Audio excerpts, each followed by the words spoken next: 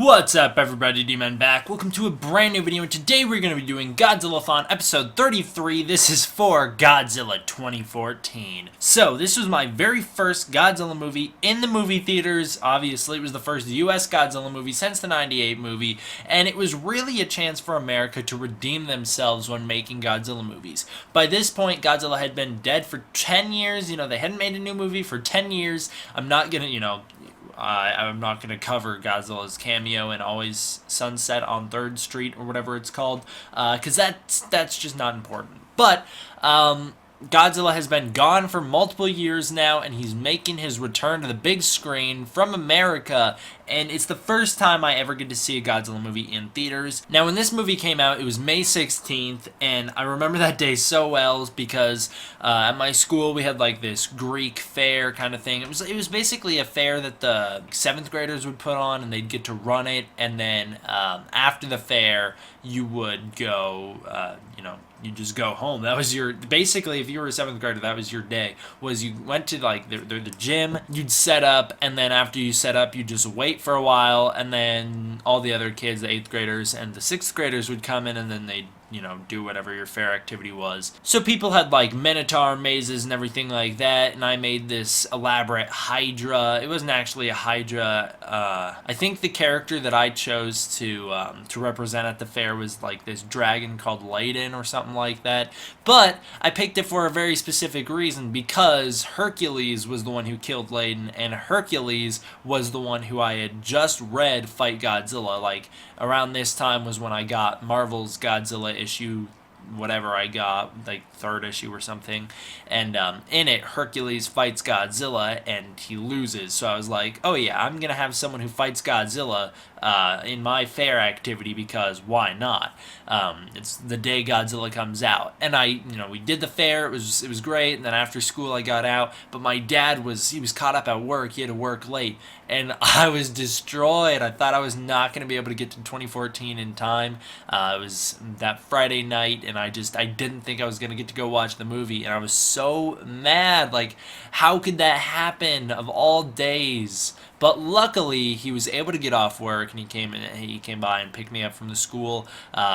And we went to the theater that night, and it was pretty late by the time we got there. We saw a pretty late showing of the movie, but we got to see the last showing of the day for Godzilla 2014, and it was awesome. I loved it so much. At the time, it was my favorite Godzilla movie ever. Obviously, that's changed after the hype died down a little bit. I just loved the movie, and I still love it. And I went back and saw it multiple more times. I do hold the record for the most times I've ever viewed a movie in theaters, with Kong Skull Island, with around 6 or 7 times in the theaters to watch that movie, and then right after that would be Shin Godzilla, with around 4 or 5 times I saw it. This movie I saw 2 or 3 times in theaters, but back then that was a lot for me. That was still a lot. So starting out the movie, actually initially when the movie starts out and you get this this Project Monarch opening, which obviously is not what it's called, that's the name for the Kong Skull Island intro. This one's called, like, I don't know, the Pacific or something, map of the Pacific.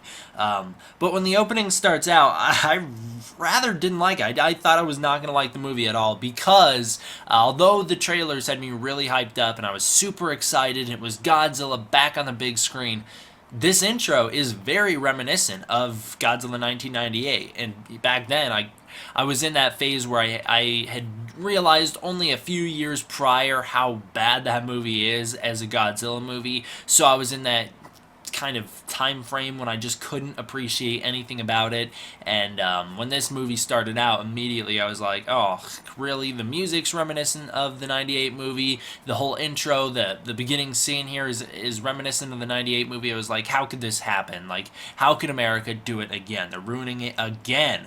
I was totally wrong. They definitely didn't. Despite what some people in the comments on this video may say, guarantee at least one person, Bloodborne, is going to say that they don't like this movie, but it's a good movie. I do like it.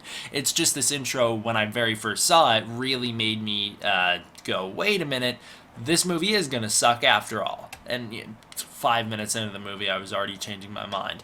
So the intro starts out, Project Monarch. It's very cool. We start with footage in 1954 of Godzilla's first, I guess, quote-unquote first, because this has been retconned in Kong Skull Island's continuity. But for this movie alone, the first appearance of Godzilla in 1954, Godzilla swimming around through the ocean, which, fantastic. It looks so good seeing all these natives looking on their island, looking out, and Godzilla swimming over in the ocean. You just see these massive dorsal fins going through the ocean. He just has a real sense of scale. Dorsal fins are actually too small in this design, in my opinion. They need to be a bit longer, but you don't really get a sense of how unproportional they are during this sequence. So this scene's just awesome. Godzilla lands on the island Bikini Atoll, and he's hit by the Castle Bravo atomic bomb in 1954. This is the last time Godzilla's seen. Pretty awesome. So great way to start the movie. We cut to 1999, and a mine collapses in the Philippines. Dr. Serizawa, pretty much this is the point when I was like, wait, never mind, this movie's going to be awesome. We are introduced to Ken Watanabe's character, Dr. Serizawa, and the second I heard his name, I had heard rumors leading up to the movie that that's who he was going to be playing, but I was like, whatever, that's not true. The second they said his name, I was just like, oh yes, like finally we're getting some Easter eggs, some great Godzilla references. So Dr. Serizawa and his assistant Dr. Graham investigate this whole collapsed mine situation, which in the novelization, I'm not here to talk about the novelization. That'll probably be its own review some other day, not part of Godzilla-Thon. But in the novelization, this sequence is done a lot better. It's a lot more eerie. You get some investigations where Serizawa is interviewing these radiation victims from the mine. They're down there in the mine, and Graham snaps a picture or something like that, and it just reveals these dead bodies crashed in the cave. So it's a lot darker of a subject matter in the novelization. The novelization is kind of what a lot of us thought this movie was gonna be, which was a return to the 54 form. It was gonna be this very dark, scary movie, and it was gonna be very emotional. Godzilla 2014 doesn't actually wind up being as much of that very emotional, in terms of scary and just depressing mood that a lot of us thought it was and wanted it to be. It winds up being more emotional as in a family drama. So it was kind of a little bit of false advertising. The advertising campaign for this movie probably is what, in retrospect, makes me have the dislike for this movie that I have, which, as you'll see, is not a lot. But the advertising campaign for this movie was absolutely fantastic. And I know I'm kind of all over the place with this review, but that's because I have such a deep connection with Godzilla 2014. Unlike a lot of these other, like, previous Millennium movies that I've been talking about, it's like I have a couple memories associated with them, but nothing on the scale of this movie. So the advertising campaign for this movie, ever since the first teaser trailer came out, I became obsessed with Godzilla 2014 back in 2014 and 2013 era. So I was just absolutely obsessed with it. I could not stop watching the trailer over and over and over again. I wrote the dialogue down on paper, that whole, like, gentlemen, you were being sent in by Halo drop speech that's given in that teaser trailer. I found leaked Comic-Con footage online that I watched probably a million times. I was making YouTube playlists of it. I was basically just devoting my entire life to the advertising campaign for this movie. And the advertising campaign for this movie does two things simultaneously. Number one, it sets up the very dark 54 style tone with just Godzilla. That is key, because going into this movie, I was really hoping for, and it was kind of like a mixed thing, because it was, I was not totally at the point where I am now, where I appreciate the solo Godzilla movies more than I appreciate the ones when he's with other monsters, but back then I was really hoping for a 54 remake. But at the same time, I was like, this might be boring if it's a 54 remake. I already know how it ends. Plus, I don't want Godzilla to die. I want him to return for sequels. Plus, it would be cool to see him fighting other monsters. And, we knew that there was going to be Mutos in it. We saw that weird crab monster that was seen in the Now I Am Become Death Destroyer of Worlds teaser. That big red crab monster that doesn't actually appear in the movie. So we knew there was going to be other monsters in the movie, but we didn't know about the Mutos. We didn't know what they were. I knew there were monsters called Mutos in the movie because I watched ETN, but I had no idea that they were going to be, like, main villains. I thought that there was going to be, like, these monsters showed up up, and then we killed them, the military killed them, and now Godzilla's here. I thought that's how it was going to be. I just didn't expect that Godzilla was going to be fighting them. So I was just really excited for this kind of nationwide destruction that looked like it was going to be promised in the trailer. There was that very, I'd say, kind of misleading shot of the Statue of Liberty being all destroyed, and you're led to believe that Godzilla destroys the Statue of Liberty in the teaser trailer, but it was the small Statue of Liberty in Las Vegas that the Muto destroys, and you don't actually even see it in the movie. I don't know, I was very excited for a solo horror Godzilla movie, and another thing that the trailers did, the other simultaneous thing that it did, was hide Godzilla. You never saw Godzilla in all the teaser trailers, like that you'd see glimpses of him, little tiny glimpses of him, but that was it. That was all you got to see, and it really got me super excited because what does Godzilla look like? I have to see him. Then we got that car commercial. I think that came out before the movie where Godzilla's eating the Kias or whatever they are, and I lost my mind. I was like, oh my god, he looks amazing. I cannot wait for this movie. The movie comes out, and at first I was in love. I was like, whatever, I don't care that it's not a solo Godzilla movie. The Mutos are awesome. As time went on, I started to think, well, maybe the movie would have been better if it was just Godzilla. Maybe we would have gotten to know the characters on a personal level a little more. Maybe we would have cared for Ford Brody a little more instead of just caring for his father. Maybe we would have, just gotten the 54 movie that everyone wanted. Shin Godzilla helps clear a lot of that up, but it doesn't do what this movie looked like it was gonna do. This movie, I'd say the premise that I went into the movie with was a solo horror Godzilla movie directed by Gareth Edwards is better than Shin Godzilla could ever be. That's just personally how I feel. But that's just not the movie we got. Anyways, I forgot how I got off on this tangent. I just wanted to say that this movie, when it first came out, I was so in love with it that I thought it was like the greatest Godzilla movie ever. As time went on, I started to cool down and realize, maybe it could have been better, but it's still a good movie. And after a while, after Shin Godzilla came out, I'd say, I went back to this movie and was like, no, there's no point. This is a good movie. There's no point having just a solo Godzilla movie. This movie is fine on its own. It's great. But it's because of that really deep connection I have with this movie, remembering the advertising campaign and how obsessed with it I was, and how basically my phone was filled to the brim with 500 screenshots from every trailer that came out, and just how exciting of a time it was in my life. I've never seen a Godzilla movie in theaters before by this point, and so this was going to be my first chance to get to see Godzilla on screen. It was just really special, and so for that reason, this movie will, under no circumstances, ever fall out of my top 10 list of Godzilla movies. It will always be there in my top 10 list. Now, getting back into it, the skeleton of a massive unidentified terrestrial organism is found in a cave underground. This is our first hint to the Hollow Earth theory that will be played up upon a lot in Kong Skull Island. However, back at this point in 2014, we didn't know about the bigger universe of the MonsterVerse. 2 dormant spores are discovered in the tunnel. I should actually have said 1 dormant spore is discovered in the tunnel, the other one's ripped open, and it appears that something came right out of it.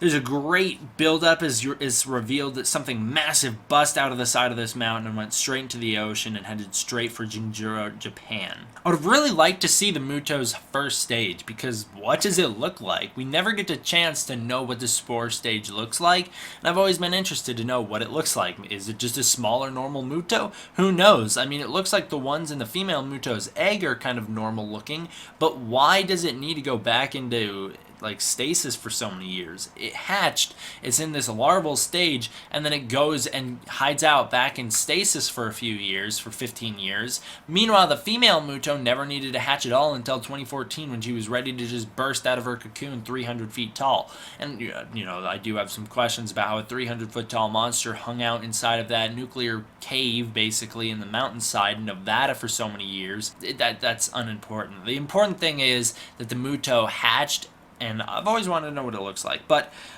regardless, they head straight for Gojira, Japan. We are introduced to Joe Brody and his wife. They head straight for this nuclear plant where they work at. Joe's all paranoid because there's these graphs showing this earthquake, that the epicenter is somehow moving towards Japan. He's like, this isn't possible. It's aftershocks from the Philippines earthquake, sure, but how on earth is it getting closer to us? An earthquake hits the plant while Sandra is in the sublevels checking something that Joe told her to go check. And so she has to get out of there very quickly. There's a breach in the reactor as she's on her way out, and the plant starts to come down around everyone. Sandra's killed in one of the most emotional scenes of the entire movie, where Joe has to be the one to seal the containment doors, locking his wife in the nuclear radiation for all times. It's a very devastating scene, as you just have to see him sit there and he's waiting for her to run out, and he's just waiting and waiting and waiting, and she never comes. And the second he closes the door, that's when they get there. It was too late regardless. If he had kept the door open, the radiation would have been leaked out and exposed to the whole city, but there was nothing he could do about it. He had to close the door. It's just a shame that pretty much the minute after he closed it, they arrived. The full plant collapses. Joe escapes, but we don't actually see it on screen. Joe's son, Ford,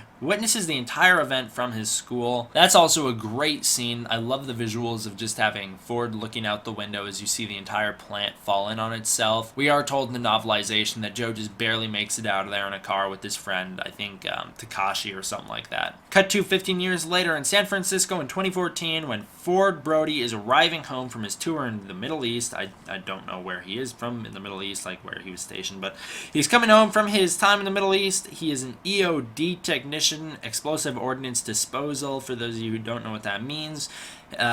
His son Sam hardly knows him, and their estranged relationship isn't played up a lot in the movie. However, I like to keep going back to the novelization, and again, I really am not wanting to focus on the novelization. In the novelization, they do make a big deal out of the fact that his son barely knows who he is. Like, he doesn't even give him a hug when they first meet. But regardless, in the movie, that's just not seemingly the way it's played up. Sam, Ford's son, really seems to like Ford. Ford's wife, Elle, has had to take care of Sam all on her own for the past few years as Ford's been away, or at least the past, year or whatever. I don't know how long he was gone. Elle gets a call saying that Joe has been arrested in Japan for trespassing in the quarantine zone, so Ford has to head straight to Japan from San Francisco. Joe's apartment is covered head to toe in documents about the meltdown in Gojira, the 54 tests of the atomic bomb, something covered up in that whole situation, as well as documents linking all of that directly to Serizawa, which, how could they have not played up on this? This is one of the most interesting things they could have done in the movie, was have Joe confront Serizawa about, how could you do this? You killed my wife. Like, that kind of thing. How could they have not done this? This just seems like one of the biggest missed opportunities of the entire movie. Serizawa has clearly been found out by Joe. Joe knows everything. He knows that there was something going on in 1954 that was covered up by this organization. He has somehow linked the organization to the meltdown in Gojira in 1999. He knows this guy Serizawa is connected to it. He knows that there's a monster. He doesn't know it's a monster, but he knows there's some sort of animal being hidden inside the quarantine zone. He knows this from his bioacoustic studies, and we find out now he's studying echolocation. How could we have not had him confront Serizawa about all this? I don't understand the decision to kill Joe Brody, and I know that's a lot of people's big complaint, but honestly, it's a very warranted complaint. How do they not play up on one of the most interesting things in the entire movie? And that would have been the aspect of Joe knowing and probably hating Serizawa and being forced to work with him in order to take down the thing that killed his wife. Like, that would be such a cool subplot for the movie.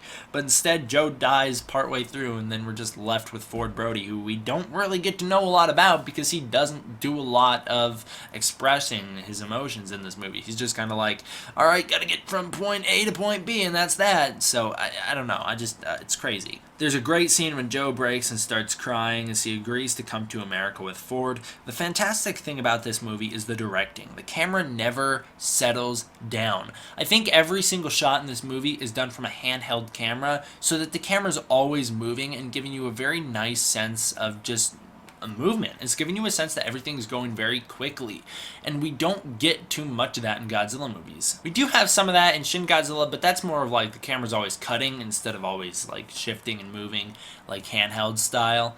And this is kind of what I expected from the American Death Note from 2017, the Netflix version from director Adam Weingard. However, that's definitely not what we got for that movie. The only reason I mention that is because If you go back and watch my review of that movie, I was just talking about how a lot of people leading up to that were just talking about how active the camera was in that movie. However, Gareth Edwards really puts everyone to shame because he always says his camera's moving. The next morning, Joe is headed out to the quarantine zone and he convinces Ford to come with him. Joe reveals that the Q zone is containing some sort of animal, but he doesn't quite know what's going on yet. I love the repetition here of whatever it takes, a quote from Joe hinting to his devotion of his family, and that's exactly why he's going back to the quarantine zone, is to find out what killed his wife after all. He's not going back there to be like, yeah, I'll check it out just because I want to. He's going back there because he feels responsible for what happens to his wife, and he wants to prove it to his son that he's not insane and that he was warranted in his worries. And also, there's a pretty cool scene later on in the movie when Ford repeats this line, whatever it takes, in reference to getting back home to his family. Joe finds the air in the quarantine zone to be non-radioactive, which makes him take off his gas mask and walk around normally. There's a pretty cool Mothra Easter egg when you see Ford's childhood terrarium, and the name on it is Moth, and it's been etched out, and there's an M-A written afterward, so it's named Mothra. And it would be kind of cool if that was just the name of his pet moth, was Mothra, and in the sequel they were like, hey look, there's this giant moth goddess that's flying around, probably not destroying things, but they're like, wow, look at that, what do we name it? And then Ford Brody steps in for a cameo and's like, hey, let's call it Mothra. That'd be kind of cool. That'd be pretty neat. Although I don't like that. I want the mythology of Mothra to already be intact by the time the next movie starts. Regardless, there's a Mothra Easter egg in this movie, and I actually convinced, I think it was my dad, to take me back and see this movie just so I could find it, because I didn't see it, and then one of my friends told me about it at school, so I had him take me back to the theater just so I could watch for that one scene. It was pretty worth it. Joe makes it back to his original house right as helicopters pass over and he runs outside to check what's going on. He gets all his data before he leaves, though. The helicopters are headed to the original nuclear plant, which gets the Brodies' attention as they're trying to figure out what's going on. Right afterward, they're caught and pretty much put in jail. They're transported to the Gojira plant, where a massive cocoon is feeding on an old reactor. Serizawa comes down and checks on Joe, who gives what I would consider one of the most badass monologues in all of Godzilla history. Serizawa is pretty impressed by Joe's knowledge, and then suddenly the cocoon starts emitting this electromagnetic pulse. A grid comes over the cocoon to contain it, and Serizawa tries to kill it with electricity before the creature inside the cocoon can escape. The cocoon is shattered and a huge creature bursts out of it. Joe escapes only to be fatally injured by the creature as the creature pulls down on the containment grid, knocking over a giant crane that lands pretty much right on Joe. The creature also accidentally frees Ford from his imprisonment inside the back of a truck, and pretty soon Ford comes face to face with both his father and mother's killer. This movie has a real sense of scale, and it's first noticeable in this scene when the Muto crawls out of its pit. I have never seen scale like this in a monster movie before. Not one Godzilla movie, even the ones that I praised, like Godzilla 2000, come close to this sense of scale, where you're looking up at the monster from such a low angle, and you're just seeing the destruction on such a human level because you're seeing it from the human's perspective. It is absolutely fantastic, and it cements Gareth Edwards in film history for all times. The military takes over operations from Monarch. Serizawa requests the help of Ford and Joe.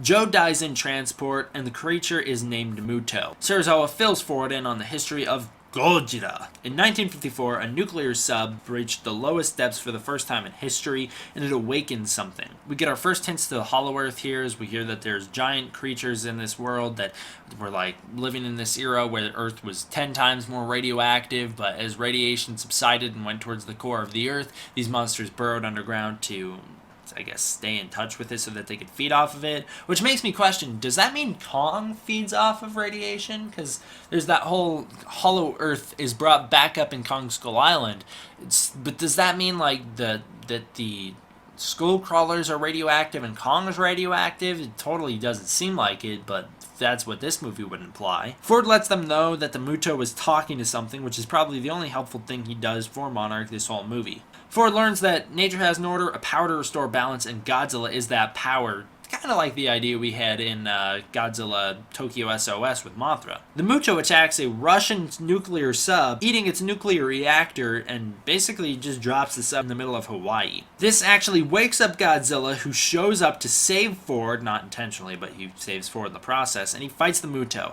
Godzilla's landing causes a massive tsunami and is one of the most epic moments in film history.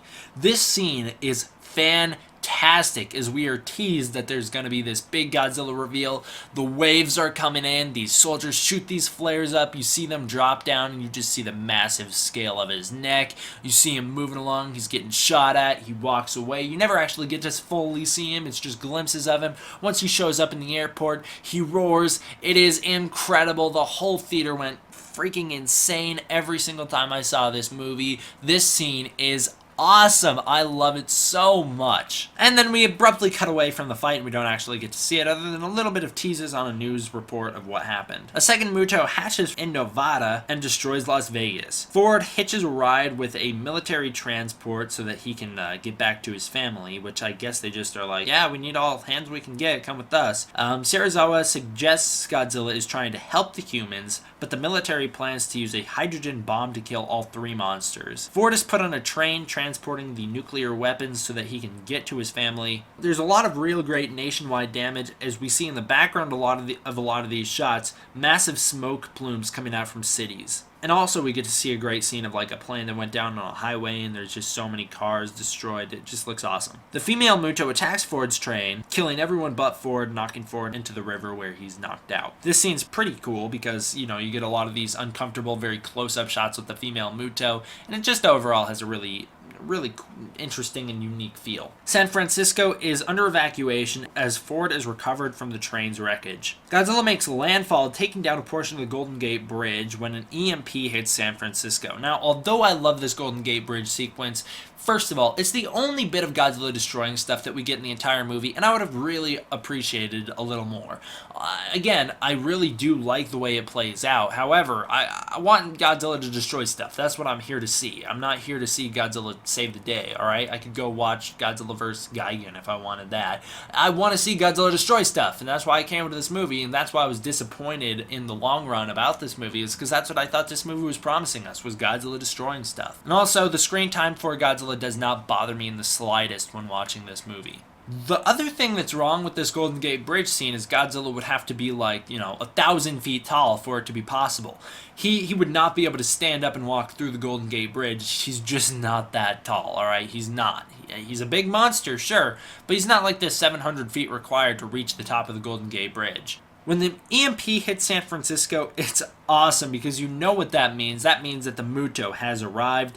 Planes start falling from the sky and the male Muto and the female Muto meet up. The male Muto snatches this warhead from a military boat, and then as he meets up with the female Muto, he gives it to her so that they can mate. I really like the scene of the Mutos meeting up because you have the male Muto fly onto this building and land on it, and he's looking around. He's pretty small. He's only like 150 feet.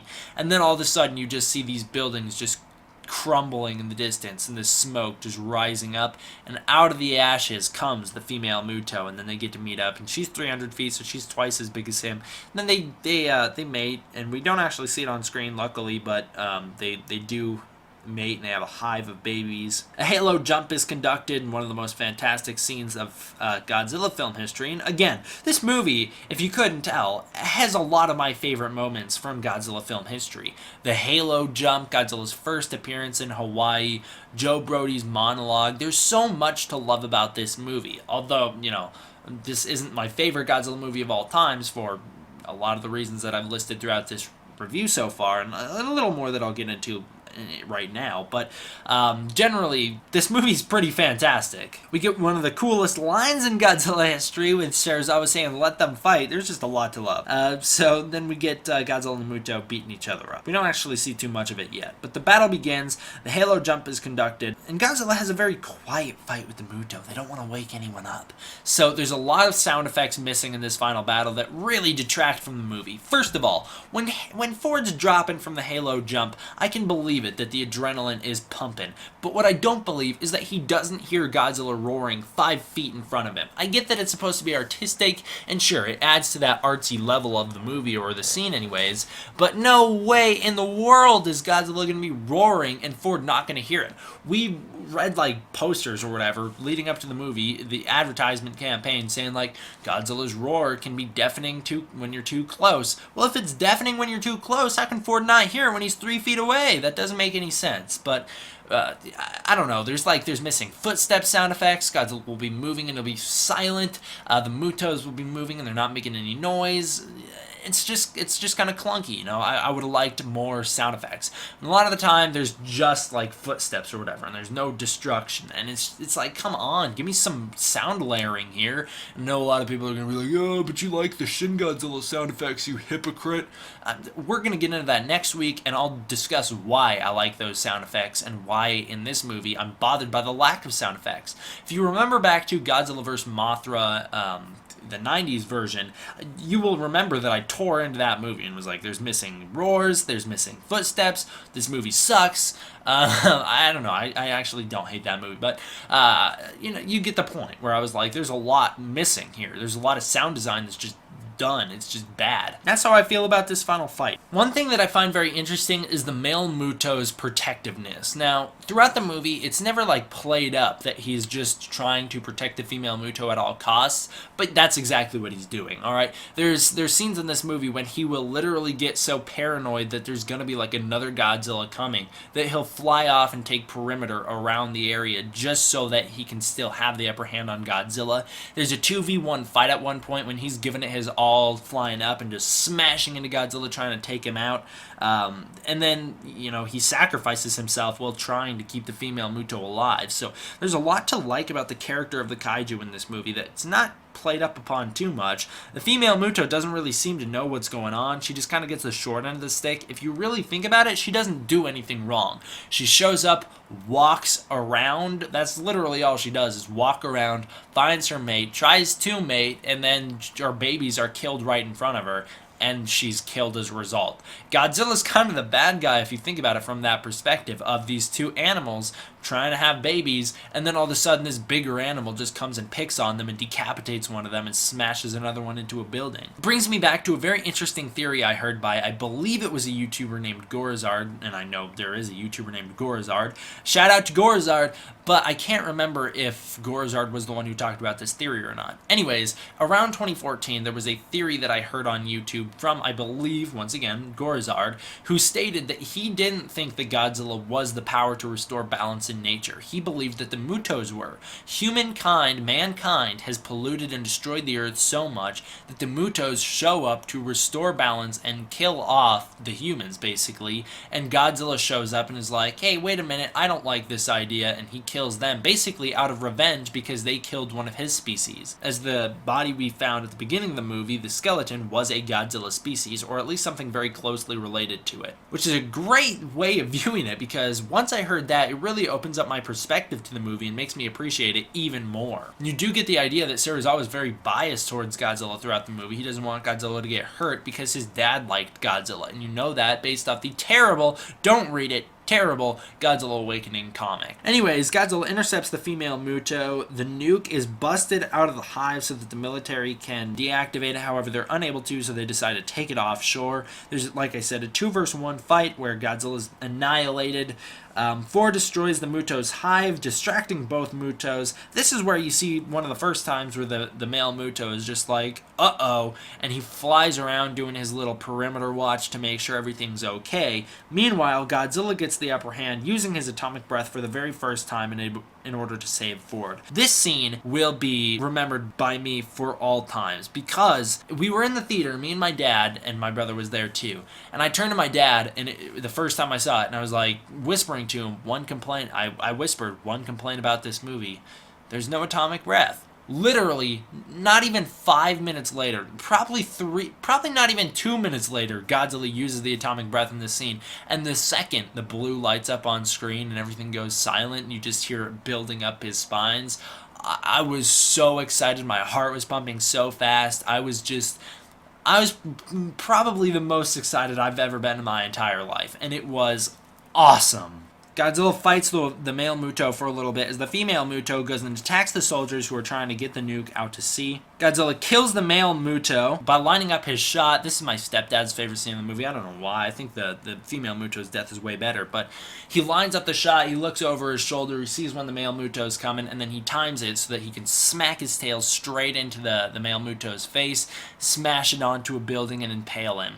and that works. The male Muto dies, but the building that he dies on is weakened and collapses onto Godzilla. Godzilla's knocked out for a little bit. The female Muto finishes attacking the soldiers and killing them off. Ford shows up and is able to sneak out to sea on a boat, but the female Muto catches up to the tugboat and is about to kill him when he has the nuke on board. Suddenly, Godzilla shows up from behind her, does the best Godzilla kill in all of history, which is his kiss of death, which was awesome. So he breathes his atomic breath down the female Muto's neck. It decapitates her by disintegrating the skin in her neck. And if you can't tell what that Muto is behind me, it's the decapitated female Muto. I didn't really know how to draw it. When I drew it without the head, it looked silly. So I just drew the head in there being blown off next to it. And there's the atomic breath smoke pouring out of her, falling over her head with the blood spurting everywhere. Because, again, this movie's actually pretty bloody. I've said this in previous videos, but this movie does have a lot of bloodshed in it that's just not focused on. It's a very dark movie, which is one of my biggest complaints. You really have to watch the Blu-ray even to know what's going on, and you have to have your TV's contrast pretty high because this movie's so dark. The theater wasn't like that, but the Blu-ray and the DVD are. There was second wave DVD Blu-rays that fixed this problem, but why do I have to go back and pay for another version of this movie when the first time that I bought it, the first 2 times that I bought it should have sufficed?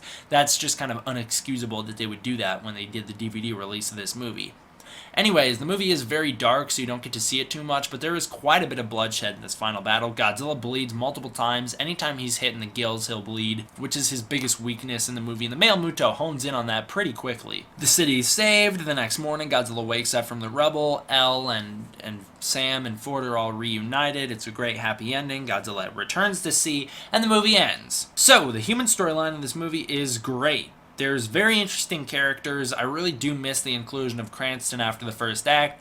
Ford isn't too interesting, but I still like Serizawa quite a bit. The kaiju stuff in this movie is good. There's not enough of a presence for the kaiju. I mean, the whole movie's basically about the Mutos, but you don't really get a feel for Godzilla's presence in this movie, which is a big problem for it because this movie's called Godzilla, and although I don't have a problem with the screen time for Godzilla, I have a problem with his lack of effect on the story. He basically is just a big gun to show up and save the day instead of being the main prevalent thing in this movie like he should have been. Special effects are fantastic. There's amazing scale in this movie. There's very interesting directing, and the music's good. It's not a Fikube, but it's alright. It's serviceable. I like some of the themes quite a bit. I really enjoy I think it's called like Following Godzilla or something like that. That theme. I like the intro theme. I like the 2v1 songs pretty good, and Godzilla's victory starts out pretty good. But a lot of the music in this movie is just kind of forgettable in my opinion. I don't think it's great. It's very distinct, I will give it that. I just don't think it's as good as Ifukube. Godzilla's design in this movie, it's okay. And I know I don't talk about Godzilla's design a lot, but seeing as though it's the design we're stuck with for now, or at least we think we're stuck with, it's okay.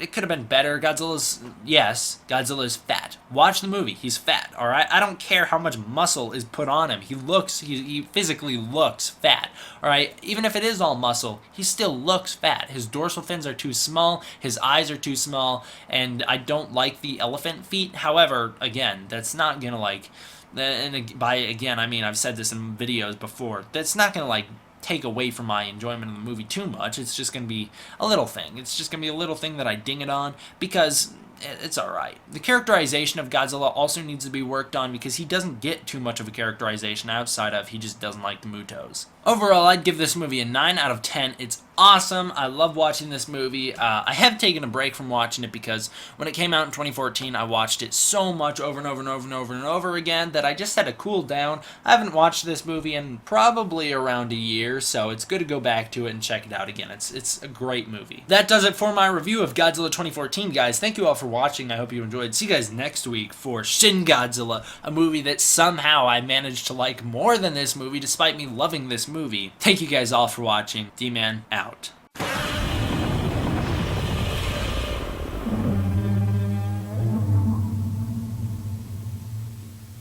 What's up everybody, D-Man back. Welcome to a brand new video, and today we're going to be doing my review for Shin Gojira. So, this is Godzilla-Thon episode 34. I don't know how many times I have to review this movie on the channel. I don't actually have to review it any times. I love this movie. So I review it over and over and over again. I mean, I've done the English dub review. I've done the Japanese review. I've done an in-depth one. This one's got to be my fourth, at least. So, getting into it, I mean, you know, I don't really need to get into the background of my experience with this movie, right? If you really want to know about the background of what I thought about when leading up to this movie, you really can just go back and watch my videos. I mean, I made videos leading up to the release of this movie, which this is the first Godzilla-Thon that we're covering of a movie that I covered on the channel, which is fun. It's really cool. If you really want to know, like, what was D-Man thinking at this stage in Godzilla's, you know, the advertisement campaign or like leading up to the movie, you can go back and find videos and you will hear exactly what I was thinking. I don't have to recap it. In fact, I probably shouldn't because I might wind up contradicting myself due to me not remembering very well. Anyways, getting into my review for Shin Godzilla, this will not be any different from any other Godzilla-Thon. I'm going to do the same general plot rundown. Everything's going to be generally the same as usual. So the movie starts out with a boat called the Glory Maroon being discovered off the coast of Hanada. A geyser erupts, destroying the boat and the aqua line that runs underneath the ocean. Yusaki and Rando meet in the Prime Minister's office to speak about the incident. Residents in the Tokyo Aqualine area are all joking around about this situation, not taking it very seriously until something starts stomping on the ground floor above them. This was my first indication that I was in for a treat, because the movie starts out, it does not skip a beat. You get straight into it. Godzilla has his presence shown from the very first scene of this movie. You feel the presence of Godzilla. Now, although he won't wind up looking like Godzilla until much later into the movie, you still get the sense that he's there. You still get the feel, and once you start hearing the footsteps going on the seafloor, oh man, that was awesome, because it's the 54 footsteps, the sound effects are all classic, I love it so much. Rando sees footage of a giant creature walking around on the ground on YouTube. Or whatever he's looking on, I don't know. The government goes into a panic and they can't figure out what it is. They're all discussing about, oh, is it a thermal vent or a volcano or is it a nuclear sub? What is it? But Rando discusses the potential that the heat being released by the water is being caused by a massive creature. He's, of course, not taken seriously. Yuki from Space Godzilla, which... great, Shin Godzilla using old classic actors. I don't know why they didn't get the actor who played Ogata back. That's crazy to me.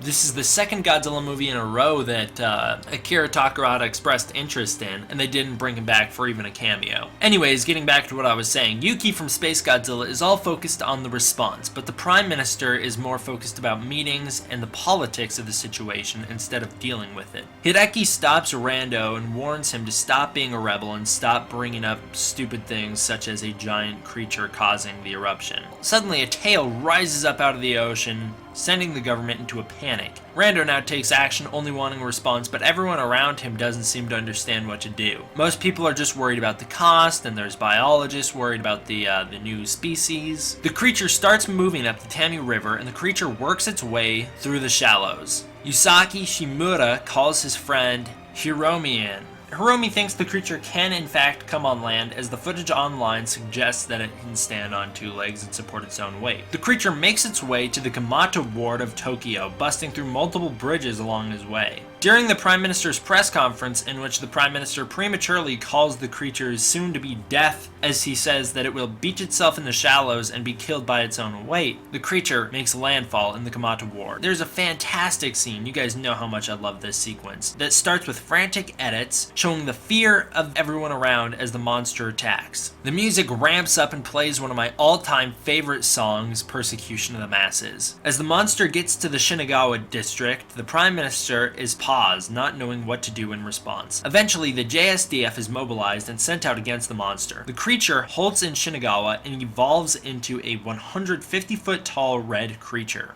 I think he's just a little bit over 150 feet tall, but you get the point, around that area. The JSDF helicopters are called off because civilians are in the area. The civilians are more than likely killed when the creature turns around, makes a 180, and starts bolting back towards the ocean. This all happens only after its dorsal fins start to burn red, though. Now, when I actually saw the movie, I didn't quite know what was happening right here. I honestly thought that the second form, or technically third form of Godzilla, was about to do some lame extreme version of the atomic breath. Like, maybe he was gonna shoot out the blue classic, like, mist atomic breath, and then later on in the movie he'd show up with the purple version. I didn't really know how that was going to play out, but I like the way that it happens because it introduces a very new and fascinating thing, that being Godzilla's dorsal fins aren't just there for no reason. They're actually thermal vents to help release heat in his body. This also opens up Godzilla's back for a weak point so that they can exploit it later in the movie, as Godzilla's back needs to be ripped open and exposed so that you can penetrate the skin, that way the heat can release easier. His skin is in fact so thick that it traps the heat inside, and he'll die if he doesn't have a way to release the heat.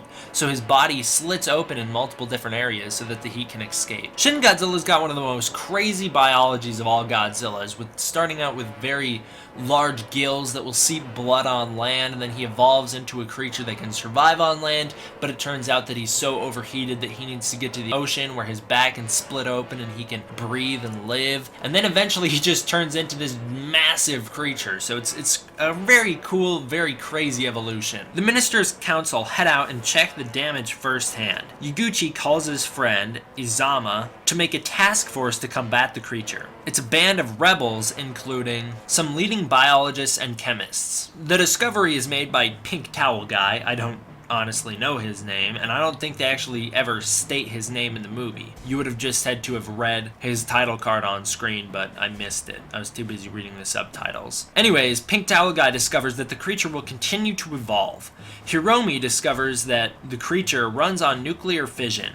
An American-Japanese ambassador is called into Japan. Her name is Kyoko Ann Patterson. She requests the help of a man called Goro Maki. Yes, that is the exact same name from Son of Godzilla. I still don't know if that was an intentional Easter egg or not. I have to think it was. I think there was also someone with the name Goro Maki in Godzilla 1984 too, something like that. He's a man who apparently predicted the appearance of this monster. Maki is missing. He turns out to be the owner of the Glory Maroon from the start of the movie. Maki named the creature Godzilla. He also gave it a Japanese name, Gojira, according to the Japanese legends of Odo Island, where apparently he was born, which is a fantastic and very sneaky callback to the original 54 movie. They never directly call it out and are like, oh, look, Odo Island in 1954, a monster was there. They never do that. They just say, back 60 years ago, which places it in 1954, Goro Maki on Odo Island was either born, or we never get an age estimate for how old he is, but I'm gonna assume he was in his teens or whatever. So he witnessed some stuff that really messed him up, and what he witnessed was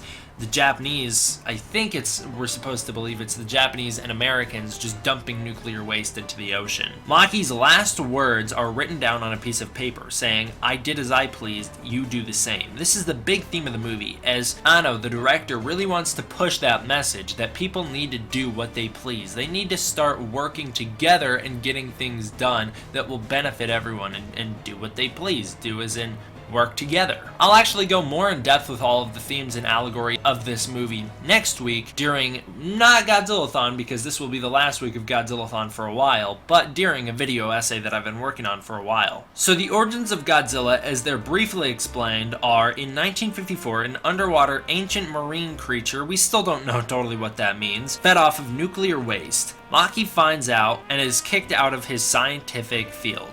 We don't know exactly why he was kicked out of his field, presumably just so that the government could bury this whole incident. But regardless, he's kicked out of his field, much like Dr. Mifune from Terror of Mechagodzilla. Turns out Godzilla's body harbors elements unknown to science, which explains why he's able to stand on land without dying, and how he's able to self-evolve. Godzilla's body evolves to fit the environment it's in. If it's in a hostile environment, aka if the military is trying to kill him, he will evolve so that he cannot be killed by the military, so that he can survive in his environment. If you hit him with a nuclear bomb, he will evolve so that he can survive in an environment where he's hit by a nuclear bomb. That's just the way it's explained. We know that there's rapid evolutions that he can undergo in order to not die on the spot. So, presumably, this Godzilla is immortal. The plan is made to stop Godzilla's blood in place so that he can't evolve, which will render him immobile, because his blood will start to heat up to the point when he has to rapidly cool himself down, forcing him to evolve into a frozen state. That's actually what goes on at the end of the movie. If you pay attention,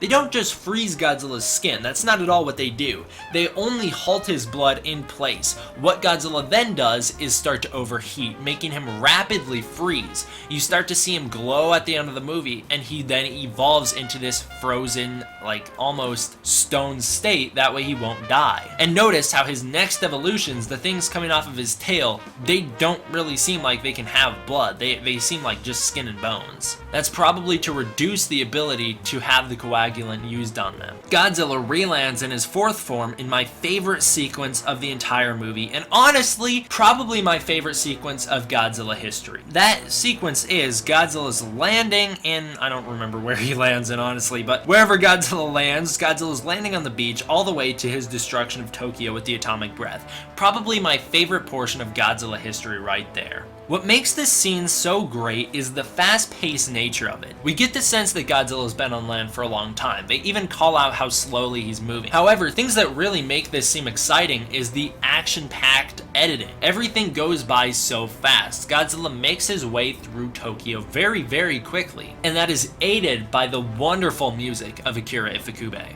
We have some of my favorite Godzilla themes of all times making their way back into this movie. King Kong vs. Godzilla's Godzilla theme. We have Godzilla's theme from Terror of Mechagodzilla, of course one of my favorite themes of all time. And then we also have some very exciting new music that's introduced in this scene as well. It is stated that Godzilla's head and feet must be attacked in order to reduce radiation leaks. Turns out that Godzilla's body harbors so much radiation that they worry shooting him in the stomach will release all that radiation into the public and into the world. So what they do is they fire upon his head and his feet, presumably so that they can knock him down and use the Gucci coagulant on him. If you remember, leading up to the release of this movie, anytime I did a trailer breakdown or talked about the trailers of this movie or talked about any of the footage of this movie, I was always bringing up how they were shooting Godzilla's head and feet, and I never had a reason why. I thought maybe, you know, they're just trying to kill him faster. The fastest way to kill an animal is by shooting it in the brain, right? And a lot of us bounced that theory around, and a lot of people noticed that too, is how they were shooting at Godzilla's head and his feet, and we never had a good answer until after we saw the movie. That's one of the best things about leading up to this movie, was how much speculation I was able to do. It was a lot of fun, and once I finally got those answers, it was equally as fun to know, oh, that's the reason why.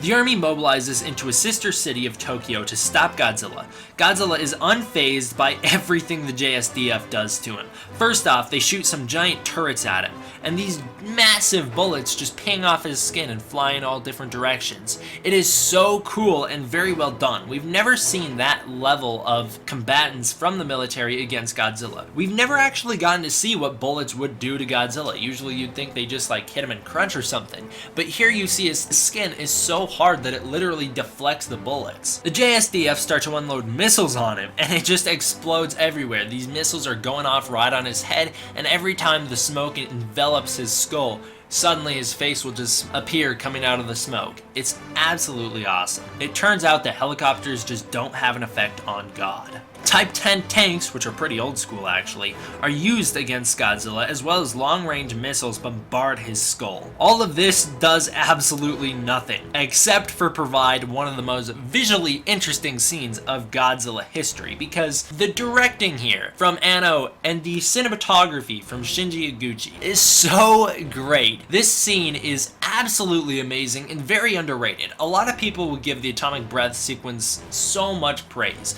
However, scenes that I think equally match it would be the moving shot from the car earlier in the movie, where you're in a car's perspective looking at Godzilla as he's walking through this building, and you eventually catch up to him, and he's moving one way, you're moving the other, and you eventually meet up right as he steps on a building, and you're just looking up at how massive he is. And this sequence right here, I think this sequence has so much interesting and creative directing that we've never seen before, that it gets so little praise for what it's worth. It is incredible, and everyone, you know, the atomic breath scene is amazing, yes, I'm not going to deny that, but this scene is awesome as well. I think a lot of people need to remember how great this scene is. Godzilla's destruction in the city could have been more. Yeah, I mean, I would have liked to see him actually go after things and destroy things instead of just walking a line. That being said, they make it work. They make it work so well that you actually forget how little you see Godzilla destroy stuff in this movie. I love the way the camera is attached to the tank barrels as they're firing at Godzilla, or the way that you're seeing soldiers' perspective as they shoot Godzilla. It reminds me a lot of both Gareth Edwards and Ishiro Honda all in one. Soon some jets drop heavy artillery on Godzilla, and this actually seems to affect him. He starts to turn away and head towards the ocean until they blast him even more with bombs, until he's basically bombed into oblivion. Smoke covers the entire screen and we don't know what's happened to Godzilla. Suddenly, out of the smoke flies a bridge, which apparently Godzilla kicked off of its stand and into the air, and it lands on some army tanks. Godzilla emerges unfazed. Tokyo is evacuated, however they don't fully evacuate Tokyo. There's a lot of people who wind up dead. Japan goes into defense against Godzilla, and one of my favorite songs from the movie, Defeat Is No Option, kicks in. US bombers fly into Tokyo, and Godzilla develops an EMP to shut off all the lights in Japan. It makes for one of my favorite shots of the entire franchise history. This movie actually contains my favorite shot of franchise history, but this is one of my favorite shots of Godzilla stepping and all the lights going out around him, and every time it just cuts back and you just see every time you hear the all the lights in a certain district will go out and until it's completely pitch black and you just see Godzilla's flame. And the red burning in Godzilla's skin is one of my favorite things about this design. It reminds me a lot of the burning Godzilla design from the 90s. It's very cool. The Japanese cabinet is evacuated. Important members leave by helicopter. Other members, such as Yaguchi, leave by car. Rando sees Godzilla in the city, which is very cool as well. And it's soon afterwards that the US hit Godzilla with some MOB-2s. I don't know. That's just what the planes or the bombs are called or something.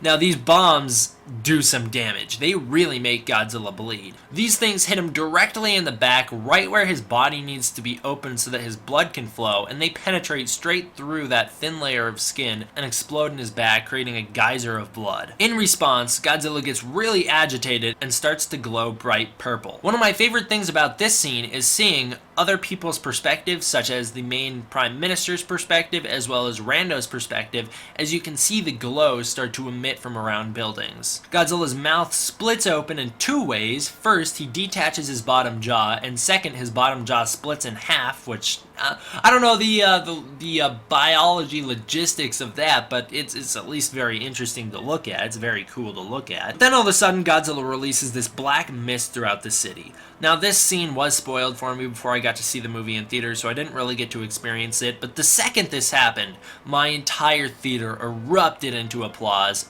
and I did too. It is so rewarding to see. So the black mist starts going through the city before Godzilla suddenly ignites it. His eye seals over with some sort of, I don't know, protective lens, and Godzilla sets Tokyo into a sea of fire. He shifts the fire into a thin purple beam of atomic energy. Godzilla kills the plane that bombed him before capping off the radiation, which seems to hurt him. The second he closes his mouth and stops releasing the atomic energy, he roars. And the only time he roars in this movie is when he's hurt. All the radiation builds up in Godzilla's body and he undergoes a rapid evolution. Suddenly, he develops the ability to emit the radiation from his dorsal fin, which destroys 2 more planes flying above him by shooting just multiple beams straight through the air. I did not expect this. I expected Godzilla to only use his laser light show during the daytime, but seeing it at night with all the darkness surrounding him and the purple cutting through the night sky is a real spectacle to behold. I feel bad for anyone who didn't get to see this movie in theaters because it was absolutely fantastic. Then Godzilla uses his front beam, his solo mouth beam, to destroy the rest of Japan. He kills the Prime Minister and his cabinet and burns the entire city down. This is the best shot of the movie. Godzilla walking in front of a wall of fire as his atomic energy depletes and he soon shuts down. The next morning, the task force reassembles to stop Godzilla. It's pretty much left to Rando Yaguchi, Hideki Akasaka, and some other misfits. Yaguchi breaks all the rules in order to stop Godzilla by sending the biological information across Japan so that everyone can study it. A US-Japan task force is made to combat Godzilla. It turns out Godzilla has some sort of phased array radar, whatever that means, EMP, that stops all electronics from being used around him. He emits this thing at will, meaning Godzilla, although shut down, is still conscious. One of Godzilla's dorsal fins was shot off during the bombing by the US earlier in the movie. It's revealed that it's starting to grow a new Godzilla. This is a much more in-depth scene in the deleted scene that shows chunks of Godzilla's skin turning into faces. The US wants to drop a thermonuclear warhead on Godzilla. Iguchi is pissed at Hideki, who states that the warhead is the only way to stop Godzilla, and this is the only way to gain international support. He says it's a scrap and build reality. Iguchi decides it is now that the freezing plan must be ramped into full effect. They have a coagulant formula, the only thing they need is to produce it. Iguchi calls every company in Japan into production of this drug against Godzilla. The Prime Minister okays the Iguchi plan, however he also signed off on the warhead. Godzilla will reach full force in 15 days and be active again. The US will also drop a nuclear warhead on the 15th day. The US states if Godzilla surfaces in New York, they will do the same thing and drop a nuke on him there. Turns out Maki knew how to stop Godzilla, but allowed Godzilla to attack Japan because the Japanese didn't protect his wife, who was killed due to radiation poisoning or something. We never totally find out. It's right after this talk of what happened to Maki after his death that we cut to a quick scene of Godzilla's tail splitting open. This scene is super controversial, and I've covered it in depth before. I'm not going to talk about it anymore. The pink towel guy learned that the map of Godzilla's DNA that Goro Maki left behind at his death actually must be folded like origami before you can fully understand it. As it is discovered, Godzilla can live to evolve anywhere. The Germans help solve Maki's riddle, and it turns out that the Iguchi plan will work against Godzilla. Hideki and Izumi convince the Prime Minister to proceed with the Yashiori operation. The JSDF love the plan. Iguchi reaches out to the French to interrupt the nuclear countdown to buy Japan more time. The US helps with the Iguchi plan. Izumi pushes for Rando to become the Prime Minister after Godzilla. Iguchi inspires his troops for the Yashiori operation, stating that there will be a high risk of acute radiation exposure, which is something this movie does very well, as makes you really feel the fear that Godzilla is radioactive. It doesn't do it as much as I'd like, it doesn't do it to the level of the 54 movie, but it still does it very well. The Yashiori operation begins when some bullet trains bomb Godzilla, waking him up. He starts to release the atomic back blast beams, ooh that's a mouthful, and drones bomb him from long range. The point is to run him out of atomic energy in his dorsal fin projectiles. This works, and he has to start firing the beam from his mouth. Suddenly, he's hit by so many bombs that he can't take it, and this bolt of a light runs up his tail, turning the tip of his tail purple and emitting a beam from his tail. The drones continue to bomb him and all the surrounding buildings around him. They knock all the buildings over onto him so that he can't get up. He does, however, break through the buildings and starts to get up when some long-range missiles fire more rockets, blowing up buildings around him. The buildings around him land on him, knocking him over. When Godzilla is down, the coagulant is injected into his mouth. Godzilla atomic breaths the crew into oblivion. He is slowed down by the coagulant, but can still stand up and starts to run away. Trains explode, knocking him back over, and the coagulant is pumped into his mouth even more. He gets up before the coagulant takes full effect, forcing him to freeze. Turns out that Godzilla will be frozen for at least 2 or 3 years. Iguchi and Hideki will run for office for the next election, or something, I couldn't totally tell. It sounds like Rando wants to be Prime Minister now because he respects what happened and he wants to make it so that if Godzilla wakes back up, nothing like that can ever happen again. He will be on top of the game, but it also, the whole movie sets up Higuchi to run for office, so I don't know if the idea is that they're going to run against each other or run with each other. Point is, they're both going for higher positions in the government. Kyoko backs Rando, stating that she'll be president of the US and he'll lead Japan and they can lead together. Iguchi owns his decisions against Godzilla no matter how many casualties they caused, and Iguchi states that things are far from over. That is the last line of the movie, hopefully implying that there will be a sequel. Godzilla's tail starts to evolve and the movie ends. All these humanoids are coming off of it and the tip of it splits open into a face. That's what happens at the end. The human story in this movie is very good. I love Rando Iguchi. He's one of my favorite Godzilla protagonists. And the thing that I really love about the human story in this movie is that it's driven by the kaiju story. Everything that happens in this movie is a result of Godzilla's actions. Everything is a reaction to Godzilla, which makes this movie, even though Godzilla's not in it a lot, feel very Godzilla-centric. As some of you guys I'm sure remember from my War of the Gargantuas review a year ago, I really love when the movies focus on the kaiju first and foremost. The kaiju don't always have to be there a lot, but just as long as their presence is felt, that is what I want. The kaiju story in this movie is great for that reason as well. The human and the kaiju story play off each other perfectly. And the kaiju stuff actually on screen is very creative. It's original, fun, and menacing all at the same time. I mean, Godzilla's first form doesn't, alright, let me be specific because people will always get confused. Godzilla's first form is not on screen. Godzilla's second form, the Kamachikun form, it's laughable.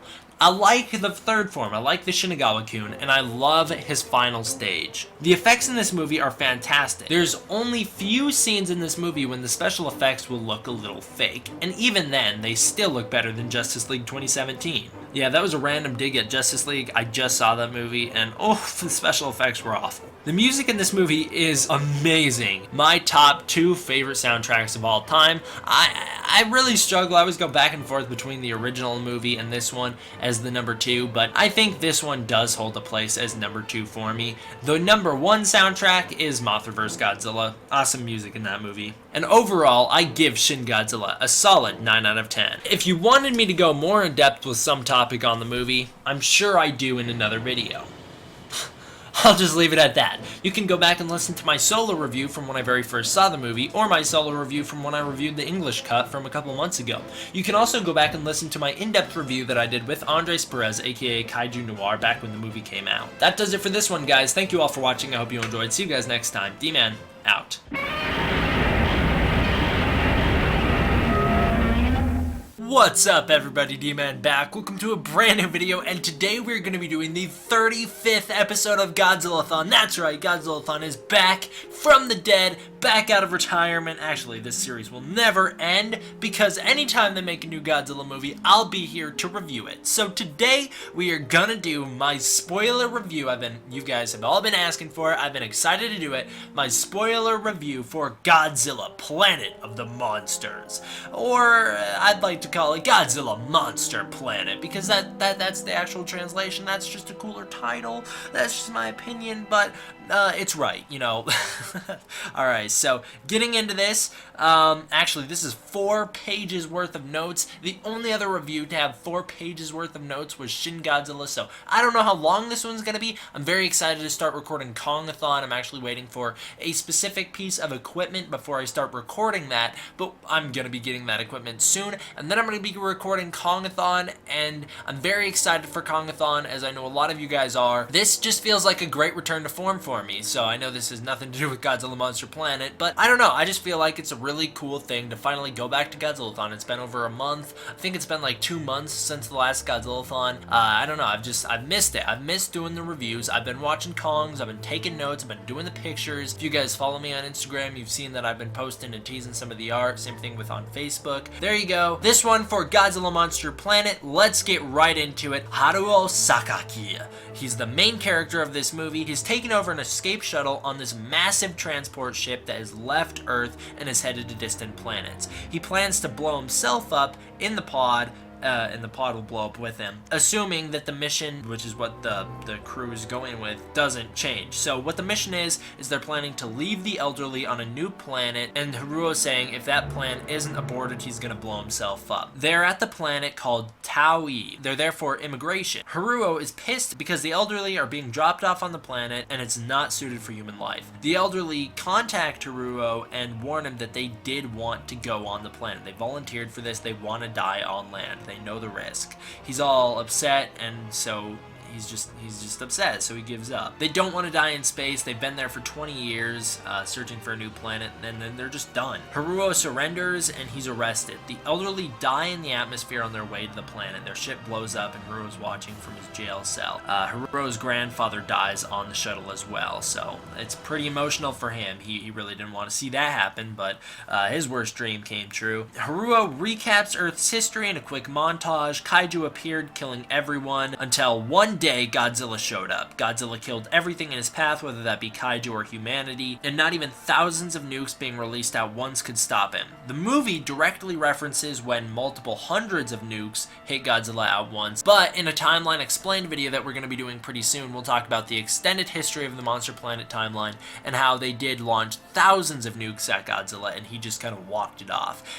That raises a big plot hole, and that plot hole I'll maybe discuss in a future video. Just to pose the question to you guys now, can someone explain to me how it's possible for Godzilla to tank 1,000, I think they say actually it's like 20,000 nukes, it's something absolutely ridiculous number, 20,000 nukes, and yet he's killed by a couple of robots and some EMPs being deployed inside of his body? I get it, he has that dorsal fin on his back that shoots out this shield that can protect him, he has the whole regeneration thing, and the EMPs in his body disrupt his regeneration, but really, if this Godzilla is powerful enough to regenerate from being hit by 20,000 nukes, if his dorsal fin can regenerate and protect him from the shield, with the shield, and you know, he's just gonna live from that, this Godzilla is by far the strongest Godzilla of all times ever. I don't care that they managed to, spoiler alert, kill him in the movie. I don't care. He's definitely the strongest Godzilla ever. No Godzilla we've ever seen can do that. I don't even think Final Wars, who took a meteor to the face, could do that. So that's insane. They killed this Godzilla, which is absolutely incredible. Good job, humanity. Haruo, your plan shouldn't have worked. The aliens show up. I say the aliens like I've already established that they're aliens. Alright, so aliens show up on the planet. They show up to help humanity, but they fail. The aliens help evacuate Earth. There's also multiple species of aliens. We'll get into that in another video. During evacuation, Godzilla blows up a shuttle, killing Haruo's parents when the shuttle falls down onto these cars and they explode and everyone's dead. Space travel is cold and lonely and dangerous. Lots of humanity die on the travel. Some of them kill themselves, which is a pretty brutal scene when you see a guy shoot himself right in the face and his blood goes all over the wall. That's the only blood we actually see in the movie, which is interesting. Haruo says humanity has no pride or care anymore, and that's one thing that Godzilla took from them. Haruo studies Godzilla in prison and has help from an Exif, that's the alien race, named Mephthes, or as Haruo says, Mephthes. There is about a 0.1% chance of finding a new habitable planet outside of Earth. At least that's in range of this space station. Morale is low, and so the decision is made that Earth is 11.9 light years away, but it's worth a shot trying to get back there. A paper is published suggesting that Godzilla can be killed. The plan to head back to Earth is becoming a popular theory and is becoming a reality. The Gamatron, which I guess is some sort of prediction machine, starts using 80% of its power to run simulations on if a jump to Earth will work. People get excited to head back to Earth. A whole bunch of the humans on the ship have never seen Earth before, and the humans talk of the Gamatron as if it's the Exif's god, which is interesting. I really don't know. Do they worship this machine? I'm not sure. Either way, a plan to use a subspace warp jump to Earth is made. The aliens talk to each other about heading to Earth, and it's about this time that the Gamatron creates some sort of long wormhole that the Earth nations, which is what the spaceship, like the international species community on the spaceship is called, enters the wormhole. They're basically spit out at Earth. Reconnaissance drones probe the Earth. Particles covering the atmosphere interfere with the visibility, however. One drone is shot down by an output of particles, aka the atomic breath. The Earth Union identifies Godzilla is on the surface of the planet. They then debate how to proceed. It turns out that Godzilla hasn't actually had a huge effect on the oxygen of Earth. Even though he's radioactive and leaves radiation everywhere he goes, people can still breathe safely on the planet, according to these drones. And then later on they'll say that they can't, so I don't really know which one to believe. Mephthes releases Haruo from prison. Actually, wait a minute, I'm gonna go back. I totally know which one to believe. It's definitely these drones in the air. These drones are telling the truth because later on, if you remember, we see in the post-credit scenes, Haruo is breathing without his mask on and he's just fine. So there you go. So Haruo is released from prison. Mephthes gets him out. Haruo brings the plan to kill Godzilla up to the Earth nations and says that it will work if more data is collected on Godzilla's combat. They need to find some sort of super organ of Godzilla's. 600 people are sent to the surface of the Earth in order to do this. Thermobaric bombs are dropped on the surface to wake up Kong, to clear out a forest for landing, and Haruo has the old Terasawa Pass trapped, meaning he places traps all over the Terasawa Pass, so that if Godzilla walks through it, he'll be bombed by these whatever the traps are. I don't think we actually find out what the traps do until the very end, and even then, that's clearly a different plan that they're putting in motion. It's definitely not the same one from the start, because he says, oh, we need to put traps in this place. So, I don't know what the original traps do. Communication to the orbiting spaceship is blocked by some sort of fog bank. You know, because Skull Island has the fog bank, so this movie had a fog bank. I really feel like these guys just watched King Kong and were like, yeah, that's pretty badass, and so they just did it in a Godzilla movie, which totally true. Kong Skull Island's a badass movie, but there is a lot of parallels to Kong Skull Island in this movie. And I'm not just talking like King Kong in general, I'm specifically talking Kong Skull Island. And you guys can see I made a whole video like parodying that fact, the Kong Skull Island trailer, or Godzilla Monster Planet Kong Skull Island style. Anyways, Haruo is planning to investigate the terrain, although he can't be let off because he committed the crimes at the beginning of the movie, so they kind of have him in handcuffs. I can't speak, apparently. They have him in handcuffs, and his fangirl Yuko is put in charge of him. She actually doesn't fangirl out about him too much, however. She's clearly obsessed with him. She calls him senpai, all this weird stuff, even though they never met, so she clearly has a deep respect for this guy. And I like how in the subtitles on Netflix, which absolutely suck, by the way, I actually have only seen the English cut of this movie once, but I've seen the Japanese cut a number of times. The subtitles are terrible. Sometimes they don't show up at all. Sometimes they show up really late and then are off screen way too quickly before you get to read them. And in cases like this, they're blatantly translating wrong. She clearly says senpai, and I know they don't really have a word for that in English, although I guess you could be like mister. You could have her say mister, but it's funny because they just always change it to Haruo, so she's always calling his name. It's like, that's not what she's saying. I can understand his name. That's not, even though it's in Japanese, that's not something that we change for English. Anyways, some of the plants have become super strong to the point where you can shoot them with these what is that? Like some sort of torch, some sort of welding torch, and they won't even break. It's mentioned that it could be deadly to expose yourself to the fog in the air. That's not actually what they say. They just said, hey, be careful. If you poke a hole in your spacesuit, you're gonna die. But it's like, I don't understand why you would, because clearly earlier the reconnaissance drone said, no, yeah, you can breathe on this planet without your helmets. And then later on, we definitely see humans doing that, so I don't know why they're so worried about it. I guess they just don't want to take that risk. However, I just assumed it was due to the fog in the air. Yuko asks if the elderly were killed by the bombs that Haruo placed on the shuttle, which is a super dark thing to think about. The bombs that Haruo rigs up on the shuttle to blow himself up with at the start of the movie, if then this command decided to blow up the elderly upon entry into orbit with those same bombs, that's really messed up. I don't understand why they would. Haruo doesn't either. He says he has to stay optimistic and he'd rather not think about it. But I don't understand, like, why? What would they get out of that? What would they get out of killing the elderly? Just to be like, we got rid of these people who are wasting our supplies. I don't understand it. They're gonna die on the planet anyways. Haruo makes it very clear that the planet's not habitable for human life. So it's just interesting, just something to think about. Maybe they did blow up on entry because of the command. However, as Haruo says, he'd rather not think about that. So let's move on.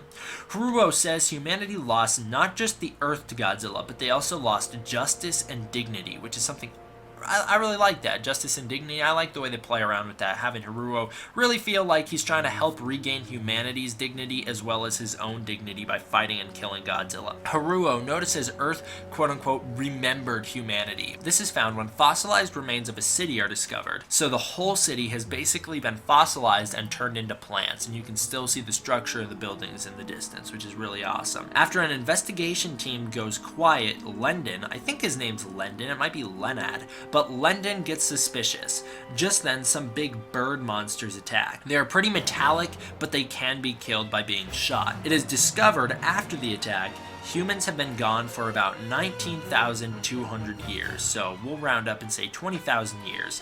Turns out that the fog on the planet is not fog after all. It's actually pollen produced by the plants, by the trees.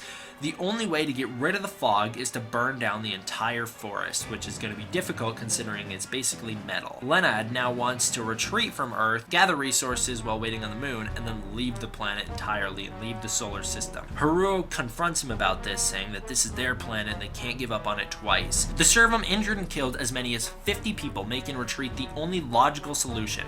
Mephthes brings up the point that although retreat is logical, it's impractical. The groups are split over such a large area because they're waiting to attack Godzilla. It would mean everyone has to reconvene at one central point before leaving the planet. The evacuation starts because Lendon's just like, screw it. And I know I keep bouncing back between the names Lendon and Lenad. It's just because I really honestly don't remember this character's name. He's not a bad character. I actually like his kind of character motivations, how he's like, I really want to be the hero, I want to take over, I want to rule the world someday, but I'll do it as a nice, good, charismatic leader should. I'm not going to be like a dictator or anything. He's like, I just want to be a cool guy. I want to be a hotshot just like my heroes.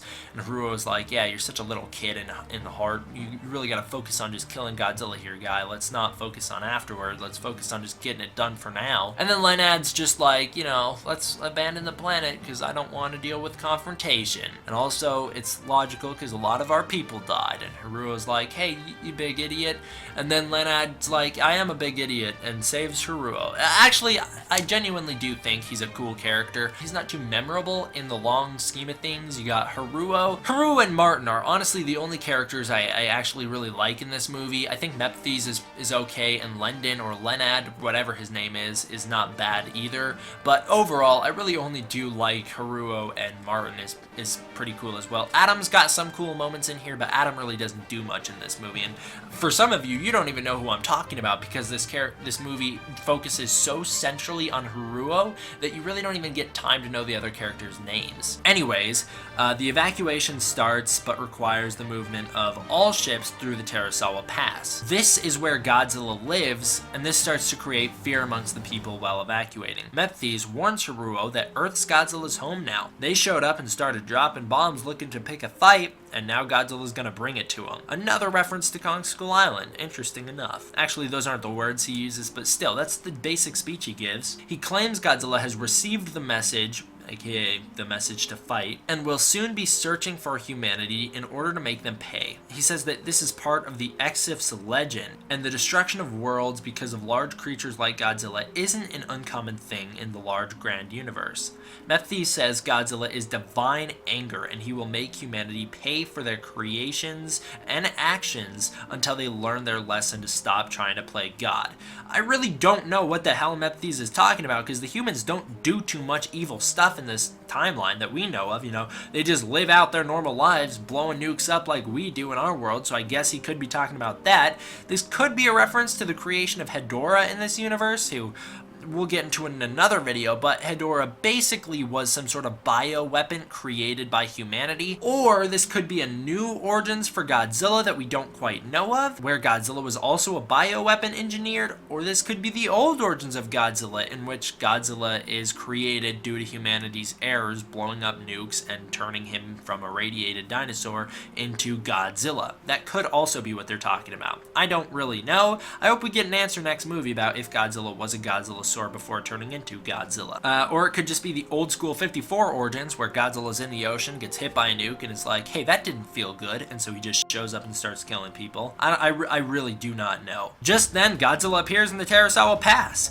Due to the Servum's attack, the shuttle Haruo, Mephthes, Lendon, and Yuko are in cannot evade in time. Haruo runs off from the main ship, jumping into an attack craft to fight Godzilla head-on. The ship crashes and explodes while people are evacuating. Haruo fights Godzilla in a speeder. Godzilla isn't attacking Haruo, meaning the data that Haruo is looking for isn't being collected. They don't know which organ is producing this shield. Lenad, whose real name might be Lendon, again, I really don't know, I don't remember, then appears to retreat to leave Haruo to die. It's a really cool mislead, and the first time I saw it, I was really like, oh, I can't believe he'd do that. Haruo goes to sacrifice himself so Martin can collect data needed to kill Godzilla. Last second, Haruo pulls away because Lendon shows up in a tank and starts bombing Godzilla as well. Lendon sacrifices himself in return for Haruo so Haruo can live on. His last words are, "This planet can go to hell," which is awesome. I absolutely love that. That's another thing. This character, his sacrifice and his last words, just really all together, I like the character due to those kinds of things. Godzilla blows him up with the atomic breath, and then Godzilla heads out. We don't really know where he goes. He kind of just walks away into the valley. Someone else is put in charge. We don't quite know who yet, especially because the Netflix subtitles don't appear on this scene. It's just blank. He is ordered to do whatever he can to save lives. The data reveals that the shield is generated from Godzilla's central dorsal fin, which is a cool use of the dorsal fins. Shin Godzilla is really the only other movie to actually have a logical explanation for why Godzilla has these dorsal fins. We get it from all the other movies. He charges up his atomic breath using these, but Shin Godzilla, you know that they're a ventilation system for his blood inside of him that heats up due to the nuclear fission inside of his body. In this movie, we know that they generate the shield that protects his body and helps him regenerate his skin. And really, other than that, we don't ever get a good explanation for why he has these things. So it turns out that Mephes was put in charge, but as a result of his religion scripture, he turns down the responsibility. It is the Exif creed that people are created for certain reasons. He believes that Haruo's reason is to destroy Godzilla and lead people, humanity, and the Exif to Sanctuary, and the other alien race that has a stupid name that I don't want to try and pronounce. Because of this, Haruo is put in charge. Haruo orders an attack on Godzilla. Haruo sets traps in the valley and plans to lure Godzilla into a dense area and trap him. Then they will kill him. Godzilla is attacked by manned gliders, and he mainly only uses the atomic breath to defend against them. The servums interrupt the attack, killing a fair amount of people, and Haruo orders the large landing ships to go distract Godzilla in order to pull Godzilla further into the valley. I think this is kind of a big mistake on Haruo's part because that's super reckless, and they call that out in the movie, and he kind of throws one back at Adam, who calls him out on that. It's like, hey, I thought Earth was our home. That's where humanity came from, right? We have no reason to leave. If all the ships are shot down, we're already home. Which is basically him being like, hey, screw you guys who want to leave. I hate you. Let's go kill Godzilla because I want to. It kind of makes him a selfish character. I hope they do something with that in the next movie where they have him learn a lesson. Godzilla is hit with thermobaric bombs which get his attention. Adam's ship is shot down, but Adam escapes in time, and Godzilla falls into the valley. Now he is drawn into the trap area. Godzilla walks in the trap point and bombs go off and he gets stuck in rocks. Godzilla is bombarded with tons of tanks and missiles and everything that you could think of. The dorsal fin is shot off, and as it's regenerating, Haruo takes a mech into battle. The other power suits all follow him. They shoot EMPs into Godzilla's body, which disrupt the frequency that his body emits. His body emits some sort of sound that creates this shield, and if they can disrupt that and amplify it, his body will drop the shield permanently. The dorsal fin fails to regrow. Godzilla tries to use his atomic breath, but because of the EMPs amplifying the noise inside of his body, the detonation of the atomic breath happens internally and Godzilla explodes just like in GMK. Earth is saved and Haruo has survived. It's a total victory, right? Well, sort of, until Martin discovers that this Godzilla really didn't have anything different with the last Godzilla that they saw 20,000 years ago, meaning this is probably a new Godzilla, because the old one will have certainly changed after 20,000 years, assuming it's still alive. Haruo gets all cocky, being like, yeah, whatever, we took down one Godzilla, we can do it again. Then suddenly a mountain erupts, Godzilla arises from it. This Godzilla, the real Godzilla from the beginning of the movie, is 300 meters and rising compared to the 50 meters of the Godzilla we saw previously in the movie. He's over 100,000 tons. Mephes reveals that this is the true incarnation of death and destruction. He calls it the King of Destruction. This is destiny. This was always going to happen according to Mephes. I think this is who Mephes meant Haruo is destined to destroy. Haruo will lead to the death of this Godzilla. I think that's truly what Mephes believes. Haruo orders an immediate evacuation of Earth. Godzilla roars down multiple landing ships, which is absolutely awesome. This Godzilla has some of the coolest abilities. He's got the atomic breath of course, but he also has this sonic wave that he can shoot out of his mouth that just disrupts everything and explodes stuff that come into contact with it. It's basically a video game superpower. Godzilla's tail then blows up a forest and kills almost every single human on the surface. This happens for multiple reasons. Number one, Godzilla's tail is so big when he swings it, it creates a shockwave. And number two, there's theories online, and I haven't been able to find true confirmation of this, but there's theories online that Godzilla's tail, the reason it explodes so much of the land around it, is because it can interact with the land, because Godzilla is sort of closely related to the plants on this new Earth, meaning when he swings his tail over them, they kind of just erupt because he can manipulate the material in the atmosphere. Haruo is about to die, and then the credits roll. That's just where we're left off. And the first time I saw that, I was literally so like, no, they can't do this, and then it just ends, and I was like, are you kidding me? Like, this, you've got to be kidding me. I have to wait for the next one to find out if he's alive, but it's okay, we know he's alive because in the after credit scene, Haruo wakes up to see a native girl who has rescued him. That's the end of the movie for good. I don't think it's the best Godzilla movie. I actually wouldn't put it in my top 15 list even, maybe. Actually, it might be like 15 or around the bottom half of the top list, but it definitely isn't one of the best Godzilla movies. However, I still do think this is a solid entry in the series. Now, about Godzilla's design, a lot of people have been saying, oh, it's just a ripoff of the 2014 design. I personally like this design a little bit more than the 2014 design for a couple reasons. Number one, the eyes are bigger. Number two, I think he's generally more well-proportioned. I don't think he looks as fat as the 2014 Godzilla looked, and I just think he generally looks more appealing. I also love the beard spike on the full-grown Godzilla and just how jagged he looks. I would love to see this design realized in full live action. The things that I dislike about it are the blue nature of the original Godzilla's color, the baby Godzilla that we see throughout the movie. I don't really think he looks all that interesting. He's just kind of this dark blue color, and it's just kind of boring to look at. The other Godzilla, we never actually see what he looks like. He's covered in dirt the whole movie when we see him, so he's just brown, which is kind of boring to look at. I would prefer if he went back to like his gray or black look for next movie. I think that always looks better on film, but this is an anime. Maybe they decided that the black didn't look good, so they went away with it. I'm not totally sure. As for the human storyline in this movie, I think it's pretty good. I think that Haruo is a really interesting main character. I'm not too familiar with anime, so I'm not used to the whole, archetype of, you killed my family, I'm gonna take you down, that's popularized in Attack on Titan. I think Haruo is a pretty cool character. As for the other characters, however, I think Martin's the only one with a true personality. Mephies is alright. I do enjoy Mephies' whole, overly religious angle, but other than that, we really don't know anything about any of the other characters. We know that Yuko likes Haruo because she wants to be strong like she thinks he is, and we know that Adam is a nice guy, and we know that Lendon wanted to be a hero. We really don't know anything about the characters in this movie other than Haruo, so I really only like Haruo, and as I said, Martin I think is a good character, but to be honest, I think only Haruo is going to stick with me for a while, and I look forward to seeing him in the sequel. However, I would say that this is definitely not one of the top casts you're going to get in a Godzilla movie. This is definitely not one of the top set of characters you're going to get in a Godzilla movie. They're ultimately forgettable characters outside of the main character, which is okay because it's a central story around him, not an ensemble cast like Shin Godzilla, but I don't like these characters as much as I like, say, Shin Godzilla or 2014. As for kaiju stuff in this movie, it's good, but it's not great. I could have done with more of it. We don't see too much of Godzilla doing anything other than shooting his atomic breath, which doesn't feel that far out of line with what we've been seeing in the past. I just would have liked to see him do a little bit more. He doesn't even feel like he moves half the time he's on screen. He kind of just stands there. So I would have liked to see him do a little bit more. I get that he's so big that he can't do too much, but until we finally get to see the real Godzilla in the last 4 minutes of the movie, we don't get too much of Godzilla doing anything. Then that Godzilla actually does stuff. He moves a lot. He blows stuff up. He actually has a really different, interesting looking design compared to the one that came before him.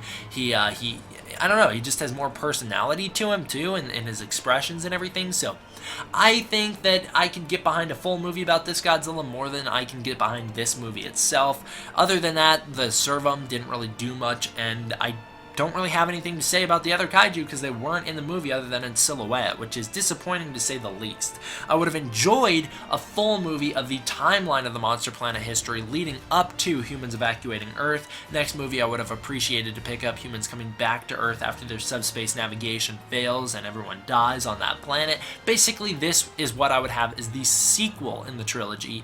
Actually, I wouldn't even have it be a trilogy. I would have it be like a 4-parter because I definitely think you need the backstory, and I think it would be better if it was told outside of just news flashbacks at the start of this movie.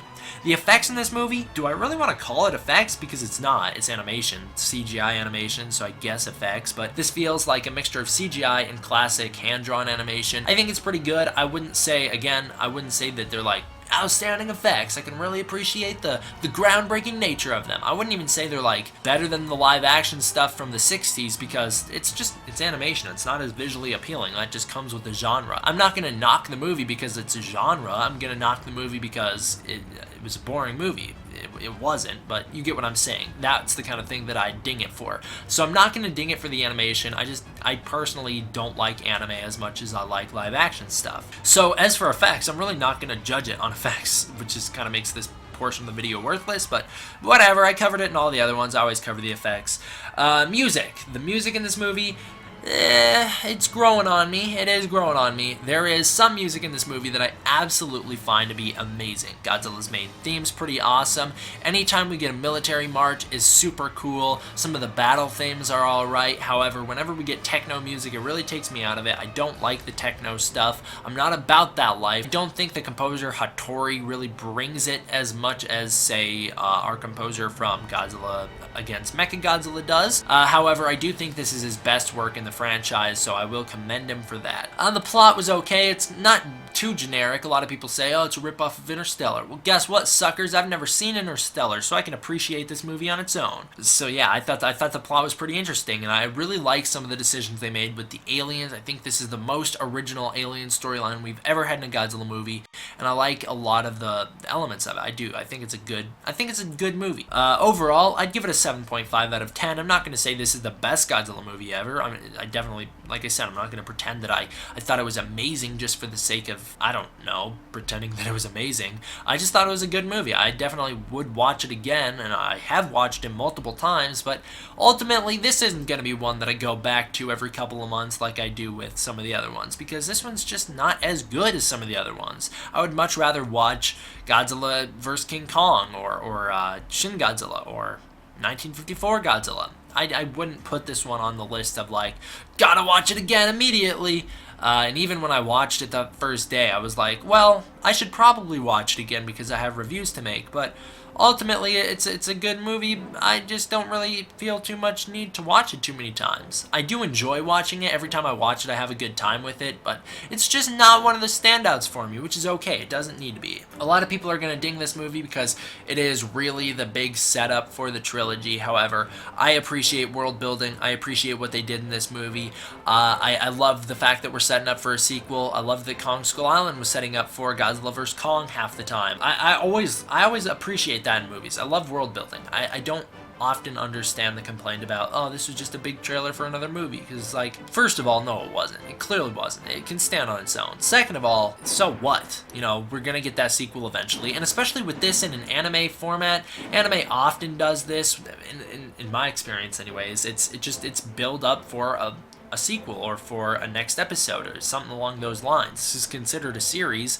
Even Netflix labels it as Godzilla the series, so I'm totally fine with this being an extended first episode, an extended pilot that just leaves us on a pretty interesting, fascinating cliffhanger, and I appreciate the setup for the sequel, so I don't have any problems with that. So there you go, guys. That's my review for Godzilla Planet of the Monsters. Like I said earlier, I gave it a 7.5 out of 10. It's a good movie. I'd say go check it out at least once if you're a Godzilla fan. It's free on Netflix, assuming you have Netflix, so it's worth it. It's a very experimental film, and I appreciate this dive into a new genre and this attempt to do something original in the Godzilla franchise. Thank you guys all for watching. I hope you enjoyed. See y'all next time. D-Man, out.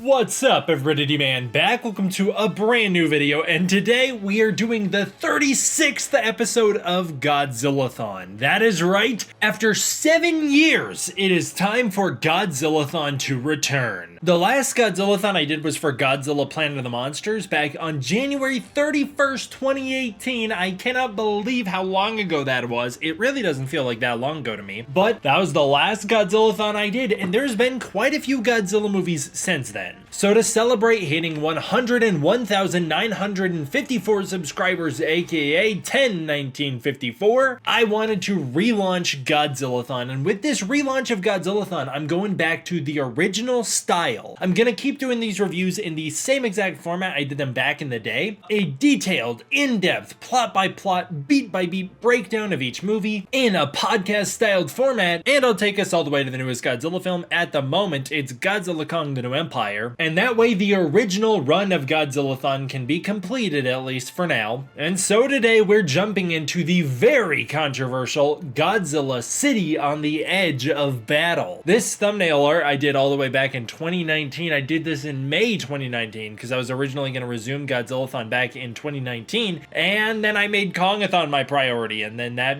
obviously had its own delays and such. But now we're here for Godzilla-Thon. We're back. It's time. So today, I'm gonna run you through what is generally considered to be like everybody's least favorite Godzilla movie. It's considered like the worst Godzilla movie, but you know what? Hot take? I think that this movie's fantastic. I really think it is, and the longer it sits with me, the more I watch it, the more I appreciate it. So, in a way, I'm gonna be defending the hell out of Godzilla City on the Edge of Battle because I think it has such an unearned reputation. I think it is truly, truly a very well written movie, and maybe one of the, not like the best, but maybe one of the more well written Godzilla movies that is out there. It's just really light on spectacle, which is what everybody wanted. The Godzilla anime trilogy really suffers from one thing overall, and that is expectation. People wanted it to be Final Wars the anime. They wanted a Godzilla Rulers of Earth adaptation in an anime format, and instead we got these really slow philosophical movies. And you know, that's not everybody's cup of tea, but you know what? I think that this is a very, very well written movie. I think it is shockingly well done, especially because in memory, this is the weakest of the trilogy. I always remember like Monster Planet has some fun elements to it, especially towards the ending of the movie. It really kicks off with Godzilla Earth, and then especially Godzilla the Planet Eater I've really grown to love, but this one, City on the Edge of Battle, I always remember being the weakest link, and I'll say, after rewatching Godzilla Planet of the Monsters, both the English and Japanese dubs before jumping into both the English and Japanese dub of Godzilla City on the Edge of Battle, I don't feel that way anymore. I think Monster Planet's still very good, but I do think it's the weakest link. I think that this movie really is where they hit their stride. I really do think that this is solid. I know that people wanted it to be Godzilla versus Mechagodzilla, the all-out crazy anime, and I know that there's that fan animation that's got Mechagodzilla fighting Godzilla for like 30 minutes, but that's not what I come to Godzilla movies for. The thing that makes Godzilla so special is the deeper meanings, the intention, the plot, the character, the story, the emotion. That's always what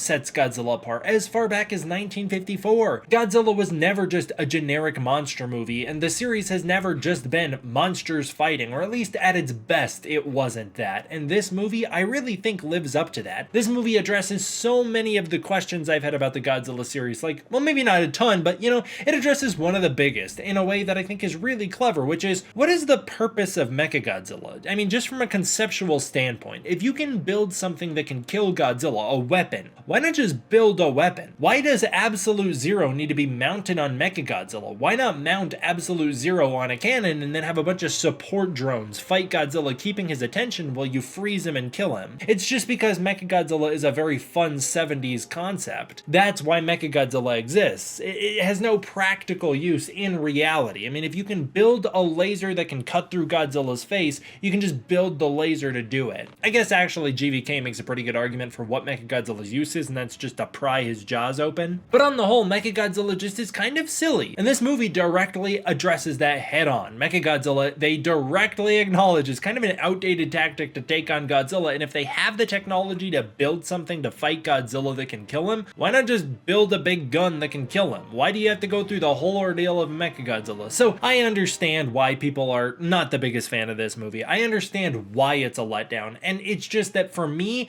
it doesn't let me down. I'm okay with it. I know that people love Godzilla fighting monsters, and so do I, but I have movies where he does that. If I want to watch Godzilla fight Mechagodzilla, there's of course the original movies. There's the Heisei movie if you want it to be a bit more of like a beam battle. Then there's the movies that I think really nail it perfectly, which is the Kiryu saga, and now we even have Godzilla vs. Kong. This movie provides a very different alternative to that scenario, the Godzilla versus technology scenario, one that I think is truly fantastic and compelling. I did a video back in the day on how Mechagodzilla City is the perfect foil for Godzilla Earth, and I completely stand by that. All this preamble just to say, I get why it's not everybody's favorite, and in fact, I understand why this movie's many people's least favorite Godzilla movie, but for me, this one really works. And it just happens to be one of those movies that came out back in the day, you know, back when this channel was in its stride, and so I have a lot of very fond memories of this movie and the era and covering it in the lead up and aftermath. In particular, I have mostly fond memories of the Planet Eater, but I'm sure I'll get there next video.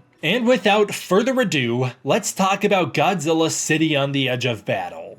The second installment of the Godzilla anime trilogy was released just 6 months after Godzilla Monster Planet in Japan. That is a super fast turnaround for Godzilla movies. This released in May 2018 and it was done by Polygon Pictures and Toho Animation. Instead of going full-on action-packed, crazy over the top, this movie had a really low budget, and so they opted for a psychological drama over action spectacle, and for me that's alright. We pick up moments after Monster Planet with the Aratarum.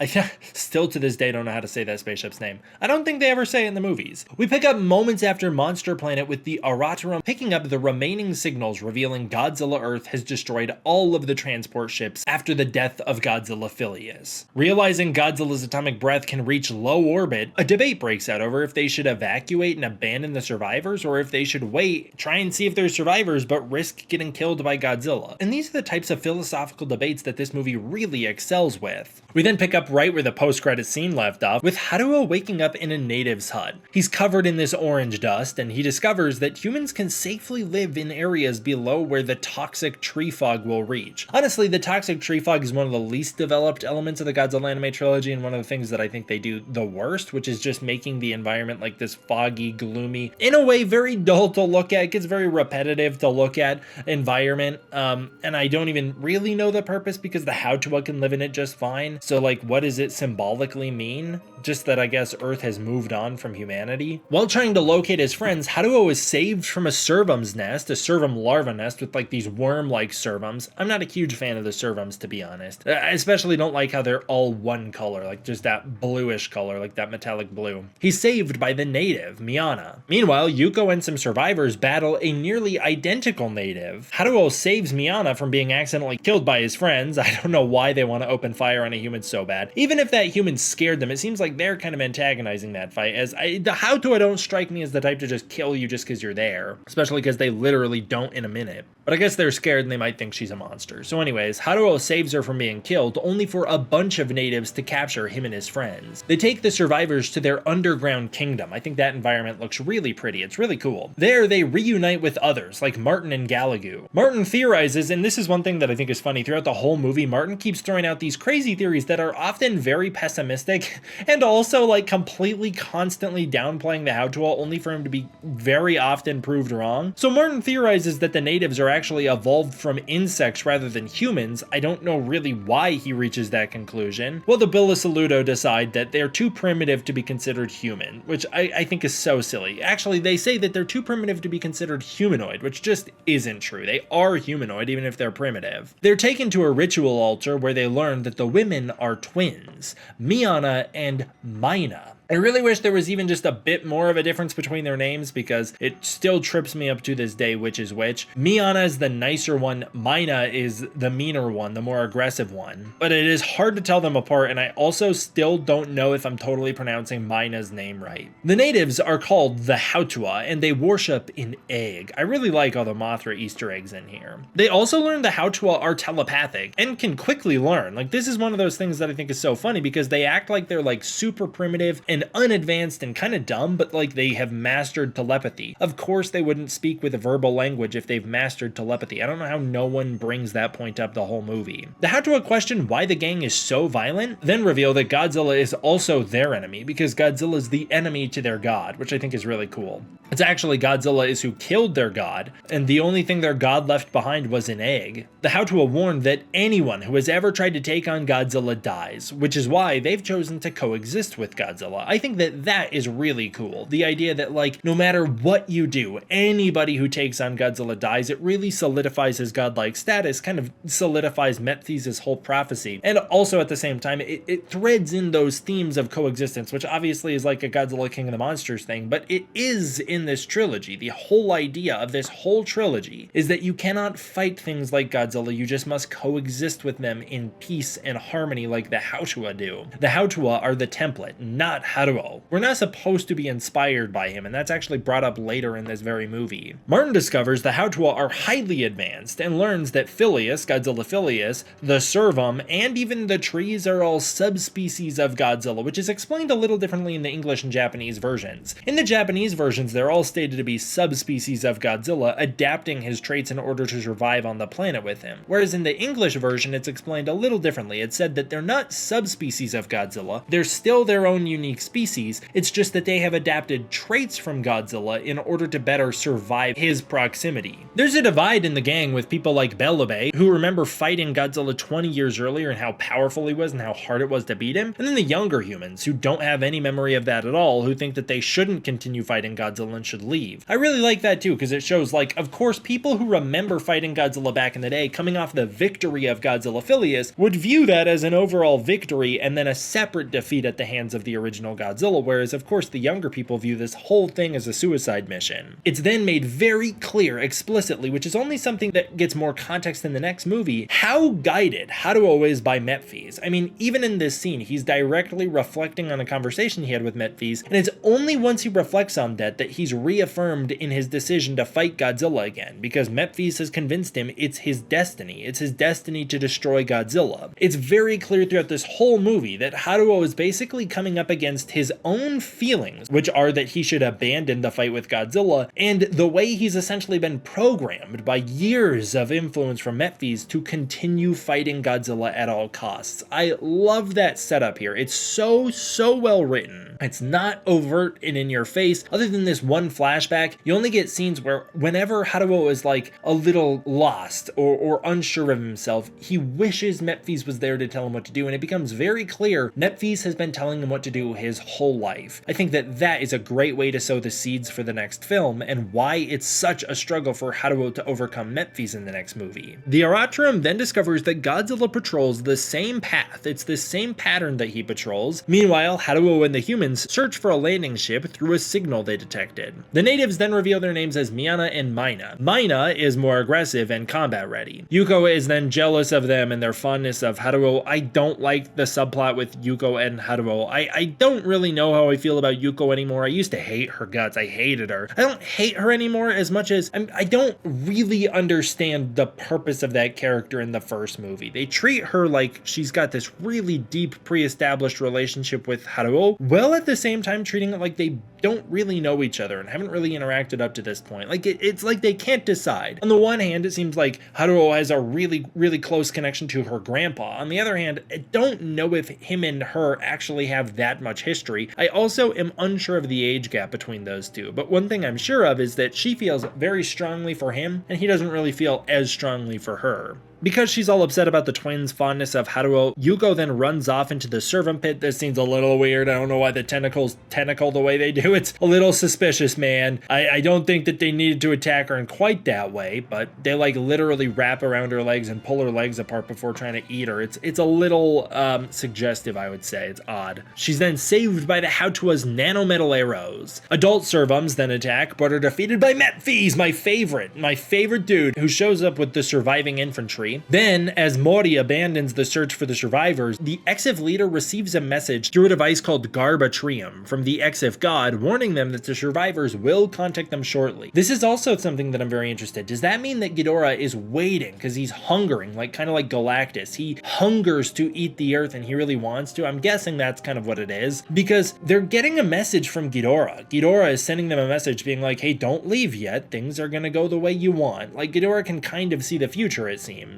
And so he's warning them to hang out and wait. And sure enough, they do get a message just immediately afterward. Mephes gets a message to the ship. In return, an extract ship is sent down to collect the survivors and get them out of there. Haruo explains, once the ship lands, that he still plans to fight Godzilla with the help of the Bilisaludo and the newly discovered nanometal. They explain that the nanometal can only be caused by Mechagodzilla, as he was the last remaining source of nanometal, and therefore, if there's nanometal, it means Mechagodzilla is still around somewhere. Turns out the Hautua have discovered nanometal, and they've learned to fuse things with it on a molecular level. Kind of like the nanometal just instantly fuses whatever touches it. I don't know how that means it's not constantly spreading to the ground that it sits on, but whatever, move on. This actually allows the Hautua to enhance their weapons with nanometal. However, it's important to note they don't rely on it, and it's not a really essential part of their culture. In fact, they view it as straight up poisonous. I think that's really important because there's people that are like, well, how come the Hautua get to use nanometal? If nanometal's ultimately at the end of this movie, the theme of the movie is that we should reject something like nanometal, why do the Hautua get to use it? Because that's not what the theme of the movie is. The theme of the movie isn't that we should reject technology. The theme of the movie is that we should reject an over-reliance on it to the point that we sacrifice our own humanity. And the Hautua have not sacrificed their own humanity. They have once again found a way to coexist with the nanometal. To ensure that Mechagodzilla wouldn't proliferate, we actually find out that they use some sort of inhibitor placed on Mechagodzilla that would stop the nanometal from spreading. Maybe that's why the nanometal doesn't spread all the time to the things that it sits on. But anyways, it turns out that during Godzilla's attack on Mount Fuji back in the day, Godzilla destroyed parts of Mechagodzilla, including parts of his inhibitor. Therefore, the nanometal has been allowed to spread. A few humans actually retreat back to space, but not the humans that come down to pick them up. I always think that's interesting, that the humans who come down to pick people up wind up listening to Haruo's speech and joining his cause. Most join Haruo in discovering the source of the nanometal and just sticking with him in seeing where things are gonna go, hoping that his plan will work to kill Godzilla. Martin reveals then that if all life on Earth evolved traits of Godzilla in order to survive, then humanity must have done something similar in order to survive this world of monsters, on this planet of the monsters. They must have developed some sort of traits from an insect kaiju in order to survive, which is why they have some sort of insect level qualities to them, like the scaly dust that they produce. Martin explains then, only now, halfway through the second movie, that kaiju evolved due to global warming, pollution, and nuclear testing. This is what gave birth to the kaiju, and in particular, the nuclear testing is what gave birth to Godzilla. So they retain their generally original origins. It's just not all of them are nuclear. Some of them are more like monsters created from pollution, whereas Godzilla seems to be the nuclear monster. Because Godzilla has stopped this harm to the planet, defeating humanity in a sense, Earth then shows Godzilla as God, and all life adapted in his favor. I think that's a very interesting way to look at it. It's very Godzilla King of the Monsters, and actually, it's a little more interestingly done because Godzilla King of the Monsters sets up those wonderful ideas, and then it's never followed upon in the MonsterVerse. Whereas here, this is a full trilogy unpacking that, yeah, if the kaiju are nature's balance, then nature would be in their favor. It's just something interesting to think, like, from a certain perspective, from the planet's perspective, humanity is kind of the villains. The Servum attack again on the way to Mechagodzilla, but detecting Godzilla's DNA is in the area, the ground erupts into these nanometal spikes, killing and absorbing the Servum into nanometal, turning them into it, leading to the discovery of Mechagodzilla City. Probably the single most divisive thing this trilogy does. Instead of having Mechagodzilla, it turns out Mechagodzilla was pretty much entirely destroyed back in the day, but he did activate. He just chose not to go to combat with Godzilla, or at least he was attacked too quickly before he could. The result was that some of Mechagodzilla survived and continued its mission to take down Godzilla, realizing that it couldn't rebuild itself to fight Godzilla properly, as it knew it would lose that battle. It instead opted to become a city, an ever-evolving Mechagodzilla city that grew over 20,000 years. It's actually in the ruins of the whole Mechagodzilla was destroyed in, and has generally rebuilt the facility Mechagodzilla was built in the first place, with some Mechagodzilla AI additions. They find the downed head of Mechagodzilla, realizing that some of his AI unit is still intact, while some of it has been blown apart. This is why Mechagodzilla is kind of not fully operating. It's only sort of passively going about its mission. Fully reactivating Mechagodzilla, the city comes to life with some awesome music. I love that scene. And then we find out that rather than building Mechagodzilla, again, it's just an impractical thing to do. Instead, they transform the entire city into a Godzilla execution trap. I love that. It's here 44 minutes in, about halfway through the movie, that we glimpse the sleeping Godzilla. Now, sometimes Godzilla does take about 40 minutes to appear in a movie, especially those American movies, but this does feel like it takes particularly long to get to Godzilla, and even now he's just sleeping. I don't know how Godzilla could sleep for 20,000 years, immediately wake up and then go to sleep less than like a couple hours later, but dude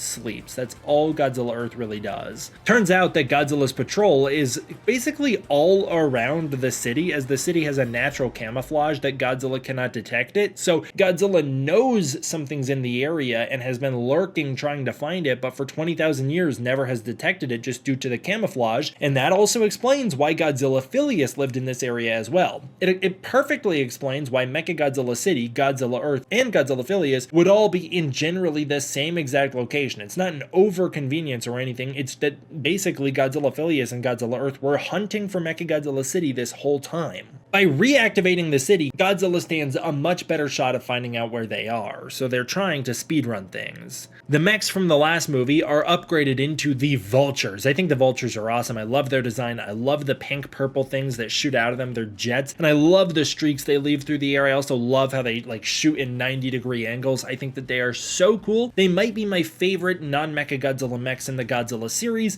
and are certainly my favorite human-built little weapons if you're gonna put them in the category of Super X or Argo Jet. The Vultures are my favorite. I think they're fantastic. I think they're really cool. They devise a plan to basically transform Mechagodzilla City into an upgraded version of their previous Godzilla trap, which has already proven successful in killing Godzilla-Phileus. With this nanometal mist they're going to use to disperse Godzilla's atomic breath, they can build this it's a giant hallway that lures Godzilla into a kill point. I actually think it's a really, really cool idea. It's especially cool because it upgrades us from a completely natural way to fight Godzilla, nature against Godzilla, into purely technology against Godzilla. However, this plan will require a lot of time, and so therefore they're worried that Godzilla will wake up and find them first. Mephies then has the Bilisaludo repair an Exif Gamatron crystal, which was previously destroyed during Godzilla's original attack on the lab. I also think that's great. It explains why the Exif haven't executed their Ghidorah plan sooner. We then find out that both the Hautua and humans have become suspicious of the Bilisaludo and the nanometal. Mephies doesn't trust it either. This causes Haruo to start having doubts. He realizes that he has an obsession with Godzilla. He's not the only one, man. I do too. I don't know what's up with that. But he realizes he has an obsession with Godzilla, and it's all for personal reasons. It's all about revenge for him. He finally comes to this realization that it was never really about human pride, and for him it's about his own hurt.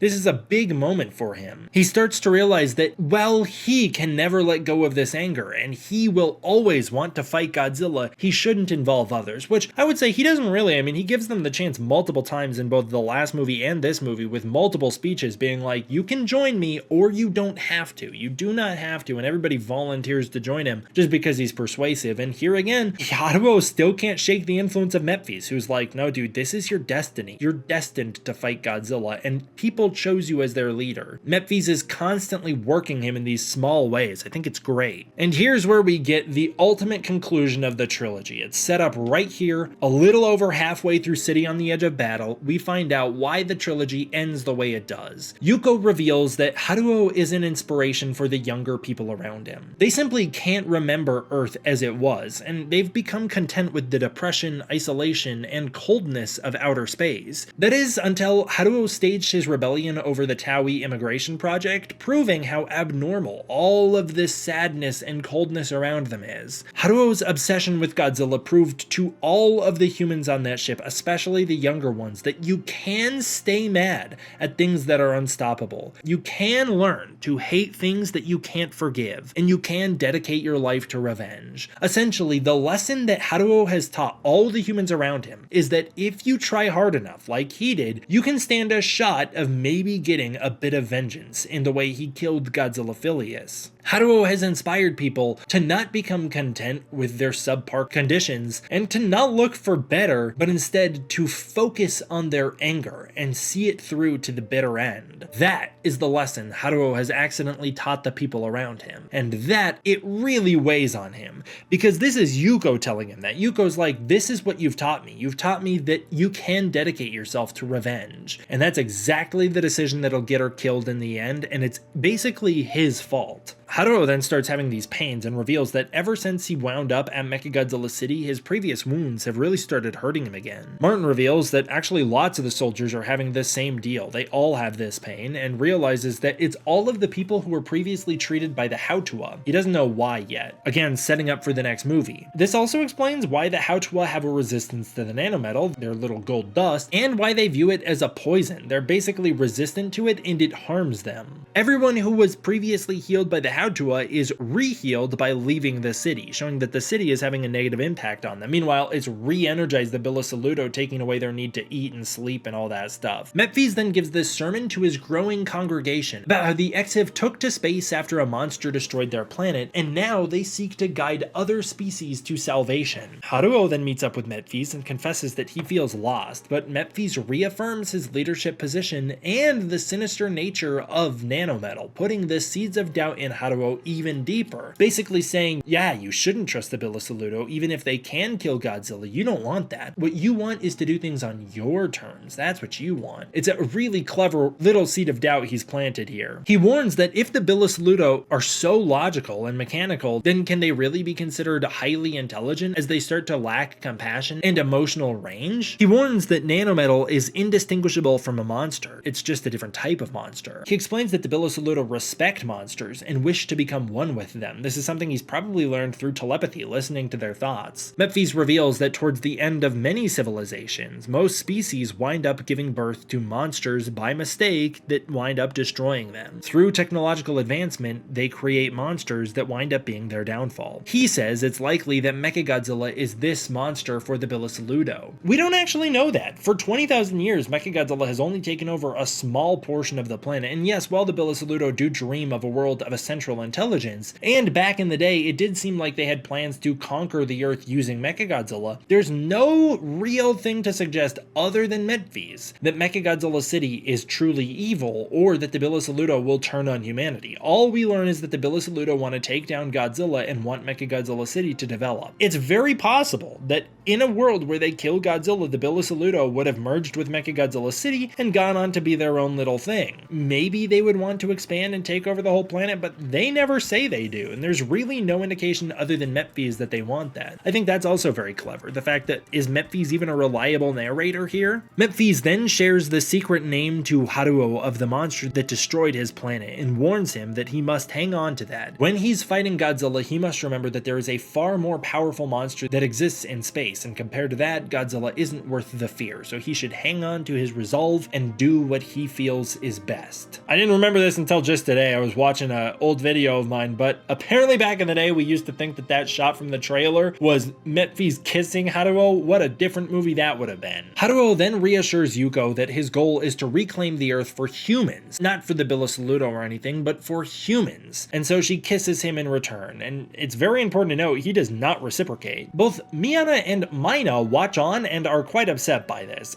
Don't love the love triangle there either, but whatever. The Bilisaludo believe that everyone should reconvene in Mechagodzilla City to fight Godzilla. All the people on the spaceship should go down to Earth and join the battle. Meanwhile, the Exif use this as a way to preach for unification and joining together. You know, the Bilisaludo want to create a world where everybody is in harmony with each other. Well, now the Exif can bandwagon off of this to be like, yes, and you should do that by joining our religion. It's a great way to get them more followers and influence and power as well. The humans begin to fear that with Godzilla dead, there will be nothing to stop Mechagodzilla, and that soon the Bilisaludo will take over the planet. And although again, it's just human suspicion. They then, in Mechagodzilla City, discover Bilisaludo volunteers merging with the nanometal to fuel the battle with Godzilla. But it's important to note that even now, with the Bilisaludo merging with Mechagodzilla City and having ability to influence his AI, they don't force a nanometal takeover of the humans in the city to do the same. They allow them the ability to just continue on as they are. Godzilla reawakens, and now, with Mechagodzilla City active, is very likely to find them in just hours. In order to speed up the completion timeline of Mechagodzilla City, Haruo redirects all energy from defensive heat shields to offensive weapons. I wonder if they had just kept things as going, like continued to build Mechagodzilla City as planned, it would have taken a day or so, but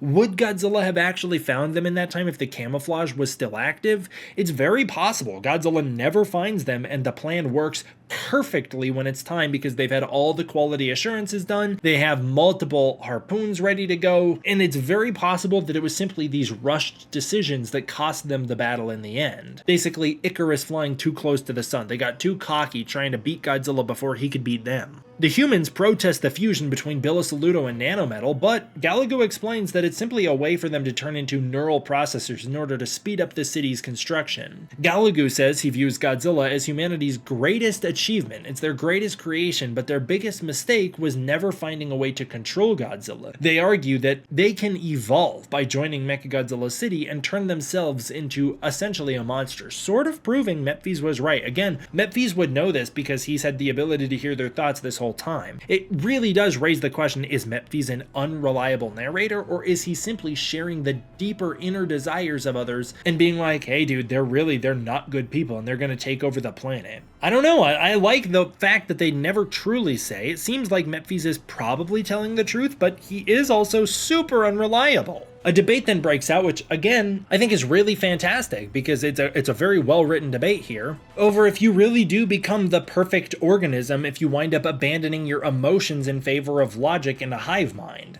Does that even still qualify as human, or is it some type of other life that's not worth living? It's kind of the question that Evangelion raises as well. You know, like, if there's a central merged intelligence and all the emotions are washed into one, yeah, it would kind of logically wind up with everybody thinking super logically. It would wind up with everybody homogenizing in a way, but is that a life worth living? You sacrifice your individuality in the process, and what does that mean, you know? Is it worth the price of merging with technology in order to evolve? That's a question that we have to ask ourselves now more than ever, especially with AI on the rise, you know? In the future, what is going to be the price if you merge with an AI and that AI is super logical and it speeds you up and it helps your brain process and whatever? Where does your humanity end, and is that a life worth living? What's the point if you can't experience the emotional benefit of it?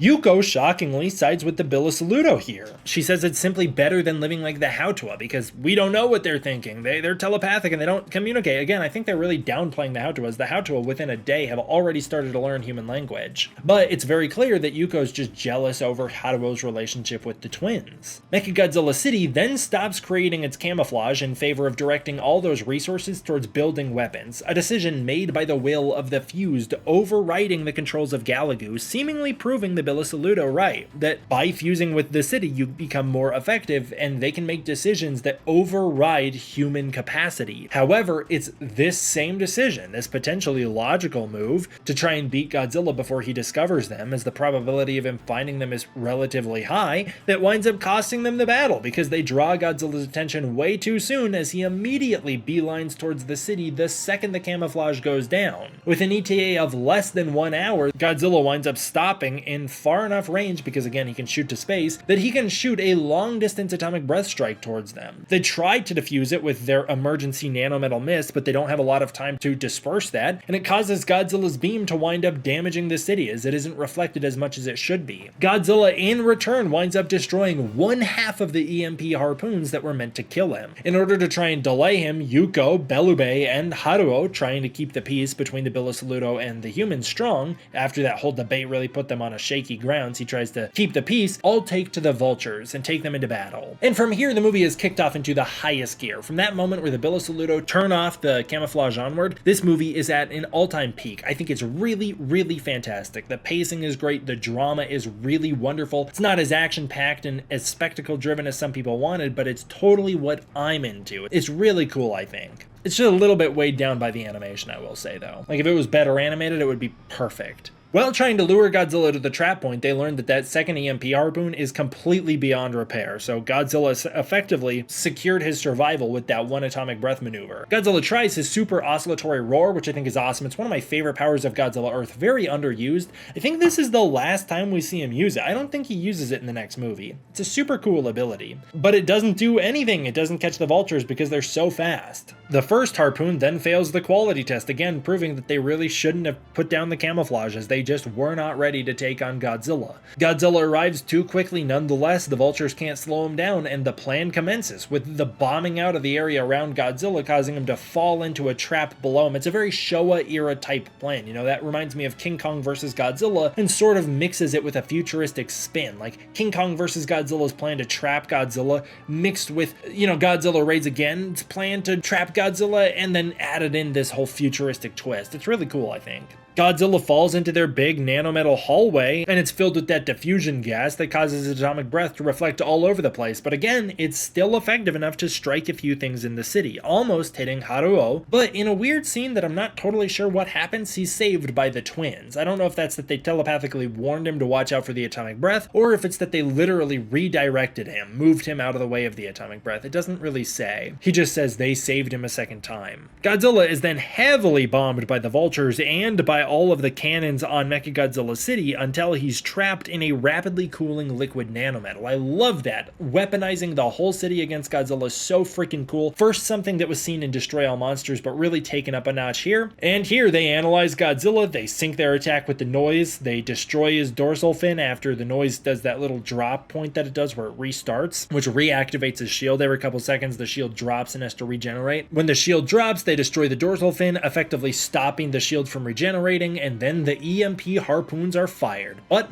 without a second EMP harpoon in order to fire those final fatal blows into Godzilla, it only damages him. And so he stands there and starts irradiating heat as he converts all of that rampant electromagnetic waves inside of him into thermal energy. I love this, and it really doesn't make sense in the next movie. As Godzilla approaches meltdown here, he becomes Scarlet Godzilla Earth. I think that name was first come up with by GNA, and it is fantastic. It is stuck ever to this day. To gain higher resistance to the heat, the remaining Bilisolutans fuse with nanometal. Galagu tries to force the humans to fuse with nanometal in the vultures too in order to save them and keep them in combat, but they're having some resistance. It's explained here how close Godzilla Earth came to dying. Very close. The reason Godzilla Phileas dies, it turns out, is because he tried to use an atomic breath attack after being in so much pain. He was trying to kill the people that were hurting him. As a result, all of that electromagnetic energy inside of him built up and he exploded like an atomic bomb. And here, Godzilla Earth does not do that, instead choosing to try and sweat out the pain. If they can provoke Godzilla into another atomic breath attack, he will die and explode. So I wonder if they started shooting him sooner if it would have worked. Otherwise, he will be able to release enough heat to return to stability, the electromagnetic waves won't be as rampant inside of him, and then he can start to use his atomic breath again, and then he'll be able to heal. They can also fuse with the nanometal and become kamikaze pilots, basically flying straight into the EMP harpoons, sending them further into Godzilla, damaging him again and causing him to react in a way that would make him explode. Yuko is able to sort of resist the nanometal as it starts to hurt her, and so she basically forces it to try and stop resisting it as it's taking over, which causes her to pass out. Mephes then warns Haruo through a communication device that if he does this, if Haruo goes through with this plan and kills Godzilla, the Earth will be claimed by nanometal. Who knows how long that'll take? I'm sure they could have found a solution to stop it, but that's the fear, is that if Haruo goes through with this, the Earth will be consumed by nanometal. In reality, it's because Mephes specifically needs Haruo, because only a few select individuals across the galaxy can summon Ghidorah, and Haruo's strong will is one of those people. But then Mephes explains that if Haruo simply kills Galagu and destroys the base he's in, the nanometal will deactivate, and it won't consume Yuko entirely. Galagu warns that the only way to defeat a monster is to become one, and so Haruo is stuck between the decision. Is it worth killing Godzilla and potentially sacrificing humanity in the process, or is it worth allowing Godzilla to potentially destroy them anyways? On the one hand, you can ensure that Godzilla dies, on the other, you cannot assure that humanity can survive. But it seems more likely that humanity will die either way, so Haruo gives in and makes the tough decision with one final bit of telepathic encouragement from Mephes, and he rejects the nanometal, killing Galagu and Belubei in the process, and letting Godzilla reawaken, having sweated out enough of that rampant energy to go full thermonuclear mode, and Godzilla summons his atomic breath and melts Mechagodzilla City. As Godzilla wins, Haruo holds Yuko in his body, who now winds up in a coma because the nanometal was still fused with her enough to where when it was deactivated, she basically deactivates with it. In the end credits, the post-credit scene, we are treated to this wonderful little reverse sequence where Haruo's in agony and we wind up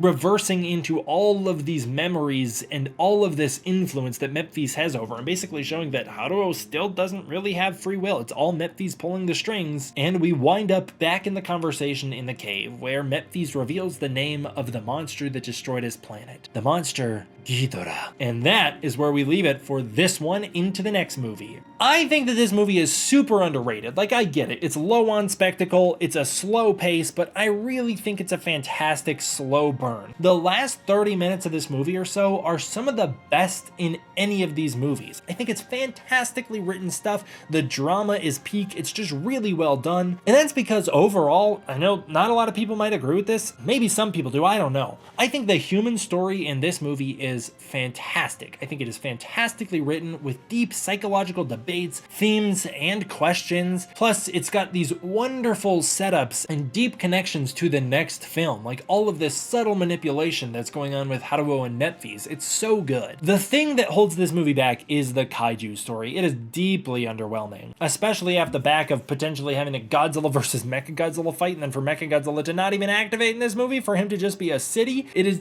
deeply underwhelming.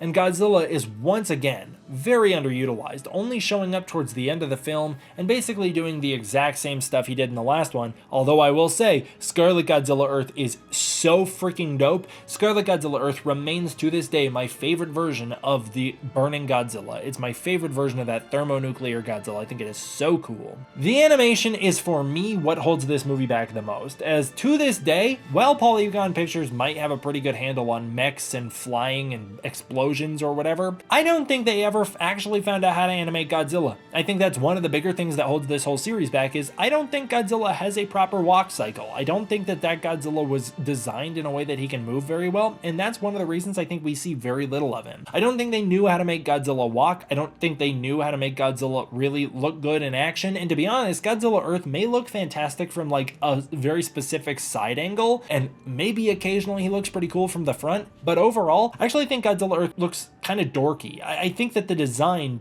doesn't hold up as well from most angles. Some angles, again, I think it looks amazing, but most, I do not think so at all. I think Godzilla wound up being too bulky, too fat, and also those legs were too thin. I think there's a lot of things that hold that Godzilla design back, and I think that they never learned how to animate him, which is why all of the sequences with him kind of underwhelming. If they were better animated, it could be some truly stellar stuff, but instead we're treated to a lot of like really close-up shots of Godzilla or zooming around his legs or flying past him in a way that like he doesn't really get to shine ever, and the animation is overall what holds it back. Also, sometimes I'm into the art aesthetic of the CG animation, and sometimes I just don't think it looks all that high quality. The music in this movie I think is good but not great. We've got Takayuki Hattori returning again to do the soundtrack, and he's continuing his music from the last movie. We get some heaters in here for sure. I really like some of that Bill Saluto technology music. I really love the Rappel theme that brings back in the military march from the last film, but this score is a lot slower than the last one, and I do think it's not as good. It's a little more atmospheric, and to me it doesn't live up to the last score.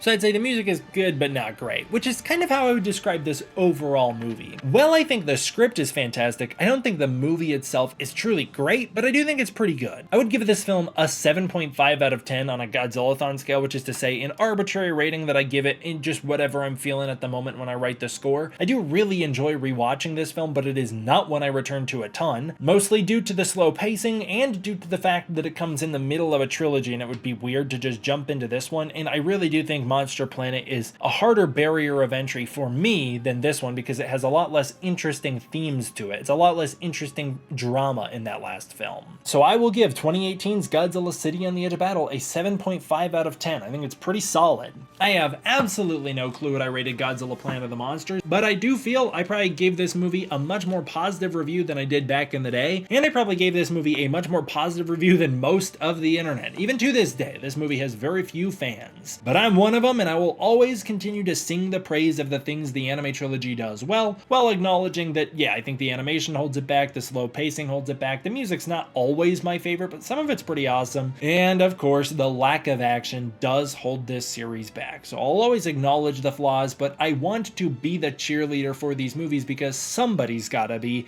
and I really do think that there's a lot of wonderful elements to these movies that, especially after the trilogy concluded with the full arc, I think there's a lot to love here, you know. With the third installment, I do think it all comes together in a really compelling way. But what do you think of Godzilla City on the Edge of Battle? I would love to hear your guys' thoughts. I'm sure that is a very controversial question. I'd love to hear, so comment down below and let me know. As always, I want to give a huge thank you to my patrons over on Patreon. It is through the support of the patrons that I'm able to continue to make videos like this for you. If you want to support the Patreon, you can use the link in the description below where you can get early access to content, access to the Discord community, and more. If that's not your thing, please consider joining as a channel member. Thank you guys all so much for watching. I cannot wait to jump into Godzilla the Planet Eater next week. I will see you all next time for the next one. D-Man, out.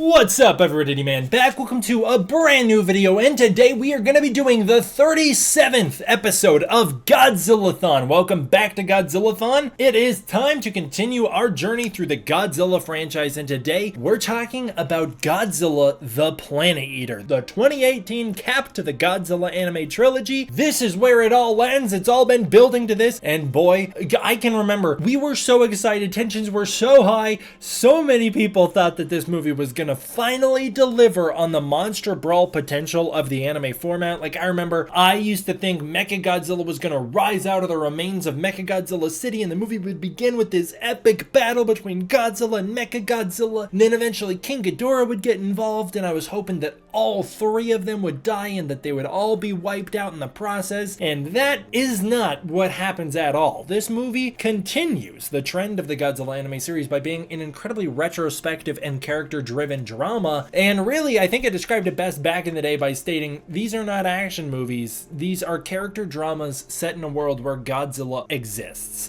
That's the driving hook at the end of the day, and to be honest with you, this movie comes so late into the Godzilla franchise. This is the 34th Godzilla movie, and by this point we're 64 years in. This is 64 years into Godzilla's history. To be honest with you, I'm so glad that it did not continue down the path that many people thought it was gonna go down. I love how different this movie is, and I know that this whole series is so divisive, and I know that there are some people who really appreciate these anime movies, but most people do not. I get it, and again, just like I said in the last video, A City on the Edge of Battle, I totally get why. But you guys, I love this movie. I think it's fantastic. It's one of my favorite Godzilla movies. I don't know where it lands in the list. At some point I'll have to rank these things. I honestly do not know where it lands in my list of Godzilla movies, but as of recently, it's one of my favorite Godzilla movies. It's certainly one of my favorites that's come out in the new modern era ever since 2014 brought things back. And the thing that I love the most about it is how different it is, how much risk it takes, and ultimately at the end of the day, it's one of the most inspirational Godzilla movies to me that's come out lately, because if I,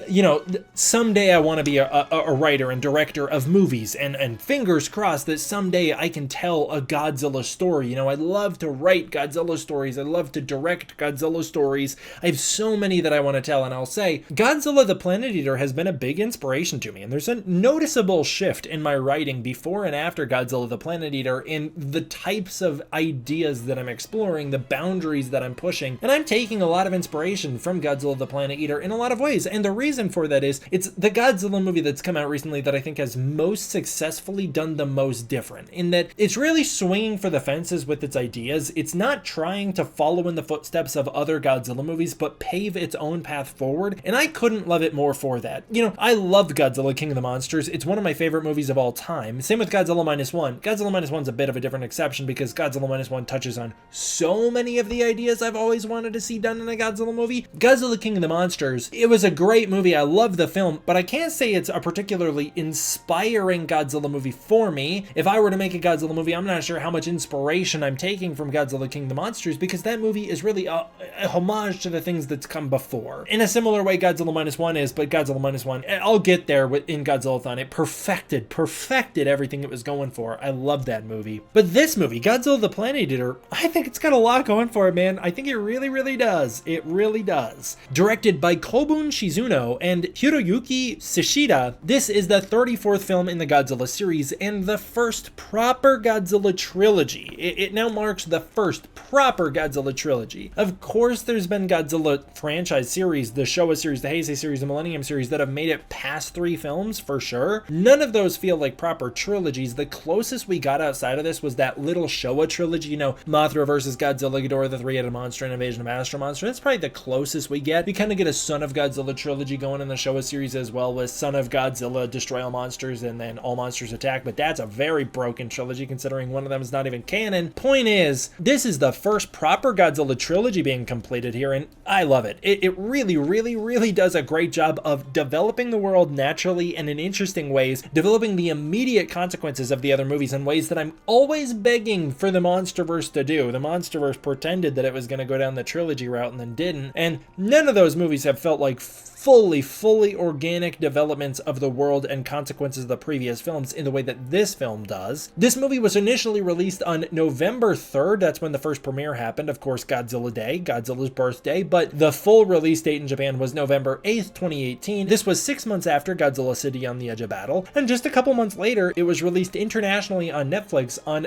January 9th, 2019. And I gotta say, the Godzilla Planet Eater era, it coincides with the King of the Monsters era. Obviously, it was the same time period, really 2018, mid 2018 from like SDCC onward until the release of Godzilla King of the Monsters. It truly kind of marks the high point of my life, just in terms of all this stuff going on was so fun. I was having the most fun on the channel back then. The channel was doing better back then than it ever has since. That's the peak of the channel. It was the peak of the culture on this channel. It was the most fun I had making videos. It was also new and exciting as well. And beyond that, that was also just a really fun time personally, you know. That's when I met some of my best friends of all time. That's when I ended high school with some of my other best friends. It was just a very exciting period. Lots of big changes. I have a lot of nostalgia for this movie. I have a lot of nostalgia for the soundtrack of this movie. I remember just listening to the Godzilla the Planet Eater soundtrack when I was down in my feelings, sitting outside in the cold breeze of the night some nights, just appreciating the music of this movie. Like, I have a really deep connection for this film. So the movie opens up, let's just get into it. The movie opens up with an ominous kind of version of Mephi's theme, which has really become the theme of this movie. It was actually kind of one of my critiques of this film in the time period where this movie came out, and I kind of felt like the soundtrack was so reliant on the Exif motif that it didn't have a lot else going for it, but boy, do I disagree with that. And by the way, I did not give enough credit to Godzilla City on the Edge of Battle in the last video either. While I agree that Godzilla City on the Edge of Battle soundtrack isn't as good as Godzilla Monster Planet soundtrack, I still think that one's probably my favorite of the trilogy. I really like the music overall. I've really grown on Takayuki Hattori's style. Back in the day, I was a little upset that it wasn't Michiru Oshima or someone else, but nowadays I like what Takayuki Hattori delivered, and I gotta say, I did not give enough credit to Agonizing Decision and Decision at the End for being two of the best songs ever written in the Godzilla franchise. They play at the end of City on the Edge of Battle. Those motifs are brought back into this film. There's so much wonderful reworking of music in this movie. I think they're brought in Ruin and Salvation. So freaking cool. So I just wanted to say that up top that, yeah, I've really grown on the soundtrack for this movie and all the trilogy overall, and I did not give enough credit in the last video for how wonderful I think the soundtrack of City on the Edge of Battle actually is. Anyways, the movie kind of opens right where the post-credit scene left off, with not a recap of the post-credit scene or a retelling of it, but a very similarly portrayed scene. It's stylistically very similar, and we get that very ominous version of Mephi's theme, implying that the Exif have been up to no good all this time, and in this we learn a lot of lore. We learn that the Exif have watched humanity for years, long before the dawn of civilization. They've been tuning into planet Earth, observing our history, and compelling us down a path that would eventually lead to the birth of someone that the humans could all follow. They needed a human to unite humanity under the name of God, because the humans would never truly accept the word of God as is out of fear of him, and so they needed a human to essentially bring them to the point where they can summon Ghidorah. All of it has been for the purpose of destroying humanity. Not only was Haruo groomed for extinction, but all of humanity was. We were essentially, in this timeline, humanity was compelled down a path of creating weapons that would eventually result in Godzilla's birth, all for the purpose of creating a monster for Ghidorah to eat. And then at the same time, Nephis picks Haruo and grooms him for his entire life to lead humanity to its extinction, while promising him that his destiny is to save humanity. It's so twisted and messed up, and in a way it backfires because it's this person, Haruo, picking him because of his strong will and desire to protect other humans, that backfires because ultimately Haruo fulfills the prophecy, rejecting Mephies and saving all of humanity through sacrificing himself. It's great. I love it. I truly think it's so fantastically written. If you ever saw my Godzilla most disturbing moments video I made, I did a list of some of the most disturbing moments in Godzilla movies, and I put the entire premise of this movie on that list. The premise that Mephies has been grooming a child since he was like 8 years old for the purpose of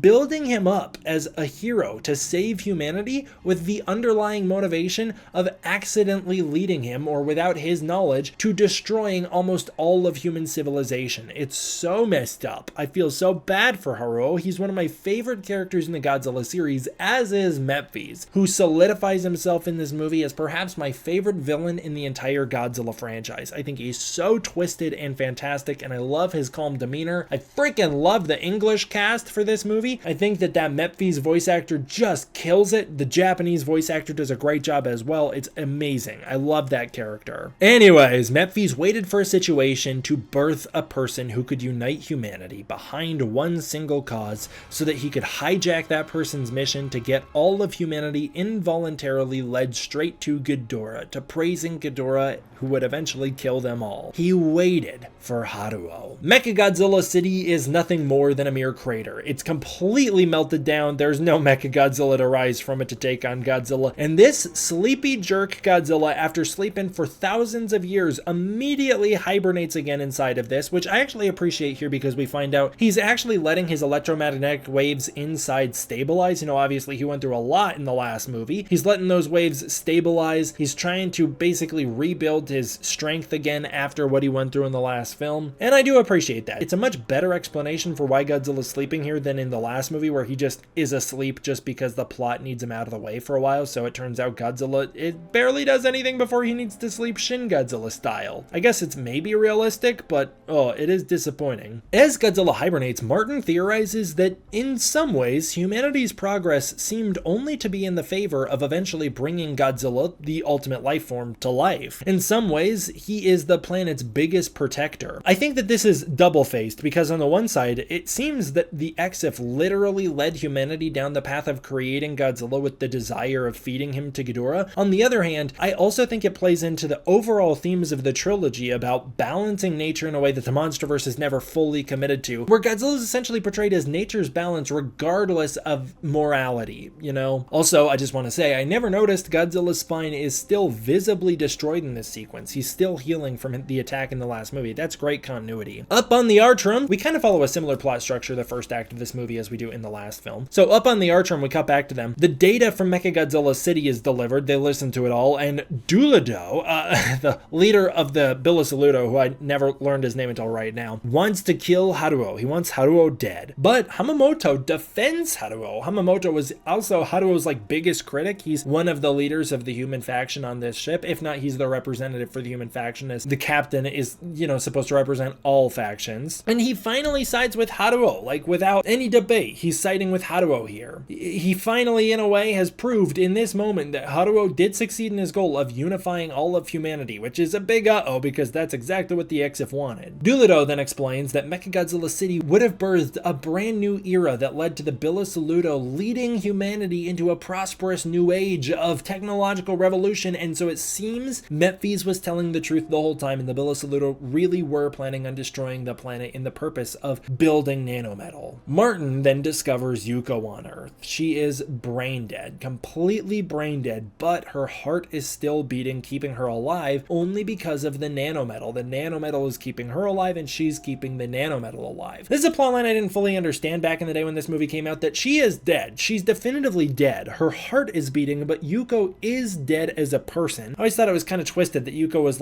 stuck in a coma and Haruo essentially kills her at the end of the movie, but that's not the case. She's literally dead. There's nothing for Haruo to destroy other than, I guess, her heart, but there is no brain functioning. She's not in a coma. She's not in a dream. She's dead. Martin then reveals that Haruo's compassion to not abandon Yuko is what cost them the battle, and that if he had condemned her to death and stopped Godzilla, he would have become a monster, both mentally and physically. Only a monster can defeat a monster. This is a line that I think is a little odd because Memphis and Martin kind of come to this realization together, but it shows that the script on the English cut is a little weaker than the Japanese script. In the Japanese script, Martin is like, oh, so in a weird way, we're actually agreeing with the Billy Saluto and Gallagher, who almost said exactly that in the last movie, whereas in the English cut, he says, that's the argument, which is paradoxical, but he never explains what the paradox is. In the Japanese version, the paradox is that they are agreeing with the Billy Saluto, and yet they killed the Billy Saluto for making that argument. That's the paradox. Like, in a way, they agree with the Billy Saluto, but they disagree with the Billy Saluto's methods. Essentially, Martin's realizing that the only way to defeat Godzilla is with a monster of their own, and they don't want to turn themselves into monsters in the process. But I do just want to say that I'm using that as an example to say that I do think the English script is a little worse and also creates some ambiguity in places that got very confusing, especially for me the first couple times I saw this movie, where I was like, what the heck is going on? And as we'll talk about, there is only one plot line in this movie that I truly think is not well written. To this day, I think there's a big problem with it, and it revolves around those damn anime thoughts, and I'll get there in a bit. Memphis then spins this whole conversation on Haruo's survival and rejection of the nanometal as a miracle. Adam then spreads the gospel, jumping in here and convinces the other humans to join the Exif religion. Memphis gets the humans to worship Haruo for saving them from Mechagodzilla, while at the same time becoming the vessel for the voice of Haruo. They will never listen to Haruo himself,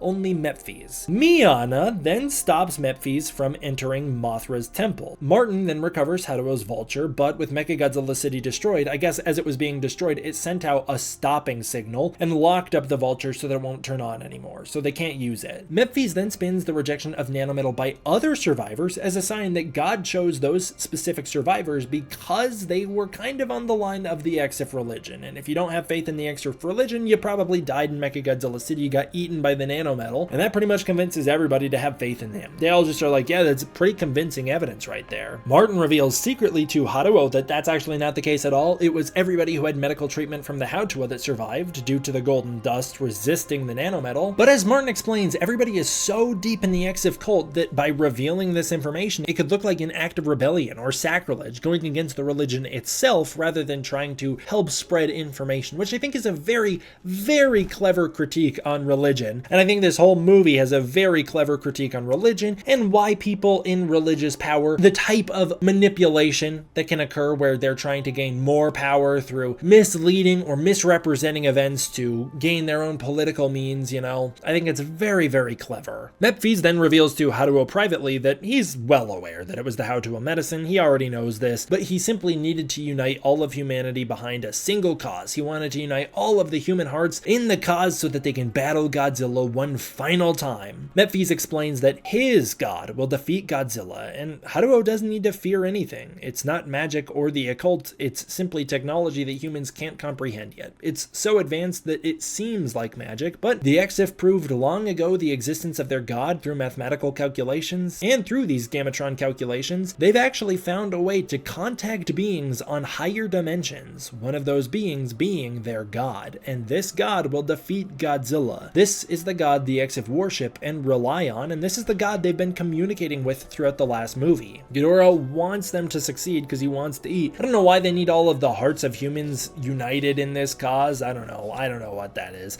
You know, I don't know why they need someone like Haruo to specifically give praise to Ghidorah, but maybe that's Ghidorah. Maybe that's just a Ghidorah thing. Maybe that's part of his ego. Maybe Ghidorah himself has some type of ego where he won't step in unless he gets the praise, or maybe people taste better if they're praising him. I don't know. I don't know what type of motivations he has. He's a higher dimensional being. It's kind of hard to understand higher dimensional beings, and I'm totally okay with that. I think it's fantastic. I think it's really cool, and I love that Haruo's reaction's basically like, you mean to tell me your god could have saved us this whole time? Then why didn't he? And he gets all mad and is like, have you just been letting us die just for the point of what? I think it's a great argument that Haruo rebuttals with. If your god could stop tragedy, why doesn't he? And then Memphis' answer is basically like, because I wanted you specifically to suffer, because I want to hear you praise him. I want you to praise Ghidorah. Which again, a very, very clever critique on real religion. I think it's good stuff. I think it's really, really well-developed themes that are given a lot of time to unpack. I think it's really, really well handled. It's also a touchy subject. I know some people could get very offended hearing that stuff, but that's just part of the discussion this movie's trying to have. If you're willing to engage in this movie discussion respectfully, that's what the point is to get you to think a little more critically. I don't know. I love it. I love it. I think it's great. As I said, it turns out Mephies has been waiting for Haruo to basically become so helpless that his hatred for Godzilla overcomes his doubt about God. He needs Haruo to believe in Ghidorah, because if he believes in him and he himself asks for Ghidorah, summons him, his voice is so strong it transcends dimensions. We get a little bit of that at the end, that Haruo's hatred burns so strong that Ghidorah is aware of him from the higher dimension. But yeah, that's basically the point, is that he needs Haruo to suffer enough until Haruo gives in. When that happens, Haruo's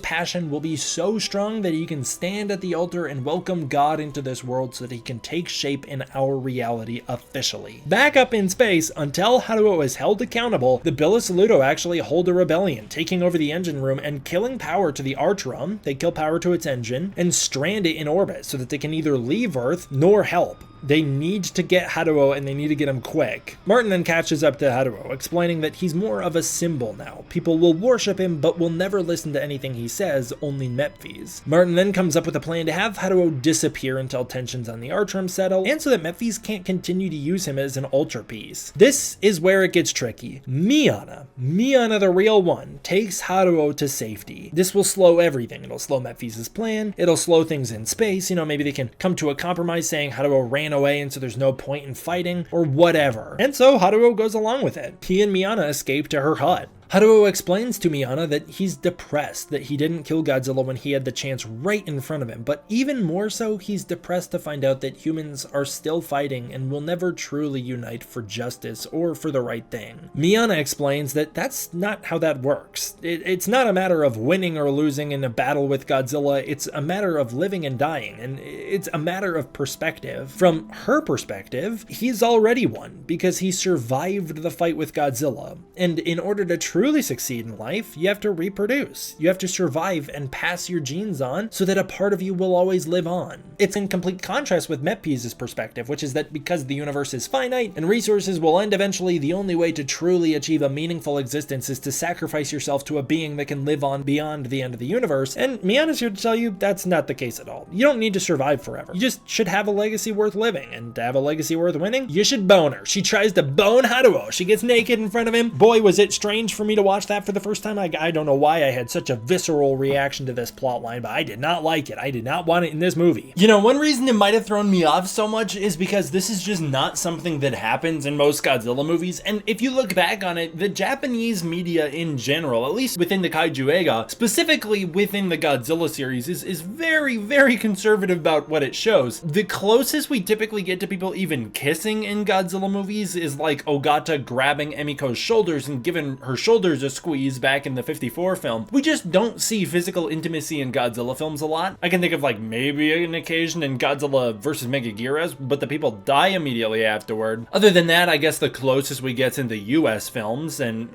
specifically that scene with Ford and Al Brody in Godzilla 2014. But I just feel it's important to point out that my boy Haruo is the first person to bang someone else in a Godzilla movie. Dude's the first Godzilla protagonist to get laid, and in fact, the only, to my knowledge, character who bones someone else during the events of a Godzilla movie. I can't think of anybody else who does.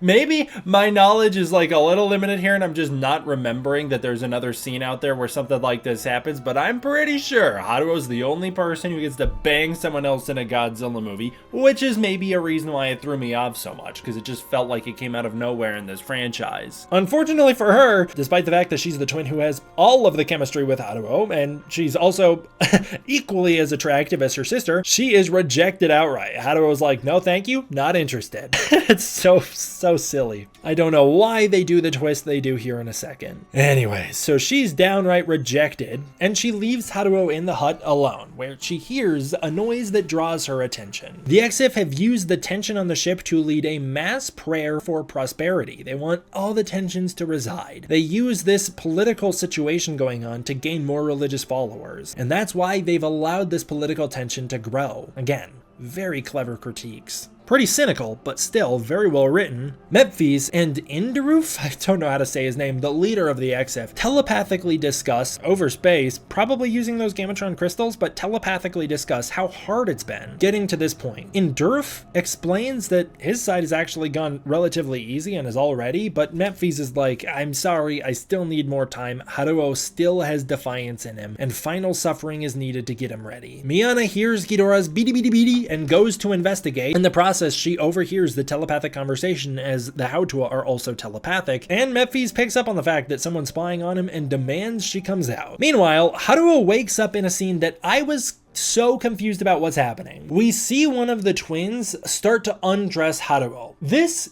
I thought, partially was a flashback to how Haruo got undressed before waking up in Godzilla Monster Planet's post-credit scene. Like, we're seeing that one of the twins has found out how to take his suit off in the past, so she's already taken it off. So now, we're seeing the flashback of that, and Haruo's just sleeping, but that's not what's happening. Despite the fact that we flash back to that scene, the scene of him being undressed doesn't have the flashback filter on it, and it's also directly cut with the scene of him waking up. The shots are the same of him waking up. Mayana shows up. Miana tries to bang Haruo and leaves. Mayana shows up and starts to undress him. To this day, what is she doing? Because the Japanese dialogue, she explicitly says she fears Haruo's gonna lose, so she starts to undress him and she's gonna make him win by connecting life. What was she gonna do if he didn't wake up? That's my big question, because boy, I'll tell you what I thought had already happened back when this movie came out. I thought she had already done the connecting of life. I was so upset with that plotline for being in this movie. Luckily, she doesn't. That's not what happens. She did not connect life with Haruo while he was asleep, but she was certainly undressing him while he was asleep. This scene is the only scene I think is not well written. I mean, this plotline, I should say, is not well written. Haruo has no chemistry with Mina. He has no chemistry with Mina. All of his chemistry was with Miana the nice one, the one he spent all of City on the Edge of Battle with, the one who clearly cares for him more, and the one who, after this scene, he will continue to spend more time with. After this scene, Haruo is more friendly to Miana than Mina, even though Mina's gonna be the one carrying his baby. And in the final end of the movie, it's Miana who shows Haruo spring, and it's Miana who Haruo has his final conversation and goodbye with before taking his own life. Not Mina, the one carrying his child. We barely get any development for Mina beyond the fact that she was angry but is now very excited to bone Haruo. She's not even excited about it as much as she's like, I think that this should happen. I don't understand why they did the plot twist. If it were me, I would have written it so that Mina is the one who goes to Haruo. She's the one who Haruo is going to be taken to safety with. She tries to bang Haruo and is rejected. She leaves and is captured by Mephes and confronts him because she's upset that he's, gonna summon Ghidorah. She's captured and is used as an altarpiece. Miana shows up and is like, Haruo, I was worried you were gonna die. And then they bone. Then she's the one who gets pregnant. She aids Haruo for the rest of the movie, saves his life, saves him during the big Ghidorah sequence. And then in the end, it's her and Haruo fulfilling the same roles. She's just pregnant during it, where she shows him spring. She has the final goodbye with him, and then he ends his life. I don't know why they switch it. My only guess is that the writers knew that after Godzilla City on the Edge of Battle, we would identify with more and like Miana more than Mina. So in order to get us more emotionally invested in saving the one that's captured by Mephes, it had to be Miana, and so Mina is the one that Haruo bangs and gets pregnant? I don't think that works at all. And let me tell you, this plot twist is so confusing that if you go check the wikis, the actual Wikipedia page will give you one explanation, Wikizilla will give you another explanation, and Gojipedia presents you with a third explanation for this plotline. One of the explanations is that Haruo spends some time with Miana leaves, Mina shows up, and they bang. It was Mina who first saves Haruo from the wreckage and undresses him. When he wakes up, it's Miana in the hut, and so he spends City on the Edge of Battle with Miana. That's what the Wikipedia will tell you, and that's what I'm inclined to believe. Mina saves Haruo off screen. When he wakes up, he's probably with Mina in the post-credit scene. It is Miana who he wakes up with in the City on the Edge of Battle and spends the movie with, and now Mina returns and undresses him. I don't remember if it's the Wikizilla or the Gojipedia, but one of them believes that it's Miyana who saves Haruo. In Godzilla Monster Planet, Miyana undresses Haruo in Godzilla Monster Planet. She's then the one he wakes up with in Godzilla City on the Edge of Battle, and he spends the movie with her. Then with Godzilla the Planet Eater, Mina shows up pretending to be Miyana. Mina is the one who's protecting Haruo, but she's claiming to be Miyana. She can't figure out how to undress his shirt because she's never done that before. That was her sister who did that. She leaves the hut, comes back into the hut, and then Haruo wakes up, and then they bone after he's already rejected her because he figures out she was pretending to be the other sister. That's actually a little bit more of the explanation I thought happened when this movie came out. I believe that's the explanation on the Gojipedia. The explanation on the Wikizilla is a little different. That whole plotline is so convoluted. I don't appreciate that plot twist. I don't think it works from a writer's standpoint because the two characters have no chemistry. Haruo has no chemistry with Mina. He has chemistry with Miyana, and I don't think it works from the perspective of it's genuinely confusing why they do that twist. So anyways, Haruo realizes that because the one who undressed him and saved his life was originally able to get him undressed, but Miyana couldn't figure it out, that means that the new twin must be Mina because she undresses him. I guess that's how he figures it out. Although, again, that wiki, there's another explanation that says that the shot of Haruo getting undressed was a flashback to before the events of the post-credit scene of Planet of the Monsters, and that he himself is the one who undresses, and that he's with Mina the whole time in this movie, and Miyana was the one who could successfully undress him in the last films. I'm inclined to believe the Wikipedia is the one that has the proper explanation. Mina is the one who saves him off screen and is the one who shows up here now after he rejected Miyana. And the voice acting would support that theory. After coming to this realization, Miyana couldn't get him undressed, and that means that Mina is the one currently with him. She explains that she's scared. She's scared that he's gonna die, and he says, I'm scared too. And then they bang. They bang for, I don't know why. They just bang. They do. Why wouldn't he bang the other sister? Why would he bang this one? I don't know. Maybe he was just sleepy. Maybe he needed a nap and it didn't matter which sister was with him when he woke up. I don't know. I also saw some people getting upset that like, is that cheating on Yuko? First of all, Yuko's dead. Secondly, he never reciprocated with Yuko. She kissed him. He did not kiss her. Like I said, Miyana then goes and confronts Mephes, who reveals that he kept his telepathy a secret the whole time so that he could gain the trust of the humans in the Villa Saludo, but that ultimately you don't really need telepathy to understand races like that because they wear their emotions on their sleeve. And she reveals that she actually figured out his secret a long time ago, and he's very impressed by that. He's like, wow, I really underestimated you guys. You guys are a lot smarter than I thought, and you've really mastered telepathy. She explains that it's because he was always so quiet, and he wouldn't communicate even using his mind. Therefore, it's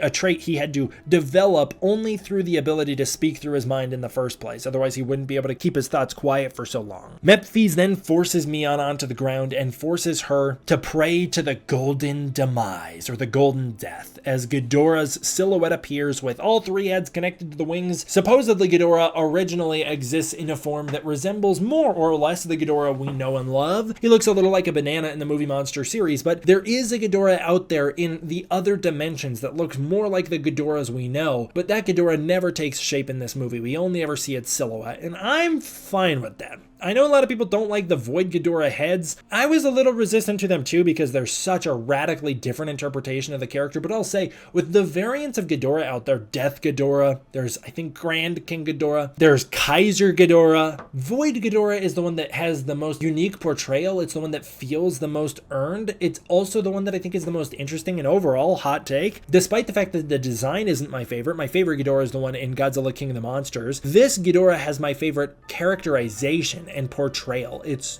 maybe not even characterization, because again, I really like the characterization of the one in King of the Monsters, but this one has my favorite portrayal overall. The concepts at play here are amazing. Ghidorah is incredible. I love him. And I love the silhouettes too. I love that the silhouettes can attack and freak people out and even harm them later on. Her scream, she screams out in fear, wanting something to save her, and it's Godzilla, the supposedly destroyer himself, who awakens hearing this. Haruo then has a dream that Mephes takes him to this sacred fountain where he reveals that without the presence of humanity, Godzilla stops being a monster and simply becomes a natural creature. Godzilla's only Godzilla because humans give him the title of monster. It's only through this human perception and judgment of Godzilla and his actions that he's viewed as evil. Haruo has single-handedly scared all humans and ensured that they all view Godzilla with the same judgment that he does, and it was Haruo who ensured Godzilla officially became a monster for the new generation. Again, all sowing the seeds for why Haruo makes the decision to end his life later, as he's already inspired Yuko and led her to her death. He's inspired so many countless other people to lead them to their deaths at this point, and unfortunately, the symbol of himself is about to lead all of the rest of these people to their deaths, and so at the end of the movie, he takes his own life to prevent that from happening to the Hatua. Haruo then discovers Miyana in Mephi's sacrificial bowl and wakes up, with Mina revealing she felt it too. She could feel Miyana crying the word Ghidorah, and that's when Haruo puts the pieces that this really did happen together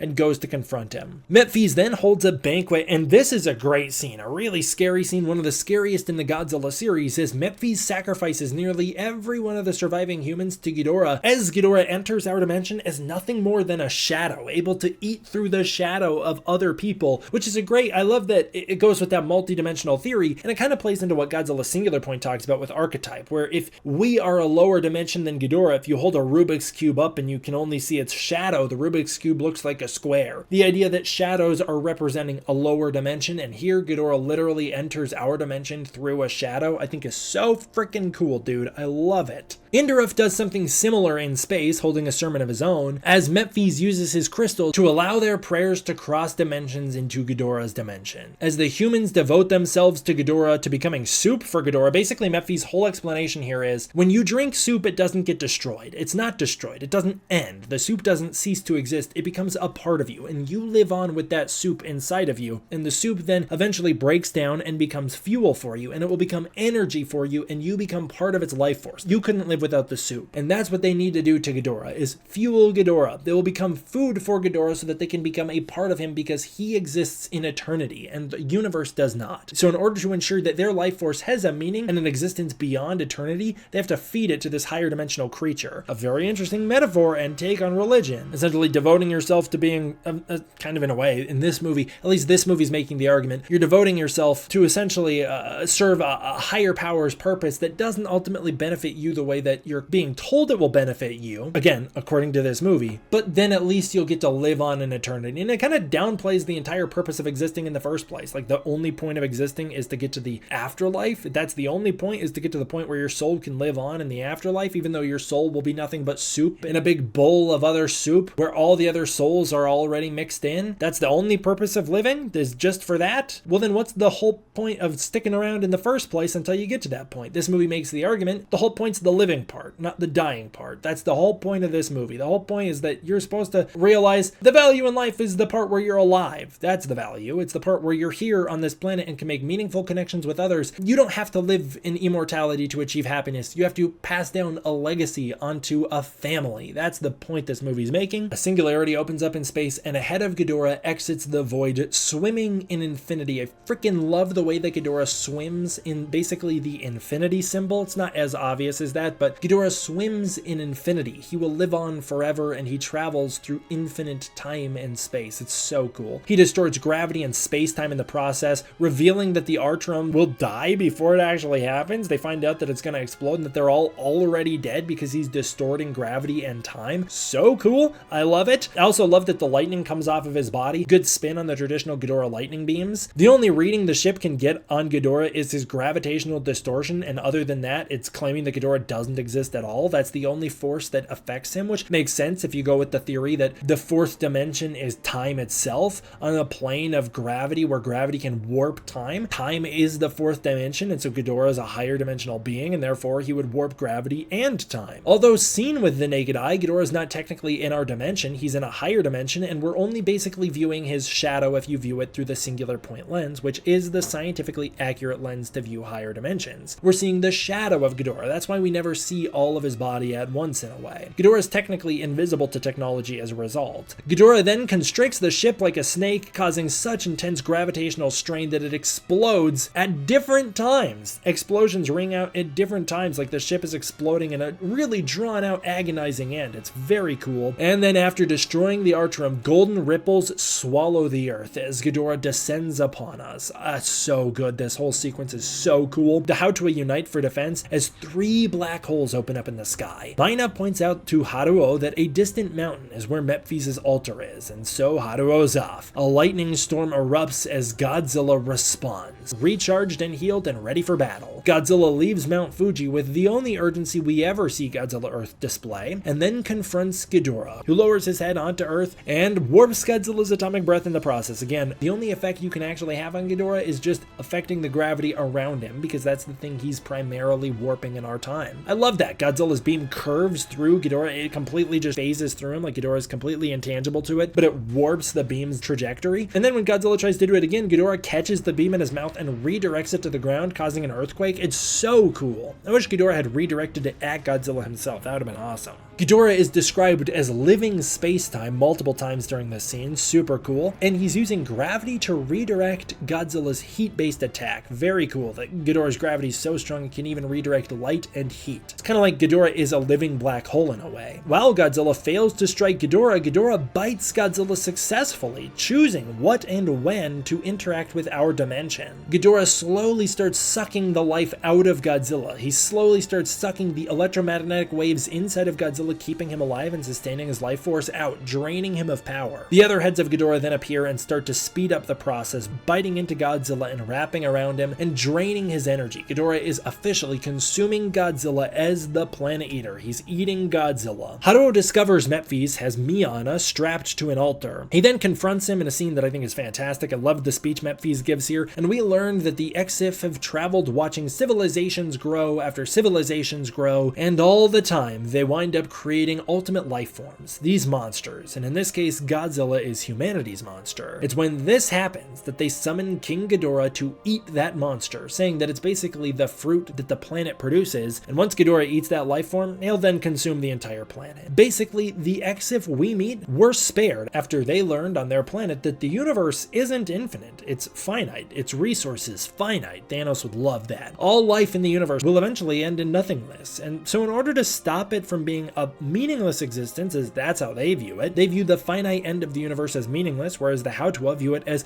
an even more rewarding thing. It gives all life purpose and makes all of the time we have so much more meaningful. Mephies' solution is just to travel from planet to planet and simply put an end to their misery before the natural end of the universe can do it itself, and so they feed it to Ghidorah so it can become a part of him, fuel him, and because Ghidorah lives on as infinite energy beyond our universe, so will part of you. Part of you will live as an energy inside of Ghidorah himself, fueling him. It's their eternal purpose. Ghidorah was discovered in his higher dimension, and the Exif summoned him to their planet to end their planet for them, and he did. Ghidorah spared a few Exif to travel throughout the galaxy as his heralds. It's kind of like this movie in a way is Godzilla vs. Galactus, except Galactus is a lot scarier. Mephies then reveals he's actually replaced his eye with the Garbatrium crystal he had repaired in the last movie. Another reason he couldn't do this before now is because he needed that crystal to be repaired. And it hypnotizes Haruo and sends him into a trance where Mephies uses his telepathy to get inside of Haruo's brain and explains to him that because the universe will end and there's no eternity in this dimension, the only way for life to have a full purpose and to make sure each life force can achieve a form of immortality is to fuel a creature like Ghidorah who exists beyond time and space and beyond the universe. This is how Mephies plans to continue the survival of the species, not in literally keeping them alive, but in at least keeping a part of them alive, a speck of them alive. Mephies is trying to sell Haruo on this and the fact that it's actually a good thing. It puts an end to all suffering. It's actually pretty cool. You should do it. You should really do it, Haruo. You should say that Ghidorah is so great. Haruo, you should really say that about right now because we need you to. As Ghidorah offers instant relief from fear and pain and grants a vessel for life essence to live on. All Haruo has to do is embrace Ghidorah, offering his soul to Ghidorah, and Ghidorah will have full access to this dimension and devour Godzilla because Ghidorah does not have full access to this dimension. He can only peer into it, but he cannot act under his own free will. He has to have someone guiding him as he kind of in a way it's like he's again interacting with shadows and doesn't know where to aim. He needs Mephies to aim him. Mephies can look into the shadow and see the depth in it. Ghidorah can't. And Ghidorah would be able to take his full final form. Godzilla somehow, and again, this is maybe one of the only other things that I kind of view as a writing mistake in this movie. Godzilla powers into his Scarlet Godzilla form, except that he doesn't have the electromagnetic waves going crazy inside of him or the EMP causing him to go off balance. So I don't know how he's able to channel that much electromagnetism inside of him to be able to heat up like he does, but he does power up into Scarlet Godzilla Earth form. They believe that this might give him a good chance though, because Godzilla can just use the heat to indirectly burn Ghidorah out without actually having to touch him, but Ghidorah's not actually in our dimension. It doesn't do anything at all, and Ghidorah just sucks the heat right out of Godzilla, returning him to normal and actually below freezing. They then start to realize Godzilla's literally vanishing from existence. Ghidorah is basically taking him out of existence, and this is what triggers the realization for Martin.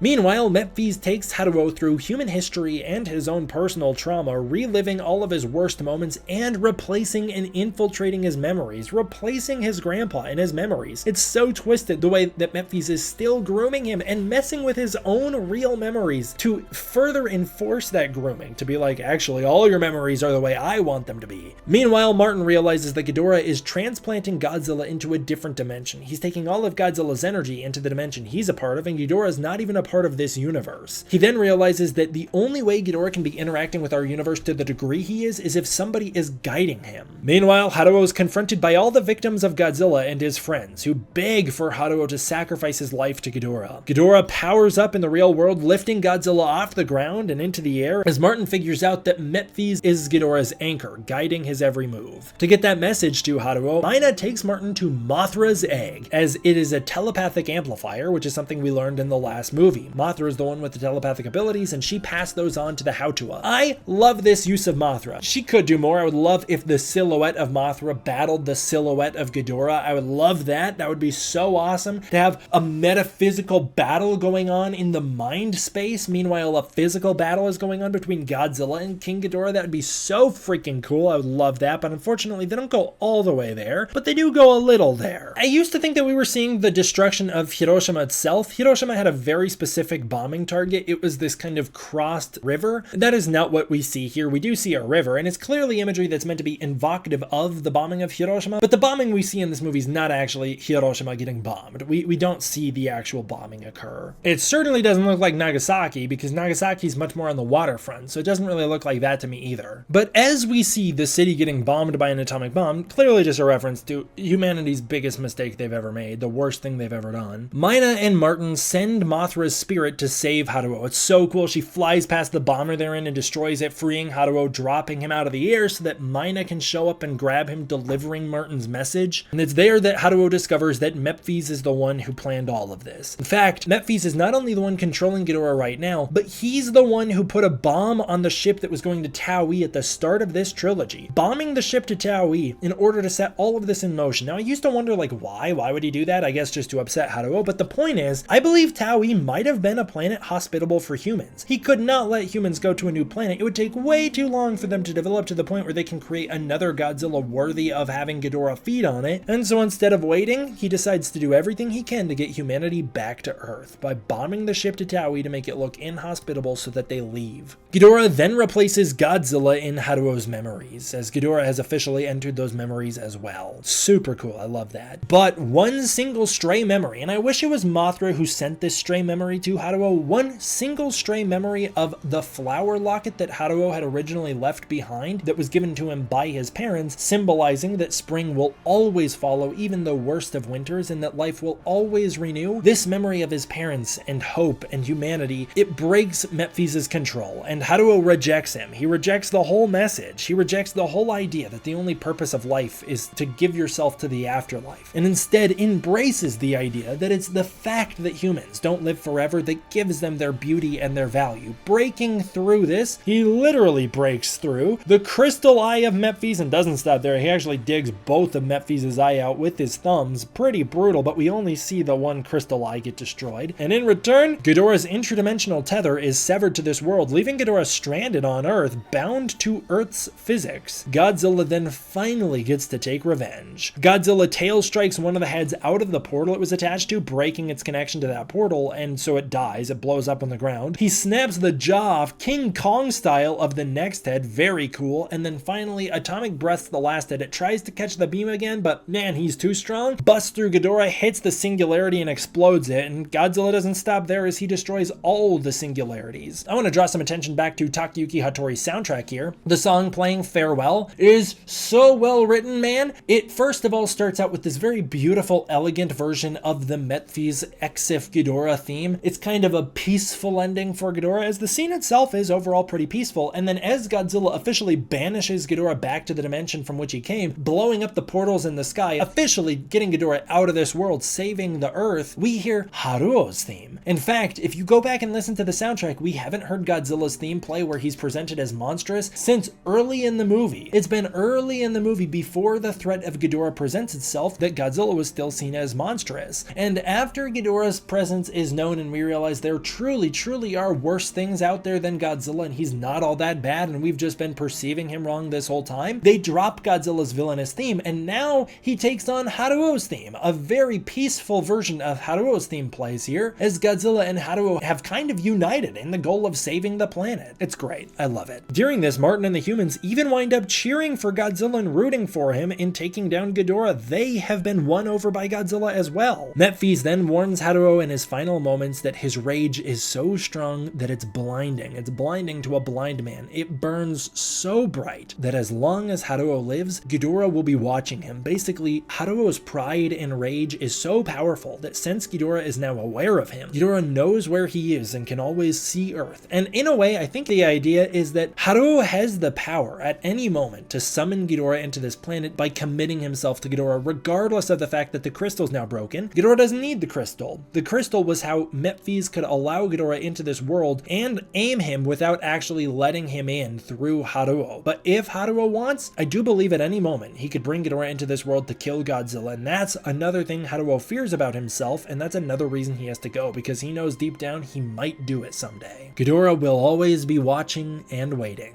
Haruo then holds Mephies and cries, sobs as Mephies dies, as Mephies was, in a sense, his father figure. And so despite the fact that this guy is pure evil and the worst guy in the galaxy and a terrible person and the most evil, despicable person we've ever seen in a Godzilla movie, Haruo still can't help but weep for the loss of his friend and family. It's so tragic, man. What isn't tragic is that XAI kicks on in a song that I think is translated as Evergreen. This song plays as we see humanity heals, nature heals. Over the next few months, they are nothing but prosperous. The surviving humans, which there's a lot more than I was led to believe, there's just a ton of them show up out of nowhere. The surviving humans throw away their weapons and their spacesuits and live peacefully with the Hautua. They integrate into their lives and life blossoms, literally. Plants grow, flowers bloom, things are good. Haruo and Mina, I believe, get married, but Mina is certainly pregnant with Haruo's child, and they're in love. And this happiness ends abruptly as Martin reveals that, yeah, he's still kind of got some of that human arrogance and definitely that human pride deep within him as he restores the vulture and it's active again. Turns out he can also restore its propagation and rebuild all of the societies that have come before. Anything that the nanometal has scanned, it can rebuild, including Mechagodzilla. It can kill Godzilla. It can rebuild Mechagodzilla City. They can do it this time. And here he finds out that it was through the living nanometal on Yuko that Martin took to restore the vulture. Pretty brutal. That's pretty messed up. Using it, he plans to rebuild everything. And with it, Haruo realizes they'll have a way to defeat Godzilla and in the process birth a totally new monster. Maybe not Mechagodzilla,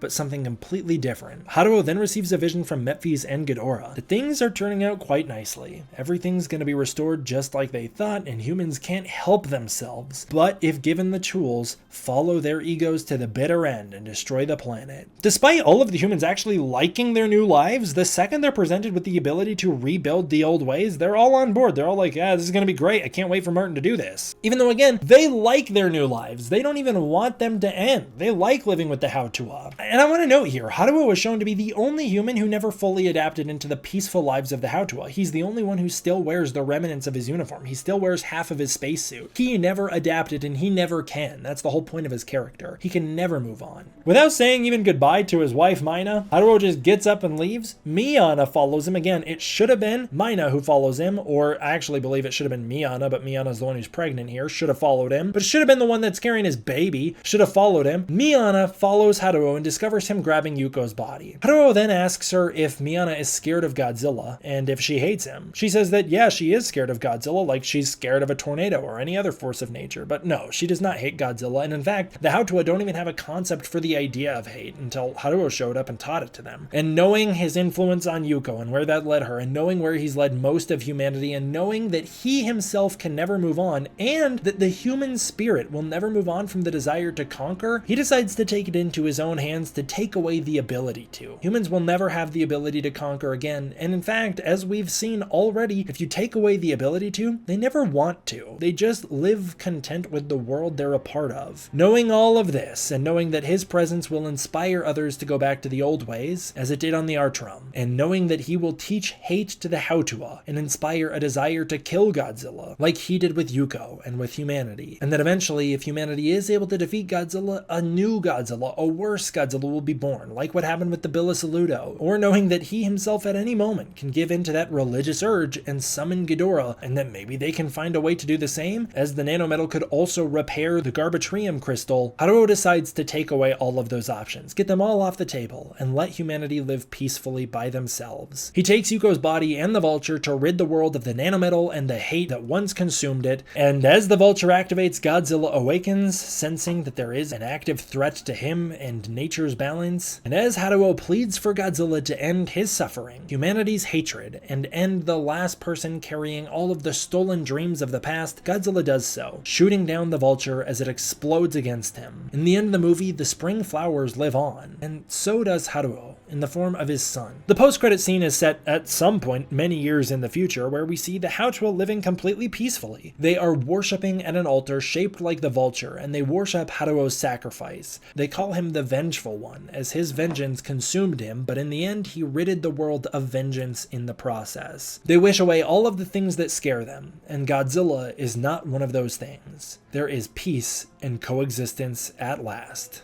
The human story of Godzilla the Planet Eater, I think it's so freaking strong. As you can tell, I've been gushing about it this whole review. I think it's fantastic. I think it's fantastically written. Mephies is amazing. He's my favorite villain of the Godzilla series. Haruo's journey is tragic and gripping, and I also think it's incredibly well written. Well, I can understand why people are critical of the ending, essentially suggesting that the world's better off with Haruo dead. You know, that's a Japanese trope. There's a lot of Japanese media that suggests the world's better off with the hero dead. The idea of the self-sacrificing, depressed Japanese hero goes back way into traditional Japanese folklore, and is nothing new to the Godzilla series, as it all starts with Dr. Serizawa sacrificing himself to save humanity from his own invention. It's all right there already. I think it's all great. I love the human story of this movie, and it retroactively made me appreciate the human story of the other films so much more, especially Godzilla City on the Edge of Battle, with all of the very well integrated setup and foreshadowing for this movie and the twist with Mephies. I think it's all right there. It's all great. It's a very well thought out trilogy. The kaiju story is the best of the trilogy by far. Godzilla gets the most to do here. He's awesome to see. They actually get us to root for Godzilla despite the fact that he's been the enemy the previous two films. Void Ghidorah is fantastic. I love the way he moves. I love the way he swims. All of the way he interacts with the environment, the way that the sensors can't pick up with him, the way that the lightning comes off of him. I love everything, except I just don't know if I understand the design choice personally, but I appreciate how it was used. It's used in a great way. The way he coils around Godzilla as this infinitely long and terrifying being that we can't perceive is great. I wish we could have gotten one sequence where Ghidorah takes his full form, but other than that, it's all great. I love it. Ghidorah really plays into the cosmic horror vibes that we've never really gotten to explore with that character before. The visuals are much better here than they were before. We get rid of that really depressing color grade with the fog and the blue haze over the entire planet. The planet actually doesn't wind up foggy in this movie after Ghidorah is defeated. It winds up being looking very nice and hospitable again. The pinks and blues in this movie are very beautiful. That sunset scene, or the sunrise scene at the end of the movie where Haruo sacrifices himself, is really great. It looks so beautiful. And the actual visuals are great with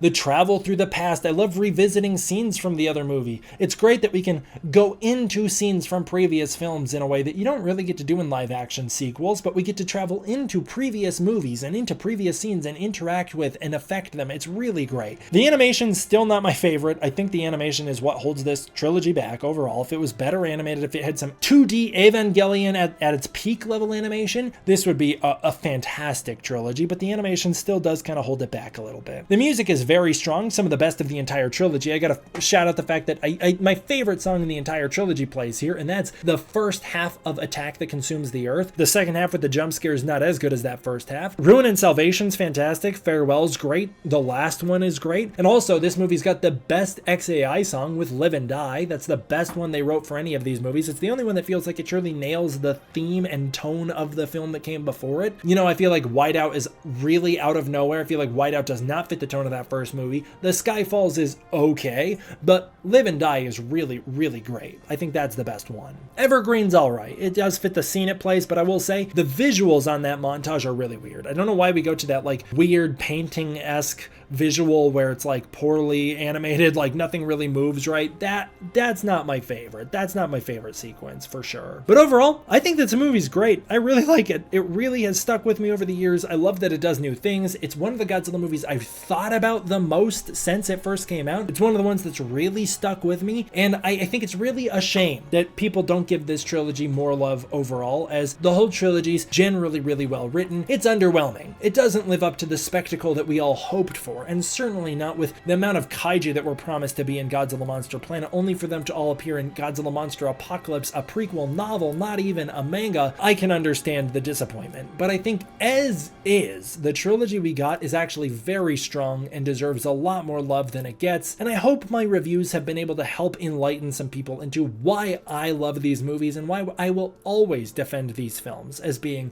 really, really well written, interesting Godzilla movies, and why I like them so much. Also, this is the end of a freaking era, man. Before I give Godzilla the Planet Eater a rating, I just gotta say, this is it. I just finished off the last page of my Godzilla-Thon notebook that I take all my notes. I handwrite my notes for these movies. I just finished off the notebook. It was a notebook that has served with me since freshman year in high school. It was originally my government notebook, but I used it so barely in government. I only had to tear a couple pages out to move on to Godzilla-Thon. And starting my sophomore year of high school, I started reviewing Godzilla-Thon using this notebook, and it has served with me until now. We're 8 years in, or I think 8 years in since I started Godzilla-Thon. 8 years later, I just finished off the original Godzilla-Thon notebook. I'll have to start a second one for the next era, which fittingly begins with Godzilla King of the Monsters. I think that's going to be fun. We just ended the anime trilogy. We ended my Godzilla notebook, and this is the last Godzilla-Thon title card I did the artwork for. I did the artwork for this all the way back in 2019, in May of 2019, when I was going to reboot Godzilla-Thon. I did the artwork for this. This is the last artwork I ever did for Godzilla-Thon. I did all the Kong-a-thon artwork after this, I believe. So technically, the Kong Skull Island review of Kong-a-thon is the last artwork I ever produced for any of these reviews. But from here, I will have a thumbnail artist working with me who has produced the thumbnail art for the reviews moving forward. So it really is the end of an era in so many regards. Thank you guys all for sticking with Godzilla-Thon. I give Godzilla the Planet Eater a very solid 8.5 out of 10. I think it's fantastic. I think it's great. Do I think it's perfect? No. I think the visuals kind of hold it down. The pacing of the monsters' movements hold it down. The underwhelming fight holds it down. But on the whole, the ideas, the writing, the premise, it's so strong. The core themes and allegory being explored are so well done. Godzilla the Planet Eater is a solid 8.5 out of 10. I love this movie. I will continue to sing the praises of this movie for years, and I hope my review helped you guys see why. Thank you guys all for watching. I want to give a huge thank you to my patrons over on Patreon. It is through the support of the patrons on Patreon that I'm able to continue to make videos like this for you.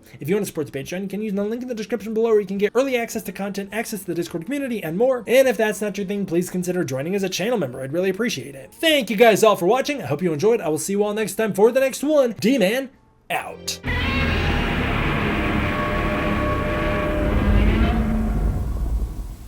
What's up, everybody? D-Man back. Welcome to a brand new video, and today it is time. I promised that this would happen all the way back in 2019, and as per usual, I'm super freaking slow to keep my promises, but here we are back with episode 38 of Godzilla-Thon. Once again, I gotta give a huge thank you to all of you for all of your support. It is because this channel hit 101,954 subs that I relaunched Godzilla-Thon, and oh my gosh, I gotta tell you, it's been so much fun for me to revisit Godzilla King of the Monsters. I love this movie so much. This movie's like my home. I mean, it is, when I think back on it, it is the coziest little movie for me. I'm so nostalgic for it. I have so much love for it. But beyond that, I just really love it. I think it really does hold up. I know that, like, the fan base is kind of split on it, that particularly on Twitter, there's a decently vocal community of people that, like, don't love Godzilla King of the Monsters, and that's fine. You don't have to. I think a lot of that comes from the fact that a lot of the time,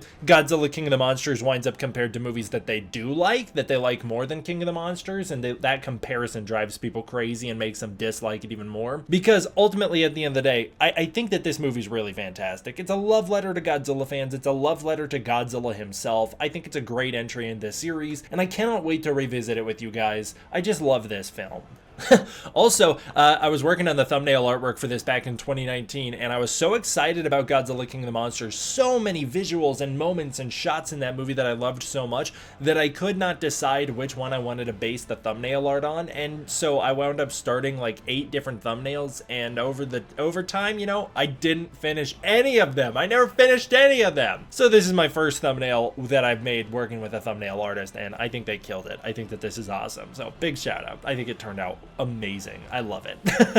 And that'll get us into Godzilla King of the Monsters. Godzilla King of the Monsters came out on May 31st, 2019. This was the year I graduated high school, so a big changing point. I graduated like a couple weeks before this movie came out. I was in the middle of grad party mania, so like I just have so many fun memories of around the time this came out. And in fact, I didn't do a grad party. I never had one, but I took a bunch of friends out to see Godzilla King of the Monsters, and that was kind of my grad party celebration. So like I have so many fond memories of seeing this movie with my friends and just with family, and like I saw it so many times. The first time I ever saw it in theaters, it was a little later at night. I saw it in IMAX, and when I got out of the theater, someone came over to me. His name was Kane, and he was a viewer, and he came over and we chatted for a while. He liked the movie. It was very cool to see him and meet him, and I'm very appreciative of him for coming over and saying hi. And not only that, but I wound up being in the exact same auditorium as Goji Fan 93, who was just there by chance in the same theater as me, and he and I talked about the movie afterwards. So like, I understand that I'm biased. I understand. And this is also the Godzilla movie I'm the most connected to. Not only is it the one that I covered the most extensively and thoroughly, I would argue, because we had the most build up to it, 5 years of build up on the channel, and I was so involved with it and I was so excited about it. It was also a purer time, you know, I was a little less cynical back then, so it was easier to get me hyped. So not only do I have all that, but it's also the movie that, because of you guys, I've had the most experience with, you know, because of the support you guys have given me. I've been able to meet and make great friends with people all over production on Godzilla King of the Monsters. I've met people who were extras on the movie. I've met people who were military consultants on the movie. I've met people who were VFX artists on the movie. I've met VFX supervisors on the movie. I've met actors from the film. I've even met Michael Dougherty, the director of the movie, and it's all because of the support you've given me, and so I cannot thank you enough. It's because of you guys that I have such a strong connection and appreciation for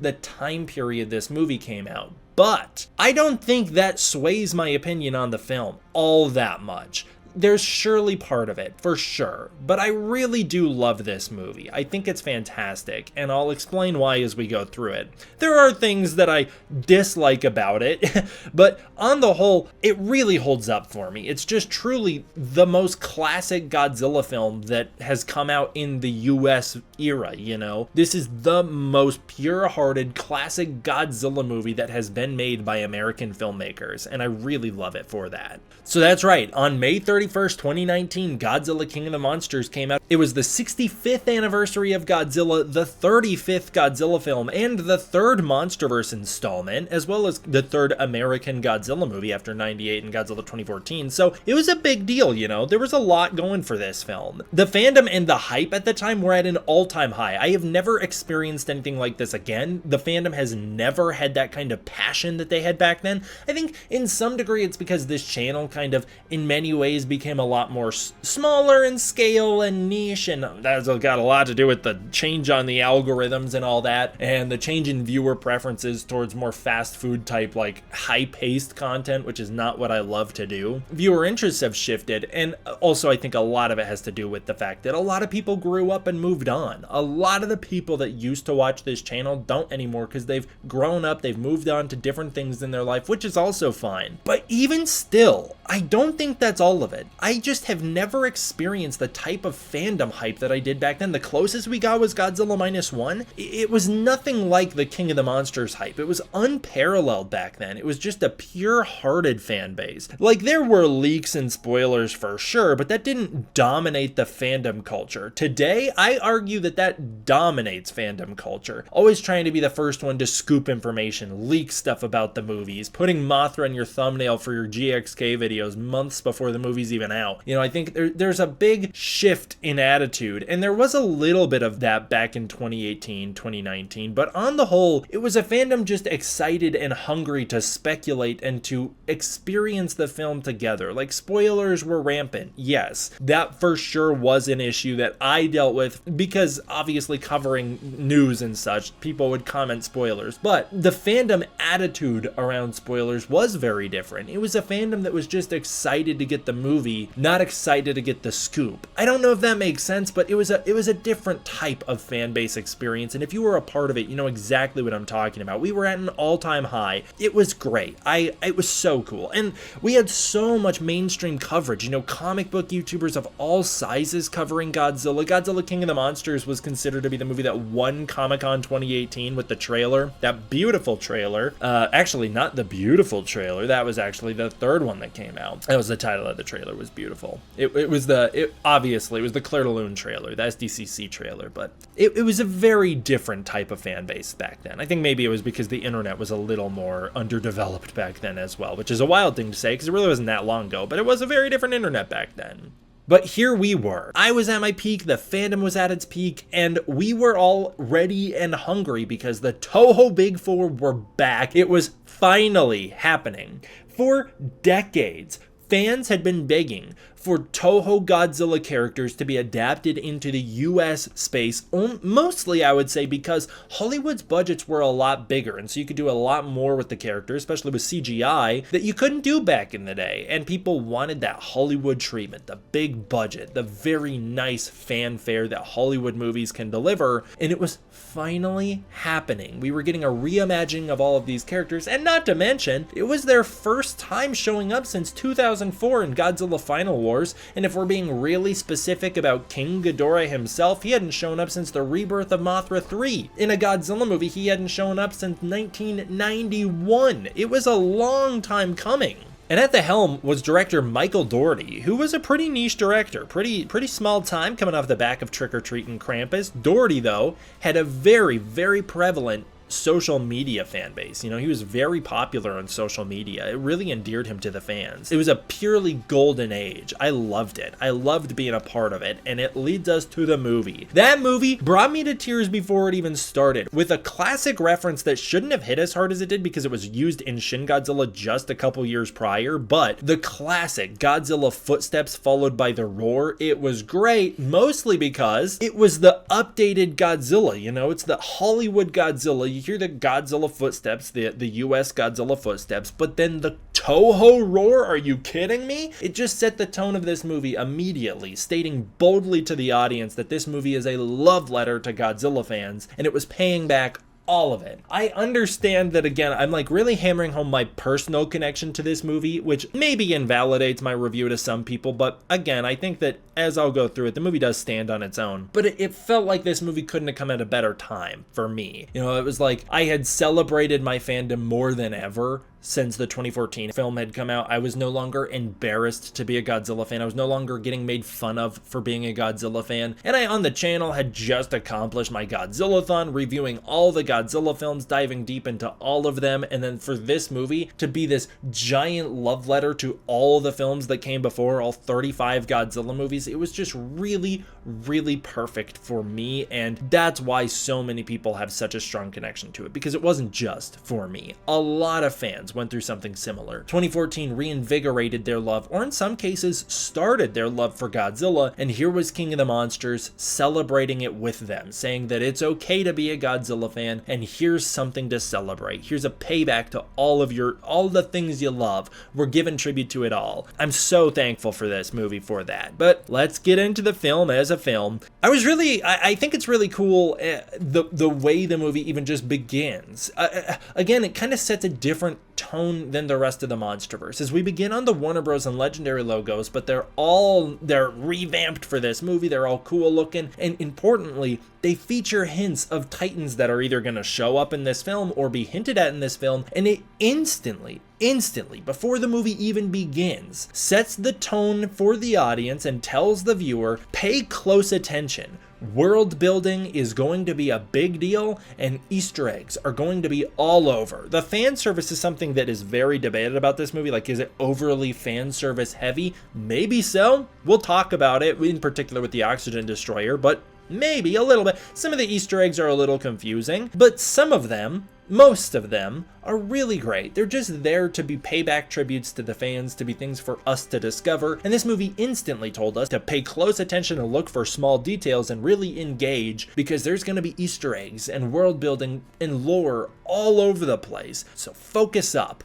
And I love that. I think that's fantastic. I love it when movies do that. We start the movie returning to San Francisco in 2014, a cool way to get us back into the MonsterVerse, as it had been 5 years since the last Godzilla movie came out, and we are on the ground in this orange city. It looks nothing like it did in Godzilla 2014, which I think was another statement from the filmmakers trying to be like, look, you're going to be able to see this one. You know, the big complaints about 2014 was that it was so dark and you couldn't see anything and whatever, and I think that they were trying to immediately tell the viewer, like, it's okay, you're going to be able to see the monsters in this movie. So they start with a shot of Godzilla, you know, and then you're in a very orange version of San Francisco, very well lit. Godzilla's right there prominent in front of you. I, as a fan of continuity, would have preferred a more visually consistent San Francisco with the 2014 film. I don't even care that Godzilla's not necessarily in a location that makes a ton of sense, given where Ford Brody is falling in the sky, and when he sees Godzilla, he's got a long way down. Godzilla can run over there, I guess, you know? I'm not even as concerned about that, but one thing that has always stuck out to me as a little odd is they have a weird hybrid Godzilla design somewhat between the 2014 and 2019 Godzilla design featured in this opening flashback. I think it would have been really awesome if it was a Nightmare Godzilla design, like the Nightmare Gamera from Gamera 3, where you flash back and Gamera looks horrifying and you can understand why someone would be so afraid of him because that's how they perceive him. This is a memory, and a memory of the San Francisco attack where Godzilla killed your son. You could picture him as being truly terrifying, and yet it's just weirdly not. It's like the most mellow of the Godzilla designs. He's a half-breed between 2014 and 2019 in a way that doesn't do anything for the world or lore, but was just, I think, a VFX cheat code to try and speed up the process, where they didn't want to have to bring in and update the Godzilla 2014 design because, of course, 5 years had gone by. You'd have to retexture that guy. You'd have to make sure he's up to date for modern VFX software, which eventually they'll have to do anyways for Monarch Legacy of Monsters, but back in the day, I think it was just trying to speed it up, you know, get to the point. And so they used an earlier version of their 2019 design before they landed on the finalized design. Long ramble aside, we start out in the San Francisco flashback. I think it's a great framing device with the Russell family on the ground as Godzilla essentially kills their son. We don't see it on screen, but their son Andrew has died here. It's a great framing device to get us back into the world, to remind us of where we left off, to immediately establish the stakes, and to establish the character dynamics and why they feel the way they do about Godzilla. It was all great, really well done.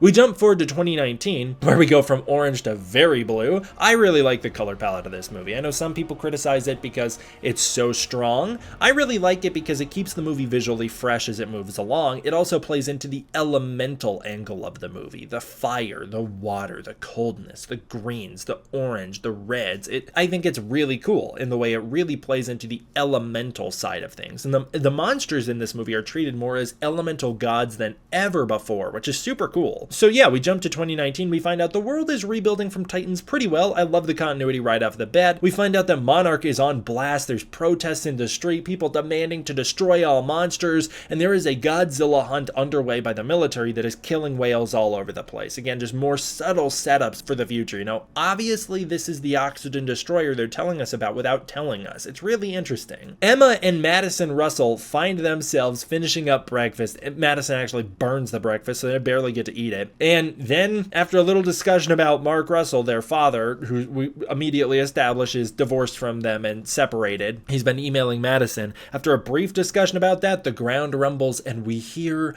Mothra's classic roar. That gave me goosebumps the first time. The fact they're embracing the lineage of Godzilla and Mothra in such a bold and earnest way was so cool. We see the Temple of the Moth. It looks great. I love it. And after that, we find out Emma has finished her device, the Orca, and she plans to use it today. Unfortunately, this movie does double down on one of the things that I did not love about Godzilla 2014, and one of my bigger issues with the MonsterVerse overall, which is that, you know, there's a big debate in this fandom over if Godzilla King of the Monsters is pro-nuclear. I don't think it is at all. I understand why people think that, because Serizawa used a nuclear bomb to revive Godzilla, supercharge him, and it's in this movie presented as Godzilla becoming the hero, you know, Godzilla powers up and it's a very heroic moment. I think the thing people aren't realizing is the nuke in this movie is used as a scientific tool, not a weapon. This movie very, very clearly has a very strong environmental message, and claiming that this movie's pro-nuclear completely goes in the face of the blatant environmentalism in this film. It's like you have to completely ignore all of the environmental context of this movie to have that opinion and just focus on the specific moment where Serizawa uses that nuclear bomb. The nuclear bomb is used as a scientific tool, not a weapon, and this movie is very clearly very critical of the military. Very clearly this movie views the military as essentially a bunch of meatheads who cause problems, and the movie presents the heroes, the superheroes, as the scientists. Just as Ishiro Honda used to always do. The scientists in this movie are the good guys, and it's when you give a nuke to a scientist and let them use it for science and not as a weapon that it can do any sort of good. That's more of how the movie uses it. But one thing that kind of has always stuck out to me as an issue with the MonsterVerse is that the MonsterVerse, in many ways other than that, does kind of contradict the entire point of the Godzilla series. Godzilla is a warning of our tampering with nuclear weapons. He is nature's revenge on mankind for the nuclear bomb. And Godzilla 2014, whose fault that is? Probably the DOJ. You know, when they stepped in to help produce Godzilla 2014, they really changed a lot of that movie's core themes and messages and changed the way the military was going to be portrayed and all of this stuff. And one of the bigger changes to Godzilla's lore is that he is now a naturally occurring monster. He always has existed. We find out that the Earth used to be 10 times more radioactive and the monsters in the past used to feed on that radiation. I wish this movie didn't have to double down on that and make it so overt. If we had left it where we left it, that's one thing. But to double down on it and explain every monster is an atomic monster, but there is no messaging to it, is a huge misstep. All of the Toho monsters in the Showa series are atomic monsters because mankind's been destroying the planet with nuclear weapons, and it's a warning about how we should maybe not do that. Actually, they're horrible. It's a horrible thing that causes good, innocent people to die. And in these movies, it's just like, they're all radioactive, and that's good. We never explore it in a meaningful way. It's brushed off, and in this movie, they kind of alter it to try and make it its own thing, but I don't think it really works all that effectively. I bring all this up because as they're entering Mothra's temple and explaining that she's about to, you know, hatch from her cocoon, they bring up the fact that radiation levels are spiking around Mothra, which would be interesting if Mothra was a radioactive mutant, but none of the monsters in the MonsterVerse are mutants. They're all naturally occurring creatures, and there's no messaging to it in this context. Later we find out they put an environmental spin on it, but it's not the environmental spin that Godzilla fans have come to expect. It's a very different, weird type, very fantasy type. All that to say, that's one of the things that I take issue with this movie on, is doubling down on all of the Titans being radioactive monsters. I think it makes them all infinitely less interesting if they've all just, there's tons of them that have existed. If Godzilla's not a unique creature, but instead just one of many, and all of these radioactive monsters exist, and Godzilla's not even unique biologically radioactive anymore. I think it does undercut a lot of the monster's impact. So that is one critique I'll give. But this whole sequence I think is fantastic. I love the atmosphere of it. I love the mood of it. I love the reverence of it as Mothra is born. It's a great moment. I really like the new caterpillar design, Mothra larva design. The old designs are very classic, but they're also very simple. And I like that this new one looks a little meaner, a little more combat ready, a little more monstrous. I really like that aspect of it. The old one literally looks like a little worm. I like that the new one is unique. It is a monster, and Mothra looks great. Her containment grid is immediately hacked. I appreciate that they're doing the world building, saying yes, Monarch does still have containment grids, and in fact a failsafe to kill Mothra, which I believe she probably would have died. She was very small and feeble when she was born, so she probably would have been killed, and I think that's also great. But their containment system is hacked. Mothra starts to panic and starts to fight the guards around her. She hucks one of them into a giant spider's web with a giant spider in it. That's very out of nowhere. I really like that fantasy element randomly thrown in there. Of course, Mothra's always been a fantasy character, so it really works in her setting. Emma rushes in and uses the orca to calm Mothra down, and Madison and Mothra then share a little moment as Madison rushes in after Emma, and as she reaches for Mothra in this beautiful shot, the classic Yuji Koseki Mothra theme plays,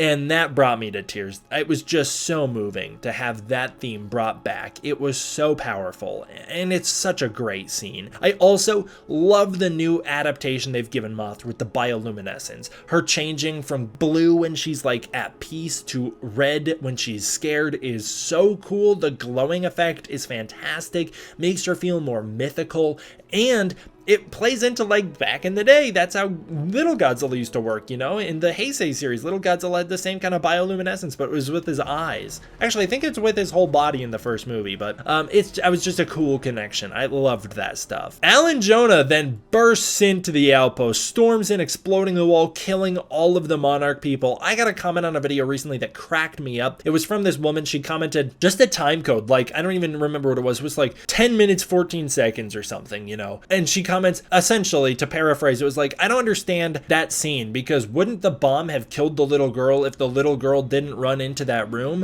Why would the mother allow that to happen? And I had no context for what this is talking about, because they timestamped the movie Godzilla King of the Monsters, not my video. I don't even remember what video it was on. I think it was a King of the Monsters related video, but they timestamped the part of the movie, not the part of my video where like any footage of that played or anything. So I had to go to the movie to find out what they were talking about. And I do think that's a funny thing to bring up, is that if Madison didn't rush in there to try and calm Mothra down with her mom, or to be there with her mother, Madison would have been exploded just like all the rest. I'm sure Jonah would have spared her, you know, obviously when he walks in and he kills that scientist, he would have spared Madison. Maybe he even had an inside guard, giving him the all clear that Madison is out of the danger zone. Maybe Emma orchestrated it, running in there to calm Mothra down, knowing Madison would follow, and so she knew Madison would be safe. I think most likely, Alan Jonah did not really care one way or the other. It's very possible the bomb does kill Madison. It's maybe even possible it kills Emma. Ultimately, he wanted the orca, and Emma Russell was more of just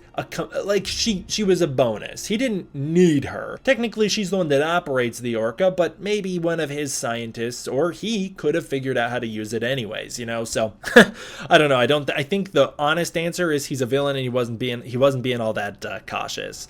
He was just going in there and getting the job done. At this point in the story, it does seem that Emma and Madison are kidnapped, although later we find out that's not the case, and the orca is taken away by this new eco-terrorist, Alan Jonah, who's fantastic, played by Charles Dance, instantly commands a presence. Charles Dance is such a strong screen presence, he's great. Serizawa gets word of this during a Senate hearing about how essentially the Senate's like, we're about to give over Monarch to the military so that they can exterminate the Titans, because you cannot give us one good reason not to do that, which again, great world building. I love that stuff. Serizawa then just gets up and leaves, kind of showing that Monarch from the outside perspective looks very irresponsible, and he recruits Mark Russell. Mark Russell, who was one of Monarch's very prominent members, who retired after 2014 after the death of his son, and who struggled a lot with his own health over the years, and is now at a place where he's a lot more, I would say, at peace. Like, he's no longer an alcoholic, he's getting himself together, but he just wants to live secluded in the woods and to study his little animals, and now he's being being brought back in because as the designer of the Orca, they plan to have Mark track the Orca down, and in the process, he can find and save his family. So he rejoins Monarch. And here, Mark learns that there are 17 Titans after Godzilla that have been discovered by Monarch, and counting. Some of which were in deep hibernation, but all of which have been contained at secret Monarch outposts, which I think is great. Again, love that world building, love the premise, love the setup for like where we thought we were going, where we were going to get the 17 Titans in the future of the MonsterVerse, and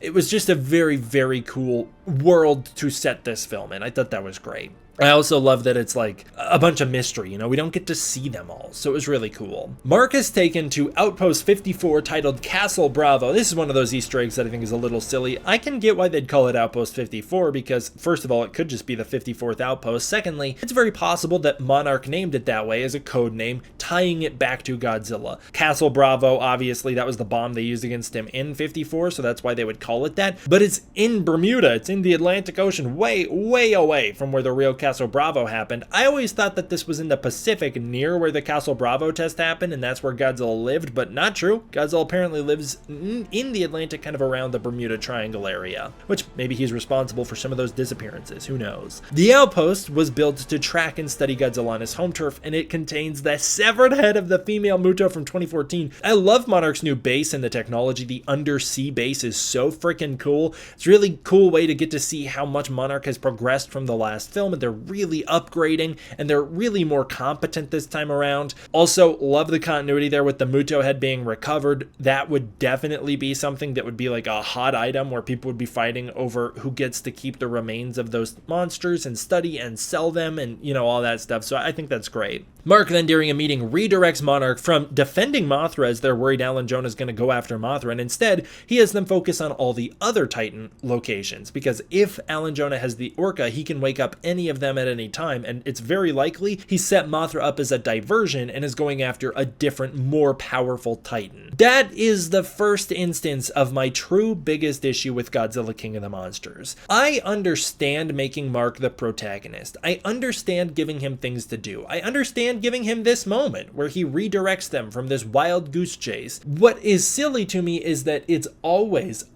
at the expense of the people around him, or at least almost always. Almost always, Mark seems to be the only competent one in the room. Like, you're telling me not one G-Force worker thought the same thing? Like, not one G-Force commander who has battle military experience and combat strategy experience is like, hey, it seems like if he wanted Mothra, he would have taken her already. He already was there at the place where she was at. It seems likely he would have grabbed her while he was there. It's very likely he just wanted the Orca. You're telling me not one of them put that piece together? Nobody but Mark thought of that? It's always done in a way where Mark comes across smarter because the rest of the characters come across dumber than him. Sometimes you really see his animal biology. It shows in a way that it makes sense. Mark has a background in biology. It sometimes makes sense how he can study the behavioral patterns of a monster and understand its intentions. That does track. Other times, it's like, why is he the one solving this problem? That's how I've always felt about it. I've always felt like Mark gets too many moments where he corrects other people or where he tells people what to do that should know what to do instead of him.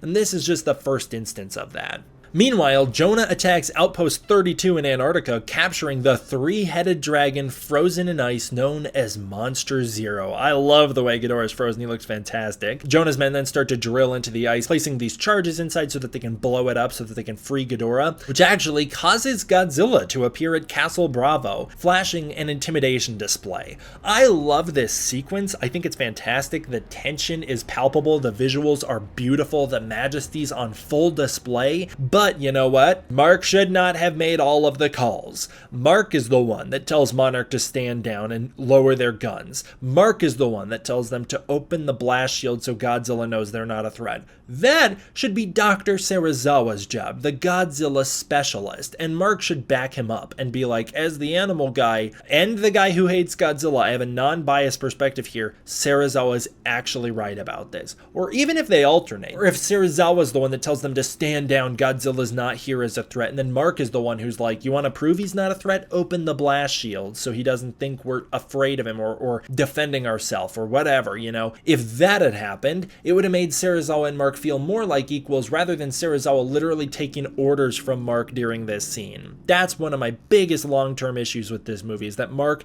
gets too much to do and gets to tell too many people what to do, including Serizawa. Are you kidding me? Serizawa, the Godzilla expert, should know that like the back of his hand, you know? But the intimidation display scene is beautiful. And then Mark does a very great thing, which is a Mark Russell thing. This is something he absolutely should have been the guy to do, which is bring up Godzilla's behavioral routes. Show me Godzilla's territorial routes and his normal behavior, and then Mark analyzes it and realizes that the only diversion Godzilla's made has been to Antarctica and now back to Castle Bravo, meaning there's danger in Antarctica. They do a course projection, it seems that's where Godzilla's heading, and it's like, okay, Mark has used his knowledge, a skill set he would have, which I guess all three of these instances is a skill set he would have, but in a way that wouldn't one-up Serizawa, you know, in a way that Serizawa would probably be like, oh yeah, that makes sense. I guess Serizawa is more of a biologist, whereas Mark is more of a behavioral analyst. You know, it makes sense for Serizawa to be like, oh, good call, Mark, on this one. Do you see what I'm saying? I think that they should have been a little bit more of equals. That's always been my real biggest issue with this movie, is that giving Mark things to do at the expense of others. But this is a great moment. I love that Mark tracks Godzilla's territorial routes, and that's how they know they're going to Antarctica. I also love the tension in the room when people hear they're going to Antarctica, and it's like, uh-oh, they're waking up that one? That's the worst one that they could wake up. And obviously it's because Emma knows all of the Titans. I believe in canon, I think she was, with the team that discovered Ghidorah, or maybe that was Vivian Graham. It's been a minute since I've studied the King of the Monsters canon. I actually think that was Dr. Graham. But either way, it makes sense that Emma would know about Ghidorah. It also makes sense that Emma would be able to give Jonah the proper transmission code so he could land at Outpost 32 in the first place. So all of that's great. I really love all of that. On their way to Antarctica, they study all of the myths and history of the MonsterVerse. Another thing I love is the way this movie ties in real myths with made-up ones for the movie. It's a great way to build the lore of this universe. And here, Monarch learns that Ghidorah, or as they call him, Monster Zero, might be a rival alpha to Godzilla. They think he's like part of the food chain and was a potential alternate rival King of the Monsters to Godzilla, which isn't technically true, as we'll later find out. Ghidorah's more of, you know, an alien conqueror. He's less of a rival alpha and more of, he's here to terraform the planet. Like, I guess he commands the other Titans, so in a way he is the alpha. I just think that this movie, in retrospect, in particular because of the novelization and external canon, the concept of the alpha has been overblown in a way that I don't even think this movie supports. I'm very critical of the whole alpha plotline, mostly because alpha wolves don't actually exist. I understand that Mark Russell brings it up and it's a major plot point later in this very movie, that all monsters respond to, all animals, I guess, respond to an alpha, and Ghidorah is their new alpha. Because of that scene, I can understand why they go the route they do, where they make it so literal, but like, that's not even a real concept in nature. So I don't love that we emphasize that. I particularly don't love where they take it from here, where that becomes the root conflict of every fight Godzilla has, and it strips Godzilla of any nuance, and it strips all the other Titans of any nuance. Again, critical of that aspect of this as well. But I love that they study myths to find out the history of Ghidorah. He's something of a rival alpha to Godzilla. And I also love that Godzilla disappears en route to Ghidorah. Here we find out Dr. Stanton theorizes that Dr. Brooks was right all along. Great connection to Kong Skull Island. Godzilla has been using the Hollow Earth to travel. Here in this movie, it's explained the Hollow Earth as a series of subterranean tunnels with open pockets. I think that's a far more compelling explanation, a far more realistic explanation of what the Hollow Earth is, but also a far less suitable one for sequels and spin-offs set in the Hollow Earth. So I understand why they make the change they do. I'm a big fan of the Hollow Earth as presented in this film, and then I love Axis Mundi, but I get why they make the changes they do. But it is important to note that the Hollow Earth is explained very different here, and given the actual way the Hollow Earth really works, I don't understand how Godzilla could possibly use it to speed up his travel around the Earth by this much. Because he has to go to the Hollow Earth and then he just gotta walk around anyways, trudge around where he could be attacked by monsters, makes him vulnerable. Whereas if it's a series of tunnels, as is presented here, it makes a lot more sense that he could zip through, like, basically skipping sections of the Earth to get to the next section of the Earth in a way that makes much more sense to me. But that's just me. Everyone dismisses Stanton, which I've never understood. Like, how is it that Brooks essentially proves Hollow Earth and Kong Skull Island, but people dismiss him? It's one of those things where the external lore explains this, but I don't love having external lore explain everything. Luckily, this is not that big of a detail, but basically, the answer is just that Monarch has very much believes that the Earth under Skull Island is hollow and that there are small pockets of Earth that are hollow, but they don't believe in the hollow Earth tunnels, and they certainly don't believe that the planet itself is housing a giant other planet inside of it. You know, they certainly don't believe that, but they do believe some pockets are hollowed out, which is how Serizawa presents it in the first movie as well. So it makes sense, actually, you know, that the way Serizawa believes it is in the first movie is how he still believes it is, because Kong Skull Island takes place before the first movie. Monarch takes the Argo jet to Antarctica. It's our biggest technological leap in this movie, and one that I don't think it comes all that much out of nowhere. Like, having a giant, essentially flying aircraft carrier is a very sci-fi concept. It's unrealistic, but it's not world-breaking to me. I think it's really cool. I think that is a great step in the right direction towards building up to a Mechagodzilla. I think we'd need a Super X and maybe some other tech before we can get there, but whatever. The Argo jet, I think, is pretty cool. They take it to Antarctica, and they deploy G-Team, this movie's take on G-Force, Monarch's military division, which technically isn't part of Monarch, but they are working directly with Monarch. They're essentially Monarch's military division, and G-Team lands and tries to take back the outpost, and it leads to a big battle with Jonah's militia as they ambush G-Team. Mark goes in after his family during all the chaos, but just before he can rescue them, as he does find them and catches them, Emma steps in, stopping him, warning him to run, and then detonates the ice charges, unleashing Ghidorah. The entire facility starts to come apart around them. Jonah Allen takes Emma Russell and Madison, gets out of there. As Mark tries to rescue G-Team, Ghidorah is freed from the ice. Emma then uses the Orca to awaken him, and Ghidorah goes on the attack, rising up in a fantastic sequence, showcasing the size, scale, and fear factor of Ghidorah. It's so cool. I love the way he attacks. It's really neat. It's the perfect King Ghidorah design. Like, I think that there are tiny changes that I like from some of the other ones. I always like when they give Ghidorah kind of the crescent moon on his head, and I like some of the things they do with the horns in some of the other movies, you know? I like some of the tiny design details, but on the whole, this is perfect. I guess the necks could be a little longer, but in some shots, they appear longer than others, so that's fine, you know? I really love this Ghidorah design, and finally, technology has caught up to the concept of King Ghidorah. We finally can use CGI to make Ghidorah feel like a true global world-ending threat in a way that he just doesn't come across as in other movies. He comes across as very silly and clumsy in the Showa series. The heads always bobbling around, knocking into each other. They never feel intentional. The Heisei series does a much better job with that, but he still doesn't feel like a global threat. He doesn't even feel nearly as powerful as Godzilla, you know? The Millennium series, I guess, with Kaiser Ghidorah kind of tries, but Kaiser Ghidorah has such a limited amount of screen time and really doesn't accomplish much, so again, it's more of the Exilian threat in that movie than Ghidorah himself. Finally, Ghidorah himself is presented as a world-ending threat that is equally powerful to Godzilla, a monster that could realistically kill Godzilla and destroy the planet, and we have CGI to make the heads move in intentional ways. They're not bobbling around anymore. They have personality. Michael Dougherty took great care to give each head their own personality, brilliantly portrayed by Jason Liles, Alan Maxon, and Richard Dorton. Obviously, Richard Dorton's Kevin, the left head, is the most famous and iconic of the heads. The more curious head, which the fanbase has taken as the more silly one, but he's the more curious head, the right head, which is more angry and combat ready at all times, and then the middle head, which is the leader and in many ways the more mature and strategical head. And you see that brilliantly displayed in this scene, as I love that Kevin's getting distracted. He's looking around like he's not always paying attention in a way where he's not fully aggressive, but that middle head is, and so it keeps grabbing him and trying to get him back on mission. The right head's just eagerly waiting to attack the whole time. One thing I think would have been a cool detail, which they didn't include in this movie, but I've always thought it would have been a cool detail, is if the right head used its gravity beams more often and was always ready to attack faster.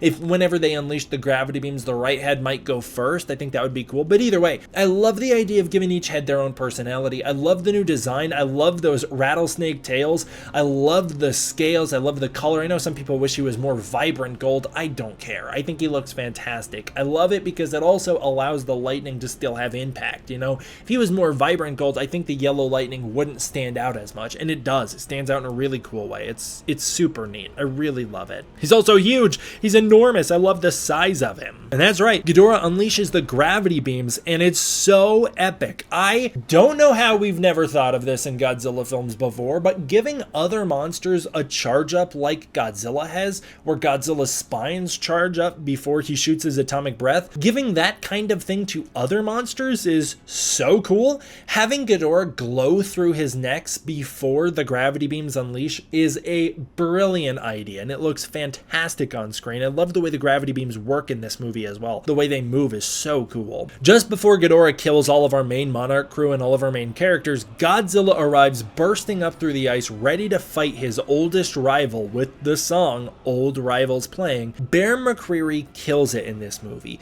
The soundtrack is really thoughtfully done. It's many people's favorite soundtrack of the MonsterVerse. I love the instrumentation. I love the thought process that went into the instrumentation. You know, taking time to make different songs cultural, you know, like giving different instrumentations from different cultures to different monsters to make them all feel like they are distinct and from different parts of the planet. It's really neat. It's very nice. The chanting is my probably biggest issue with it, where it's a little much at times. We chant a lot in this soundtrack, and maybe that's one of the areas I've always thought is overdone, which I still understand the point of it is to make them feel like gods, to play into the fact that these monsters are gods.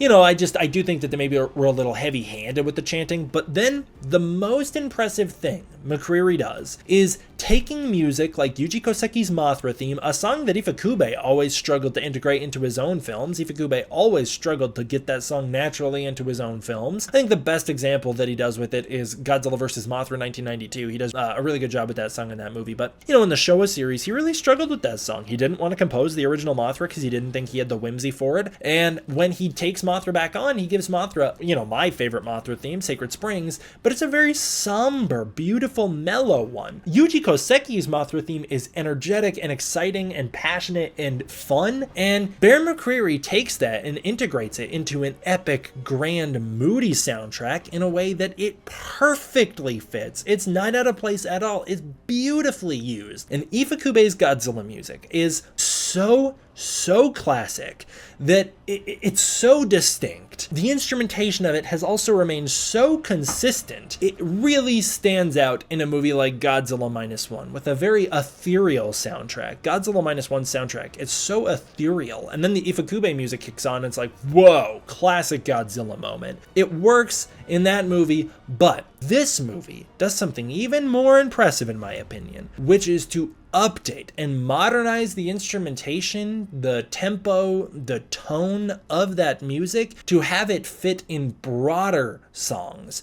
This song, Old Rivals, features the Ifukube Godzilla main announcement statement, you know, but it features it in a way where it doesn't come across as out of place. It's totally naturally integrated into this song, and then the song moves on from it into a battle theme. That's really impressive, using Ghidorah's new motif and some of the fight motifs.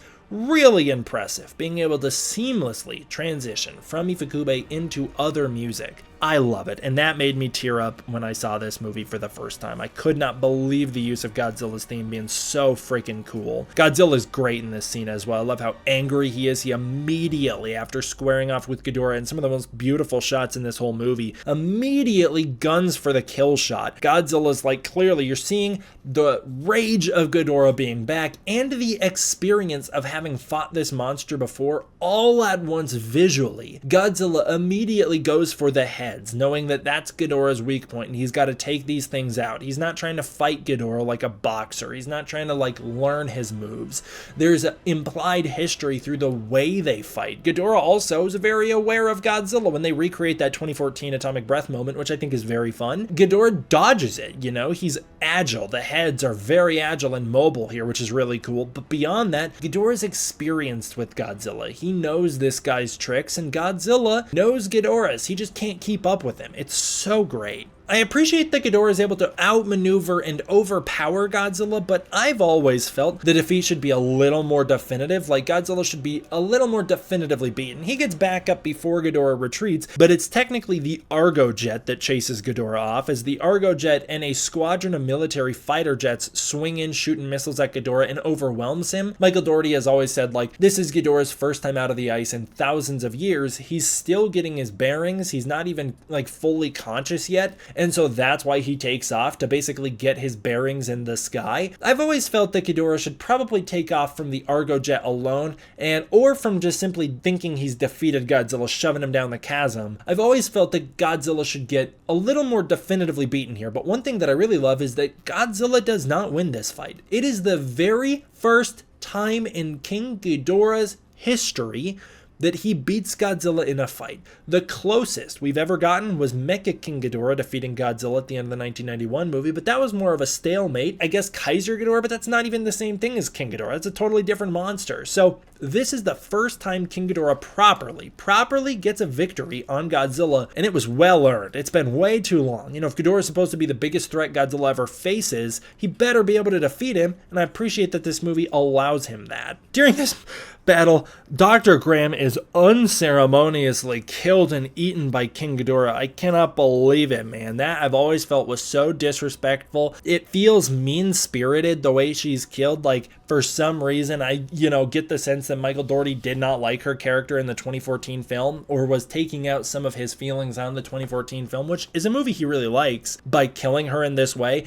It feels mean-spirited. I get that it makes Ghidorah feel way more threatening and scary that he eats people. I also get that it builds up the threat of having one of our, what we would perceive as main characters, die to Ghidorah so abruptly. It seemingly raises the stakes, but I've never found it to be all that effective, because I've never thought that, like, Mark Russell was in any danger, the way that I felt that the cast of Kong Skull Island was truly expendable, and could any of them be killed at any time. It just feels like a mean-spirited, out-of-nowhere death for her. It feels really brutal. I've always disliked the way she dies there. But anyways, the Argo comes in, chases off Ghidorah. One of the Argo's stray missiles winds up striking the ground, knocking Mark out as Godzilla rises again, and Mark wakes up on the Argo jet, heading to Isla de Mara in Mexico, where he finds out that's where Jonah Allen is expected to go next. There's a Titan there that's called Rodan that they're looking into, They're going after this Titan in a volcano. Then Emma calls the Argo jet. I actually think it's technically broadcast to all of Monarch, but Emma calls in, and this is where we get some exposition. And it's done in a way that I think could be considered way too overtly by some. It's like they overplay their hand, I guess. Like, I know my brother's never the biggest fan of this scene. I love it. I think it's great. I first of all love Emma's speech. I also love the little montage that plays out. Is it silly that she took time to edit a montage? I guess so, but she's been cooking on this theory for 5 years. It makes sense that at some point she'd want to share it with Monarch, but essentially she plans on saving the planet, because the planet is dying. It is dying, definitively. In the real world, not in the Godzilla movie, the planet Earth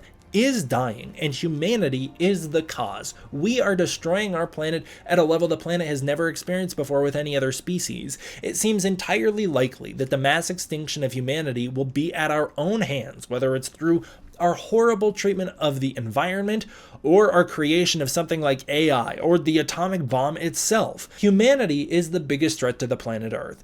And in this movie, they're also the biggest threat to the Titans, and the Titans are part of the Earth's natural ecosystem. The Titans embody the ecosystem as a whole. They represent nature as itself. And so Emma realizes that in order to save the Titans from military extinction and restore nature's balance, something that Godzilla apparently is not really all that interested in if you're objective about the MonsterVerse. Godzilla's interested in other things. That's topics I've covered in other videos, but the damage humanity has done needs to be corrected. So she plans on doing that by awakening the Titans to save the mass extinction by wiping out this is the flaw in her plan. She's going to allow humans to die in order to save the planet as a whole. That's the flaw in her plan. There is an argument to be made that Titans should be awakened. They shouldn't be awakened under these circumstances. They shouldn't be awakened and forced upon humanity in destructive and devastating ways. They could have easily woken up Behemoth and brought Behemoth into the rainforest and led Behemoth somewhere Behemoth could live. This is why I think the MonsterVerse ultimately needs a monster island, a place for the surface monsters to live. But there is a way that they could have done this right. You know, I think that's a great point. Like, the Monster Island thing is how you would do this right. Emma, she rushes it. She makes a very, very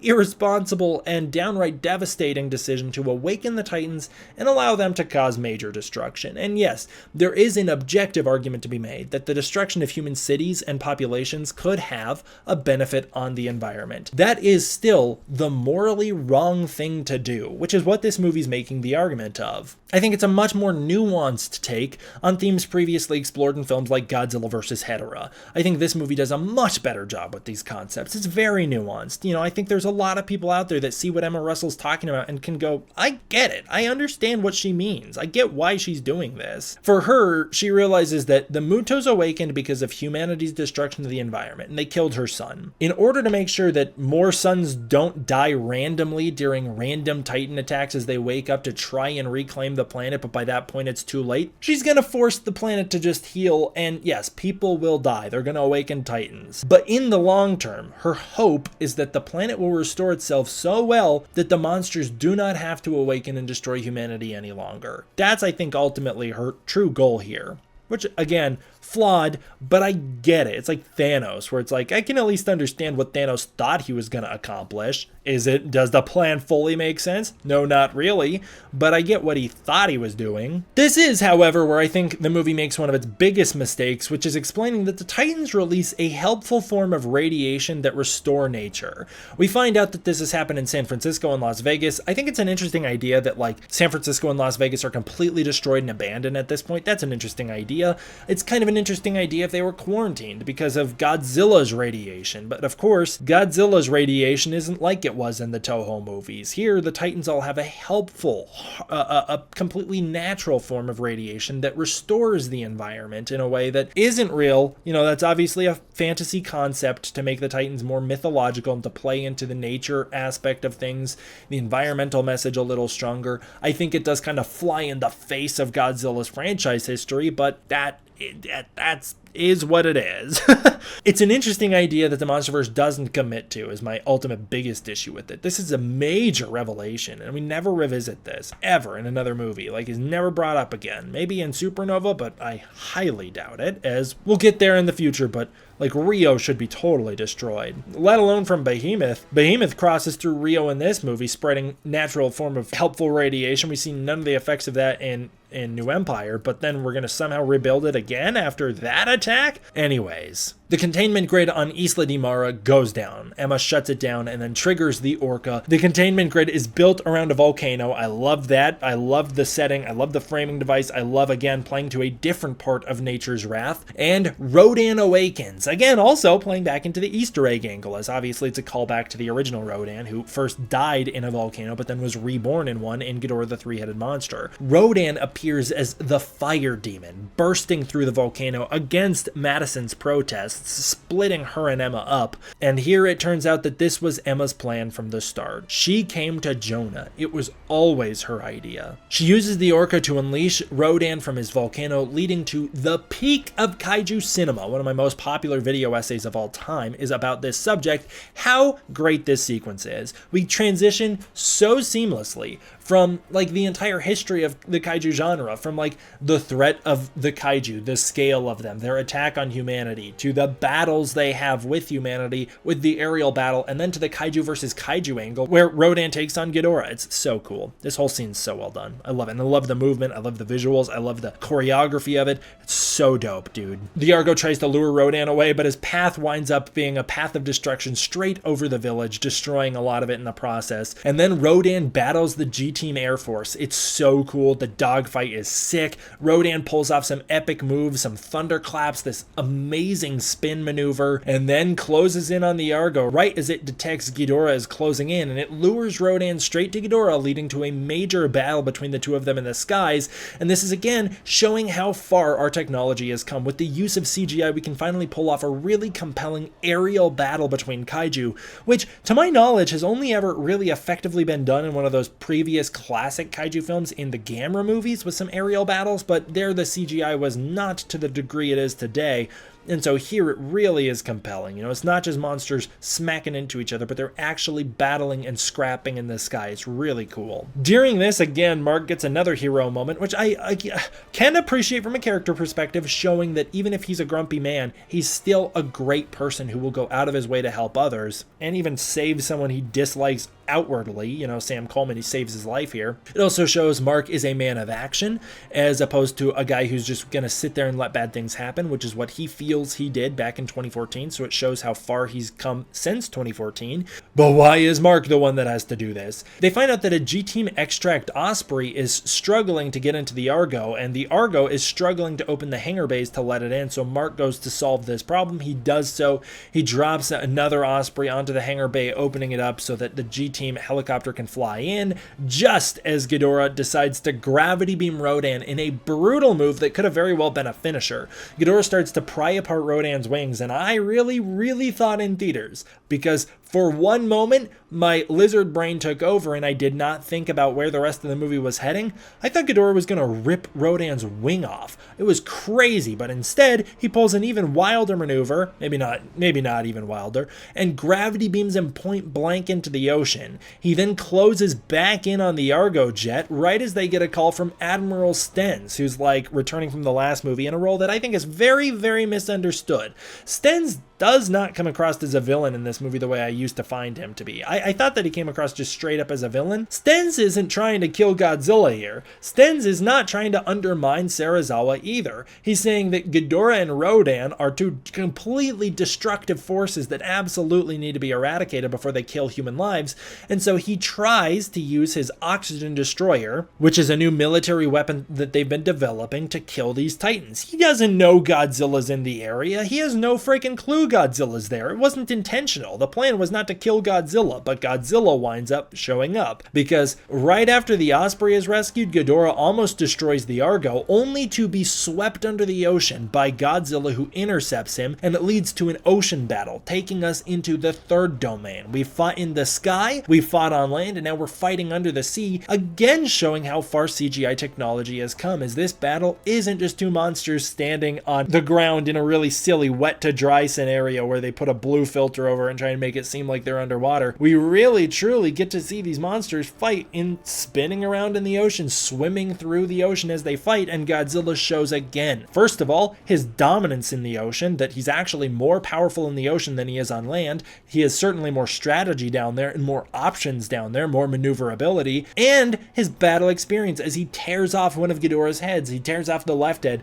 And it seems like if Godzilla continues, he might be able to officially defeat Ghidorah here until, the oxygen destroyer hits and explodes, seemingly killing Godzilla. Now, a lot of people take issue with the use of the oxygen destroyer here because it's such an important thing in the Godzilla 1954 movie and in the lore of many Godzilla continuities. And yet here, it's a throwaway military weapon. And I don't think that's entirely giving this movie credit. Yes, it is there for the Easter egg's sake. I do think it's fan service for the sake of fan service. But the oxygen destroyer still serves a purpose. First of all, it is used to kill Godzilla just like it does in the previous film. Of course, Godzilla does revive. Not only he revives himself by going into his radiation chamber, but he's also revived later and rebirthed by Serizawa. But it still serves a purpose. But what it really does is it plays into the idea that Dr. Serizawa, the original, always knew, which is that the oxygen destroyer absolutely should not be weaponized by governments because they're too irresponsible to wield its power. Not only are they too irresponsible to wield its power,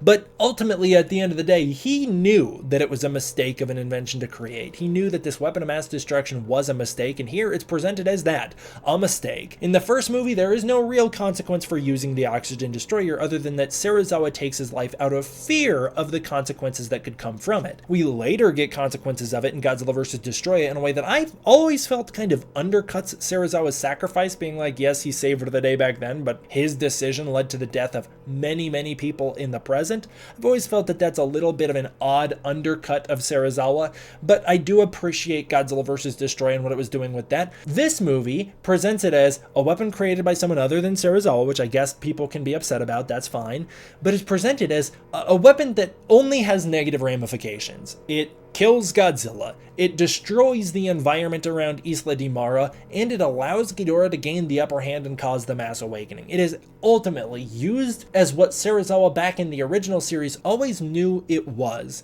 It's used as a mistake. Also, the MonsterVerse isn't going on forever. I don't know what their plans in the future are, but it's very clear that they never plan on killing Godzilla off.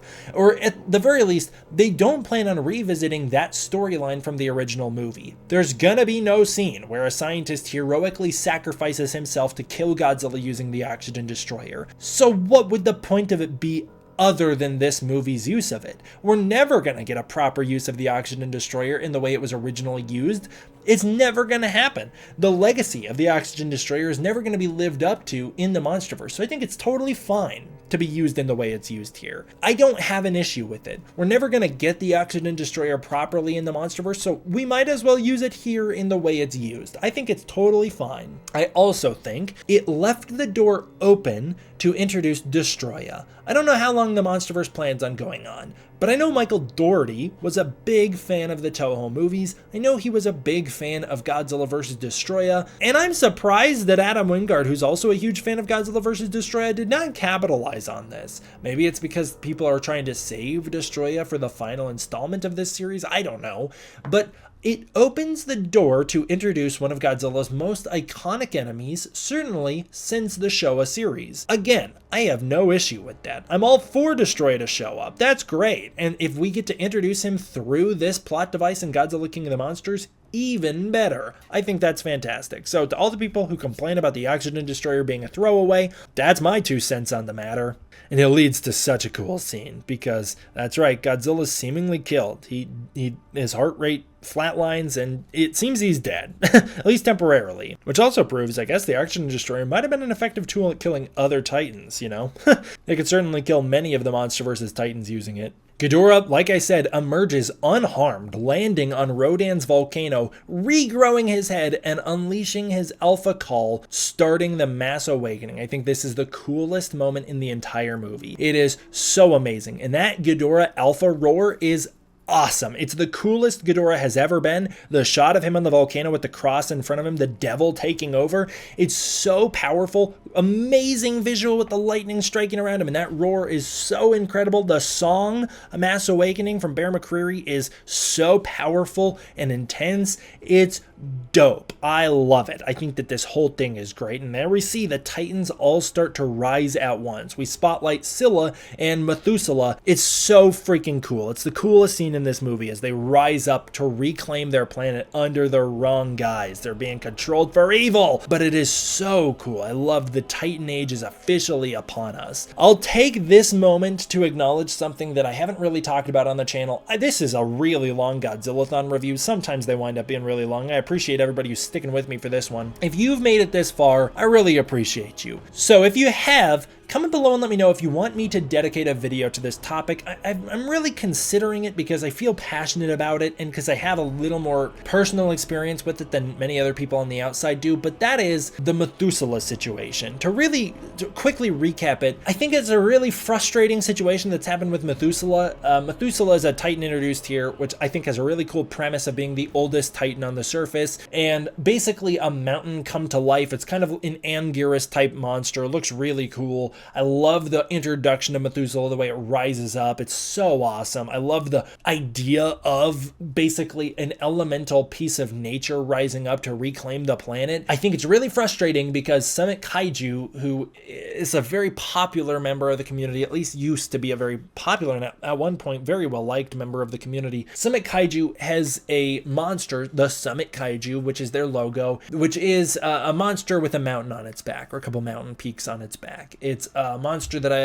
I've seen, like Dope Pope has done some beautiful artwork rendering. And it's their logo for a while. And they got really mad that they felt that Methuselah looked way too similar, so they lawyered up, they fought Legendary about it, And that lawsuit was, I believe, technically settled out of court, but I'll have to look into it a little more with more detail. But if you want me to dedicate a video to my thoughts on the Methuselah situation, comment down below and let me know. I would love to know. And in that comment, so that I know you've made it this far, do a hashtag DForce and do a hashtag Rodandaganda, unrelated to Methuselah, but it's important that we spread the good word of Rodandaganda and how amazing Rodan is. But really, I do have a lot of thoughts on this Methuselah situation. I've met Summit Kaiju personally and talked to them personally about the lawsuit. Like, I have heard firsthand from them about it. I have very frustrating thoughts on the outcome of that. Basically, it seems like Methuselah has been banned from use in the MonsterVerse and essentially erased, you know, like, seems new releases of the MonsterVerse Omnibus erase the artwork of Methuselah that used to appear in Godzilla Dominion. And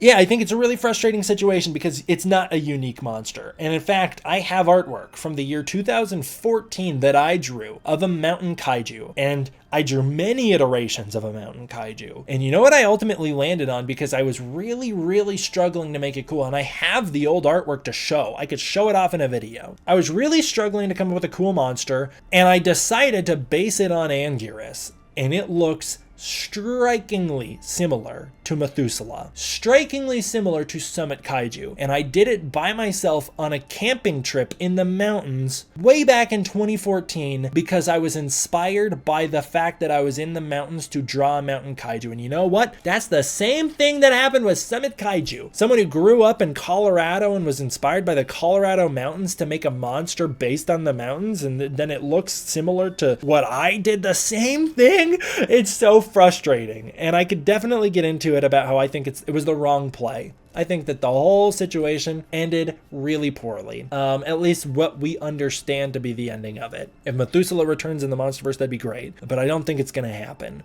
There's some more nuance to it than that, but I could get into it in another video if you guys want to hear my thoughts on it. For now, I really got to keep this review rolling because I have been Mr. Yap Central in this one, so I got to move it along here. Hope is reborn in another one of the best moments in this whole movie, and what I have always kind of considered to be my second favorite part of the movie. Maybe not the coolest part of the movie, but maybe my second favorite part, as Dr. Brooks, returning from Kong Skull Island. Super great callback, even though it's a very thankless cameo, played by Joe Morton here, in a great little cameo moment. He goes and meets up with Dr. Ling, the sister of Dr. Chen, the twin sister, and they watch as Mothra emerges as a full-blown adult. Like I said, Hope is reborn through Mothra, an angel with wings that spread under the waterfall and illuminate the night. It's so great. The music is incredible. The Yuji Koseki Mothra theme has never sounded this good before. Oh my god, I love that scene so much. It's so beautiful. It blew me away as far back as the SDCC 2018 trailer, and it remains one of my favorite parts of this movie to this day. Meanwhile, Madison and Emma have a big fight over the Mass Awakening, with Madison blaming Emma for all of this, calling her mother a monster, and rejecting her mother's insane plan. We find out then on the Argo jet that Dr. Chen is a third-generation monarch. Her and her twin sister are third-generation twins and third-generation monarch, and they have a long lineage linking back to Infant Island. I love the subtle references to Mothra's mythology and also the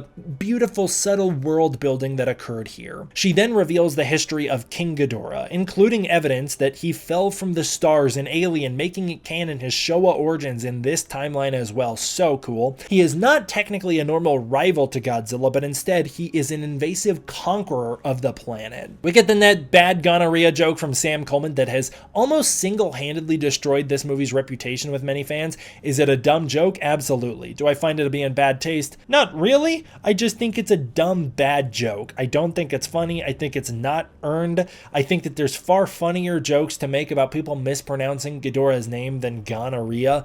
Yeah, I don't think that's a funny joke at all. But I don't think it's like as offensive as many fans take it. We then find out Castle Bravo has been completely taken over by the military, and there Admiral Stenz is back, and he's like, guys, I need help. This is really bad. There's a really bad situation, so please help out. Which, again, shows this movie's attitude overall towards the military is that they're pretty incompetent, and it's scientists who are the real heroes in the real world, as scientists use science tools for science, which is not always true. It's a pretty black and white way to look at it. It's not to say that the military's bad guys, it's just this movie saying that often there's destructive consequences for their actions, which I think there are for scientists as well, but this movie's making a more pure-hearted argument that science is the way forward. So the military's like, scientists, tell us what to do. They're trying to lure the Titans around using nuclear materials, and we see lots of footage of the global rampages the Titans are on, and meanwhile, Mark discovers they're not really acting all that unusual. They're not looking for food, although Mark says they're hunting. They wouldn't actually be hunting at all.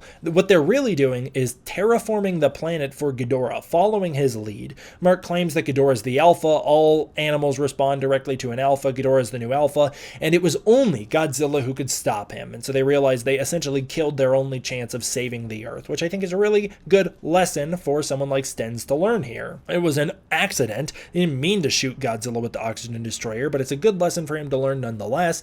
Again, I think Stenz is kind of a misunderstood character. I don't view him as a villain at all. Then we see some spotlight footage of Scylla attacking, which is so cool. I love that shot of Scylla destroying Arizona. And then we see Methuselah attacking, which is great. And we see Behemoth, the fan favorite. I've always thought Behemoth was not as cool as the fan base. I've always thought Behemoth was the lamer of the three of those monsters, but Behemoth is still very iconic, and I love me a Behemoth. Very soft spot for Behemoth. That's where we get a spotlight on Behemoth, and I love to see the Titans spotlighted in moments like this. It reminds me of movies like Destroy All Monsters and Godzilla Final Wars in the best of ways. Emma then comes up with a plan to lure all of the Titans to Boston with the help of the Orca, and through that she can study Ghidorah once he's here. She can study Ghidorah and learn how to defeat him, which I don't think is a great plan, as once all the Titans are summoned here, then what? Then what do? You're studying Ghidorah. How? He's gonna kill y'all. So I don't think it's the greatest plan, but Jonah Allen tends to agree. He steps in and stops her. He warns her that, like, first of all, that's a bad idea. And actually, interestingly, another thing that the fan base seems to always forget about or misunderstand, Jonah Allen was on Godzilla's side. He is on the side of Godzilla as being the balance and defender of nature. So he is like, him and Emma agree. With Godzilla gone, things have turned out really bad. Ghidorah is a lot worse than either of them wanted. They're both unhappy with the Mass Awakening. They're both not happy with King Ghidorah. But the difference is, Jonah just accepts it and is like, hey, look, nature's not in our hands, and this is clearly nature doing its thing. We don't have a say here. We don't have the power to do so, and we shouldn't control God. And Emma is like, oh, we messed up, and this is a very easy solution. I don't think it is, but she's like, I think my plan will work. He shuts it down and is like, that's a bad plan. It's not going to work, and it's going to get us caught, so don't do that. Meanwhile, Madison overhears all of this. It's a little bit of a plot convenience that she could tune into that room and listen to them through the radio, but whatever, it's fine. She overhears it and is like, this is a great plan, and as a child would, she plans to go through with it. Mark, meanwhile, plans to leave. This is another thing that I don't think works as well, where it's like, Mark, you're working with Monarch now. What are you trying to leave them for? You got to find the Orca, or you got to track the Orca. But what it really is Mark is having a crisis of faith here. He's really struggling with what's going on. And in one of the movie's really, really great themes, its theme about refinding faith, in this case, is really a religious metaphor for Mark finding faith in a god that he's lost faith in after the death of his son. Mothra arrives as an angel in the sky. She's beautiful. She's illuminating her god rays. She dispels Ghidorah's storm, bringing peace and serenity to the area. She brings a radiant warmth with her. It's amazing. I love that moment. And again, Koseki's Mothra theme is so well used here. They find out through Mothra that Mothra is warning them Godzilla is still alive, and so they now have a plan to go get Godzilla to save the day. Meanwhile, Ghidorah and Rodan nest in and conquer DC. Brutal. G-Team and the military team up to launch a joint attack, while Monarch tells the military what to do, basically being like, give me your nukes, you guys don't deserve them, you've been using them for no good,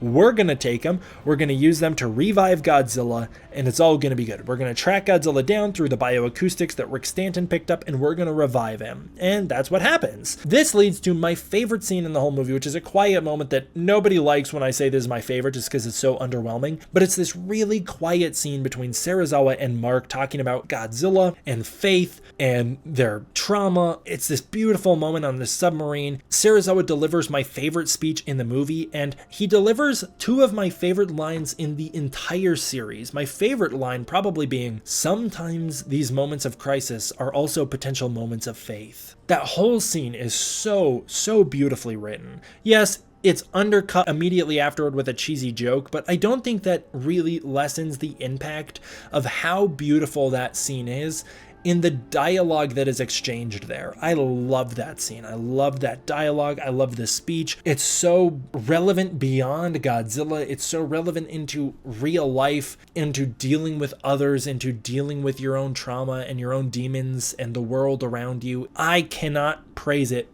anymore. I think it's great. The other line that Serizawa says that I think is just amazing, this one's probably actually my favorite line in the entire Godzilla series if I really think about it, is sometimes the only way to heal our wounds is to make peace with the demons who created them. Not really relevant to the overall themes of the Godzilla franchise, but in some ways I guess it is, because like we gotta make peace with nature, which we've been destroying and kind of at war with our whole time as humans, but it really is a personal message that it resonates with me very strongly. I think it's great. The Monarch sub they're in is then pulled into this vortex and sucked into the Hollow Earth.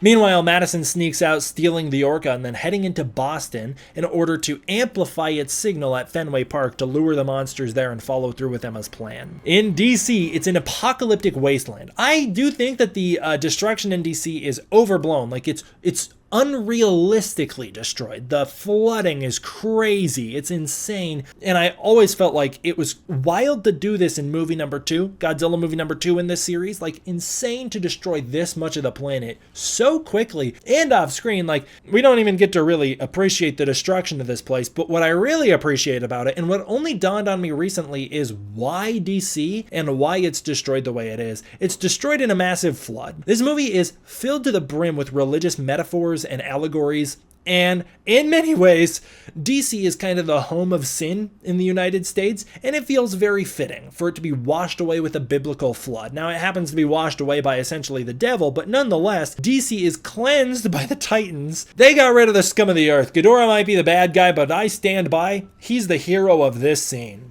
This leads to G-Team trying to launch their counterattack against Ghidorah and Rodan, who really have made this place their home, destroying it. It also feels fitting that like Ghidorah nests upon the devil's throne, the capital. Serizawa's sub, meanwhile, finds itself deep in the Hollow Earth, which again is explained here as a subterranean tunnel system that connects the whole planet. Very different than how it appears in the next movie, and again, my preferred version of the Hollow Earth. They discover an enormous ancient temple showing the lost history of the MonsterVerse, this universe. So cool. This ancient, advanced civilization that could build enormous structures bigger than anything we can picture on Earth, and they were able to coexist alongside Titans, worshipping them as the first gods. The temple design is great, the shots are great, it's all amazing. Madison sneaks through an evacuation center in Fenway Park and breaks into their broadcasting booth, where she activates the Orca. The Monarch sub stops before a deep cavern of burning lava filled with lethal doses of radiation. This is where radiation is suddenly toxic again. Through their drones, they discover this is Godzilla's sleeping chamber. This is his home.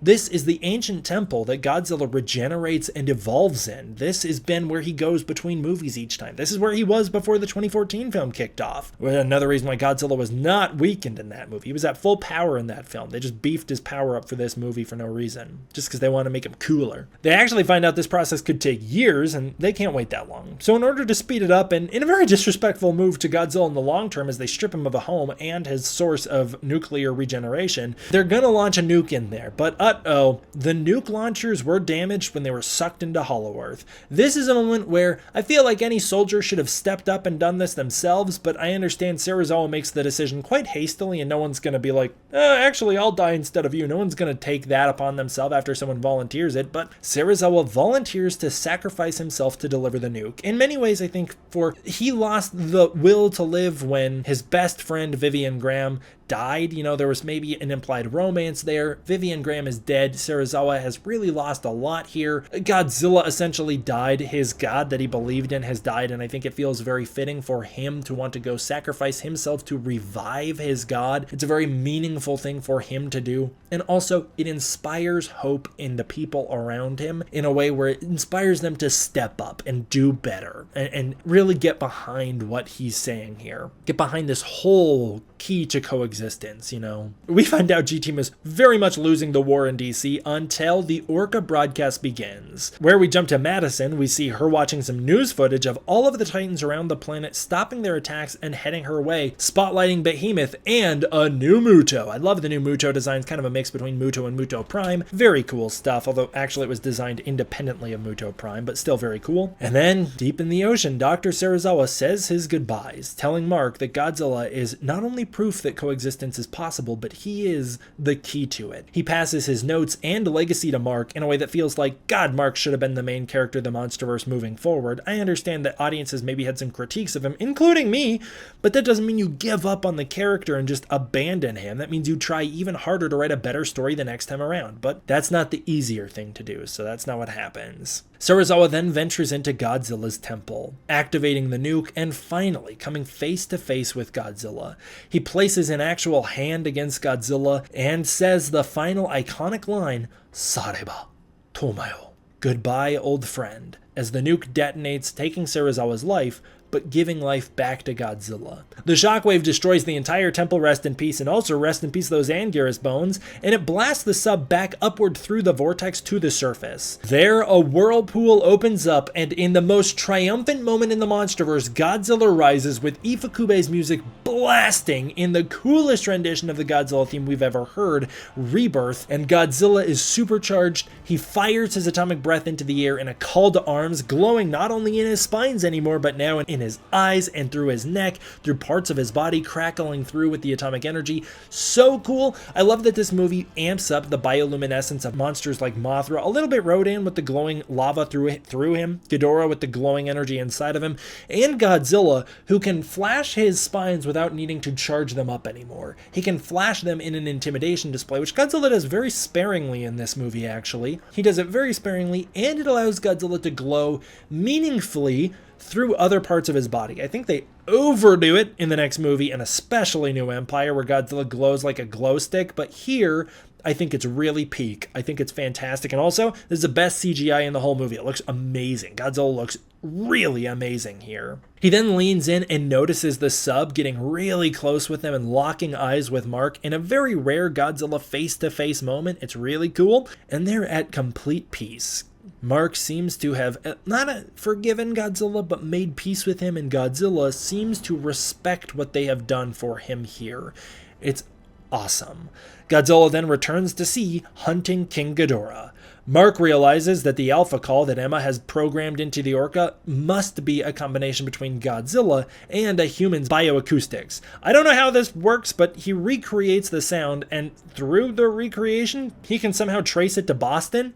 Doesn't make a ton of sense to me because he has a recording of it already, so like, couldn't you just scan for that recording? I don't know. It's just a MacGuffin plot device. You're not really supposed to think about it, which is fine in a case like this where it's not all that integral to the overall story. You know, it's Mark's motivation, sure, but it's not like a major plot point that many people dwell on. In fact, I think I'm the only person I've ever heard bring this plot point up, and it's because I'm more familiar with this movie than most people. He then declares that Monarch will this time join the fight with Godzilla. It's not a let him fight, but it's a we're gonna join the fight this time. I love that as well. They're gonna join the battle with Ghidorah. Emma leaves Jonah's group to save Madison. She's out of there. And Ghidorah arrives in Boston, bringing with him an epic storm that fills the sky with fog, and it's so cool. He then destroys Fenway Park in search of the Orca, using his gravity beams to melt through the stadium and the surrounding buildings. He chases Madison around onto the green where he spots her, and there he's about to kill her when all of a sudden he's blasted away with a long-range Godzilla atomic breath in a moment very similar to Terror of Mechagodzilla. We wind up revealing Godzilla arriving in Boston, flanked by the military.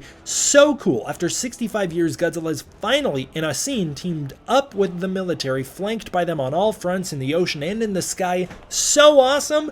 Monarch joins the battle. They state it's for Serizawa, as Ifukube's Godzilla March plays, and it's played as it's originally intended to be, as a military march. As the military launches their attack on Ghidorah, Godzilla and Ghidorah then charge each other, clashing in the streets. It's so cool. Stanton here analyzes Godzilla and finds out that Serizawa accidentally overcharged him. Godzilla is not only supercharged, he's overcharged. He will go thermonuclear and explode like an atomic bomb in 12 minutes. I think it should have been a little longer, like maybe 30 minutes, but the 12-minute puts a really big stress around all the characters, so I get why it was so short. But again, I do think 30 minutes would be more realistic given the amount of action we see happen here. G-Team and Mark touch down in Fenway. They're trying to search for Madison, and while they don't find her, they do find the Orca, but the battle rages on above them, with many being killed in the process. Before they all die, though, things pause for a second, and in a moment where it seems like Dr. Chen has unleashed a telepathic ability to slow down the battlefield, Mothra erupts from the clouds, being the one who was truly behind it the whole time, and webs Ghidorah to a building, allowing Godzilla to tackle Ghidorah through the building. It's the coolest battle move in the whole movie, but unfortunately the power duo of Godzilla and Mothra is immediately split up, as that traitorous Rodan joins the fight, having bowed to Ghidorah back on his volcano and now being Ghidorah's minion in combat. Rodan shows up to take out Mothra while Godzilla takes on Ghidorah. The chaos on the ground continues here, and one thing that this movie is highly criticized for is constantly cutting away from the monster action to the humans, but here is my hot take. It's a hot take I've had ever since my second viewing of this movie.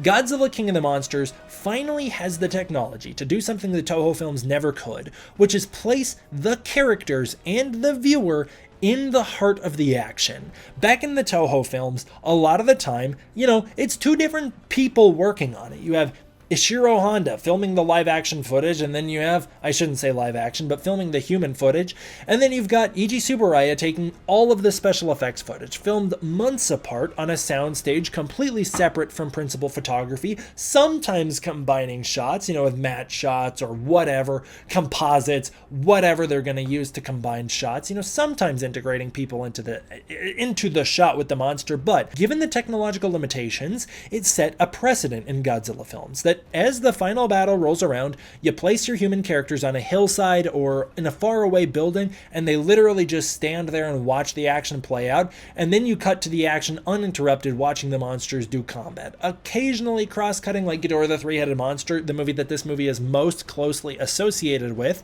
actually does a lot of cross-cutting as well between the assassin plotline, which is completely unrelated to the monsters. At least here, all of the drama is directly regarding the monsters and their impact on people, even if a lot of it's searching for Madison. And the family dynamic, that's a family dynamic that only exists because of the monsters. In Ghidorah the Three-Headed Monster is a totally unrelated plotline that's going on. So I think it's silly to criticize King of the Monsters for something that other movies do the same thing in. But anyways, it set a precedent where it continued into the Heisei series. Again, a series where the special effects stuff is happening from a different crew. It's a different crew shot months apart or weeks apart from the principal photography. And so a lot of the characters sit on hills or on buildings and watch the action play out from a distance. The Millennium series, sometimes the people are involved in the combat. Sometimes they're piloting vehicles actively engaging in combat. Sometimes they're in Mechagodzilla. Always, we're at the monster's perspective because that's the one that we can shoot at. And we can't really integrate people onto the streets as effectively. Very rarely in those movies, but for some very effective scenes on those movies, they do put the people on the ground during the attack sequences, during the fight sequences. It's always really awesome when it's done, but it's not done a lot because it was a very complicated and expensive process. For the first time, we have a filmmaker who has the technology to place people in the battle sequences and is embracing it in a way that Gareth Edwards shied away from. Gareth Edwards was all build up, and that's why the payoff moments feel so spectacular, but the payoff was very few and far between, and that's fine. I love Godzilla 2014. I think it's fantastic, but this is a very different approach. This is not saying Ford Brody is in the city during a fight scene. but then we'll cut away to Godzilla and the Muchos battling. This is, they are in the middle of the battle trying to escape the chaos while looking for their daughter. It's a very different premise, and I love it. I've always wanted to be on the ground perspective for a fight scene, you know, a kaiju fight scene of Godzilla taking on a monster. I get why it's frustrating, because we have waited for years to see Godzilla take on these monsters with a Hollywood budget. We've not only waited for years for that, but we've also waited for years for them to return for the first time since 2004 or beyond. I understand the impatience and the desire to have long drawn out kaiju fights. I think this movie is more exciting the way it is. I really like that this movie allows the fight to drag on for like the better part of 30 minutes because there is human drama going on during it. It's not all kaiju fighting, which the Heisei series shows gets boring really fast. This movie continues the drama and the stakes and all of that, while interspersing incredible moments of kaiju battling, but a lot of it is shown through these wonderful ground perspectives, which I get it. They're chaotic. The camera's overly chaotic. Sometimes it can be a little incomprehensible. Sometimes it goes too far. But this is the first time anybody's gotten to embrace this style of filmmaking. I love it. It's different. It's the 35th Godzilla movie.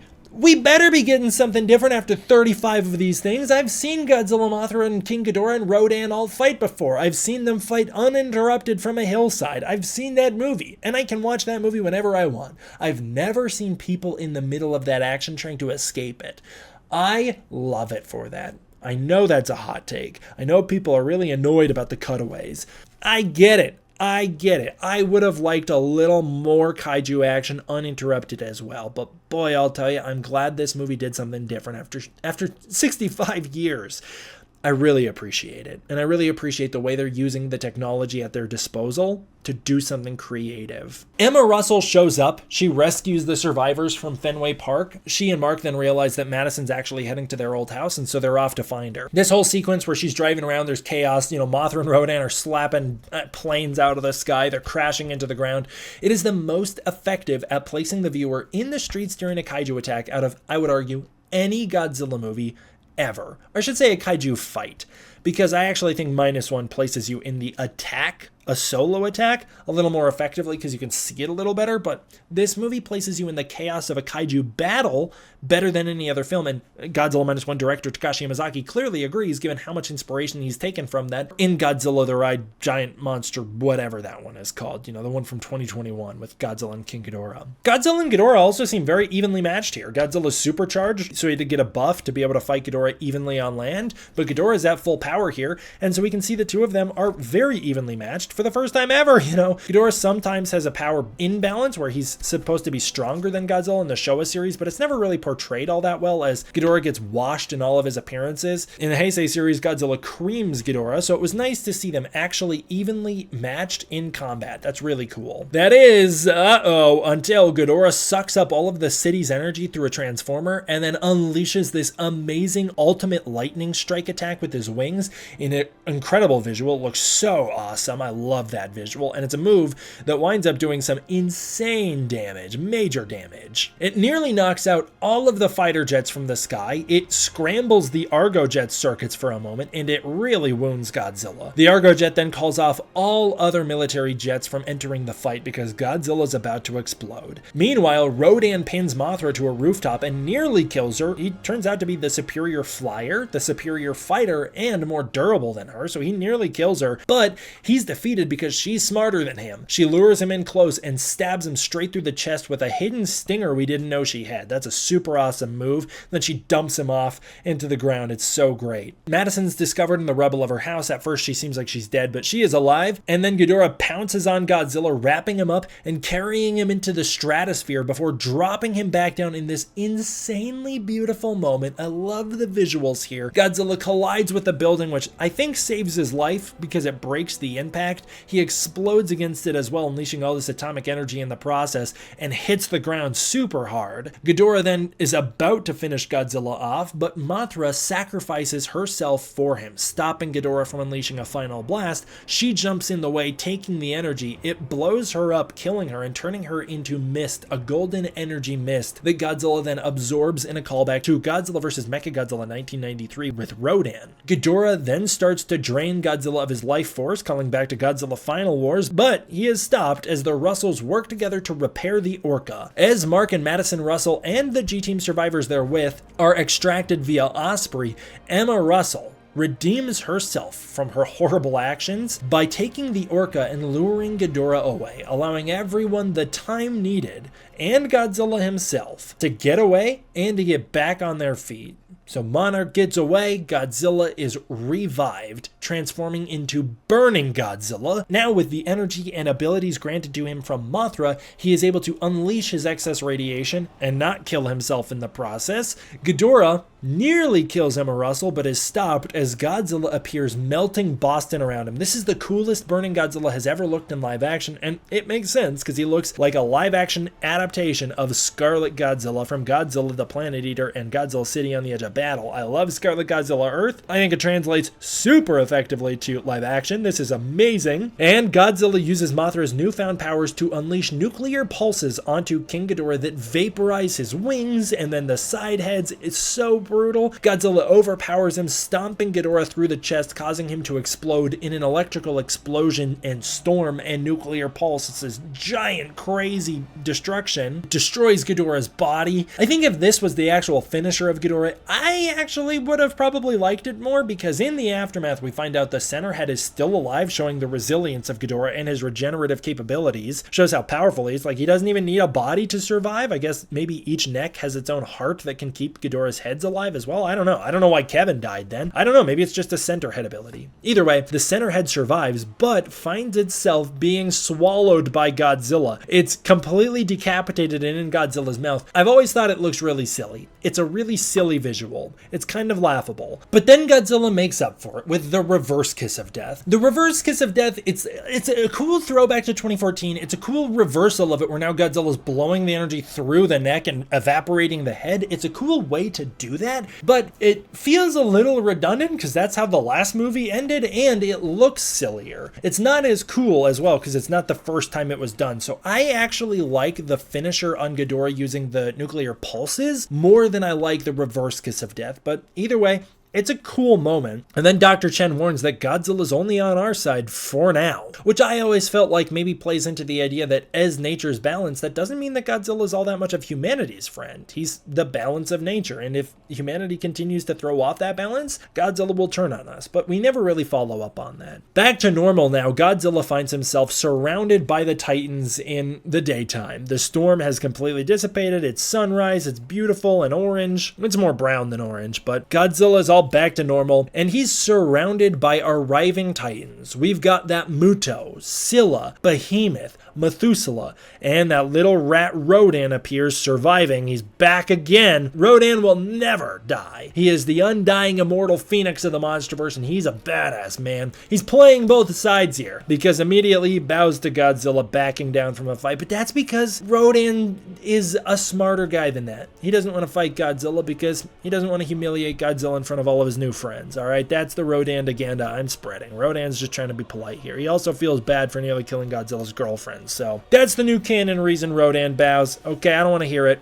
With all of the Titans surrounding Godzilla, having just seen him kill King Ghidorah, and with Rodan backing down from the fight visually by bowing, which I've always thought was kind of maybe a reference to the Planet of the Apes movies where they kind of bow to show their submission in those films. All of the monsters bow to Godzilla, officially making him the king of the monsters visually on screen for the first time properly visualized ever. Godzilla's had that title since 1956, gave him that title specifically actually as a way to kind of cash grab off of King Kong. You know, the marketers were trying to capitalize off of King Kong's reputation by saying essentially this monster's the more of a king than even King Kong. So that's actually the reason that that title came about in the first place. But here, visualized for the first time ever, the monsters bow to Godzilla as the proper king of the monsters. And I've always thought it was more metaphorical than anything else. I mean, yes, they're literally bowing to him, but it's more of backing down from an immediate fight. As they showed up unaware of what was going on, they see that going down, and Godzilla standing there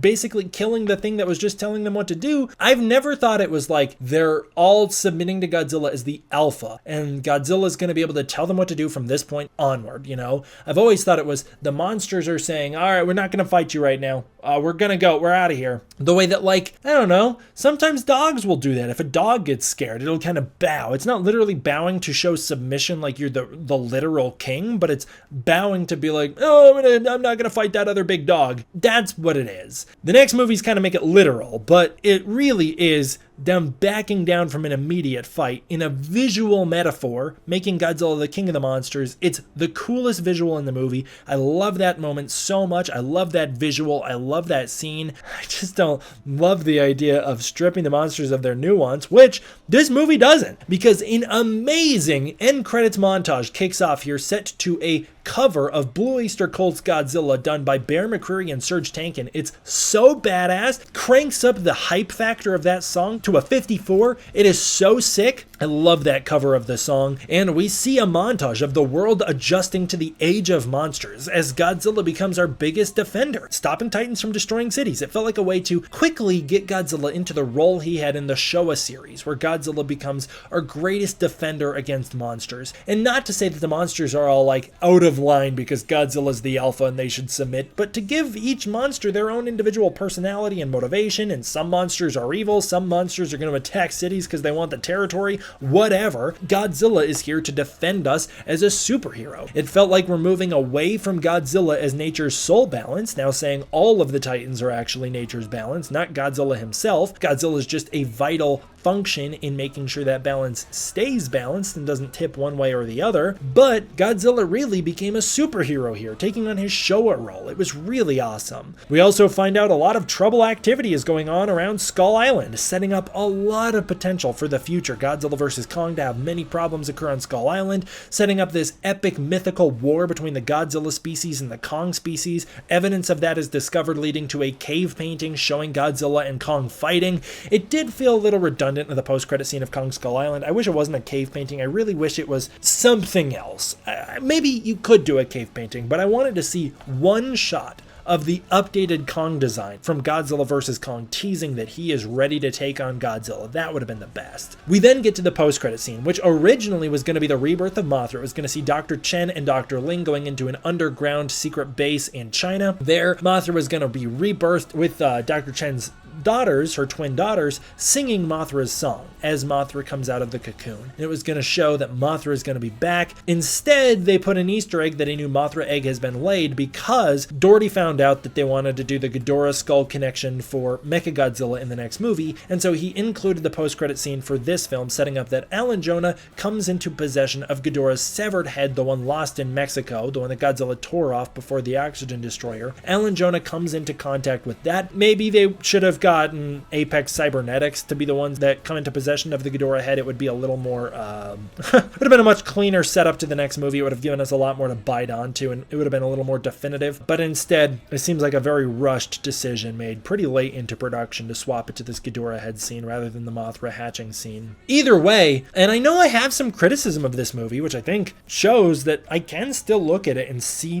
what works and what doesn't, for me especially, you know. But either way, this is leaps and bounds, in my opinion, the best US Godzilla film by far. I think that this is the best American Godzilla movie made to date. It's the only Godzilla film made from the US that feels like a Toho Godzilla film. It's got Toho fun, Toho sci-fi, Toho themes, Toho throwbacks, a very Toho styled plot. Mostly, it's those themes. The themes feel like they come straight from a Toho movie. It's the fact that this movie feels like it really naturally integrates into the Toho sense of sci-fi and fun and mythicality. It was really cool, and I wish we had stayed in this direction, you know, a nicer balance between sci-fi and fantasy than what comes later. It's also the movie that gives the monsters the most like Toho styled flair. I personally think it's one that treats them the most like the Toho movies do, which is as monsters, you know, which they later become more of cartoonish characters than monsters. But this movie's just the best. I love it, dude. It's the best. It's got the best MonsterVerse Godzilla themes. It's the only MonsterVerse Godzilla movie that feels like it actually has something to say. It's got the best Easter eggs. It was so fun to Easter egg hunt. It's got the best world building. It's got the best Godzilla design and the best monster designs overall. It's got a really good sense between classic monster designs, updating them to make them a little more realistic, but also introducing this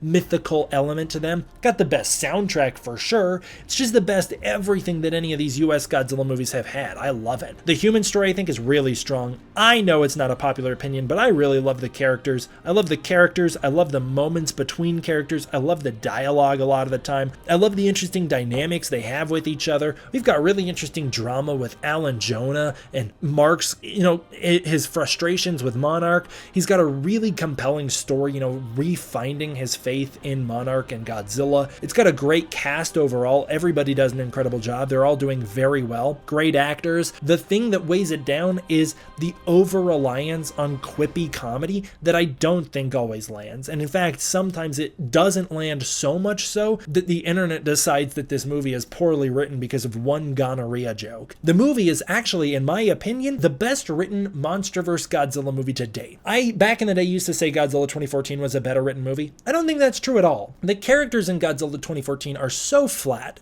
so one-dimensional. They only serve their purpose in the plot. We never find out what Ford Brody likes outside of the plot of that movie. Who is he when he's off duty? We know that he wants to bang his wife when he's off duty. Of course, that's not character development. That's nothing. That's not even a character detail that matters. It's just the only thing we learn about him. That's it. That's all we know about him. We don't know anything about those characters beside their role in the plot.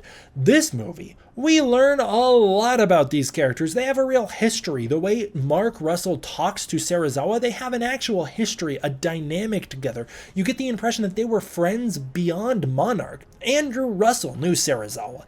Like, Serizawa was a family friend. Serizawa was deeply connected to them. We know what Mark likes. He's a photographer. That's not relevant to the plot. He likes isolation. He likes the mountains. He likes to fish. He likes to study wildlife. Some of that is relevant to the plot. Not all of it. We learn so much about the cast of this movie that we don't learn about in other US Godzilla movies. It's one thing that I think really separates a well-written character from a not well-written character is, do I know who this character is beyond the movie? And in this case, yes. Most of the characters here, you really get a sense of who they are beyond the movie. With a movie like Godzilla 2014, absolutely not. Movie like Kong Skull Island, very much so. Kong Skull Island's the only other MonsterVerse film that I think does this effective of a job at character development, which ironically, they're the two movies that people like overlook and think don't really spend any time on character development because they're all monster focused, and that's just a misremembering of those movies because at the time they felt way bigger and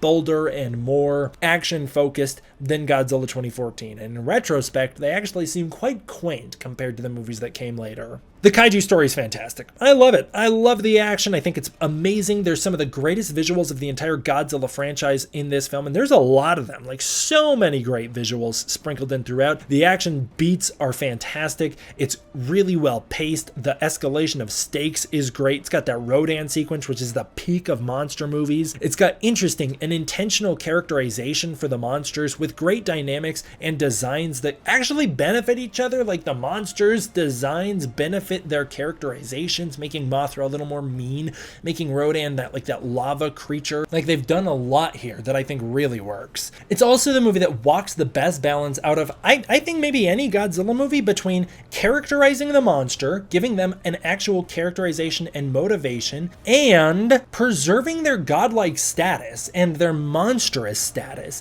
All of the monsters feel like monsters in this movie, with maybe the exception of Mothra, who feels a little more angelic, but like all of the monsters feel like monsters. They all feel very godly. The movie does a wonderful job at that, but they still have characterization. It doesn't take it too far. We do see characterization with King Ghidorah and Godzilla and Rodan and Mothra. We actually do. We get different personalities and dynamics for them, but they aren't over-characterized, over-anthropomorphized to the point where they lose their real kaiju charm. They don't become cartoons. It's a really tricky balance to walk, and this movie nails it. Obviously, the music, you guys don't really need me to gush about the music, you all know it. Bear McCreary kills it with the soundtrack. The music is really great. The instrumentation is very intentional. His use of Ifukube and Koseki's music is amazing. How it doesn't sound out of place in this very modern soundtrack and very epic soundtrack. All of it is so cohesive. And the visuals and VFX. This is, I would say, the movie's weakest point, while delivering some of the greatest visuals of the entire Godzilla series, and again, many of the greatest single frames of the entire Godzilla series, and having brilliant concepts, placing the viewer in the heart of the action in a way that special effects have never allowed before. I do concede this movie is very cluttered, very busy, very chaotic, and a lot of the time it muddies its own beauty through the cinematography. The overactive camera, the shaky cam, the overemphasis on elemental effects, and obscuring the frame, as they call it in film, dirtying the frame, through placing things in the foreground or having things fly through the frame, or having a helicopter come and obscure the monsters, completely eating up the entire frame, or whatever. Too much going on that creates too much chaos and confusion and leaves the viewer ultimately feeling unsatisfied, even though this movie features the kaiju fighting in the final battle more than Godzilla vs. Kong has Godzilla and Kong fight in the final battle. It's just that movie does it uninterrupted, and so it feels like we get more of it. But that's not even true. This movie gives us a longer final battle between the monsters. I do agree, there are some flaws with this movie. Mark Russell's a little too smart for his own good. He solves a little too many issues. The comedy doesn't always land. There are some plot holes that I think could be poked, but I don't really think any of them matter, to be honest with you. I think they're all very easy to excuse. Every movie has plot holes, every single one of them. Decisions that characters could have made differently that they should have, and whatever. Every single movie. I think that these movies are fairly easy to overlook, and the visuals, I do concede, are overly chaotic, but I agree with the premise of them and why they were so chaotic and why they were the way they were. Which is why I'm happy to give Godzilla King of the Monsters the same rating I gave it back in 2019, which is very rare for me to hold a consistent rating on a movie for this many years. I'm giving Godzilla King of the Monsters a 9 out of 10. I think it is a perfect adaptation of the Showa Godzilla films, with some of their flaws included. It's a wonderful revisit and return to and celebration of the Godzilla films that have come before. It still does new and creative and interesting things in the process. I love this movie. I think it's the best Godzilla film of the MonsterVerse. I think it's the best US Godzilla movie ever made, and I kind of wonder if it'll ever be topped. I hope it will, but I don't know. I wonder if any US Godzilla movie will ever top it. I will eagerly wait to find out, though. That is where I will leave it for this one, you guys. Thank you all so much for watching. I know I had so much to say about this movie, but it is the Godzilla movie I have the deepest connection to. I don't have as much to say about the next one, for instance, so we'll see how long that review winds up. But thank you guys all for watching. I want to give a huge thank you to my patrons over on Patreon. It is through the support of the patrons on Patreon that I'm able to continue to make videos like this for you. If you want to support the Patreon, you can use the link in the description below where you can get early access to content, access to the Discord community, and more. If that's not your thing, please consider joining as a channel member. I'd really appreciate it. Thank you guys all for watching. I will see you all next time for the next one. D-Man out.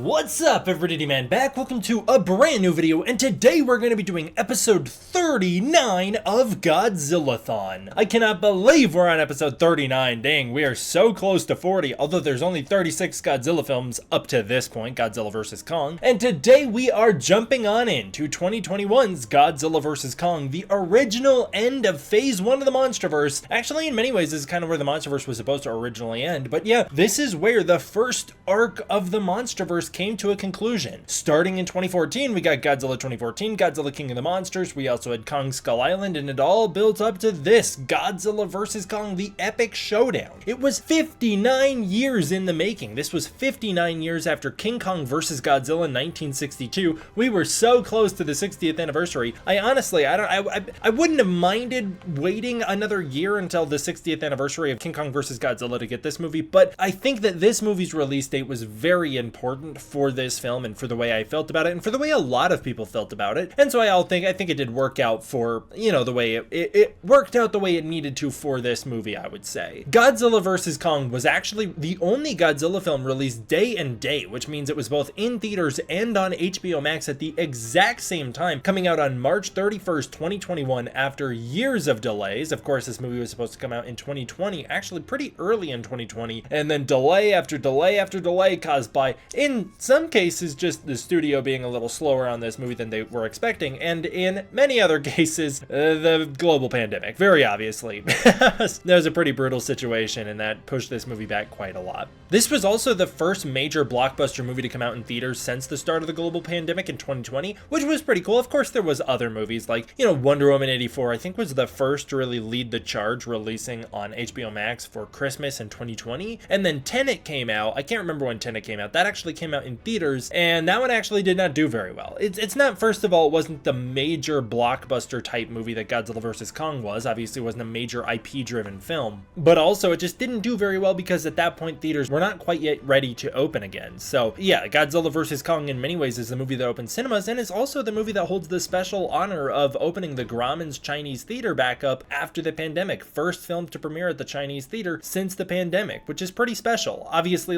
that theater has a very long legacy in Hollywood, but beyond that, it's got a very special history in the making of Godzilla, because the Grauman's Chinese theater is where Ray Harryhausen first saw King Kong way back in the day. I believe back in the 1933 showing. He was blown away by it. Ray Harryhausen spent the next couple decades learning how to make stop motion special effects, and then in the 1950s, of course, in 1953, Ray Harryhausen helped make Beast from 20,000 Fathoms, a movie which was beloved by some Toho staff, including producer Tomiyuki Tanaka, who wanted to make a movie very similar to that, leading to Godzilla. So it all comes full circle in a very cool way. I will say preemptively, before I fully get into things here, this might be a little unorganized in that I feel like it's going to be easier for me to explain some of the major issues I have with GVK before really getting into the beat by beat. And that's because in two cases, in the first case, a lot of the issues I have with it all boil down to the writing of the movie. Sometimes I feel like I'm going a little crazy whenever I bring up that I don't think that GVK or GXK are particularly the most well-written movies, which has,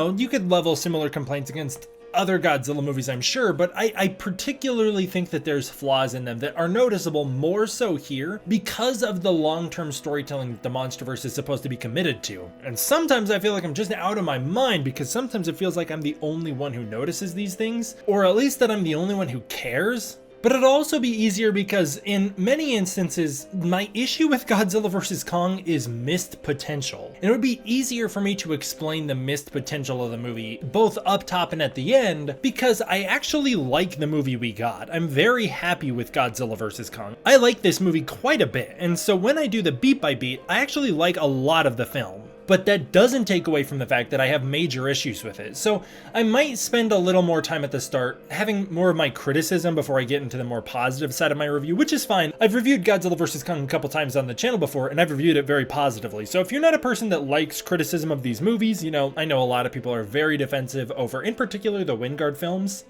And, the MonsterVerse as a whole. So if you're one of those people that doesn't like the more critical reviews, then maybe this one's not going to be your favorite. And that's only because these Godzilla-Thons are such deep dives into these films that, of course, I am going to spend more time on it, which does mean I'm going to have more time to give my criticism. It's also because it's easier for me to elaborate on my critiques than it is for me to elaborate on the things that I love. There's a lot that I love about this movie. As you'll see, I still do like this movie a lot. And as I go through it, it's harder for me to spend more time elaborating on what I love about it. And also, I think it's more unneeded to spend more time elaborating on what I love about it. Then if I have a criticism, I think it's important for me to spend time with that criticism so that you understand why I have it. If I love something, that's fine. If I don't love something, I feel I should be able to justify what I don't love about it. You know what I mean? So I just want to get that out of the way. I'll be honest though, this movie has kind of broken me.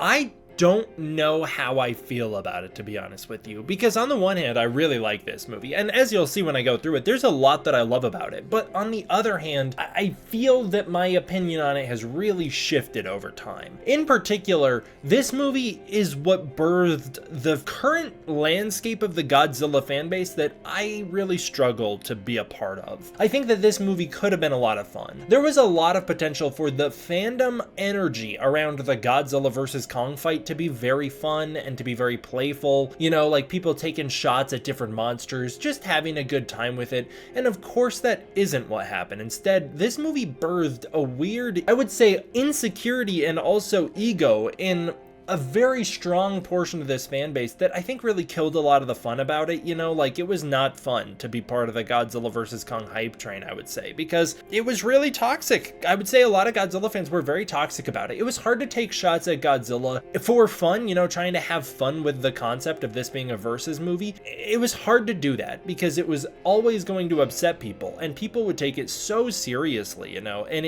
they would threaten you, and they would be really toxic about it, and they would go beyond just playful banter about the films themselves. It was really ridiculous, and that persists, I would say, to this day. It's only actually in some cases gotten worse over time, you know, like with each time Godzilla and Kong fight, there's the bigger potential that Kong could pull out another victory, and that births more insecurity. Of course, like this amplifies with the new empire. And it's a shame that this does taint the way I watch this movie, because there are times when I watch this movie where I catch myself groaning about, like, why did they make that decision? Because that decision led to all of this annoyingness in the fan base. I see it a lot throughout this film. I see it a lot throughout the next film. And I think it ultimately comes down to, over time, I've become more critical of the script on this movie than I was when it came out. And I'll talk about that especially towards the end of this video. But when this movie came out, I noticed a lot of issues with it, and I looked past them, and now it is harder for me to look past them. And I'm saying all this up front because I found myself having kind of a negative reaction to rewatching this movie for Godzilla-Thon,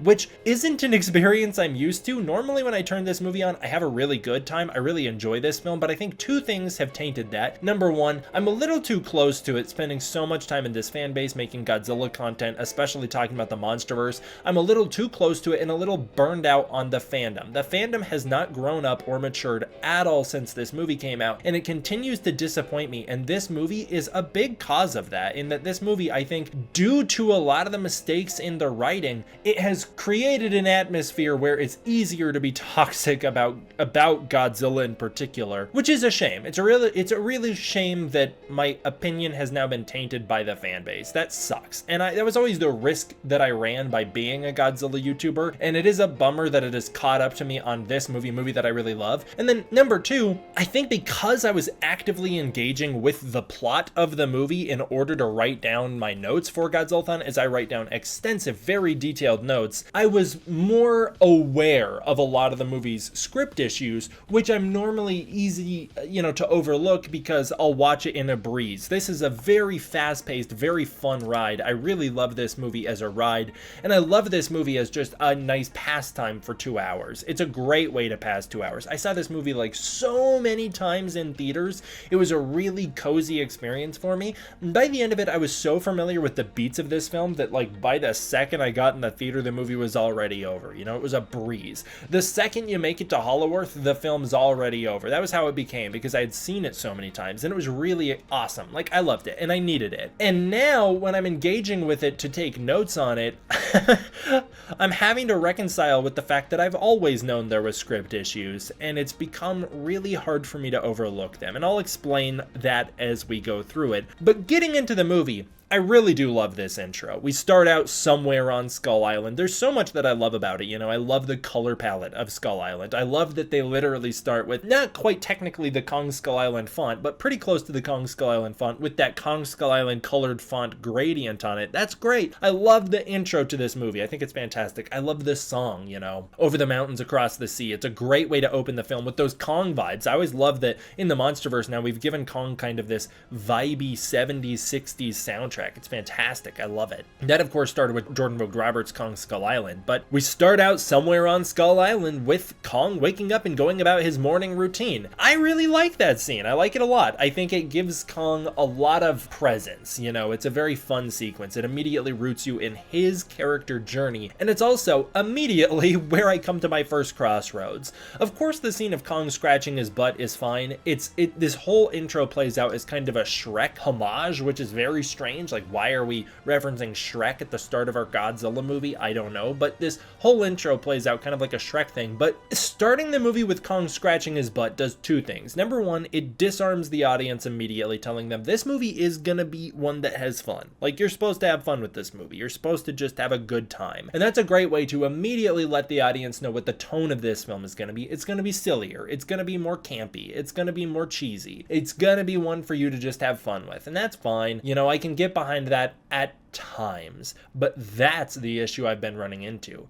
At times I can let it go. At other times, it's really hard for me to let it go. I think that this intro does a lot for Kong in both characterizing him and kind of destroying what I loved about him in Kong Skull Island. Kong Skull Island still has my favorite portrayal of Kong to date. He is this lonely, mysterious, noble god with a lot of honor and trauma and weight and sorrow and anger and ferocity and intelligence and so much going on with so little. Kong Skull Island does so much with so little. This movie, within one scene in the intro here, immediately dismantles the Kong that had been built up through Kong Skull Island and instead presents us with a big man. And I think that's my big issue with it. Kong doesn't feel to me like the Kong from Kong Skull Island. He feels to me like a neutered version of that Kong. It doesn't feel like it's a totally different character. I still see where it's the Kong from Kong Skull Island, but he feels very neutered to me. He feels like they made a big man versus Godzilla rather than King Kong versus Godzilla.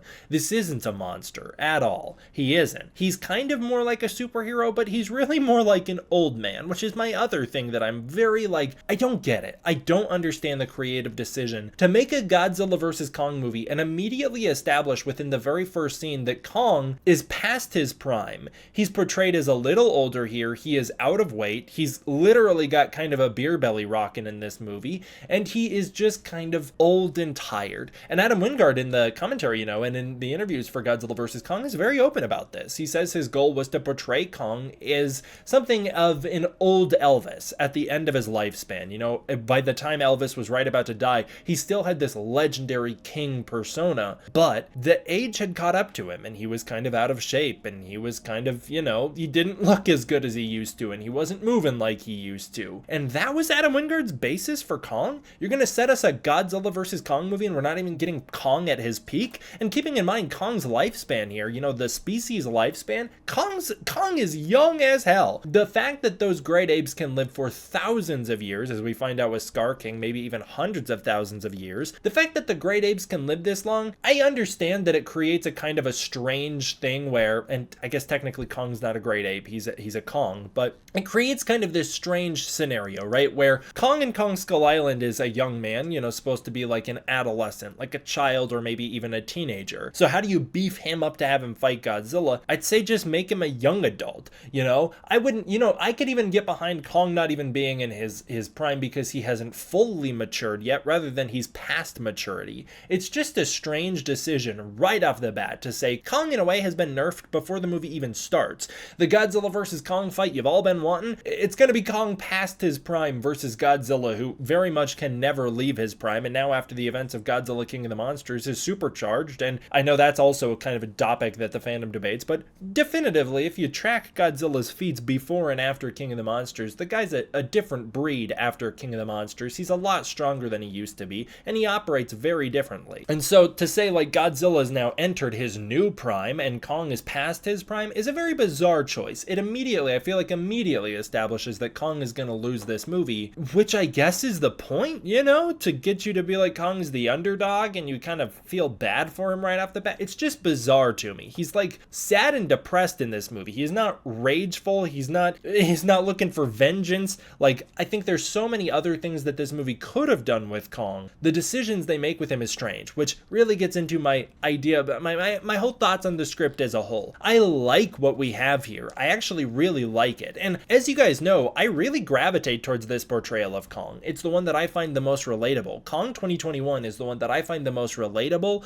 It's the one that I really love. And there's something about him that really struck me when watching this movie that I identified myself in very strongly. And that's also not a mistake. Adam Wingard says he modeled Kong's portrayal in this film very much after himself. And you get that with the beard in particular. You know, Adam Wingard gave Kong a beard to reflect the fact that he in real life grew a big one. So in many ways, Kong is a reflection of Adam Wingard, and so therefore it's not weird to identify human traits in him. Obviously, that's the point of what they've done here. And I really identified with Kong, with kind of a lot of the sadness and anger and loneliness he feels in this movie, and the fact that he was still searching for himself. That's how I felt when this movie came out, and I really identified to it and gravitated towards it. But it is strange, because that's not the Kong we left off with in Kong Skull Island. It has some of those qualities, but they've been really over-anthropomorphized, and in many ways, we're also not playing to the strengths and weaknesses of the Kong and Godzilla of the MonsterVerse. This is kind of like the idea of King Kong versus Godzilla. The fact is, I wanted a movie that took Godzilla as he was in the MonsterVerse and played to his strengths and weaknesses, and took Kong as he was in the MonsterVerse and played to his strengths and weaknesses. And this movie doesn't do that. This movie gives them entirely different strengths and weaknesses. Godzilla's strength in the MonsterVerse I actually would not say is his atomic breath.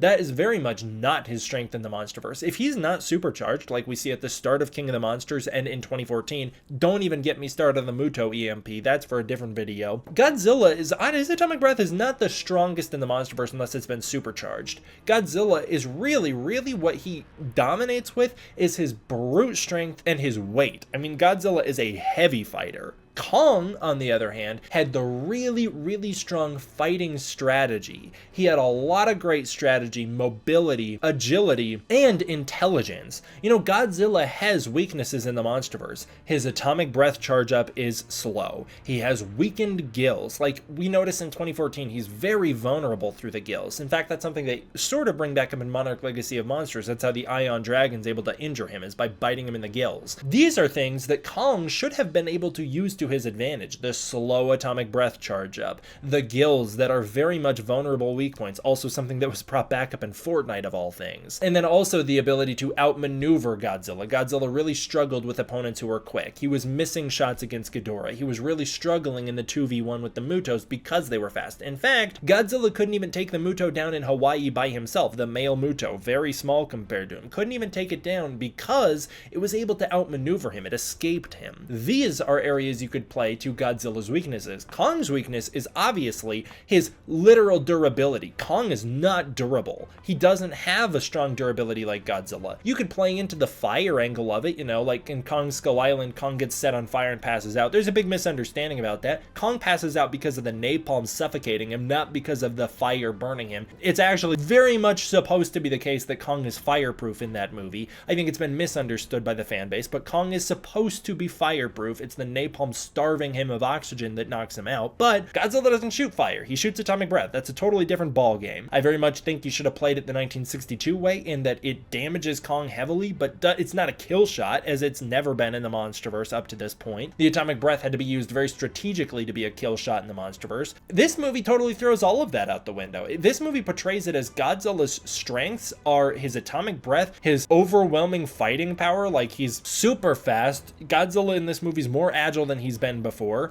I know he sprints in King of the Monsters, but this Godzilla is a whole different level. This Godzilla is very strong, very agile. He actually doesn't have any weaknesses, come to think of it. This Godzilla, I don't think he has any weaknesses. I guess the only weakness we're given for him is maybe stamina, in that after the GVK fight, Mechagodzilla is able to catch him when he's down, but even that's not very well portrayed. Meanwhile, Kong has actually very few strengths. They don't really play to his intelligence other than one moment where he uses a building as a shield against against Godzilla's atomic breath. Instead, they give Kong an axe out of nowhere. It's not even something he discovers on his own. I still, to this day, think a more compelling way to get the axe would be for Kong to realize that the spines on Godzilla's back is what's charging his atomic breath, so just rip one of them out of him and use it as a weapon against him. Play into the idea that Kong Skull Island presented, which is that Kong was incredibly observant and very willing to use his environment to his advantage. Kong could be knocking buildings over onto Godzilla, like we see in Godzilla 2014. That's a way to knock Godzilla down for a minute. Kong could knock a building onto him. Hell, Kong could even build an axe of his own. Maybe we learn that Kong's been building tools on Skull Island already. As we see in this movie, he knows how to make spears out of trees, pretty cool. But Kong could have learned over the years, working close enough to Monarch, living next to Monarch, and living with the Iwi, who made handmade tools. You know, they made stone tools and such, or even beyond stone tools. Kong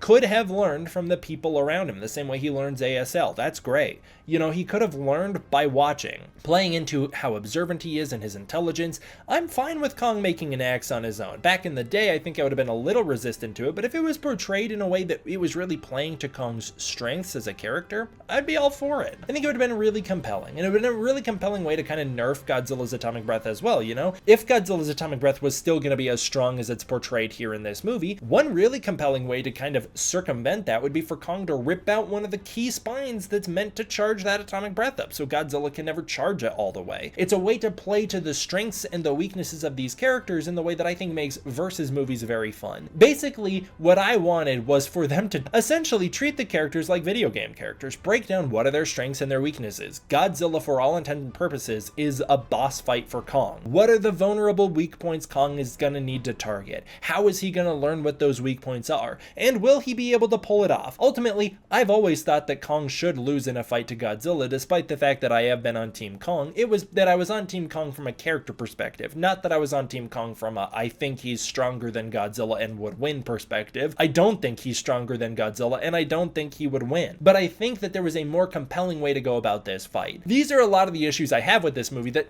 is instantly started in this first scene when we essentially strip Kong of all of the nuance and a lot of the stuff that made him special in Kong Skull Island and present him as just a man who's going to be going up against Godzilla when he's at his lowest. What a strange decision. This movie has a lot of strange decisions, and I think a lot of it comes from trying to streamline the script, as we'll talk about as we go. The longer you think about this film, the less most of it makes sense. There's constantly things that come up in this movie that you go, really, that's how you're going about this? And I never realized until this moment, for Godzilla-Thon, when I was taking notes, how exposition heavy the first act of this script is. That's something that I've criticized Kong Skull Island, my favorite movie of the MonsterVerse, for. It's something that you could criticize Godzilla King of the Monsters for as well. They pack a lot of exposition into the first acts of both of those movies. This movie's on a different level, and it's silly because a lot of the exposition is very unneeded and kind of overwhelming. For instance, the whole idea of a Godzilla vs. Kong war, which is about to be brought up for the first time during this opening sequence, it's a very strange call to say that Godzilla and Kong hate each other because of an ancestral war. Is it a reference to the fact that the 1962 fight happened and this is kind of building off the legacy of that movie? Maybe. That kind of seems to be why they went with the old rivals angle with Godzilla and King Ghidorah, to play into the idea that, you know, there's been a long rivalry of Godzilla and King Ghidorah in films, but they worked that into the themes of the movie. That really means something thematically. Godzilla represents order. King Ghidorah represents chaos. Those two things have always been at war. Godzilla, in many ways in that film, is presented as a god. Ghidorah is presented as the devil.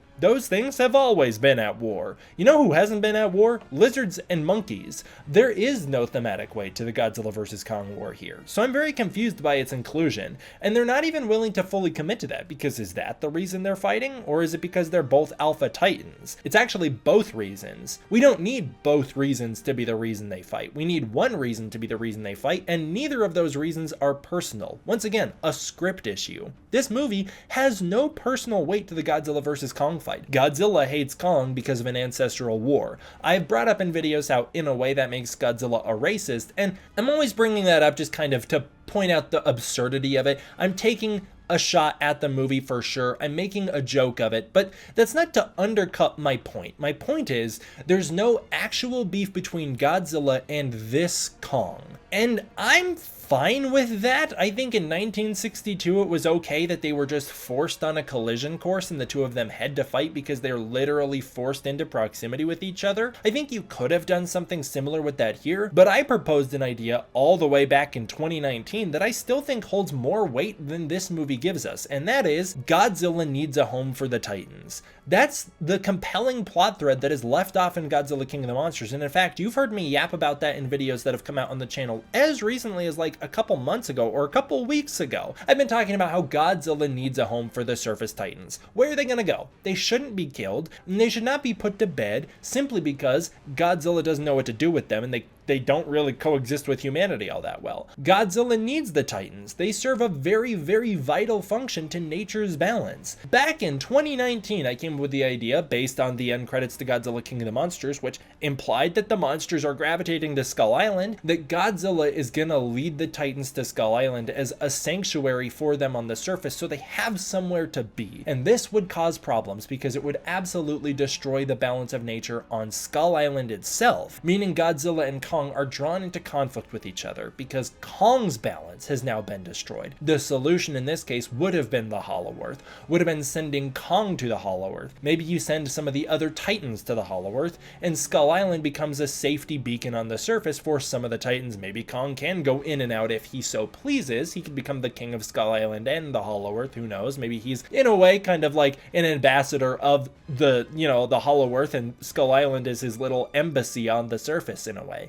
I think that's all cool stuff, and it would have drawn the two of them into conflict with each other. Of course, I pitched the idea way back in the day in my movie pitch, which I was following very rigid rules for that pitch, but all the way back in the day in, I believe, 2020, I pitched the idea that maybe Godzilla accidentally causes the destruction of the Iwi village, or maybe the Iwi village is destroyed by King Ghidorah and Kong blames Godzilla. There are plenty of ways to draw these two into a personal conflict with each other, a personal conflict. This movie does not have a personal conflict until the very end, when Godzilla destroys Kong's ancestral home, and Kong's not even allowed to get revenge for it. It's a very strange script decision as well. We're just told that Godzilla can do whatever he wants. He can destroy Kong's life, and Kong can't have any sort of retaliation. What a weird, weird movie. What a weird fact that this movie has absolutely no thematic weight.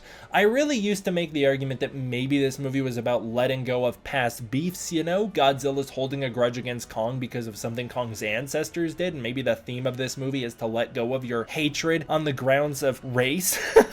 If you want to try and add some sort of really rich thematic quality to this movie, maybe the lesson Godzilla learns is to not judge Kong based on the war he had with his ancestors, to let go of that. And for Kong, the lesson would be to let go of his pride. In many ways, we're telling Godzilla to let go of his ego and biases, and for Kong to let go of his pride. And that would be the message of this movie, but the next film they fight again for no reason, meaning that this movie really doesn't have anything to say. I guess the most we can pull from Godzilla vs. Kong is the very typical story of AI run amok with Mechagodzilla, but that's not really a theme baked into the movie as much as they wanted Mechagodzilla to be the thing that Godzilla and Kong teamed up against, which was a decision made because Adam Wingard specifically, again in the commentary, admits he was inspired by Batman vs. Superman not doing the idea of the versus match and then the team up very compellingly. He wanted to show that you can do it better, and I think he absolutely did. He pulled it off very well in this movie. But that's to say, I'm very confused by a lot of the decisions made here. I like the movie we got. That's something that's always been true. I've always liked Godzilla vs. Kong. I would say I love Godzilla vs. Kong. I do think that there's a better version of this movie out there, and I don't think you have to work hard to find it. I don't even think you have to make major changes. Again, simply changing the way Skull Island is destroyed as Godzilla was trying to herd the Titans there. Maybe we even say the Titans are needed in Hollow Earth to achieve nature's balance, or some of the Titans Titans need to go to Hollow Earth, and Skull Island has the only accessible Hollow Earth portal at the moment.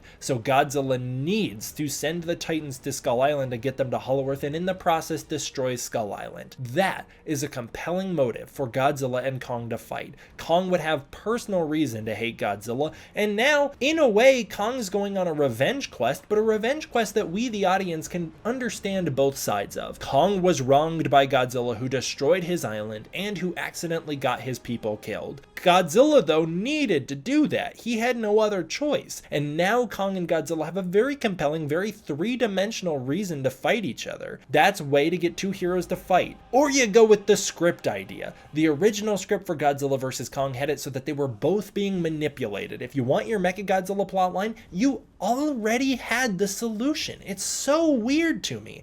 The Orca Z being used as a way to make Godzilla look like the bad guy when in fact Godzilla was simply acting out of pure instinct because the Orca Z was manipulating him, having the Orca Z manipulate Godzilla and Kong into fighting each other. The only thing that does is it kind of robs the two of them of a personal motive to be fighting, but this movie doesn't give us a compelling personal motive for them to fight in the first place. They're fighting because of an ancestral race war with some very odd implications to it. In the other instance, they're fighting because they're being used by somebody else. Is that a little too much like Batman versus Superman? I guess maybe. I think I would have been all on board for that. For Godzilla and Kong to be fighting because the Orca was amplifying their aggression. Maybe they don't like each other in general. Maybe they don't get along. But the fact that the Orca is the thing keeping them fighting or making it so that they cannot let go of their pride and their anger, that's fine with me. I'm totally good with that. I think everybody would have been. But I think they dropped that plot thread because they wanted to streamline the movie, they wanted to make it more fun and upbeat, and they also wanted to eliminate some of the connections to Godzilla King of the Monsters because that movie underperformed, and therefore you don't want this movie to be super heavily tied to the one that not as many people have seen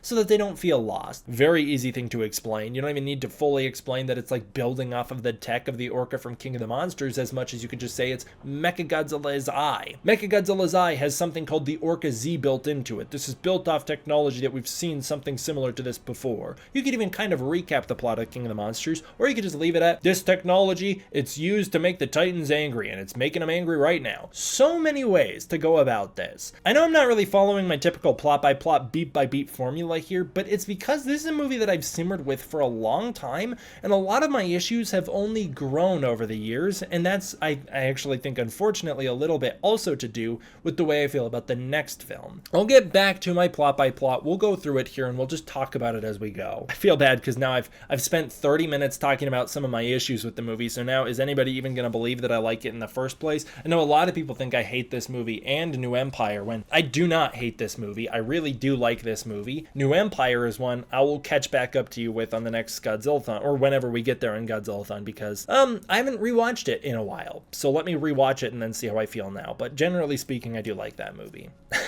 Alright, we catch up with Kong. He's going about his morning routine. He realizes something's off. I really like that. I love the VFX here. I love the way Kong looks. I love that shot of him walking out and sniffing the air with all the leaf wings flying past him. That's great. And then the last Iwi also notices Kong has figured out something's wrong. I feel bad about what they've done to the Iwi. In a lot of ways, it feels like this movie disrespects the movie Kong Skull Island very heavily by just destroying Skull Island, destroying their portrayal of Kong, destroying the Iwi, destroying the mythology of that movie, kind of in some ways undercutting a lot of the themes of that movie. I feel bad about that for sure. I do. But this was not how Skull Island was supposed to be destroyed. It was actually in the original script supposed to be destroyed more similarly to how I said. They were going to send the Titans there. There was going to be more to do with the Hollow Earth portal on Skull Island causing some destruction on the island. In fact, in one script, some concept art came out where you see the island's destroyed by a volcano. Maybe that's a little too similar to Jurassic World Fallen Kingdom, so that's maybe the reason they changed that plotline, is because the volcano had just been done in Jurassic World. But there was originally a plotline where they were using a Orca device. They were going to use a newly built Orca to lure some of the Titans to Skull Island, and they were actually going to try and send them through the Hollow Earth portal themselves. I believe you were supposed to get a Behemoth cameo there, but things change, and this is one of them. So in the end, we pick up, and it's like a whole nother movie has happened in between this movie, which Monarch Legacy of Monsters seems aware of and is trying to fix. But yeah, we pick up and they're like, yep, Skull Island got destroyed. Yeah, it's all gone. The Iwi are all dead, and Kong's a totally different guy than you remember. And I guess it's been quite a long time since we left him off in the 70s, but it is a big jump to get to where we are now. So Gia approaches Kong. They have this great little moment together. I love the bond between Gia and Kong. I actually think Gia might be the best human character introduced to the King Kong mythology ever. I love the idea of giving Kong a very special connection with a human that only he can have. A non-verbal connection that he can have with a human. I love that she's deaf. I think that's a fantastic thing. It's, first of all, great inclusion, great way to include the deaf community into this movie. And also, it's a great way to build the connection between her and Kong, that they both aren't able to communicate with the rest of society in a way that everybody else can. They don't have the ease of communication. They have to communicate through other means. A lot of deaf people really struggle, as I've learned by meeting Kaylee Hoddle, who plays Gia here. It's a kind of a struggle to get the rest of society to understand the struggle that they have, to understand some of the things that they deal with that we don't think about, It's interesting. And I love the idea that Gia and Kong have a connection that only they can have. I also love that she's one of the Skull Island natives. I really appreciate that the MonsterVerse completely changes the way the natives are portrayed on Skull Island, as the other portrayals can be problematic and are very limited. But I love their little moment. They have this little beat together, but that doesn't dissuade Kong. He stands up and he spears the freaking sun with a tree, and what would have been a crazy plot twist that had not been spoiled in the trailer, but holy crap, that's a great moment. Kong throws his tree spear into the sun, and we find out that Kong is stuck in a massive containment zone, protecting him and the last safe space of Skull Island after a random storm has destroyed it and flooded the island, and the rest of the island is all gone and completely wiped out. And this movie, here's my other big issue with it, never bothers to explain some major things like this. Now, of course, there is a comic book that does its best to explain that. The canonicity of that comic book is very questionable. As far as a script goes, though, we're never given an explanation in the script for Godzilla vs. Kong as to what happened to Skull Island, why a storm destroyed it, and why now. We're never told. This movie doesn't bother. It doesn't bother to tell us how long of a heads up they had, how they built that containment dome. They didn't tell us anything. This movie doesn't bother to tell us most things. It just presents you with an idea and moves along as if you get it. You've always known that, right? Like the idea that they get Kong onto the ship later. How? There was originally a scene that explained it. It was going to be a scene throwing back to King Kong versus Godzilla where they put him to sleep and then move him onto that raft. We never see that in the movie, and I'm not even saying we need to, but I would like to know some things. We're never told anything. Later it's presented as a big new idea that they can airlift Kong, and it's like, so clearly that's not how you got him on the boat. How'd you get him on the boat? That's always been the meme, is how do they get Kong on the boat? Most movies don't bother to explain it. It's fine most of the time, and I would totally overlook it here if this was the only instance of something like that happening, where I'm left questioning, how did that happen? But the fact is, everything that happens in this movie I'm left questioning, how did that happen? How did they do that? Where did that come from? Why did that happen? I don't want to be left with a lot of questions like that, because it means that the script doesn't have an answer for me. I don't care if a comic book does. I don't care if a novelization does. I'm not reviewing those. I'm reviewing the movie. I would even be fine with it if they expanded upon some of this stuff in a sequel, in the next movie, and gave some answers. It wouldn't be great. It would still mean that this movie was unfinished, which is how it feels to me. The script feels unfinished, but at least the answers would be there in a film, meaning somebody thought about it and put it into a movie. Never happens. So I bring up this case because the destruction of Skull Island continues to this day to be left a mystery on screen. We never learn in a film what happened to the island, and I think that's really bad. To destroy one of the most iconic, mysterious islands in the entire cinema history, do it so unceremoniously, and also never expand upon it, that's pretty bad. It's also the inciting freaking incident for this entire film, getting Kong off the island because it's been destroyed by a storm and we don't even know how it happened. Are you kidding me? I feel very passionately that this script is unfinished, and it really stuck out to me on this watch, which is a shame, because normally I can overlook it, but for the purposes of reviewing it beat by beat, it became very apparent how unfinished a lot of these ideas are. Anyways, we're introduced to another character I really like, which is Dr. Eileen Andrews. I think she's great. She's is Gia's adopted mom. She's the Kong specialist. She is the head of the Skull Island division for Monarch, and I really like her. Rebecca Hall plays her great. She's very charismatic. I think she's a lot of fun. She's informed that Kong can't survive on this small of a space of land for long, and that it's time for Kong to leave, but she fears taking Kong off Skull Island will attract Godzilla and restart an ancient war between their species. I would even be fine with it if just the idea was, you know, I really don't love the whole idea of an alpha titan, but if the idea of it was Kong has the ability to disturb nature's balance in such a prominent way by upsetting Godzilla's command of the other titans or whatever, that is the reason that Godzilla wants Kong gone, that's fine. But the fact that there's this whole ancient war that we never expand upon, we don't learn anything about it, and the next movie presents us with a whole different ancient war that many people think is actually the same one, but it isn't. This is a war between the Godzilla species and the Kong species that raged across the surface and in Hollow Earth and throughout Iwi legend. The next one is a different isolated war led by a rebellious group of great apes under the control of Scar King.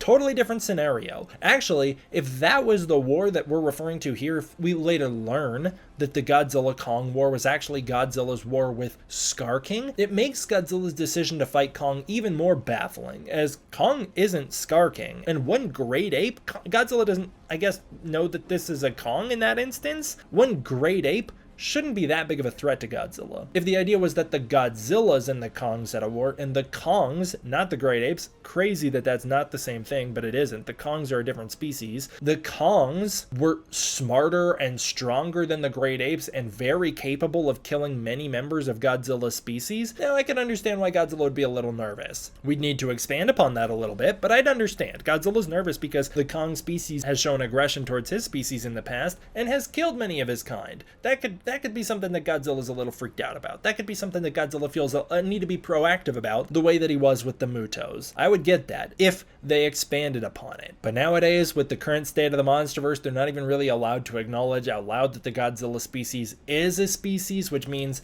what's the axe made out of? Who is Godzilla so worried about? Because he's been able to take on those Kongs by himself in the past, or the great apes, and they've never been able to harm or kill one of his species because he's the only one of his species. Like, what are we doing? What are we doing? The long-term storytelling in the MonsterVerse is really one of the things that kills me the most. If this movie's a standalone and was the only movie of its kind, like this is the only MonsterVerse film, there's no others, I'd have a pretty fun time with it. I'd be like, that came out of nowhere, but you know, that'd be alright. As a standalone movie, this one works as a standalone. As part of a long-term narrative, this movie is baffling to me. Anyways, we finally 40 freaking minutes into my review, make it to the title montage. I loved the title montage. It is pure hype. It builds up the excitement of Godzilla and Kong fighting so well. It's the best song Junkie XL does for this soundtrack, including his rip-off Godzilla theme. This is the best iteration of his rip-off Godzilla theme that we hear. I love the mashup between the Godzilla theme and the Kong theme. This whole intro is so cool. It also is done in a very kind of cheesy way. It's like a sports bracket, and again, kind of disarms you, lets you know that this movie's just here to have fun. And if you can go along with the fun factor, this movie is great. I really love it. I was really struggling to go along with the fun factor on my most recent watch, but that is to say, I've seen this movie dozens of times, and I've not really struggled with it every time. Most of the time, I really do enjoy this movie as is, as a spectacle, as a fun little romp. This time in particular, because I'm doing this in-depth breakdown, I was struggling. Anyways, we pick up in Pensacola, Florida. Bernie Hayes, a brand new character and one of the leads of this movie, is the host of the Titan Truth podcast, a conspiracy theory podcast looking into the shady goings-ons in this world. I like the idea of conspiracy theorists in the MonsterVerse. Bryan Cranston's Joe Brody does a great job at that.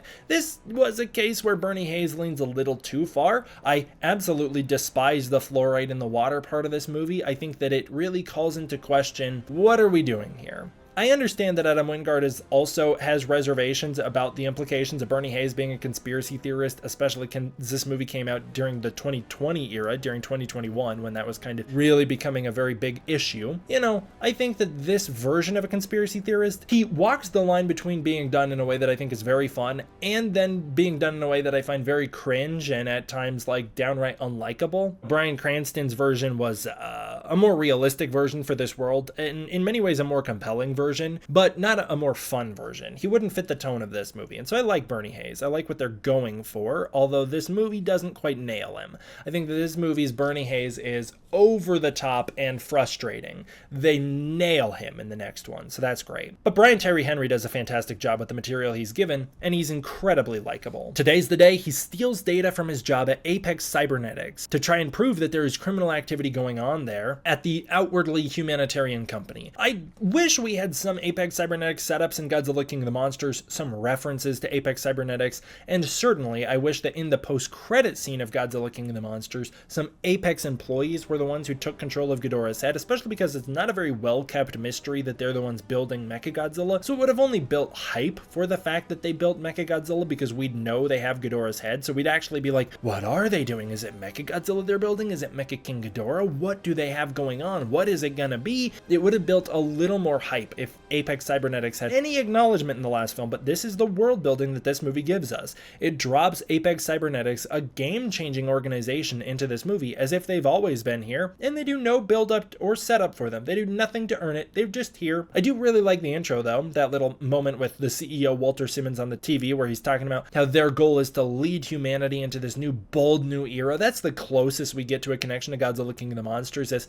at the end of Godzilla King of the Monsters, we're told that it's a brave new world we're a part of, and here we're told we're entering a bold new era. I like the idea of Apex as well. The idea that we've got this company that truly isn't all that evil, at least as presented in this movie. Like, Walt Simmons' goal is to kill the Titans so that humanity can be free from them.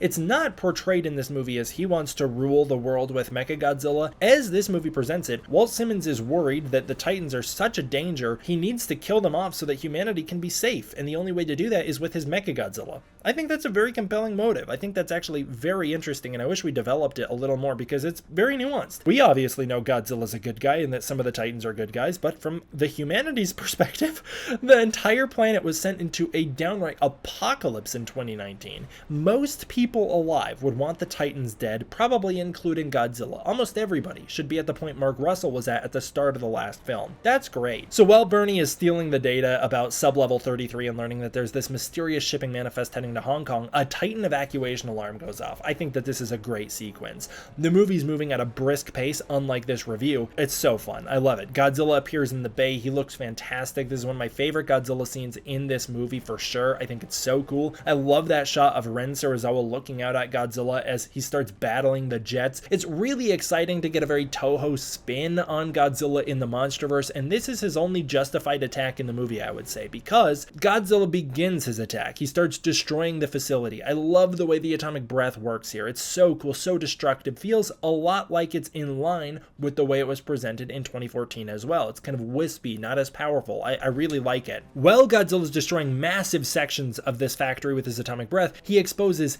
an enormous, blinking red mechanical eye that is pulsing an orca-like signal, clearly the thing agitating Godzilla. One of my big questions is, why does Godzilla assume his job is done and leave? Godzilla is on the warpath, destroying this factory, and then just calls it quits. It would have been more compelling if we saw the eye turn off and then Godzilla leave. Now, I understand that might have been playing your hand a little too soon. So you could have Godzilla leave without us getting an explanation and later reveal it's because they turned the eye off so that he would leave. That is what the original script explained. Godzilla leaves because the eye is an orca signal. There is a device called the Orca Z embedded in Mechagodzilla that was causing Godzilla to go on the attack. They turned it off, and so Godzilla leaves. That is not what happens in this movie. Godzilla is instead an enormous idiot. This movie makes Godzilla the dumbest guy around. He thinks his job's done here and calls it a day. He thinks that he kills Kong at sea and calls it a day. He can't find Mechagodzilla in Hong Kong later on. He gets distracted from his mission to fight Mechagodzilla to go fight Kong in the first place. This Godzilla's a dummy. He's constantly getting tricked. Kong can throw something and trick Godzilla as to where he is. I love that moment, but my point is, over and over again, this movie portrays Godzilla as an idiot. And it's not even portrayed in a way that Kong can use it to his advantage, like Godzilla's weakness is that Kong's a thinking animal and Godzilla's got the brain the size of a pea.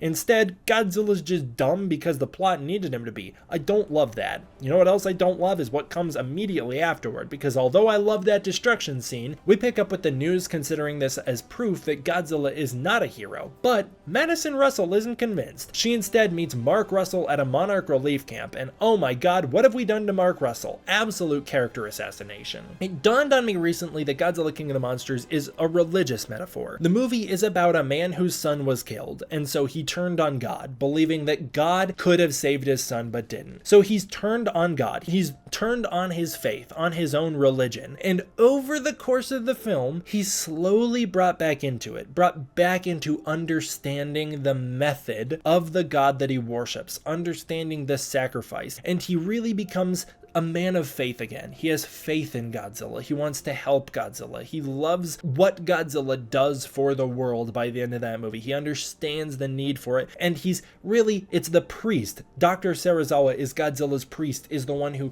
passes a lot of this on to him. Sometimes these moments of crisis are also potential moments of faith. Are you kidding me? The religious imagery throughout that film. I'm not a particularly religious person, but it's a really beautiful metaphor, and I really love what that story is going for. And to have Mark in one line dismiss all of that character development throughout Godzilla King of the Monsters. Even if we're dropping the religious metaphor, Mark goes from a guy who hates Godzilla because Godzilla killed his son to a man who understands what Godzilla's role is and appreciates and goes out of his way to help Godzilla. He saves Godzilla's life and then teams up with him in the final fight, and it's only through their cooperation that the world can be saved. He comes to embody the key to coexistence. Mark recreates the Orca with Emma so that they can team up with Godzilla. And now within one line, he dismisses all of that. It's all out the window. We throw away an entire movie's worth of character development for essentially a brief cameo. Mark Russell doesn't even need to be in this movie. We don't even need this scene with him. Or he could just say, sorry, Madison, I understand that there's a point to what you're saying here, but my job right now is focusing on the civilian restoration, making sure people are okay, helping out, the relief, the rebuild. I'm not the guy right now. I'm sorry, Madison. And so she has to do it on her own, rather than being like, yeah, no, I can't think of a single reason Godzilla could be on the offensive. It's not like we built an Orca in the last movie that could make the Titans aggressive. I can't think of one single reason Godzilla would be upset with what's going on. I can't think of one reason he would attack when his whole thing is balancing nature, being nature's balance. I can't think of one way humanity could upset that balance in a way that Godzilla would take offense to. Instead, he denies that Godzilla was flashing an intimidation display despite being in the room for Godzilla's intimidation display and being the Godzilla fucking expert, the one who knew every single thing Godzilla was doing in the last movie, the guy who told Dr. Goddamn Serizawa to stand down and open the shields, despite being the guy who my biggest issue with him in the last movie is that he's too smart. He chalks up Godzilla's current actions to, because creatures like people can change. Godzilla changed? Are you kidding me, Mark? You changed. You changed writers, and the new writer doesn't understand your character at fucking all. I can't stand what they've done to Mark Russell, and it's made people in this fan base despise this guy. They don't like him. They think he's an idiot. They think he's arrogant. They think he's all of the worst parts of the character. All the things that he outgrows over the course of King of the Monsters, he embodies here. Oh, it frustrates me so much, man. What they've done to Mark Russell, I do feel that they did the same thing to Godzilla, taking Godzilla from his samurai portrayal, from his heroic persona he builds up by the end of Godzilla King of the Monsters, and turning him into the heel. I feel that the same type of character assassination that happens to Mark happens to Godzilla. I think that embodies my big issue with this movie, is that this movie is not committed to developing the consequences and world of the last film in meaningful ways. It's committed to coming up with new things and pushing forward as if nothing happened before now. It acts like this is the first time we've been introduced to these characters, and we're moving on. We're just moving on. Like, it really kills me. I understand that we might not want to be as committed to Godzilla King of the Monsters after that movie's box office underperformance. Fine, move away from it. Don't destroy it. Anyways, Madison turns out to be a huge fan of the Titan Truth podcast, which I suppose makes some level of sense. She's a big fan. What I don't like is that she's also a major conspiracy theorist. I believe Madison should have been a more troubled character, as she was supposed to be, troubled from the events of Godzilla King of the Monsters. I can understand why she'd grasp onto someone like Bernie Hayes' podcast. I get it. I think that her conspiracy theory angles is a step too far. It makes her a little unlikable, especially, again, that fluoride scene. I really don't like that stuff. I think that's kind of harmful to put in this movie in the first place. Pushing governmental conspiracies at a time when it was really important not to do that, as the US Capitol could tell you. And also just kind of straying away from where I think she would fall after the last movie. After she was essentially dragged along with the conspiracy theory from her mother for so long, I think she'd be a little more resistant to them. Walter Simmons goes to former Monarch geologist Nathan Lynn for help. We're kind of bringing in a similar plot thread with Godzilla King of the Monsters, with a former Monarch worker rejoining Monarch to help out here. I'm glad that we don't repeat any of the same plot beats with that character arc, though. I really like Nathan Lynn. I think he's great. I really like Alexander Skarsgård. I think he's a very fun character here. And so they go to Nathan Lynn for help. He was the #1 expert in Hollow Earth, following Houston Brooks, I suppose, but we don't really get any Houston Brooks mentions in this film. It's like he doesn't exist. He is the #1 leading expert in Hollow Earth and theorizes it's the birthplace of all of the Titans. Walter Simmons actually agrees with him, and with the help of Ren Serizawa, a character who is but just downright the worst character in this movie, in that I used to like the idea that you had to put the pieces together yourself and decide that Ren Serizawa was the son of Dr. Serizawa. You had to figure that out yourself. I don't like that anymore, because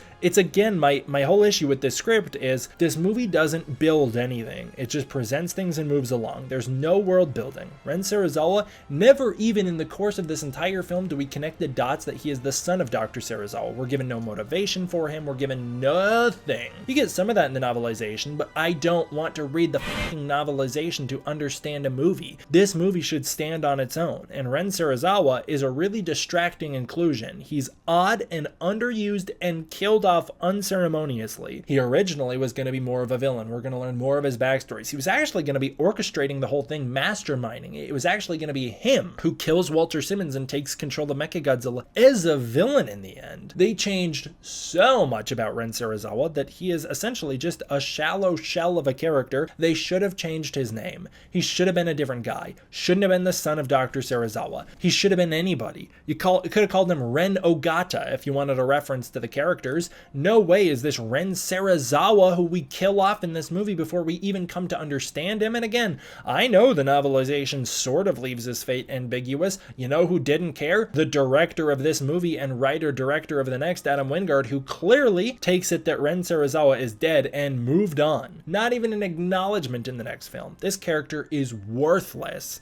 But Ren Serizawa is the technological lead over at Apex. He's scanned Earth. He's scanned the Hollow Earth. They have scans of it that don't align with what we were told about it in Godzilla King of the Monsters. No longer do we get Hollow Earth tunnels. Instead, there is a second planet inside of the planet we currently live on. There's a whole nother world down there, and there's an enormous energy signal down there, nearly identical to the energy of Godzilla. They plan to synthesize this energy so that it can power a weapon that can compete with Godzilla. I'm actually fine with the Hollow Earth energy. I think it's whatever. Of my issues with this movie, that's not really one of them. I'm fine with that one. That's a plot beat just like the Orca was in the last movie, where it's like, what do you mean Mark needs to recreate the Orca sound in order to locate where it's at? First of all, don't know how that would help. Secondly, doesn't he have a recording of it? Isn't he already ready to go with that sound? Here, it's like, well, if the energy signals are nearly identical to Godzilla, why do you need to synthesize it? Why not synthesize Godzilla's energy and use that? Who cares? That's a who cares plot beat, just like the Orca signal was in the last movie. It works. It works. And so I'm moving on. Turns out Nathan Lind left Monarch after organizing a mission to Hollow Earth that completely failed, killing everyone involved, including his brother. Walter Simmons has designed this new vehicle, the Heave, that can survive the intense gravitational inversion upon the trip to Hollow Earth, enabling entry to and navigation through the Hollow Earth itself. To discover the source of the Hollow Earth energy, something that it's like, don't you guys have scanners that are picking it up from the surface? Wouldn't you guys be able to locate it yourselves? But again, I'm moving on. To find the source of the Hollow Earth energy, they need a Titan from the surface who will be able to find and show them the way using a sort of sense memory that the Titans are supposed to have. To accomplish this, Nathan Lind re-teams with his old Monarch colleague and friend, Eileen Andrews, so that they can take Kong to the closest Hollow Earth portal, which actually happens to be in Antarctica. It actually takes very little convincing. All Nathan needs to do is be like, hey, first of all, we're looking for a power source to power this new thing that can defend against the new scary Godzilla who's been causing problems. And also it'll be a new home for Kong. And she's like, yeah, yeah, sure, alright. She doesn't love the idea, but it's time to get things moving. So we just abruptly cut to Kong on the ship, being transported. He's sedated, he's being transported to Antarctica. Again, I'm kind of fine with all of this. I'm kind of fine with the way we breezed through this. If this was the only stuff we breezed through, that would be fine. This is all normal movie stuff right here. I really like that scene where Kong's being transported. I love the Elvis music playing. I love the vibes of it. And there is a full naval escort watching out for Godzilla, which is also great. I love the threat that we build up with Godzilla, where he's something we're really afraid of. And in fact, I love that they're watching out for Godzilla's territorial routes and trying to sail through not the most direct route, but a route that will avoid where Godzilla's been to try and get away from him. You know, I think that's really cool. It is interesting, though, that Kong wakes up 88% sedated as Maya Simmons arrives on the ship as the apex leader for the trip. Now, they never state this in the movie. The novelization, again, will give you an answer, but the movie, which needs to stand on its own, does not. As far as this movie is concerned, Kong straight up is 88% sedated during his first fight with Godzilla, which I always love to point out because Kong is at such a freaking disadvantage here, 88% sedated on a floating ship with nowhere to go, nowhere to run, nowhere to fight. He has no chance of winning this battle. I think it's a great way to put Kong up as the underdog and not show what he's capable of this early into the movie. It's really good stuff. I like it. I actually do like it, and it's different than the stuff we've seen before. I don't love them standing on aircraft carriers. That's universe-breaking physics right there, but I like the idea of what we're doing here. This is not the first time we've had a fight at sea like this, especially with a big barge transporting a Titan. We actually saw something like this all the way back in Godzilla vs. Mothra in 1992 with Godzilla fighting Mothra while she's on her giant egg transport ship, but this is the first time it's been portrayed the way it is here. I really like it. I love all the visuals here. I love this whole setup.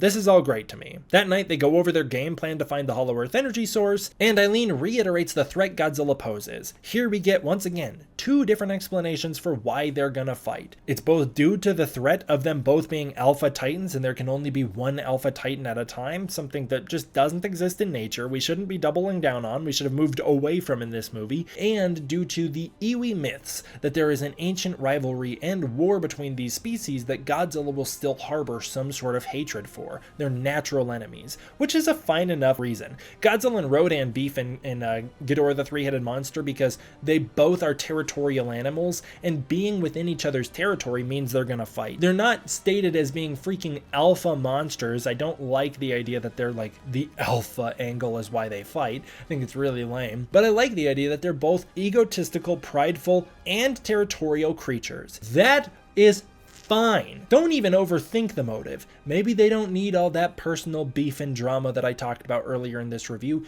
Maybe the reason they fight is because they're both territorial and they've been brought into each other's territory. Okay, I'm good with that. Maybe the reason they don't know how to let go of their anger is because the Orca Z is making them even more angry. Okay, once again, I'm fine with that. That is a reason for them to fight, that they'd have a personal beef with each other, and a reason for them not to be able to let go of their hatred until Mechagodzilla shows up and they know how to redirect their anger. Good stuff. That is all you needed. And you see how quickly and easily you can come up with that solution? Like, I know we're an hour into this review, but that solution takes 5 minutes to come up with. Liba gang. Anyways, it's time for my favorite scene in this movie. This is not only one of my favorite scenes in this movie, but this is one of my favorite scenes in the MonsterVerse. A big storm rages on at night, causing Kong to get quite upset, and Gia goes out to comfort him, and they have this beautiful moment. The music is great. I freaking love the song here. It's one of the best ones on the album. The visuals are fantastic. I do think they're the best of the film, and this scene has Kong feel, I would say in some ways, the most like Kong in Kong Skull Island out of the whole rest of the film, and that you get that human connection with him, but you also get the more monstrous and lonely side of him. I think it's really great. It's also a really cool scene because, in a way, while it does all that monstrous stuff with him, makes him seem kind of scary again, it's also the scene that humanizes him more than any other, as this is the first time in Kong's history he's properly, in a film, communicated, which is really cool. I mean, he kind of does in 2005, which is also great, but this film really takes it to the next level. But man, do I love that finger touch moment. The visual is my favorite visual in Godzilla vs. Kong. I think it's beautiful, beautifully shot, great moment. Eileen goes out to get Gia, and she learns that Kong can communicate. She learns that Gia and Kong communicate through ASL in private, but publicly, Kong signs that he wants to go home for the whole world to see. I think that that is such a powerful moment. That is is great. I love it, and it's so tragic to really amplifying Kong's drama here. Such a good scene. Can't really say that about the scene that comes after this, because next up we see Madison piecing together what's going on, including, and it's bizarre to me that they didn't use CGI to fix this or just straight up cut the shot, a conspiracy theory board, or not really a conspiracy theory board, but Madison has been tracking Godzilla's activity, and it's just on screen blatantly that Godzilla has attacked 4 different Apex factories, or I should really specify, there have been 4 Godzilla attacks near Apex facilities, one of which, the most recent one, the 4th attack, was in Pensacola, Florida. This is all carryover from the original version of Godzilla vs. Kong, where the Orca Z was going to be used to get Godzilla to do multiple attacks, really villainizing him to the public, proving that it's not just a one-time fluke, and also I don't think that they were all supposed to be Apex facilities being attacked as much as they were near Apex facilities, making Godzilla look like he had just straight up turned on humanity in general. I actually think that this makes a lot more sense given Mark's motivations, as Mark winds up like so freaked out after the one Godzilla attack. If Godzilla had done one simple attack at Pensacola, Florida's Apex factory, I think Mark Russell, of all people on Earth, would instantly be like, okay, so Apex is up to no good. They're the bad guys. They've done something wrong here. But instead, if Godzilla had done 3 other attacks and only just now attacked an Apex facility, now Mark Russell would be like, oh my god, I don't understand what's going on here. So it's bizarre to me to just straight up leave that on screen, but I guess only people who pause get to notice that. So whatever. She discovers evidence on who the voice of the Titan Truth podcast is and sets out to find him with her friend Josh, who she treats horribly. I don't like the Madison Russell portrayal in this movie. Like I said, don't love the conspiracy angle theory with her, and I really don't like the way she treats Josh. She's just downright a bad friend to him. This actually leads to my least favorite scene in the entire movie, which is when they show up in Chinatown. They go up to this worker in Chinatown and bribe him in order to find out who Bernie is. That scene is very poorly written. It's like boomer dialogue, like making Tide Pod jokes. Tide Pods, that was like a thing when people ate the Tide Pods back in like 2016. This movie came out in 2021. It was already a super dated reference, and it's just so out of touch. I do not like that scene very much. Bernie reluctantly agrees to meet with them after finding out that Madison is Emma Russell's daughter, in one of the moments that I really like between these characters. I love the weight of her being Emma Russell's daughter. That's really good stuff. They devise what I guess we could call a plan to break into Apex's remains, the remains of the Apex facility, and explore sub-level 33. Don't love a lot of this conspiracy theory stuff, and really don't like the way that the two treat Josh. It's also wild to me that the Josh character, played by Julian Dennison, winds up being the straight man in this group, essentially. Like, this kid winds up having to ground the performances between a very amped up Millie Bobby Brown and Brian Tyree Henry at a 10. I very much prefer the way they rein it in for the next movie. I love Bernie in the next film, so it's hard for me to like kind of hold some of that resentment against Bernie, because I'm not the biggest Bernie fan in this movie, but I really like what they do with him next, so I kind of even out on the character overall. I think Bernie works here only because he has the balance of Josh, and I do kind of find some comedy in the fact that for once the kid is the straight man. That is kind of entertaining to me. It's just I think that they take it a little too far or play it too often, you know. This really gets into like my other big issue with this movie. I know I have so many. I do apologize for that because I do like this movie quite a lot. It was a huge comfort movie for me when it came out, and it still is, so I feel like I'm being really hard on it, but I do like this movie. This is not the first time this has happened on a Godzilla-Thon. There's been a couple times in Godzilla-Thon when I'm explaining my thoughts on a movie, when I feel like my thoughts are generally kind of negative, or I have a lot of negative thoughts that need elaboration, but I still like the movie, and this is one of those cases. So the other main issue I have with this movie is I just don't like Team Godzilla. I find them to be very boring. It has nothing to do with Godzilla himself. I like Godzilla a lot, and I think he's great in this movie. I actually think Godzilla, when I can set aside the straight up character assassination that happens from the way he left off in King of the Monsters, like just straight up portrayed differently. I'm not even going to get back into it, but characterization wise and power level wise and portrayal, it's all different enough to where if you're truly watching these movies as a writer who's committed to character,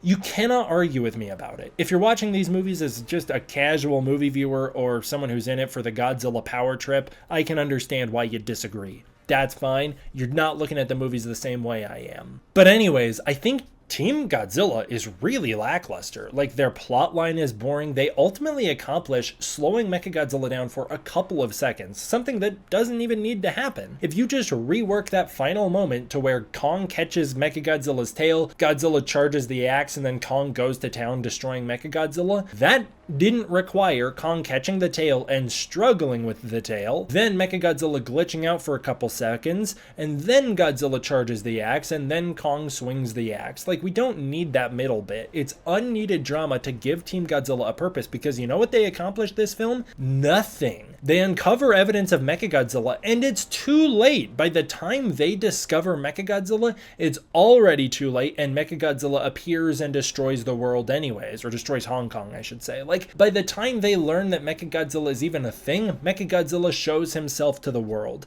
They accomplish nothing. We spend the whole movie with them yapping to each other about their silly little apex conspiracy theories. They discover evidence about how Mechagodzilla operates. They discover what Mechagodzilla is, and then Mechagodzilla shows himself and everybody learns all the information they spent the whole film learning in a matter of seconds, and they don't contribute anything. It's not like they found out a weakness of Mechagodzilla's worth exploiting. It's not like they contribute that information to Monarch. They don't do anything in this movie. That's my big issue with it. They are literally here because I think King Kong vs. Godzilla was a split plot line, going between a Godzilla plot and a King Kong plot. Those were two different plot lines in that movie. You know, you had the submarine Seahawk, and then you had the trip to Faroe Island. I think they wanted a similar dual storyline in this film, a Godzilla story and a Kong story, and they don't even really deliver that. They deliver mostly a Mechagodzilla story and a Kong story.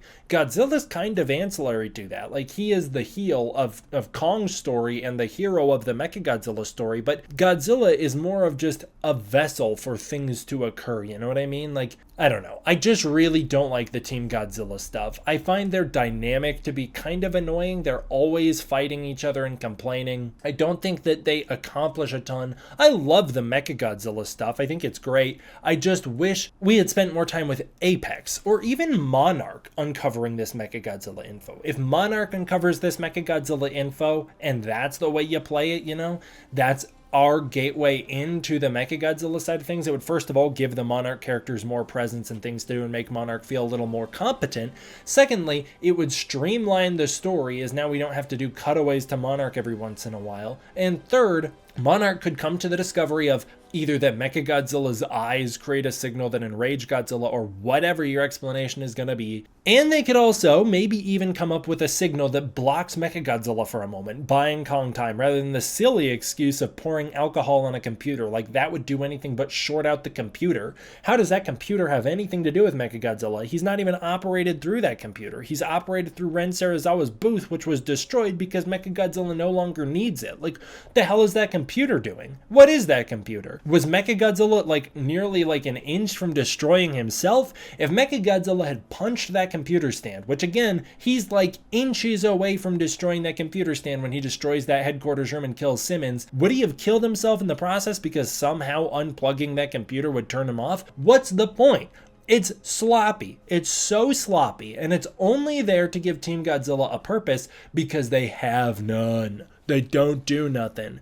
They don't do anything except discover things happening by other characters. Like, they discover that other characters are doing something instead of them. Sorry, getting into a really great sequence here. I really do like this sequence. Again, when I kind of set aside the aspect of how different Godzilla behaves here, which I'm going to try and do mostly for the rest of this review, just because I don't feel the need to harp on it. I've already made that point. So I'm going to try and set that aside and just move along. I love this Tasman Sea section. We catch up in the Tasman Sea. We find out Nathan's basically planning to use Gia to convince Kong to enter Hollow Earth and to find the energy source, which is kind of shady on his part. But again, from his perspective, he really is looking for a tool. He doesn't quite know what the weapon is. He's looking for a weapon that can repel Godzilla. That's all he knows, and he knows Godzilla's on the attack. Again, another reason why maybe maybe a couple more Godzilla attacks could have been cool. Meanwhile, on their voyage, Godzilla appears to kill Kong. Very brutal. Godzilla is on a downright warpath here. The military tries to defend themselves and Kong, and Godzilla retaliates in classic Toho style, destroying their fleet. It is fantastic. The action here is top tier.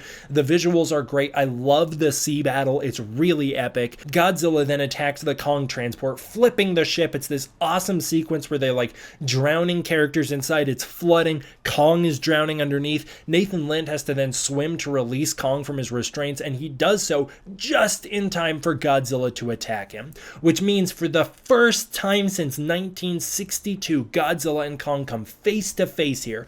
Godzilla starts biting at Kong. Kong grabs him, showing off his incredible strength in an undersea fight, a place King Kong has never been in a fight before. Very cool. I mean, he's fought in the ocean before. He fought a serpent in the ocean before, but a full-on underwater fight with Godzilla is great. Obviously, in King of the Monsters, we learned Godzilla is even stronger underwater, so Kong is at such a disadvantage here, and yet this is one of those moments that shows off a really cool feat where Kong is able to somehow hold back Godzilla from biting and killing him, and I do think Godzilla was like moments away from killing him right here, and Kong's somehow able to hold him back and repel Godzilla, kicking him down so that he can flip the boat back over and catch his breath. It's so cool. One thing I don't love is the Evangelion styled ship hopping where Kong's ship leaps from one to the next to the aircraft carrier.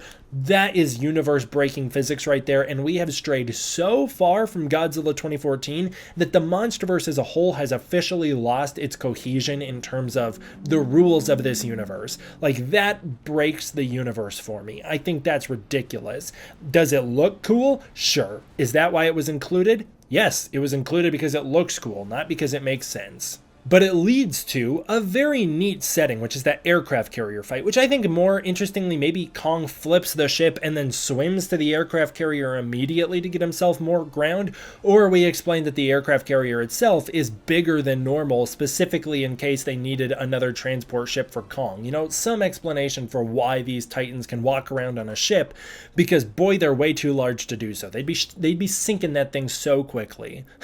It's cool. It's a cool fight setting. It's a cool visual. They battle it out on the aircraft carrier. It's sweet. Kong gets up on the aircraft carrier. I love that moment where he throws the plane at Godzilla and Godzilla swims through the explosion. That's really sweet. And then Godzilla swims up and lands on the ship. And I feel like this is officially where round one properly starts, as I understand that it technically starts the moment Godzilla jumps the Kong transport, but I feel like this is really the moment that Godzilla and Kong finally come properly face to face. There's that epic visual where Kong punches Godzilla and Godzilla's like barely phased because he's got that giant tail so he can't fall over. And he slaps Kong. Kong goes down. Kong's about to get beaten up, you know, and then he flips Godzilla off the ship. It's great. I love it. I love that whole moment. The shots are super dynamic with that, like, we kind of like rotate full 360 backwards. It's so cool as Godzilla tail strikes that jet. I don't know. That whole scene just comes across so well here. This is actually one of the best looking Godzilla fights we've ever seen. And it is certainly, by this point, like the second best Kong fight we've ever seen after that V-Rex fight in King Kong 2005. Maybe some of those Kong Skull Island fights. You know what? I don't know why I didn't think of Kong Skull Island's final battle, because that's still like the best Kong choreography we've ever seen. I think that the V-Rex fight with Kong and the three V-Rexes, the Kong versus Skullcrawler final battle, and then Godzilla Kong Hong Kong round 2 are the three best choreographed Kong fights of all time. And this movie actually has some of the best choreographed Godzilla fights of all time as well, and this is one of them. It's super cool. I love that the setting keeps changing too, because like I said, Kong flips Godzilla into the ocean, and then Godzilla charges up and blasts the ship out from underneath Kong, putting him back into the water where the fight continues under the ocean. Super cool as well. It's also cool because in 1962, King Kong and Godzilla continue to fight under the ocean for a while, and that's all off screen. Like, we're just watching the ocean and the earthquake the fight underwater causes. We don't actually see the battle, but here we finally get to see the underwater fight. It's very cool. Depth charges are then used to save Kong's life as Godzilla tries to drag him under the ocean, sinking him to kill him and basically drowning him. It's a great strategy from Godzilla's end end here, and the depth charges work. It saves Kong's life, and he surfaces. Nathan Lind and Andrews then order the ships to kill power so that Godzilla thinks everyone is dead, which somehow works. One thing I really love about that is that the military just takes orders from Monarch now. We're past the point where it's like they're arguing and like the military knows better. Take that, Monarch. We're finally at the point where it's like, whatever you say goes, Monarch. You're the ones who know what to do. I love that. I don't understand why the plan works and Godzilla leaves. I get that in the original script, Isa Gonzalez's character was going to have activated the Orca Z, making Godzilla aggressive and having him attack their ships. She turns it off and Godzilla cools down and leaves, believing that he has killed the thing that he was there for, which he doesn't know what he's there for. He goes there because the Orca Z upsets him. He sees Kong and he's like, it's this guy. I gotta kill this guy. She turns the Orca Z off and Godzilla goes, oh, my mission's accomplished, and he leaves. As it plays here, Godzilla's dumb, as I brought up earlier. Like, I can't believe that tricks him. Nathan Lind then comes up with a plan to transport Kong, a new plan, which is not said yet, but, he's like, how's Kong with heights? Teasing what they're gonna do, a throwback to 1962. Meanwhile, Team Godzilla breaks into the Apex headquarters. They discover Sublevel 33 and a futuristic shipping hub. They find this huge futuristic shipping hub. Avoiding getting caught, they climb into one of those shipping containers and discover it's filled with skullcrawler eggs. This is really interesting stuff. I love that they're harvesting skullcrawler eggs. It really brings up questions on like, how do they get the skullcrawler eggs? What do they know about Skull Island? Have they made it to Hollow Earth before? One thing I think would be kind of interesting is if we played with the idea that Apex had already made it to Hollow Earth, but hadn't discovered where the energy source comes from, and that's why they needed a Titan to show them the way, which is a silly thing in the first place. Like, could any Titan have done that? If they brought Scylla down to Hollow Earth, would Scylla have instinctively led them to the Kong Temple where the Hollow Earth energy supposedly resides? Like, Hollow Earth energy is everywhere as well. It's what lights the damn place. So that's all silly when you really think about it. As I said, I'm kind of okay just putting the Hollow Earth energy aside and letting that be where the suspension of disbelief comes from. That's fine to me. But I do think the idea that maybe Apex has already made it to Hollow Earth is compelling, because what happens next was the moment in this film where somehow I had made it to this point after, that big aircraft carrier fight. This was the moment that officially destroyed my suspension of disbelief. I was officially out right here in theaters. When I saw this movie for the first time, it was like, are you freaking kidding me? How? Because that little thing is the skullcrawler eggs are loaded up onto this cargo container. They're thrown into a maglev tunnel that blasts them from Florida to Hong Kong. How did Apex build a tunnel from Florida to Hong Kong? One reason I think that maybe if they have already made it to Hollow Earth that's compelling is because this tunnel could run through Hollow Earth. It could use Hollow Earth as a vent to get from one side of the Earth to the next, from Florida to Hong Kong in a really quick amount of time. But instead, it's just an underground tunnel? Are you freaking kidding me? Do you know how hard that would be to build? Do you know how long that would take? They don't even explain it. If they explained later on that the laser beam that they made Mechagodzilla's proton beam from started out as a drill that could drill through rock instantaneously, as we later see the Mechagodzilla beam can do, maybe then I'd be like, okay, at least some thought was put into it. But again, it comes down to my issue of, if I can come up with a solution to this, someone else should have been able to. And the fact that I know nobody has a solution to this just shows that they didn't think about it that hard, which is not how I want my movies to be written. It also frustrates me that they never unpack it. Like,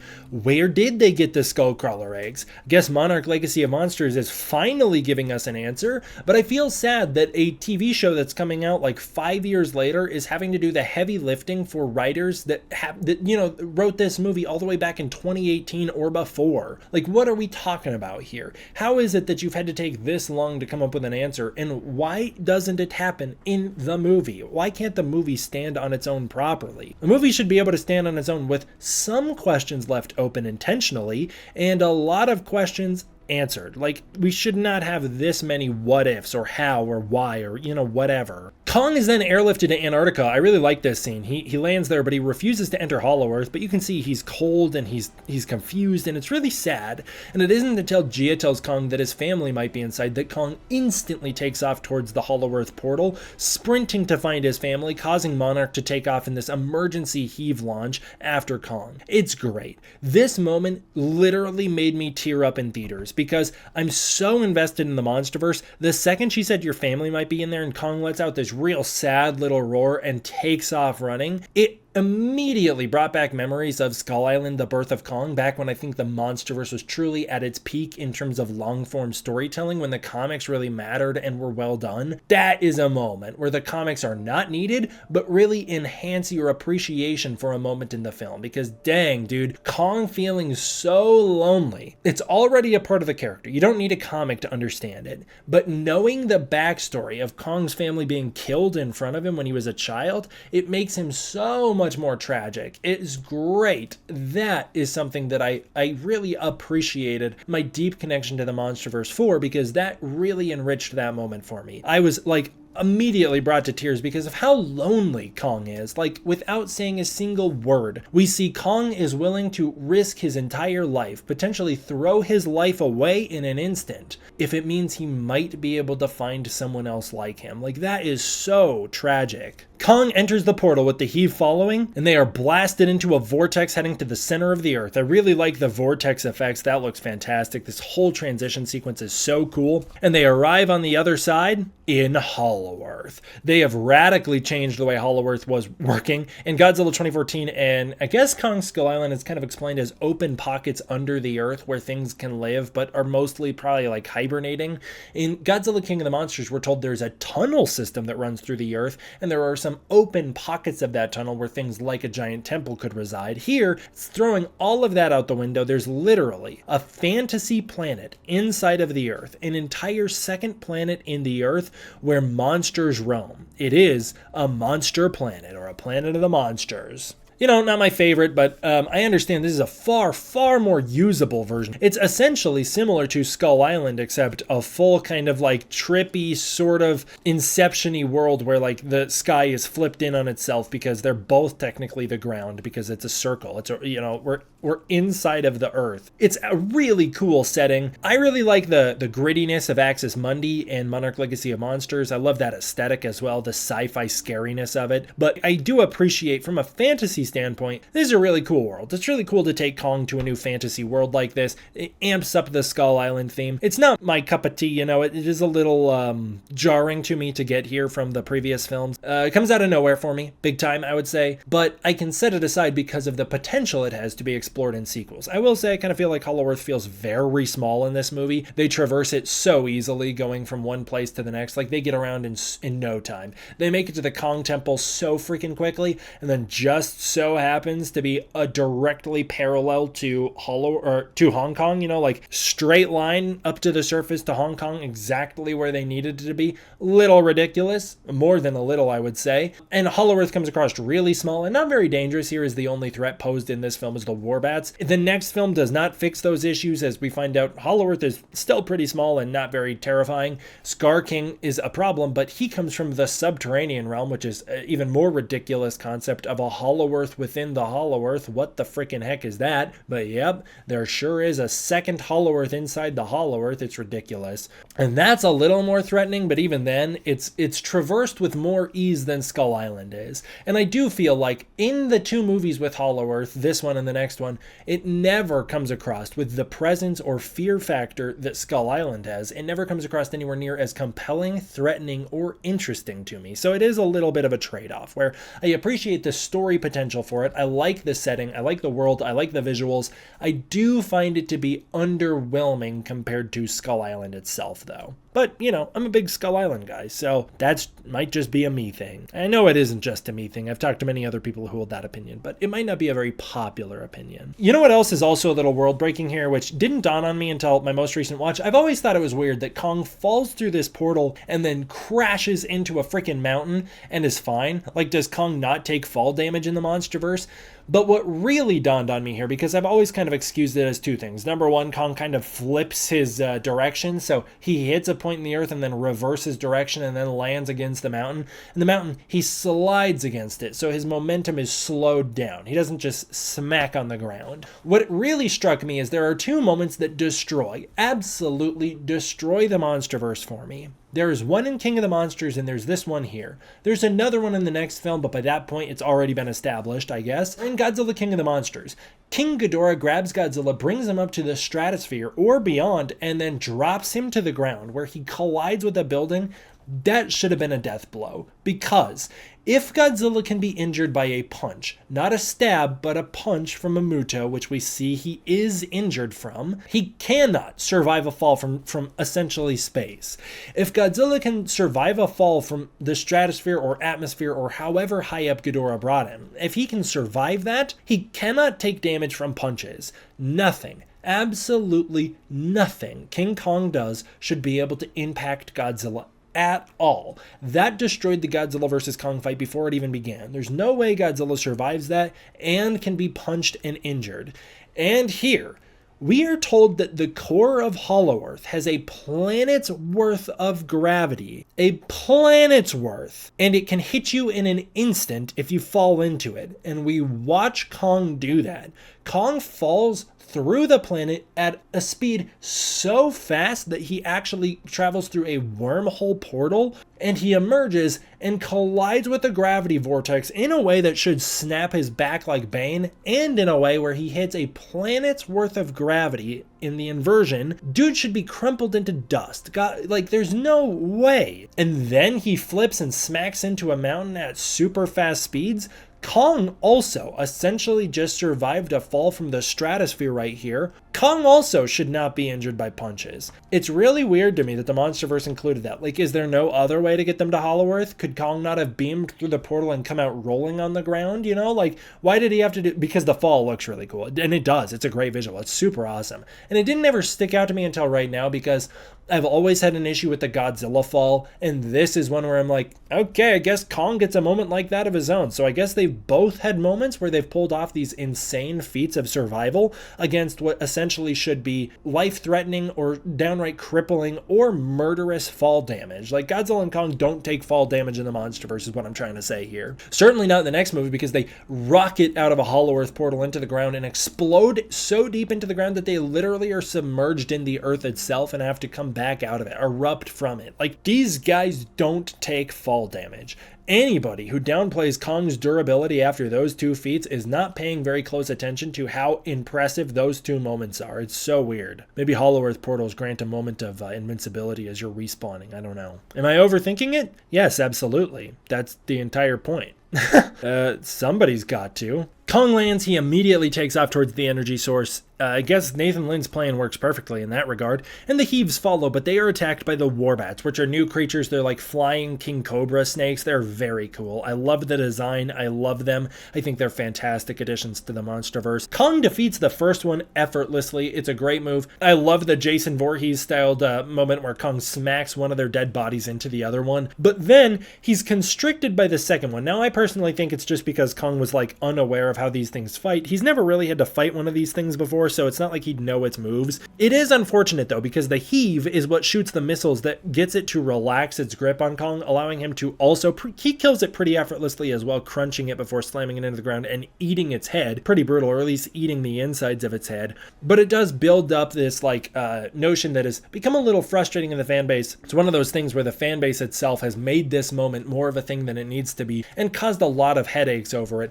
where it's like, Kong's constantly getting saved in this movie. He can't do anything without getting saved. Godzilla's going to atomic breath him on the ship, and the only reason he doesn't is because Godzilla gets shot in the back by a missile. Godzilla's going to drown Kong at sea, but the only reason he doesn't is because of the depth charges. Kong couldn't even take on the Warbats on his own, and he'll need help later. It downplays all of these Kong moments, and it's silly because Godzilla has equally as many throughout King of the Monsters and Godzilla 2014. Equally as many. Like, Godzilla would be toast in both of those films without the humans' help. But it's like, why is it needed? Why not just give Kong a cool little action sequence where he can fight the snakes on his own? I guess because the humans would theoretically respond in this instance. And I guess I do appreciate that. Like, they immediately rush to his help and they're not wasting any time. But it does feel like a moment where, a bit of a missed opportunity to have Kong take on these Warbats on his own, and to find a really creative way to get out of that. Like, I think it could have been cool if the Warbat tries to constrict Kong, but his wing wraps around his mouth, and then his teeth sink through it, and he eats a chunk of it out and tears his way through the wing. Something crazy like that would have been awesome. And then just like that, after taking a couple bites of dinner, Kong resumes his mission in Hollow-Earth. He comes across a gravity inversion point, another one, like the exact center of the Hollow-Earth where gravity is equal from one side to the next,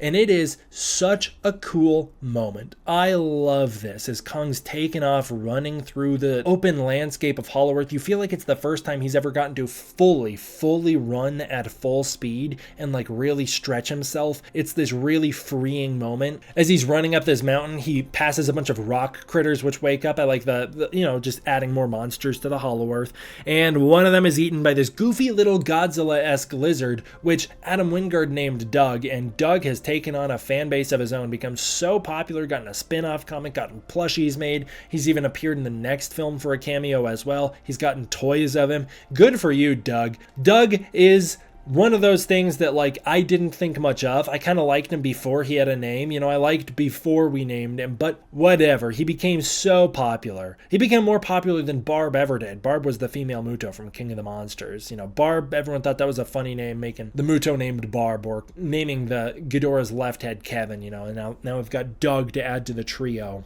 Anyways, it leads to one of my favorite moments in this whole movie, as Kong discovers the leaping point with this giant carved hand reaching out to him. It's like biblical in nature. It's so cool. I love the floating blue stones. He leaps through the anti-gravity field with this Blade Runner type music playing. It is the downright best music Junkie XL does for this film. I know I like that intro theme a lot. It's definitely the best iteration of the Godzilla and Kong themes, but man is this cool. I love the anti-gravity music. Have no clue why it wasn't released on the album, because it's fantastic. And apparently Adam Wingard has said originally the score for this movie was actually a lot more like this the whole time. Originally it was supposed to be kind of John Carpenter inspired. I would have loved that, but I think they wanted to save the futuristic sound for Hollow-Earth itself, and this is a great moment. It's so beautiful. I love this whole sequence. Kong reaches out, he touches the rock on his way down. It's so good. And then he lands and he resumes his search. Great stuff. The Apex cargo is then delivered to Hong Kong what appears to be hours later. Again, have no freaking clue how they were able to travel the Earth that fast, but they sure were. And Team Godzilla kind of wanders around the Apex facility until just so happening to come upon an enormous execution chamber where a gargantuan-sized mech rises up from the ground into the room. So awesome here. Love this moment. Walter Simmons activates a neural link with Ren Serizawa, who takes control, piloting Mechagodzilla, who rises up. Love Mechagodzilla's whole presence here. Love the roar. The design isn't my favorite. It's one of my least favorite Mechagodzillas, I would say. Like, I don't know where I'd necessarily rank him without thinking about it too hard. As far as Mechagodzillas go, Kiryu is my favorite, and then probably 75 or 74. Those two are great, I love the Showa Mechagodzilla. Love Kiryu. I really like the Ready Player One Mechagodzilla, which was also designed by Jared Krzyzewski, who designed this Mechagodzilla as well, but this one's not my favorite, and it's mostly just the face. I think the face is a little too turtle-esque. I like the kind of skeletal aspect of him, but he is a little over-designed. He's a little busy, but I do like how many spinning components and parts there are. I love how much weaponry there is that you don't even notice. His fingers have blades on them. His tail's a blade. Everything's a weapon.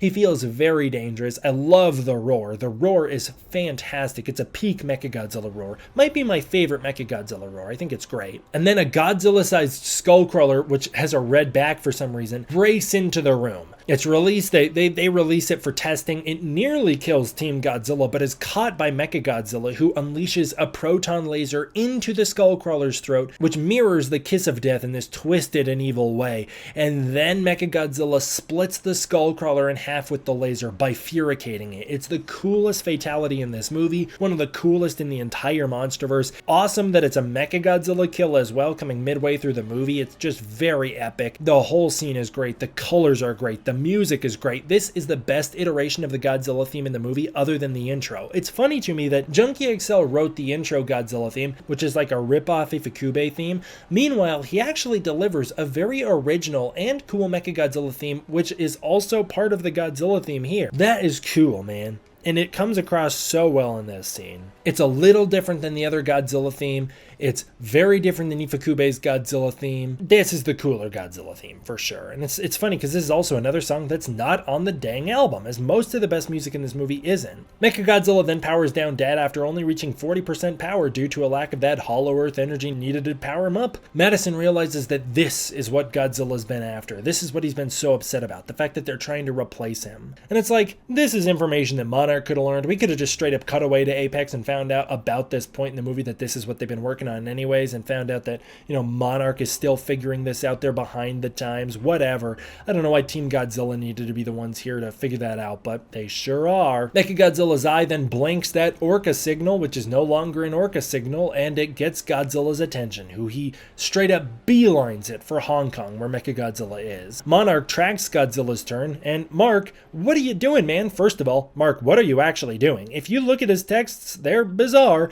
He's texting two unknown numbers, and they're like kind of flirty and sexual. Like one of them's even got the drooling emoji. Mark Russell, what are you doing? What a weird inclusion in this movie. Was that like a visual joke that they didn't think anybody would pause that to notice? And also, Mark, buddy, what are you doing? Are you not in charge? He's called Director Russell here, but he really doesn't seem to have much authority at all, because does he not have the ability to call for an evacuation of Hong Kong with Godzilla heading there straight up? I guess not, because all he does is try to contact Madison but fail. He can't contact her, and so he leaves for his transport to Hong Kong to find out what Godzilla's up to. In Hollow Earth, however, we get to another one of my favorite scenes in the movie. I love this. Kong passes the remains of a bunch of statues of his people and comes upon a temple with an enormous handprint on the door, mirroring Kong's Skull Island, maybe setting up for Scar King, I guess technically, although I truly do not think that's what this movie had in mind, but we'll pretend they did. And Kong enters this temple. I love this. It's the first time he's found anything of his own species, like the first time he's seen any of their creations, their society, their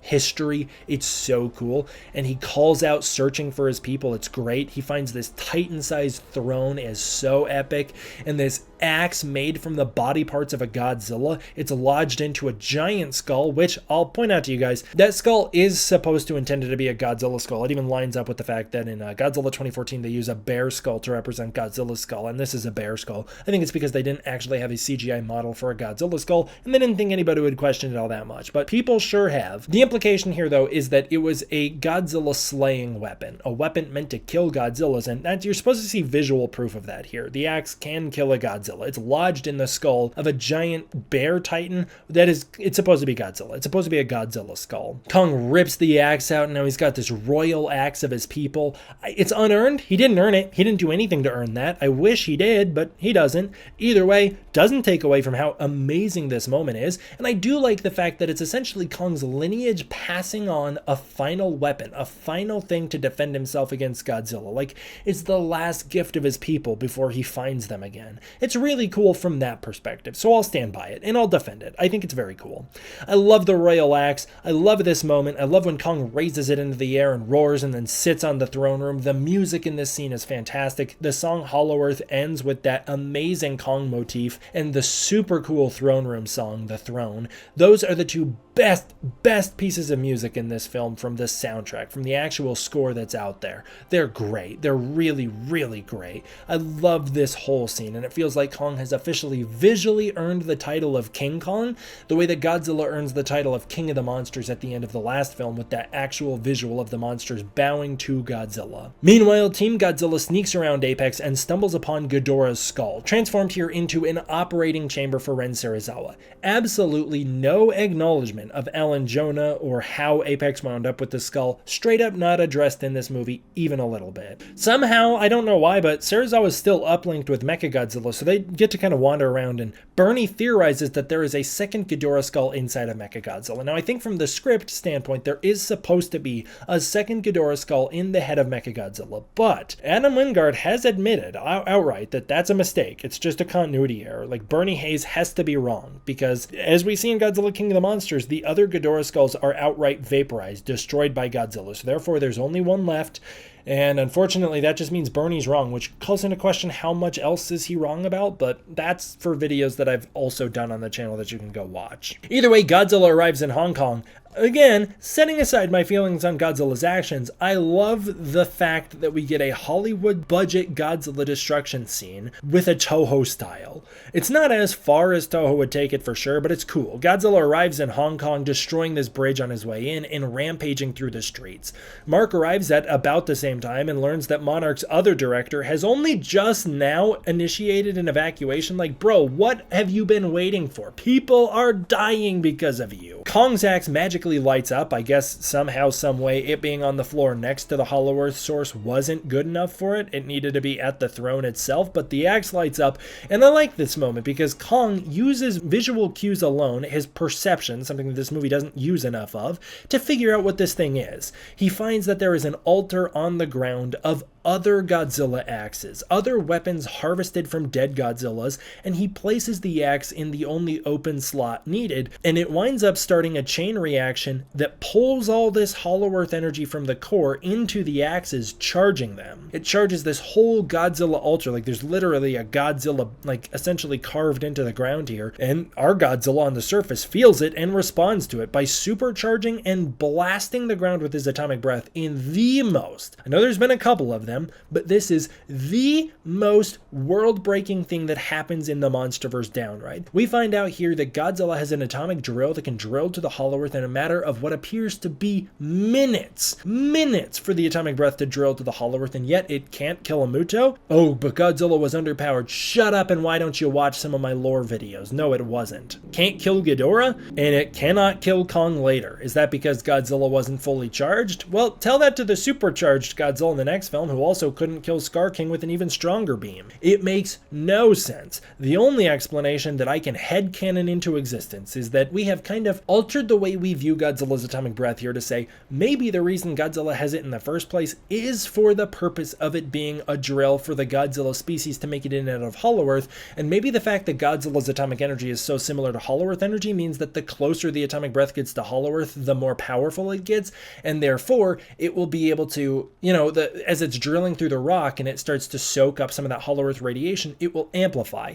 which would explain why the hole on the other end of Hollow Earth is bigger than the hole on the surface. Like Godzilla, the hole he burns on the surface is not as big as the hole in Hollow Earth, and it would make sense under the perspective of Godzilla's atomic breath is one thing, but it being amplified by the ground, the Hollow Earth energy in the ground, is a totally different beast, and maybe that means that Godzilla's atomic breath would be stronger in the Hollow Earth. I don't know, because they don't know either. It is so ridiculous. I think it'd be easier to just explain there was an unactivated Hollow Earth portal nearby, and something Godzilla does, or Kong, or whoever, maybe Kong starting this chain reaction, opens the portal, and the portal could either open directly to Hong Kong or could open to the Bay, whatever. All you needed to say was that Kong starts a chain reaction that opens an unactivated portal. As we learn in the next movie, they can be turned on and off. So I know I'm overthinking it. I know, I'm sorry. I do love the visual of Godzilla's atomic drill. I love how supercharged he gets. It's so cool. Maya Simmons then scans the energy source and sends a sample to Apex. I think it's funny that Eileen protests. Like, did you not know they were going to do that? Nathan wasn't shy about that. That we've been saying it the whole time. I don't know why she's like, hey, you can't do that. What'd you think they were here for? That's exactly what they were here for. Unfortunately for Maya, though, the Apex guards hold Eileen and the others at gunpoint because Maya's trying to simmer them down, and Kong does not take kindly to this.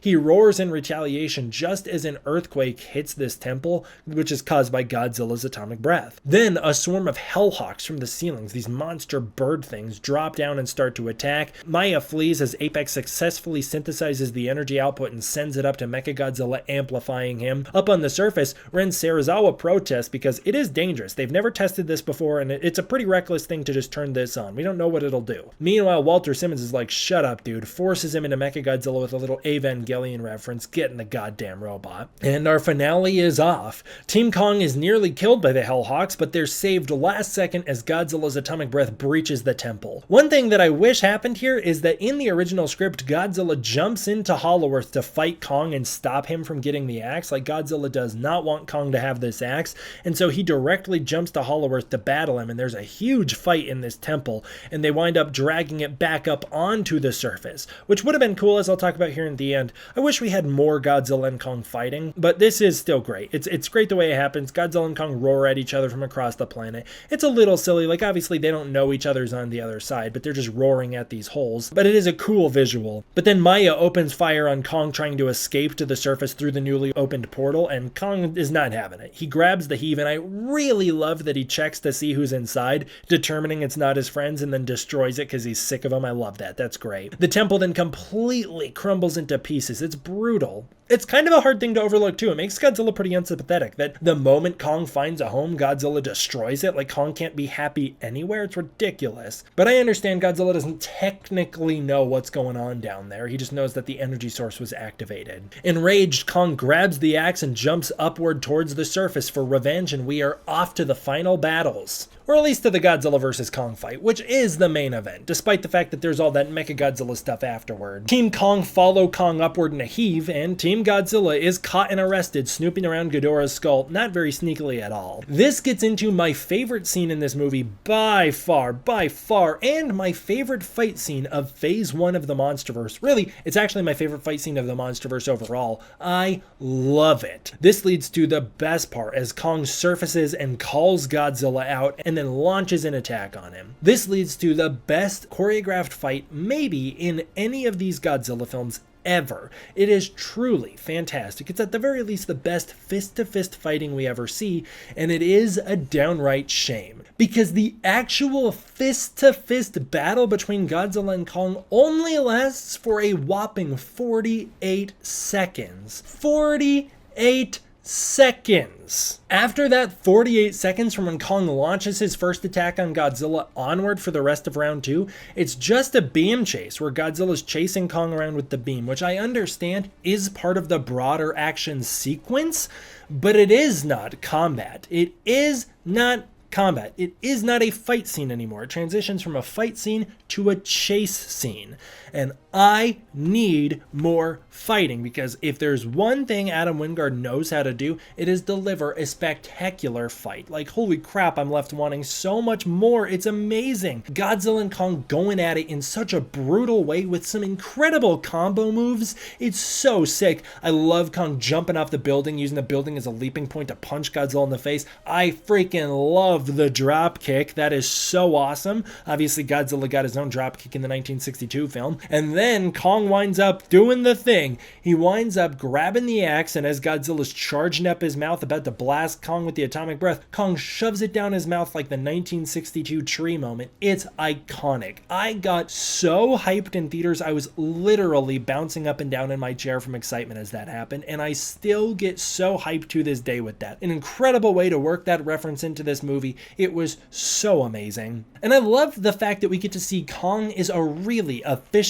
and really trained fighter here. I think this is what this movie needed more of, was this up close fist-to-fist fighting, because it is perfect. It excels at it. Unfortunately, though, Godzilla blasts Kong backwards. Kong falls over, which I do like. It gives Kong a moment to figure out how the axe works, that it charges up from Godzilla's atomic breath. But then Kong loses the axe immediately because he slices it into Godzilla's leg, doing some major damage. That's probably the most damage he technically does to Godzilla. But Godzilla just grabs the axe and hucks it to the side, and then he chases Kong around and we lose it. We just lose the fight. I do love this whole round 2 sequence. I love this chase. I think the visuals are amazing. I love that shot looking upward as Kong's climbing across the building. We're at the human perspective and the beam is chasing behind him. It explodes through the buildings. I love the beam effect here, the way that when it collides with things, it explodes into purple smoke. All of it is awesome. It's so cool. And Godzilla, he looks fantastic here. He's never looked cooler. We also get to see Kong doing some great acrobatics, swinging around. I just wish there was more fist-to-fist fighting because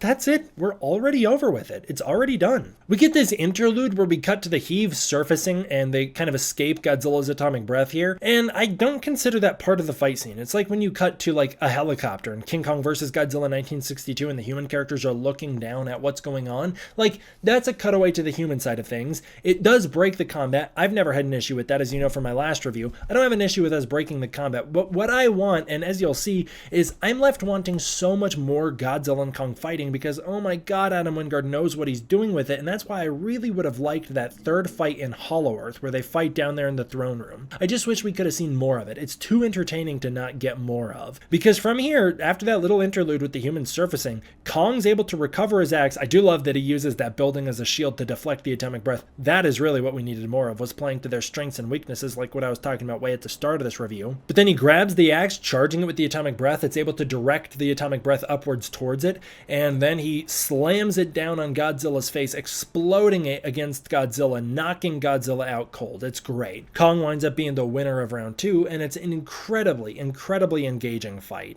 Then we cut away and we find out that Team Godzilla is taken to Walter Simmons directly, who reveals his plan to kill the Titans with Mechagodzilla. Like, we already know that. He doesn't need to reveal that to them. But he goes on a little villainous monologue about how his plan is to make humanity the apex species again and whatever. Meanwhile, Godzilla wakes back up and goes full animalistic to hunt Kong down. And while I do really love the visuals of Godzilla going full animalistic, crawling around and all this, this is such a brief fight. But it's still super cool. I just wish it lasted longer. Kong sneak attacks Godzilla. It's a great moment where he tricks Godzilla into thinking he's behind him, and then he slams him into a building. Super awesome. I also love the visual of Kong up on that sort of Empire State Building looking building. But round 3 is so brief. Kong gets like 3 good hits in, and then it's over. Godzilla bodies Kong, grabs him, flips him off of him, swings him around, dislocates his shoulder. Kong barely does anything here, and it's like not even satisfying from Godzilla's perspective, because we don't even get to see him go toe-to-toe for a while. It's just over so quickly.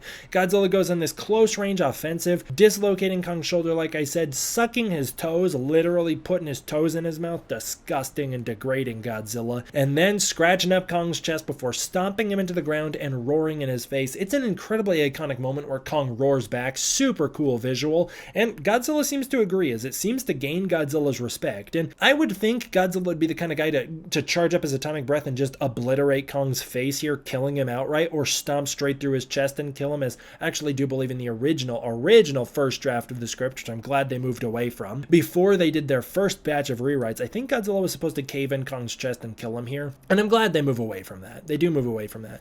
That is one of the best changes they made. One of the best things they did was sparing Kong, because they knew that he's too compelling to kill outright like that. It's too disrespectful to the legacy of the character, and it's also unearned, I would say. But Godzilla seems to gain Kong's respect because he doesn't kill him outright. He spares him. He gets off of him and walks away. It seems Godzilla appreciates that Kong is defiant to the very end. And as Godzilla leaves, Kong passes out. And uh-oh, Godzilla, your fight's not over, because Mechagodzilla activates, but with the Hollow Earth energy, which actually triggers Ghidorah's skull into merging with Mechagodzilla's AI, electrocuting Ren Serizawa and killing him. He is dead here, and hijacking Mechagodzilla, who then destroys the control room, killing Walter Simmons and a bunch of the Apex people in the process. I do love the idea that Ghidorah's basically consciousness possesses Mechagodzilla. It's a cool way to call back to Kiryu. It's also just a neat way to get like some sort of a Ghidorah consciousness back in this movie, but I wish it was made a little more clear that Mechagodzilla is not the reincarnation of Ghidorah, but instead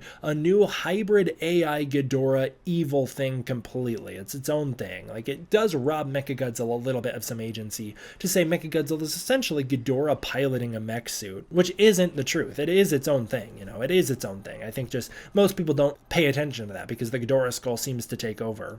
And with that, Ren Serizawa and Walter Simmons are dead. Mechagodzilla erupts from the mountain he was built in this super awesome moment, kind of calling back to that 74 film, and then his rampage is quick but epic. I love him lasering through the city, I love him stomping the buildings, I love the visuals here, and I really love the Godzilla fight. Godzilla goes to combat him, he sprints at him in one of the coolest Godzilla visuals in the movie. I love Mechagodzilla opening up all the missiles on Godzilla, who charges through them all, and then Godzilla gets the absolute smackdown put on him. It's the most entertaining fight in the MonsterVerse aside from that round 2 Hong Kong fight, if nothing else from the perspective of at every turn Godzilla is countered and absolutely humiliated. I know there's a lot of cope in this fandom that it's because Godzilla was tired from his fight. The film does a very bad job portraying that on screen. Never one time in the entire film do you get the idea that Godzilla is low on stamina, as Godzilla is presented as sprinting at full speed, having full range of his emotions. It's not like he's tired at all in this badass moment.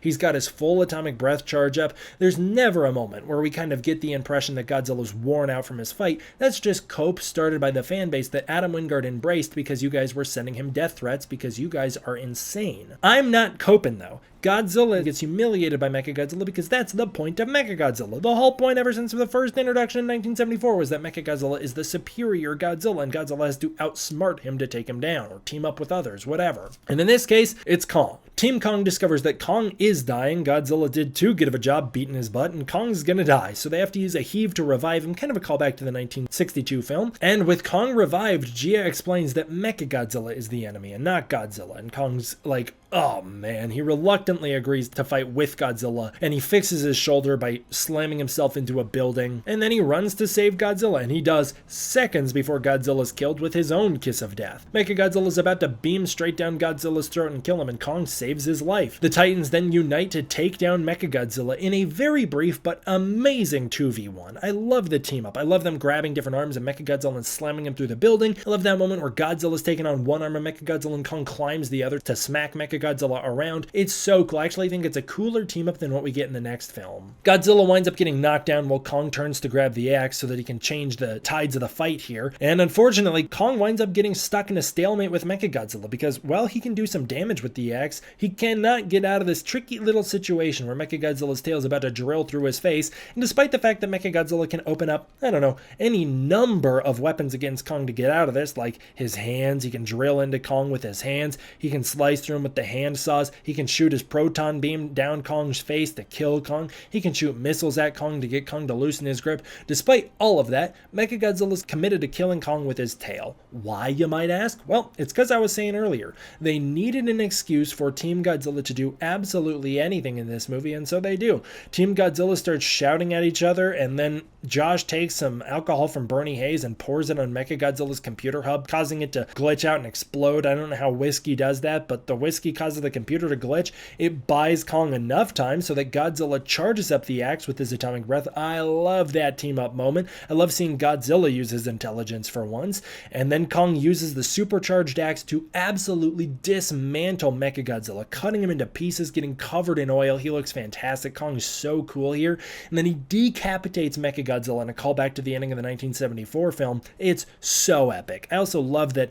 as Adam Wingard always says, Godzilla wins the fight, but Kong wins the movie. And you have to, because otherwise this movie is a really bizarre, weirdly written, kind of sad film about a guy who loses his house, gets absolutely annihilated due to a hate crime, finds a new house, gets his house firebombed by a racist, goes to the surface to get revenge, and then that racist beats him up and kills him. That's the movie if Kong doesn't defeat Mechagodzilla. So I love that Godzilla and Kong can put their differences aside and team up and fight Mechagodzilla, and that Kong is the one who gets the win here. It's absolutely needed from a narrative standpoint. In the aftermath here, Team Kong is reunited here, and there's a little fake out with a Godzilla vs. Kong round 4 in another one of my favorite little visuals. I love the way Kong looks here as he gets up to fight Godzilla one last time. I also love the way he kind of drops the Mechagodzilla head and falls over like a tired gunslinger. And the way Godzilla charges Kong here at the very end of the movie is really menacing. It's fantastic. In the end though, Godzilla's not here for a fight. Madison winds up reuniting with Mark just in time for all of this to go down, and they run over as Godzilla and Kong roar at each other and go their separate ways. It's also the only time in the entire movie that Team Kong and Team Godzilla are on screen together, and they never exchange any dialogue. They don't even acknowledge each other's existence. Godzilla simply tells Kong to drop the axe. He's not here to fight,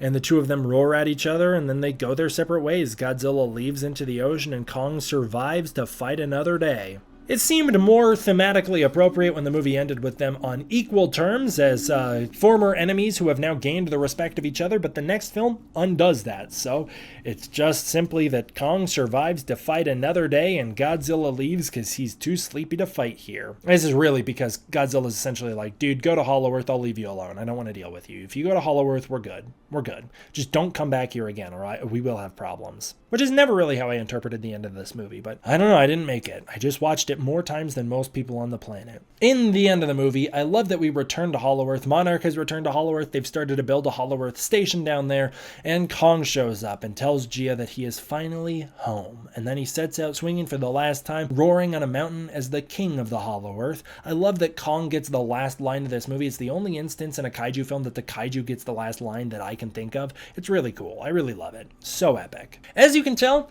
this movie's kind of a mixed bag for me. On the one hand, like, I don't know, it's got some painful missed potential. I think a lot of this is due to simply a lack of confidence. I think there's a lack of confidence in the initial premise of having King Kong and Godzilla fight each other, and straight up, I think there's a lack of confidence in the MonsterVerse itself after King of the Monsters box office. What I believe happened here is, I don't think somebody had full confidence in the idea of King Kong and Godzilla fighting. And Adam Wingard's not shy about admitting that he didn't think that Kong could stand a chance to Godzilla, so maybe it was him. I mean, he's openly admitted that he found it to be a really big challenge to get Kong to fight Godzilla on equal grounds in this movie, and that's one of the reasons the axe was included. I think that's a really silly reason. I think the 1962 film already proved you can just have them be on equal grounds as each other. I understand that film gives Kong a very silly power-up with the lightning abilities. I don't think this movie needed to go that route. It could have, but I don't think it needed to. I just simply think you portray Kong as being a powerful opponent,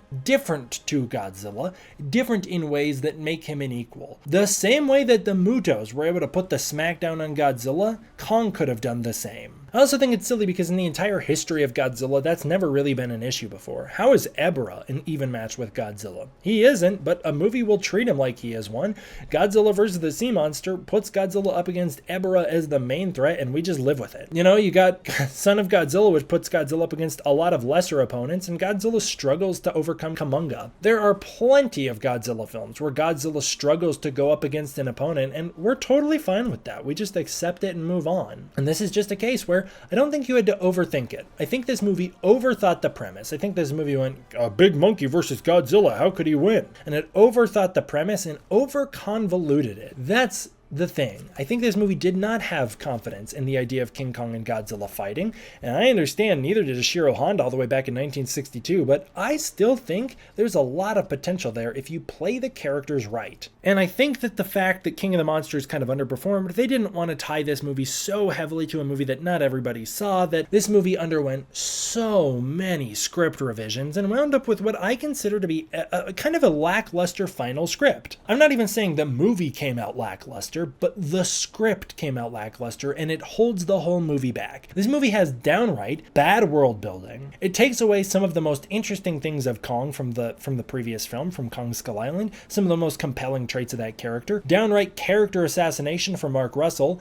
It radically alters Godzilla's characterization in a very frustrating way. It does not seem to understand what makes the idea of the Godzilla versus Kong fight compelling. It isn't that Kong has an axe, it's that Kong is a different type of character. Kong has more fist-to-fist combat strength than Godzilla. He has less durability. He has more intelligence. He has more speed. He has less hacks. You know, Godzilla's got the atomic breath. They have different strengths and weaknesses. Godzilla's got the gills that are a weak point, the eyes that are a weak point. There's so many other things you could have done with it. And even in the comic books where we find out you can neutralize Godzilla's atomic breath by breaking his spines. Let's just take a look at the MonsterVerse itself. Muto Prime breaks Godzilla's spines and disables his atomic breath. We already have established strengths and weaknesses for this characters. So the fact that this movie shies away from all of them and comes up with new ones is bizarre to me. As far as this movie's concerned, the characters' strengths and weaknesses just simply depend on the scene at hand and what they need to accomplish in that scene. This movie is one that I can't really go through my 4 quadrants of human story, kaiju story, soundtrack, and special effects, which is a very, very limited and outdated way I ranked movies. I was not thinking about them very deeply back in the day when I came up with that rating system, but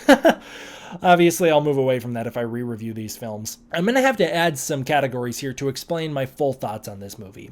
For the human story, it is broken down into a few components. Monarch is downright bad. I think it's downright bad. Apex and Team Godzilla, I think, is not that good. But also, Apex is pretty solid, actually. So I would say Team Godzilla is not great.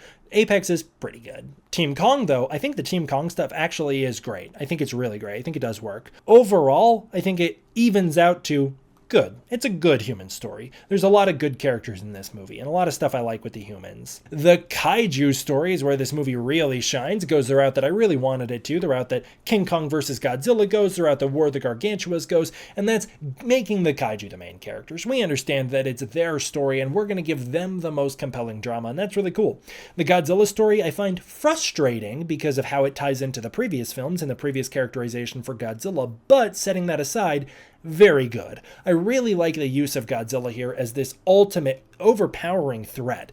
It's pretty great. Kong, I think, is downright fantastic. I think it's a downright fantastic storyline for Kong. I love that he has a full arc. I love that he learns things. I love that everything changes for him by the end. I love how much change Kong undergoes. I do think the way we get here, it's a big leap from Kong Skull Island to here, but with the Kong we have on hand here, it's pretty great. Mechagodzilla is pretty good. He comes out of absolutely nowhere. This movie doesn't earn him at all, but this movie doesn't earn a lot of its big world-building jumps.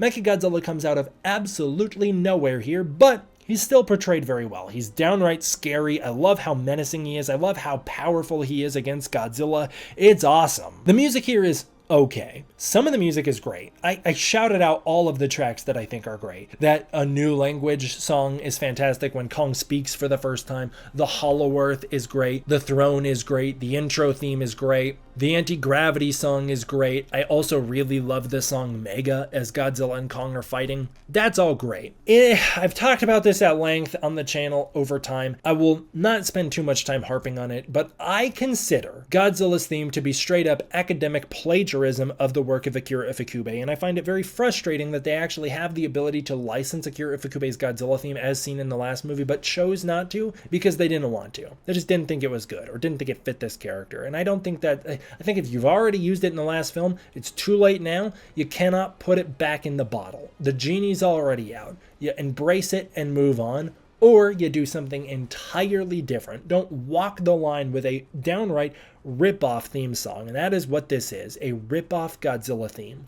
I consider it plagiarism. I think from an academic standpoint, you cannot prove me wrong. From a legal standpoint, maybe not. Maybe it's legally not plagiarism, but from an academic standpoint, I do think it is. Kong's motif is great. The one that, the Gojira motif, the one that plays when he gets the axe, that's amazing. It's truly fantastic. Very similar to Mephi's theme song from the Godzilla Planet trilogy. Godzilla Anime trilogy has that Mephi's theme song, very similar in nature. And unfortunately, the Kong theme, which I did used to like, not as much as that Gojira motif, but the Kong theme I did like, that is straight up note for note, note for note, to the tempo, plagiarized from a song from the 2019 live-action Lion King, which was riffing off of a song from the original Lion King soundtrack. I believe it's the song that plays when Simba dies, and if you listen to it, the Kong theme in its entirety plays in one iteration, straight up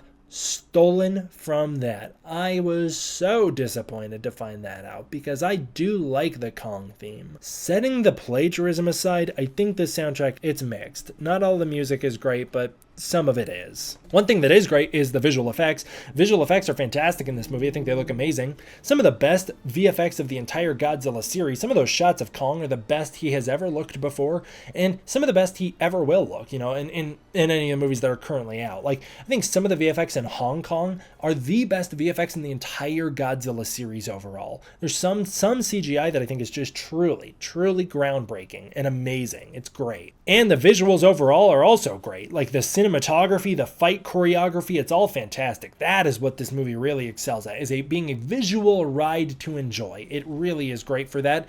And here's the thing. If you can tell, I've got a lot of issues with this movie. No shock, but you know why I like this movie as much as I do is because 10 out of 10 vibes. This movie is a 10 out of 10 in the vibe department. It is a good time. It is enjoyable. It's a very fast-paced, action-heavy, very light, adventurous movie. It's an enjoyable time. It's very fun. And when you can go along with it, and sometimes, most of the time, I can go along with it easily, it is just a great adventure film. It's fantastic. I love it. Right now, I'm kind of struggling, but that's because I'm analyzing it. But it's not always like that. Godzilla vs. Kong is pure entertainment, and it's just what I wanted and what the world needed back in 2021.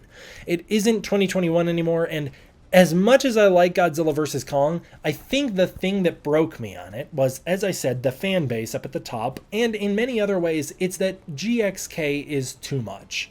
GXK doubles down on so many of the things I have issues with in this film while not fixing most of the problems I have here that it's gotten me sick. And the best way I can explain my opinion on the MonsterVerse at the moment is through a food metaphor. So stick with me for just a second. If you made it this far, big thank you in the first place. Holy crap, this is the longest one I've ever done. If you made it this far, I really appreciate you. I think food is probably the best way I could explain my feelings on the MonsterVerse. Godzilla 2014 is a really nice appetizer. I really liked it, but it left me wanting a lot more. Kong Skull Island and Godzilla King of the Monsters came out, and they were both the main course, and I really loved it. I thought it was a fantastic meal. I would love to eat it again someday, and I was all on board with it. It was the best food at the time. And now we got Godzilla vs. Kong, which was the pure dessert. It was the dessert at the end of the meal, and it was a very rich and sugar-filled dessert. It left me with a bit of a bellyache, but I could ignore it because it was so delicious. And then we got a second dessert right afterward with Godzilla Kong and the New Empire, a movie that makes me, in retrospect, so sick to my stomach because it's so overfilling on the sugar and on the unhealthy aspects that it actually winds up souring my opinion of the first dessert, as now I look at both of them as being the thing that gave me a stomach ache, when really I could have ignored the way I felt after the first one, and the second one is what amped up all of my problems and made me acutely aware of how much it affected me in the first place. If that metaphor makes sense, that is how I feel about the MonsterVerse. I don't always want to turn my brain off to enjoy a movie, and I don't think I should have to. So, from an entertainment factor, this movie is as strong as it possibly could be. When you analyze it, it falls apart. Maybe this is because King Kong vs. Godzilla from 1962 was my favorite movie of all time for many years of my life. Up until very, very recently, it was my favorite movie that had ever come out. I just loved it, seeing my two favorite characters of all time on screen together. And so maybe it's because I had 20 years to build up the rematch in my head, and I'm not sure it lived up to that. I know I'm not a screen time guy, like I really hate when people count screen time, but I'm gonna do that here for just a moment, and I'm gonna do it as fast as I possibly can to say I think why I'm left wanting more after Godzilla vs. Kong, specifically in the combat department. Like, despite the fact that this movie delivers some of the greatest kaiju fighting and combat we have ever seen in a Godzilla film and in a Kong film, and it is better combat than we see in the 1962 film, hands down, better combat, I was left wanting more here than I am after watching the original movie, and I think it's summed up with the actual breakdown of these scenes. Now, this is subjective. People can count these things a little differently, but I'm gonna run through my runtime calculations here. The Tasman Sea scene, the action sequence, the Tasman Sea fight scene kicks off as Godzilla erupts from under the water and knocks Kong's transport ship upward, because other than that, it's Godzilla fighting the military transport. So that's when the fight actually begins. That sequence from there until when Godzilla leaves after defeating Kong is 6 minutes and 52 seconds. Pretty solid.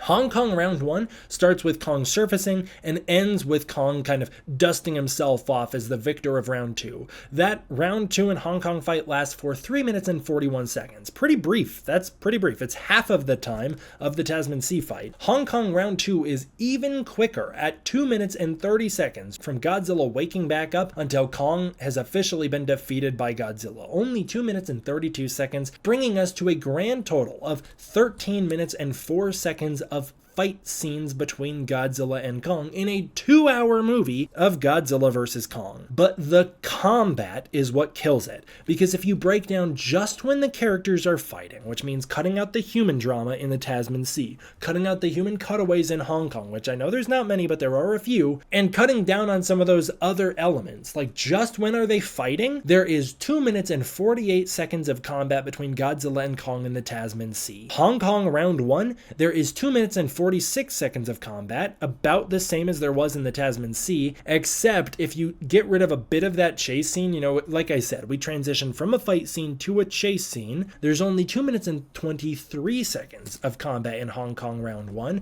and round 2 is even quicker at 1 minute and 30 seconds of combat before it's already over. This brings us to a total of 6 minutes and 26 seconds of combat in Godzilla vs. Kong, despite the fact that the movie itself is 2 hours long. For comparison, Godzilla Kong: The New Empire delivers a 1 minute and 56 second fight scene in Egypt between Godzilla and Kong, and that's not what the movie is about, which means that Egypt fight is about as long as the two Hong Kong sequences. It's actually longer than Hong Kong Round 2. How crazy. I understand that it has a chase scene there, but that's a much shorter chase. Meanwhile, King Kong vs. Godzilla, a shorter film coming in at an hour and a half, the scenes break down with round 1, Godzilla and Kong meeting at the hillside, lasting for 2 minutes and 40 seconds, round 2 being 10 minutes and 40 seconds, and that is the entire finale of the movie, and that's it. I mean, there is a kind of a break where Kong gets knocked out in round 2, if we're gonna break it down that way. It is a little different with the first part of round 2 lasting for 4 minutes and 41 seconds until Kong is knocked out, the second half picking up when he's resurrected. That lasts for 3 minutes and 5 seconds, which actually means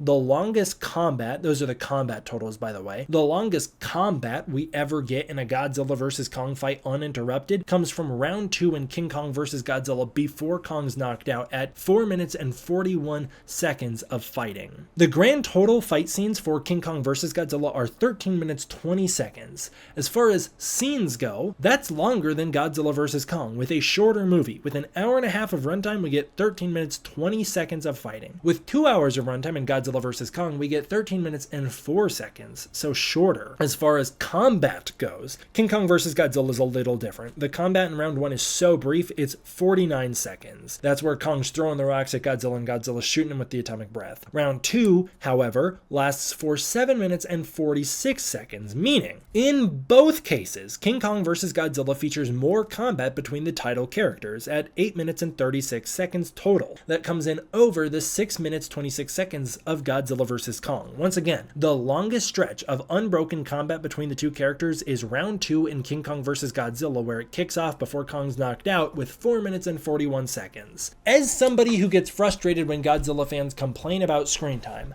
I do feel it's important to bring that up simply because we have waited since 1962 to see these two characters back on screen together, and the fight scenes last for about 2 minutes a pop, or at least the combat lasts for about 2.5 minutes per combat scene. The fight scenes last a little longer than that, especially that Tasman Sea scene. That's got a lot of drowning and jumping around involved. It's important for me to note that because I did leave the theater for the first time out of Godzilla vs. Kong wanting more, and it had nothing to do with Kong losing. I always expected Kong to lose. It was that I didn't think it fully delivered on the premise of Godzilla vs. Kong fighting as much as it could, and that's because, again, I think this movie lacked the confidence to just fully commit to those two as adversaries. They needed Mechagodzilla to be in there because they didn't think Godzilla and Kong fighting could be enough on its own. I'm even okay with the way Mechagodzilla shows up. I think the team up works well here. I think they did prove their point that this is a better way to do it than Batman vs. Superman. That's all good and fine, but I am still left a little underwhelmed with the Godzilla vs. Kong of it all. That aspect, the thing I'm here for,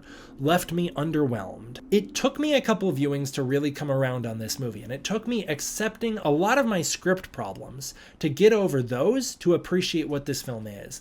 And I'm still able to do that most of the time, which is why I'm going to give Godzilla vs. Kong an 8 out of 10. I could give it a 7 out of 10. I could give it a 7 out of 10. And in fact, in my notes here, I have written 7.5 out of 10, just to show how conflicted I feel about it. On the whole, I think that this movie's strengths outclass its weaknesses by a lot. I do think that this movie is overall a great time. I do love watching this movie. I love watching it with other people. I think this is a very fun one. And I think this is one of the most accessible Godzilla films for youngsters. I think this is a great film to start on, and this absolutely would have been my favorite movie at the time if I was young enough when it came out. If I was the age I was the first time I got into Godzilla films when I saw this movie, this would have been my favorite movie ever made. I would have absolutely loved every second of it from start to finish, and I would have accepted all of the script problems as just being a part of the film. As I started to get older and understand them, I should mention, because I wouldn't have known them right away. I would have just accepted it as was at first. I still can put all of that aside, so I can give this movie as high of an 8 out of 10 because there is so much that I love about it. I do think it has flaws. I think it has a lot of them, and I think a lot of them need elaboration because I don't want to see them continue to be repeated in future movies. That's that's the main reason I spend so much time on my criticism, because I think it's important that other people understand why I have these feelings. First of all, because it's important for me to understand why I have them. And secondly, because I do think that there's value in understanding where people have issue with movies they like. And this is one that I like a lot. I like this movie a lot. Even though this review might not have seemed that way, I do like this movie a lot. 8 out of 10, I will say. But I don't want to see the mistakes of this film repeated, and unfortunately, they are in the next MonsterVerse movie, so I'm very, very curious how I'll feel about New Empire on a rewatch, as it's been about a year since I've watched it. So I shall wait and see when I get there. Until then, thank you for sticking with me for what I thought was going to be a short Godzilla-thon when I started the note process back a couple days ago, but what wound up being the longest Godzilla-thon I've ever recorded. Thank you so much for sticking with me for this. I could not fathom this would be longer than King of the Monsters, but here we are. As always, I want to give a huge thank you to my patrons on Patreon. It is through the support of the patrons on Patreon that I'm able to continue to make videos like this in the first place for you. If you want to support the Patreon, you can use the link in the description below where you can get early access to content, access to the Discord community, and more. If that's not your thing, please consider joining as a channel member. I'd really appreciate it. Thank you guys all for watching. I hope you enjoyed. I will see you all next time for the next one. D-Man out.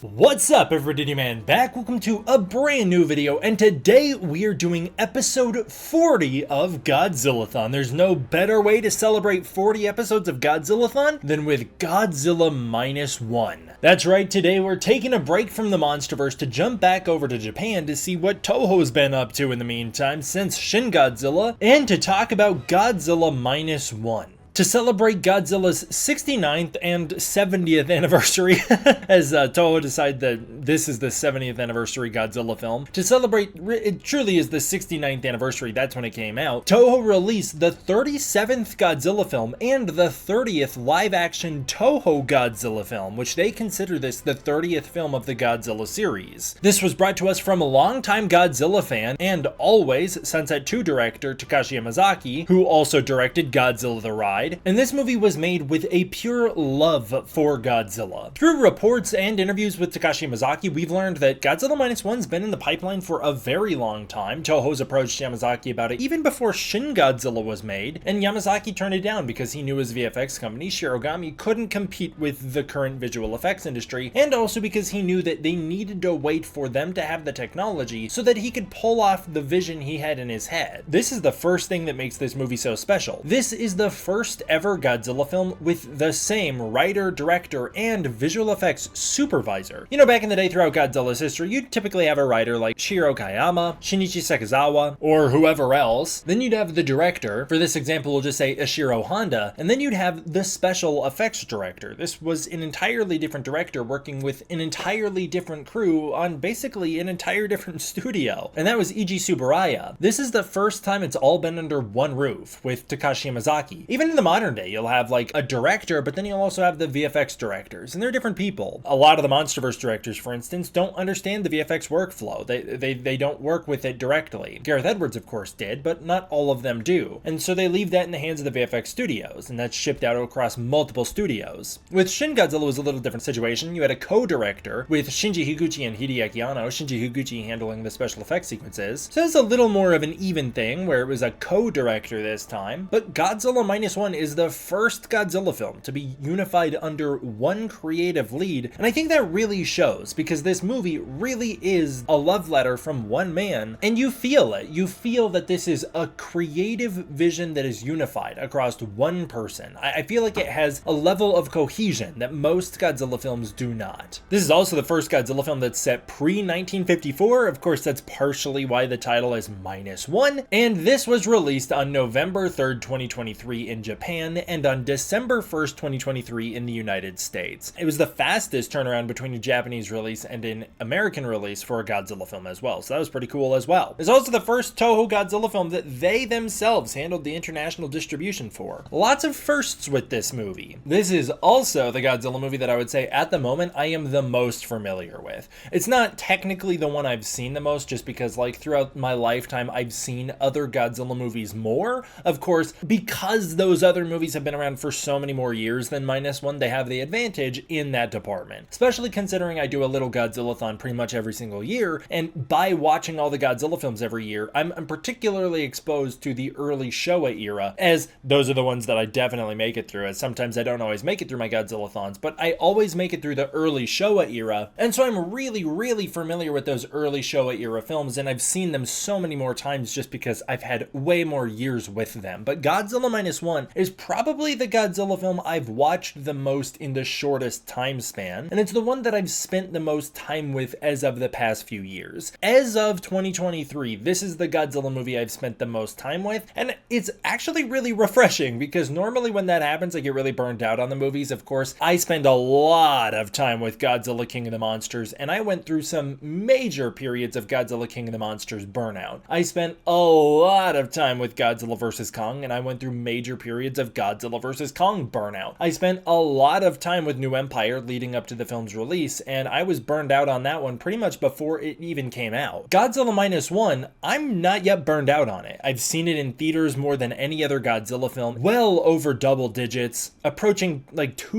times in theaters. Not quite, but getting there. I saw it in so many different formats in theaters, and then since it's come out, I've watched it at home multiple times, which is also a difference, as a lot of the times I'll watch a Godzilla movie over and over and over again when it's in theaters, and then once it comes out on home, I really won't watch it again for a long time. I'll let it cool down. Minus One, I have no burnout with. It's very unique in that, and it's also the one that I've dived into the novelization for recently. I've spent a lot of time breaking it down on the channel. I've done so many Minus One videos. Of course, I'm talking about the sequel for Minus One, which is coming out, and yet I'm not burned out on it. All of that is so special. That's so unique to this Godzilla movie. It's the only one that I have not gotten burned out on by spending this much time with it. Even Shin Godzilla. I watched that movie when it came out in theaters so much, and then I watched it just after it came out in theaters, leading into the home release so many more times that I did get burned out on that one pretty badly, and I took years off of watching that movie. Not that I fell out of love with it, just that I was like, okay, I need to switch it up. And again, that hasn't happened to me yet with Minus One. The film picks up in the final days of World War II with Koichi Shikishima, who lands his Zero on Odo Island. The first shot of the film is the Zero flying in over the ocean with the bomb attached to the bottom of it. It's kind of an inversion of the old Godzilla movies. You know, the first Godzilla movie, Shin Godzilla, starts out on the ocean and then you hear the footsteps of Godzilla and you're following behind the wake of a ship. This one, you're starting out in the sky tracking over the ocean. It's kind of a flip of that. Instead of being in the sea, we're in the sky. It's pretty cool. And the first time I saw this movie, I, of course, didn't have a ton of context to what's happening, as, you know, the movie's just beginning here. And I will say, I truly, for a moment, totally forgot what the plane looked like that delivered the atomic bomb. I definitely, for the briefest moment, thought that this was going to be a sequence displaying the atomic bombing of, I figured, Nagasaki. I was pretty amazed that they were going to start a Godzilla film with such a bold and controversial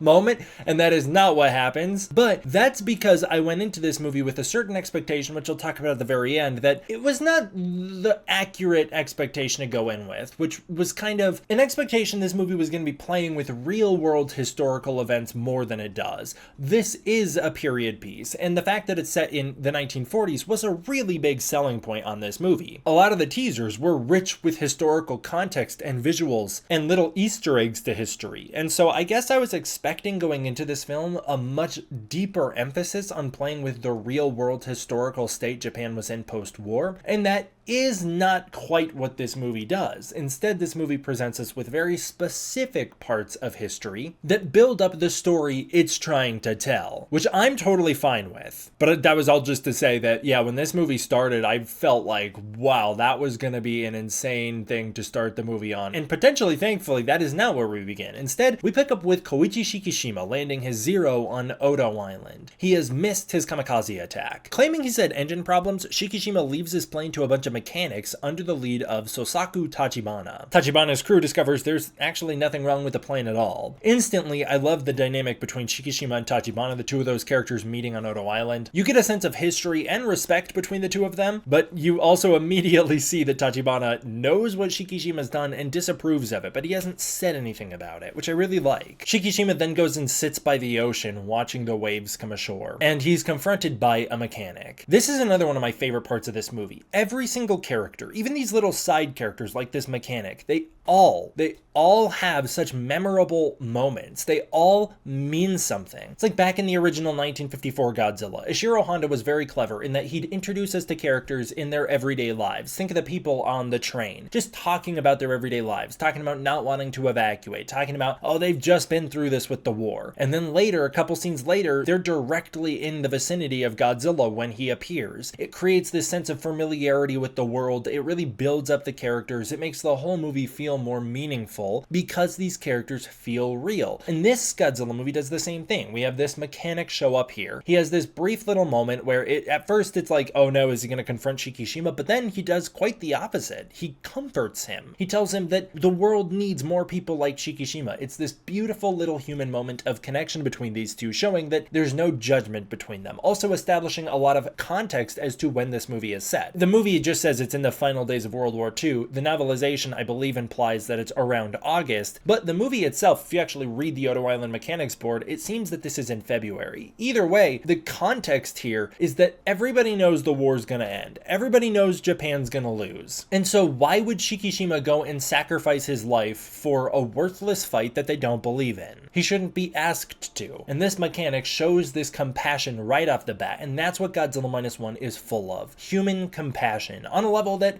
I would say no other Godzilla film has ever been, other than maybe Mothra vs. Godzilla 1964. Another one of my favorite Godzilla movies for similar reasons. I think it is absolutely beautiful to start the movie this way, and you know what else is beautiful? Is that this was shot on location. On location in Japan. It's gorgeous. The island scenery is gorgeous. It's just a beautiful mountainscape in the background with a very nice sunlit sky. The clouds are so pretty. It especially pops in minus color when you get a lot of rich textures. It's so great. And this is something that dawned on me immediately in theaters. Godzilla Minus One is a movie shot mostly on location, or as much as they possibly could, you know? There's a real stark difference between this opening scene on Oto Island and some other Hollywood blockbuster pictures which over-rely on CGI, green screen, and the volume. It was really, really nice to have something different and to have something real again. It establishes an authenticity to this movie that very few modern movies achieve, and that's super nice. I'm not saying that like even the MonsterVerse doesn't achieve this. Of course, Kong Skull Island is incredibly well done, shot on location. Godzilla 2014 has a real tangibility to it. King of the Monsters, maybe a little bit. That's too much shot on soundstage. I could see that argument. Godzilla vs. Kong, I would totally agree. New Empire is its own deal. But on the whole, I actually think the MonsterVerse does a pretty good job shooting on location. Even New Empire does a lot of location shooting. But I'm just saying, in the modern landscape of movies, it was really immediately refreshing to have such a beautiful landscape on full display, knowing that we're on location, not in the volume. It was really nice. Some deep sea fish start washing ashore with their guts bursting out of their mouths. It's such a crazy visual. And it's also a really cool way to foreshadow the ending of the movie, as of course,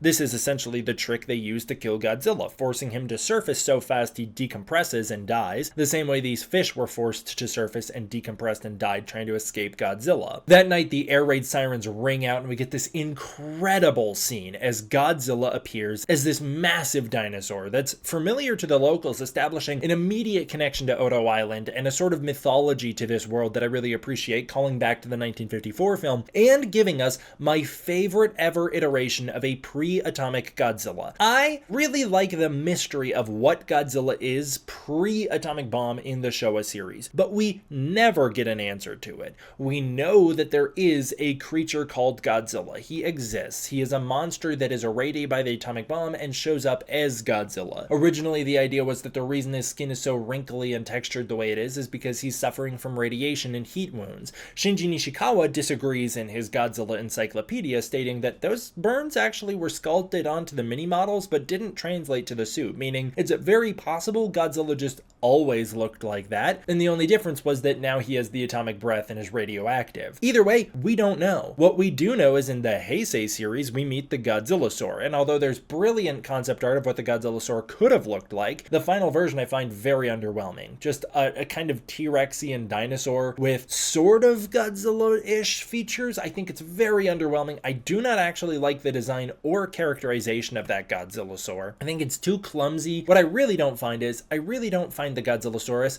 interesting. I don't find it all that interesting or compelling. The Millennium series never really gives us an answer as to what Godzilla was pre-atomic bomb. Then we jump to the modern day. Shin Godzilla presents us with a wildly different version of what Godzilla is pre-atomic bomb. He's like a microorganism or some sort of undersea life that transforms into all these different forms before achieving Godzilla's state. We get that represented in Singular Point as well. We never really unpack it in the anime trilogy. And the MonsterVerse actually presents us with my least favorite pre-atomic Godzilla origin to date, which is just that they stripped Godzilla of that atomic origin, completely wiping out the entire core themes of the Godzilla series. Who knows why? There's theories that it's because the DOJ got involved with the making of Godzilla 2014 and erased all atomic connections. I actually really like the MonsterVerse Godzilla. I just find it to be more than a little disappointing that he's not an atomic monster. 98 also presents us with a pre-atomic Godzilla, which is an iguana, which I don't find compelling either. I find that one to be also very lackluster. I guess in that universe, if Godzilla can transform from an iguana, then there should be all sorts of irradiated monsters running around, which maybe that's what the cartoon gets into. I don't actually remember. Either way, this is the first movie that presents us with a pre-atomic Godzilla that I'm in love with. I love the design. It's very MonsterVerse inspired, which is kind of cool. It kind of ties into the idea that the MonsterVerse Godzilla is not a radiated monster. He just is himself. And this design kind of looks a lot like that. I really like the pre-atomic Godzilla here. He feels like a dinosaur, but he also feels like Godzilla. He's got those very menacing back spines that are unmistakably Godzilla.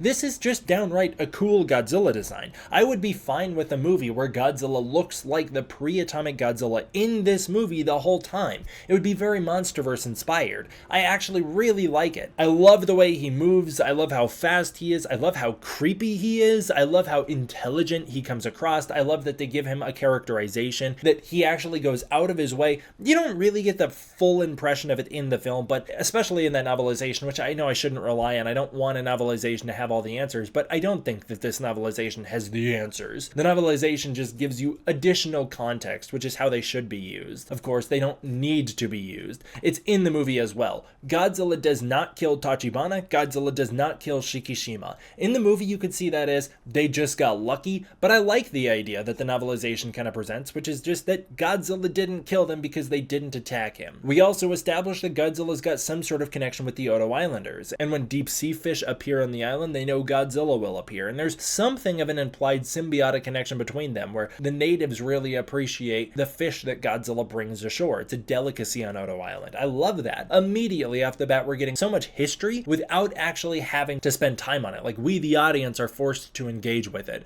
And then you can watch Godzilla's behavior and see, yeah, he does attack when provoked. He attacks the guard tower because it shines a light in his face and there's loud sirens blaring. He's probably scared. He then starts wandering around very menacingly, but he leaves Shikishima alone despite the fact that he directly identifies him and looks at him. And then he attacks the mechanics only after they shoot at him. And the fact that the two that survive are the two that didn't open fire, it's really cool. I really like this pre-atomic Godzilla. I think he's fantastic, and it sets up Godzilla going forward in a really great way. And this whole scene is so well done. I cannot praise this scene enough. This whole sequence is incredibly cool. As Godzilla makes landfall, he attacks the outpost, and the mechanics take shelter, and it's just so intense. The music is amazing and terrifying. I love the sound design of Godzilla's growls and his breath. It's so cool. I love that moment when he breathes on Shikishima, and Shikishima reacts to the odor of his breath. It's just this tiny little detail. Tachibana then actually orders Shikishima out of their little bunker and tells him to go get in the plane and fire at Godzilla. They're all mechanics. They don't know how to do that, but Shikishima does. He does get in the plane, but he refuses to open fire. The mechanics panic and fire on Godzilla, and Godzilla brutally kills them one by one. He's terrifying here. I wish Toho didn't have their stupid little mandates, because it's clear to me, and I think everybody, that Godzilla should be eating these people. He bites onto them. It feels like he should be grabbing them and eating them up, but Toho has a very strict mandate that Godzilla is not allowed to eat anybody, and so in the end, Godzilla winds up throwing them through the air, which in some degrees a little more messed up because he doesn't even really get anything from it other than killing them because they attacked him. I love that long shot where Tachibana is crawling out of the bunker. Godzilla bites the one mechanic, throws him through the air, stomps on the other, his tail strikes through the building. It's all very well done. Godzilla brutally kills each and every mechanic except Shikishima and Tachibana, and Shikishima is almost taken out as Godzilla destroys his plane. I think it's great, and this is where Shikishima passes out. The aftermath is so tragic, with Tachibana dragging the bodies around. You see the actual human devastation that Godzilla causes. There's some kind of gore on screen, and Shikishima and Tachibana have this moment where Tachibana's just yelling at him and throwing him to the ground. It's a really, really well done scene with a lot of great characterization for these two men. It adds a lot of trauma to both of them, and you understand how both of them feel and why they feel that way. As the war ends, Tachibana and Shikishima are brought back to the mainland. I love the visual of all of those wounded and traumatized soldiers on that transport ship. That comes straight out of history. Tachibana comes up to Shikishima and hands him a bunch of photos of the dead mechanics. It's photos of them and their families as a reminder of what Shikishima has caused, or at the very least,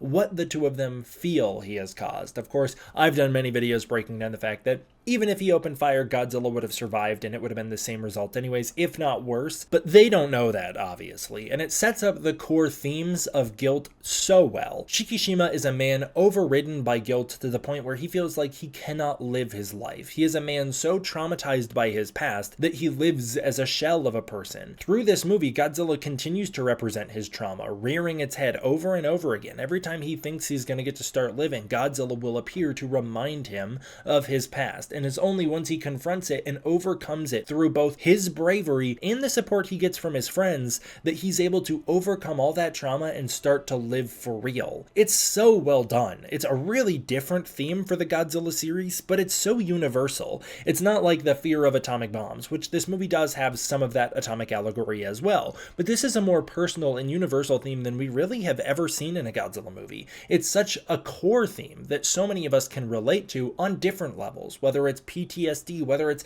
a missed opportunity that haunts you, whether it's something tragic that happened to you or that you feel you've caused. You know, there's so many levels to it that we can all relate to it on some degree. We all have a Godzilla weighing over us. We all have something that is holding us back, and it's only through confronting it and coming together with support of others that we can overcome that. I love it. I love it so much. It's kind of like the themes of forgiveness in Godzilla King of the Monsters, which are a little more universal than some of the other Godzilla themes. Of course, that one's a little more directly tied to religion, but it doesn't need to be. Shikishima arrives back in his village in Tokyo, but nothing remains. I like that it's a village in Tokyo because it's easy to forget the Tokyo fire raids caused technically more devastation and death than the atomic bombings. It was just that they happened over a much, much longer period of time of years of repeated bombing attacks. But the Tokyo fire raids were absolutely devastating and very overlooked throughout history. The United States has a long history of bombing civilians to try and make a point, thinking that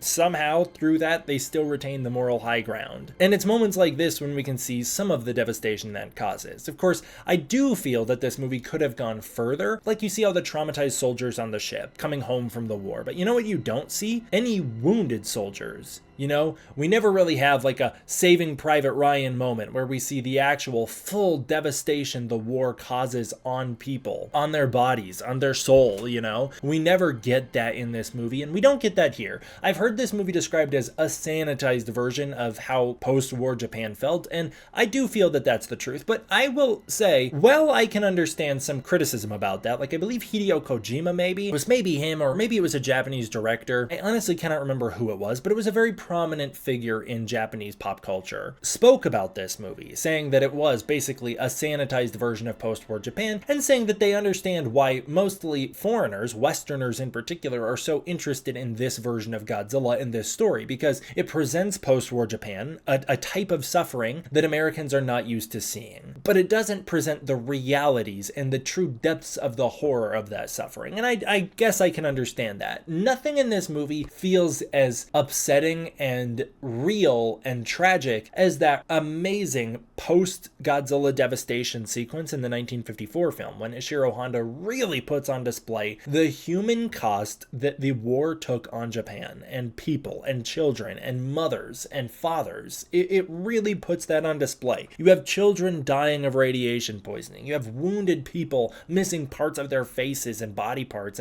and suffering in the hospital. Bodies piled on bodies. That's not something that this movie displays. And I would say that's because this movie is, again, a personal journey. I understand why people maybe wanted more of that suffering on screen, because it is important, especially for Americans, to reconcile and understand what the true cost of the war was. But that's not what this movie's trying to talk about. That's what the original Godzilla's for. And that original movie does it better than any other movie probably could, because it was so close to the event. It was so close to the history. This movie uses that history to tell a much more personal story. That's why I'm completely fine with it. I do not feel that it's necessary to fully dwell on the pain of post-war Japan. I understand how the movie's tagline, Japan post-war goes from zero to minus, could set that expectation. Even the title, Minus One, Godzilla's basically dropping them below post-war. But I don't think it's needed for the story. I do not think it's needed for the story being told. And I love the story being told. And we still do get some of it. Shikishima's village, it is visually displayed to us how absolutely ravaged parts of Tokyo were, how destroyed lives were. And we do see some of that human cost. We don't fully dwell on it, but we absolutely do see some of that cost. Shikishima finds that his house has been completely annihilated, turned to nothing. He finds out that his parents were killed in an air raid, and he also finds out from his neighbor Sumiko Ota that they weren't the only ones. Everybody had this type of suffering. Everybody lost something. She figures out immediately what he's done to survive, knowing that he was a kamikaze pilot, and him being alive means only one thing, which is that he abandoned his mission. And so she starts to hate him, blaming him for this, blaming him for the death of her children. She has lost something as well. She lost her children to the war, and of course it's not Shikishima's fault. Even if he had gone through with his attack, it wouldn't have meant anything. Shikishima could have taken his life, and her children would still be dead. And I think she knows that as well, which is why she doesn't really hold it against him for the whole movie. But I do think this scene does a great job showing the tragedy of post-war Japan. It's very effective, but very brief with it. I love how sorrowful the music is. That song Pain, it's fantastic. And the sound design is great too. I love the clinking of wood, and really it is the wood sounds overall, Sumiko throwing the wood pallets onto each other, moving them out of the way as she's walking back to her house. You can hear them clanking against each other.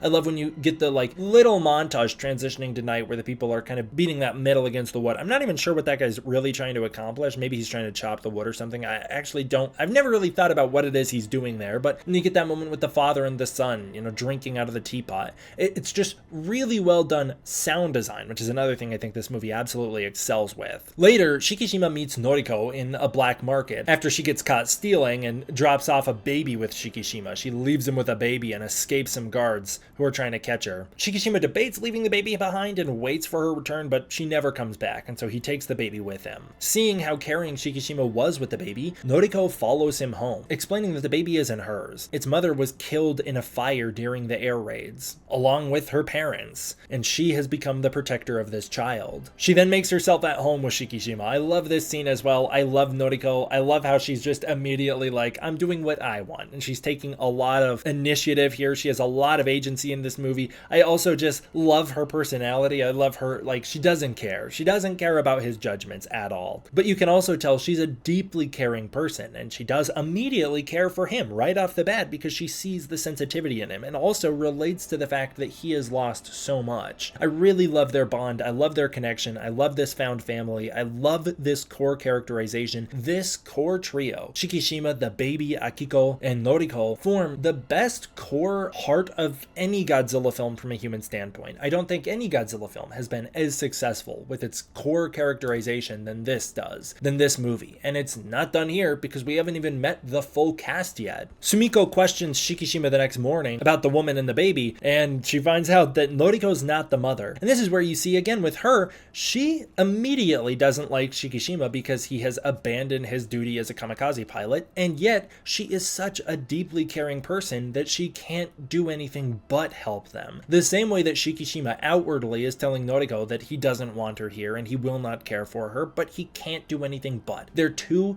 people that are so good to their core that they cannot do anything but help others. I love the way those two characters reflect each other so much, and again, that's not done either because we haven't even met the full cast yet, and that's the entire cast of this movie. This movie is a beautiful movie about nice people trying their hardest to be there for each other. We don't get movies like that. The biggest conflict we get between human characters in this movie is between Shikishima and Tachibana, and again, Tachibana despises Shikishima for what happened on Odo Island, and yet he can't do anything but be there to help Shikishima.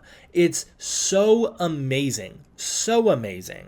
We need more kindness in the world. We need more kindness in films, and movies like this do so much for that. It's so great. All of the characters in this movie are great inspirations. All of them. Sumiko scolds Shikishima and Noriko for not being able to take care of the baby, and you see that she will be there for baby Akiko. She gives up her prized white rice for Akiko, telling them that they can live off anything. They're adults, they can figure it out, but this is for the baby. Also, just huge shout out to the production design for this whole sequence. Shikishima's bombed out village in particular looks amazing during these early scenes. It looks amazing the whole movie, but during these early scenes, there's wet spots everywhere. It feels damp, it feels dirty, it feels sad. There's burned, charred wood all over the place. And one detail that I didn't notice until watching this movie, there's spider webs. There are spider webs on objects in the background, like barely visible, that tether objects in the background, because they would be. Because those objects have been there for a few months now. It's so detailed and amazing. One thing that I've brought up before in videos about this prop design, later when Shikishima's rebuilding his house, he's got lights in his house, of course, you know, but back then the wiring was not done as well, especially in these post-war buildings. And so he has literal wires going up to the lights. You can see the wiring on screen, and they're frayed, they're aged. You can literally see they're like falling apart. There's age to them. It's so good. Months later in 1946, we see that Shikishima's shack is growing. He's building a house out of it. We can also see visually again through the prop design, their clothes are a little nicer than the last time we saw them. They're getting things put together, but they're not quite there yet. He returns home with news that he's got a new job. He's going to be working for the government. It pays well because it's quite dangerous. He will be on a specially made ship meant to avoid mines and will be looking to defuse undersea mines left behind during the war. The US and Japan laid something like, what do they say, 60,000 mines in the ocean during the war. And when the war ended, what do you do with those? You got to get a map of where they are, and you got to go out there. You got to disarm them. Otherwise, they will just be there ready to kill civilians later. Showing, in a way, a price of war that I've never thought about before, and I know is a price that still is kind of relevant. You know, you still hear about like a village in Britain found a bomb in a lake and they have to pull it out, and it's from World War II and it didn't detonate back then, but they have to defuse it now, you know? Like that still happens to this day. You still see stuff like that. And this is one thing, a part of history that I've never thought about. What the hell do you do about all the mines you left? You can't just press a button and blow them all up. You actually have to go out there and risk people's lives to disarm them. It's a small thing that I really appreciate about this movie. It's a great way to give the characters weapons at a time when Japan was completely demilitarized, so nobody had any weapons. It's a great way to give our characters some weapons so they can fight Godzilla later. It's a great way to get them out into the ocean so that they can come in combat with him. And it's a really great way to, again, show part of the post-war suffering that we do not think about. Innocent people had to risk their lives to clean up the mess that was caused during this war. I really like this movie's approach on it too, because the war was started by governments with egos, by people with egos in positions of power, as all wars are. And this movie does not put a lot of blame on the civilian soldiers, especially those drafted. You know, people drafted into war do not hold as much of the blame here as the government's responsible. And I appreciate this movie putting the emphasis on the government being responsible for all this devastation and not the individuals. Now, of course, lots of individuals did absolutely horrible, horrible things during the war. And that's on them. And sometimes that was on entire groups of people allowing horrible things to happen. But the individual, people like Shikishima, should not carry the blame for the war forever. Not everybody believed in it. Some people had to do it or else they were going to die or their families were going to die. So I just wanted to say that as well. I really appreciate that part of this movie. Upon learning what Shikishima's job is, Noriko protests. We get the first instance here that her parents have instilled a mission in her, a mission to live while they were burning alive. She doesn't outright say that yet, but she forbids Shikishima to die, urging him to live. That is one of the movie's main core themes, you know? The idea of living. Not just being alive with a heartbeat, but living your life unimpeded by guilt and moving forward. Shikishima explains that they need the money, they need this, and it's not just a matter of what he's doing, but it's a matter of saving them all. It's a matter of, if he doesn't get this job, Akiko will starve to death. Kind of another thing that this movie doesn't fully unpack, but it's present, it's here. The fact that babies and children were dying post-war because they did not have the resources they needed. Nobody was looking after them. They can't even afford American powdered milk. The Americans are here. They should be able to help provide for people like this, and yet they're not. They're not. And that happened as well. People were forced to crawl up from the depths of their bombed out village to try and remake a life for themselves, and there was a lot of suffering in the meantime. I love as well that Shikishima explains that this is not certain death. This is not like kamikaze pilots. And he arrives to work to find it's a dinky little wooden minesweeper. This is the Shinseimaru, and he meets the crew of the Shinseimaru, the best cast of any Godzilla movie to date. Fantastic. Overall, amazing. We meet the captain, Akitsu, the doc, Noda, my favorite character in this movie. I think he's fantastic, and the kid, Mizushima. I love that they all have distinct and defined personalities. I love that they all have integral roles to play and different themes with each of them. Every single one of these characters undergoes a character arc. Every single one of these characters matters to the movie. It's amazing. It's fantastic. The Shinseimaru, with their partnership, the Kaishinmaru, will go along the ocean, cutting bombs, allowing them to surface, and then they'll shoot at them to explode them. Again, some good foreshadowing here, like cutting the bombs and letting them raise to the surface like balloons is exactly what they do to Godzilla at the end, and then shooting the mines to explode them is later what Shikishima does in Godzilla's mouth. And here we find out immediately Shikishima is a great shot. He impresses Mizushima and Akitsu, who could not hit the shot. And here we see Mizushima wishes he could have been in the war. He feels like he didn't serve his country enough, and he has a lot of pride in both himself and his country. But he winds up deeply offending Shikishima in the process, as the war is not something to glorify. There is something to be said for having pride in yourself and your country and wanting to stand up and fight for others. But Shikishima is a reminder that the war is not the way to do that. And continually throughout the movie, Mizushima will be reminded of this lesson, and in the end, he does join the fight against Godzilla, and he does pay a price in that he's almost killed for it. But he does so in a completely harmless way. He does so in a completely supportive way. You know, he joins the fight without firing a single shot. It's fantastic. He gets a taste of being a hero and defending his country and others without becoming a soldier. One night, Shikishima has a nightmare that his village is under attack. He opens the door to find the Odo Island mechanics being killed by Godzilla, and I do kind of wish that Godzilla looked more monstrous here, more terrifying, you know, like a nightmare design of Godzilla. That'd be awesome, but I understand, given that Godzilla's going to go through a design change here in just a minute, they maybe didn't want to do that yet. You know, you want to keep Godzilla consistent with how Shikishima remembers him, but still, very cool. I love that scene as well. I love that he's being tormented by this. He awakens and Noriko tries to comfort him, but he's so upset that he actually believes he's already dead. He can't even make sense of reality. Another thing that I think is great, like this contrast between being so torn up by your guilt that you're so dissociated that you don't even know where you are. I think that's another thing that many people can relate to. Noriko reminds him that he is alive, and the photos of the mechanic are finally what does it, pulling him back to reality. And even when he's back, it's not like he's happy. There is still so much trauma to him that he starts to sob for the Odo mechanics who have died. And here we cut to July 1946, Operation Crossroads Baker test. Basically, like, Shikishima's trying to move forward, and here the movie is trying to say, it's only gonna get worse from here. You know, it'll get worse before it gets better. July 1946, Operation Crossroads Baker test in Bikini Atoll. It's the only time on screen we ever get to see the creation of Godzilla at the hands of the Americans. It's a great way to tie into the atomic origin of Godzilla, while not playing into the 1954 Castle Bravo test. Of of course here, it's this test, the Baker test, that creates Godzilla, as the nuke winds up hitting a sleeping Godzilla in the bottom of the ocean, transforming him into something even worse, something more monstrous, and something more tragic, as Godzilla wasn't all that bad of a guy, but now he is.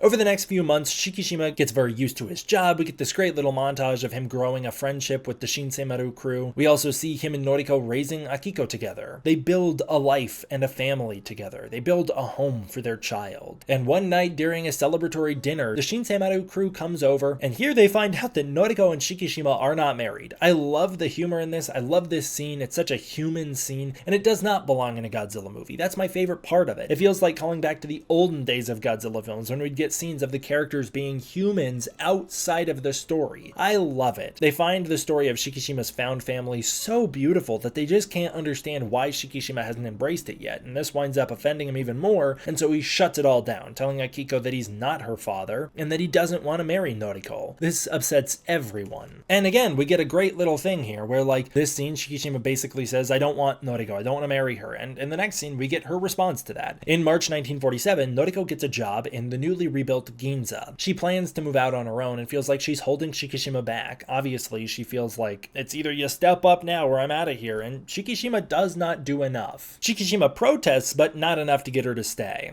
And again, here, Shikishima wants to move on. He wants to move on from his guilt so that he can live happily with Noriko, but he won't get to. A series of shipping disasters happens at sea, and I like that this is kind of like we're picking up at the start of the first Godzilla movie with a series of ship disasters in the ocean, except now we know why. We've seen the origin of this. We've seen what comes before. The US discovers that the creature responsible is Godzilla, and Godzilla wages a war on naval ships in the Pacific. I love that you can see like Godzilla specifically going out of his way to target those ships. They're not even like closing in on him, he's closing in on them, and he's also closing in on Japan. This is where the movie does something that I think is pretty clever, a pretty clever way out of dealing with the actual political history of the time period, as I was hoping this movie was going to unpack the US occupation, having the occupational forces have to defend Japan, having them have to team up with their former enemies, and instead, I think the movie does something very clever because that's not what this story's about. That would get in the way of the core personal story this film is trying to tell. And so, they find a really clever way to bow the US out of this, get them out of the movie entirely. Out of fear that any sort of retaliation against Godzilla will provoke the Soviets and raise tensions, the US passes the fight to the Japanese. And they don't fully give them access to like weapons or anything, but they do allow them to defend themselves and say like, hey, this is gonna have to be a you guys problem. And I like that first of all it shows the US is not fully taking responsibility for their actions here. They've created Godzilla, and they're not even gonna do anything about him. They're gonna let him wreak havoc, which is very real world. That's very much what the US is known for, causing problems and then bowing out immediately when they actually have repercussions. And it's also a great way to just ground us with the characters. It also shows that there's not just the US is to blame, because the Japanese government does the exact same thing and bows out of this fight for the same reasons, leaving it to a bunch of private citizens to handle. Which is this movie's way of being like, hey, they're not fully on our side either, guys. They're not here to help us either. It's us, the people, that have to stand up for each other. In May 1947, the Shinseimaru is sent out to the remains of a massive US ship. Love the visuals, love the tension, love the music here, and Noda explains that their mission is to locate and confront the creature responsible. Shikishima then spots floating deep-sea fish and connects the dots that this is Godzilla, and Godzilla's here now.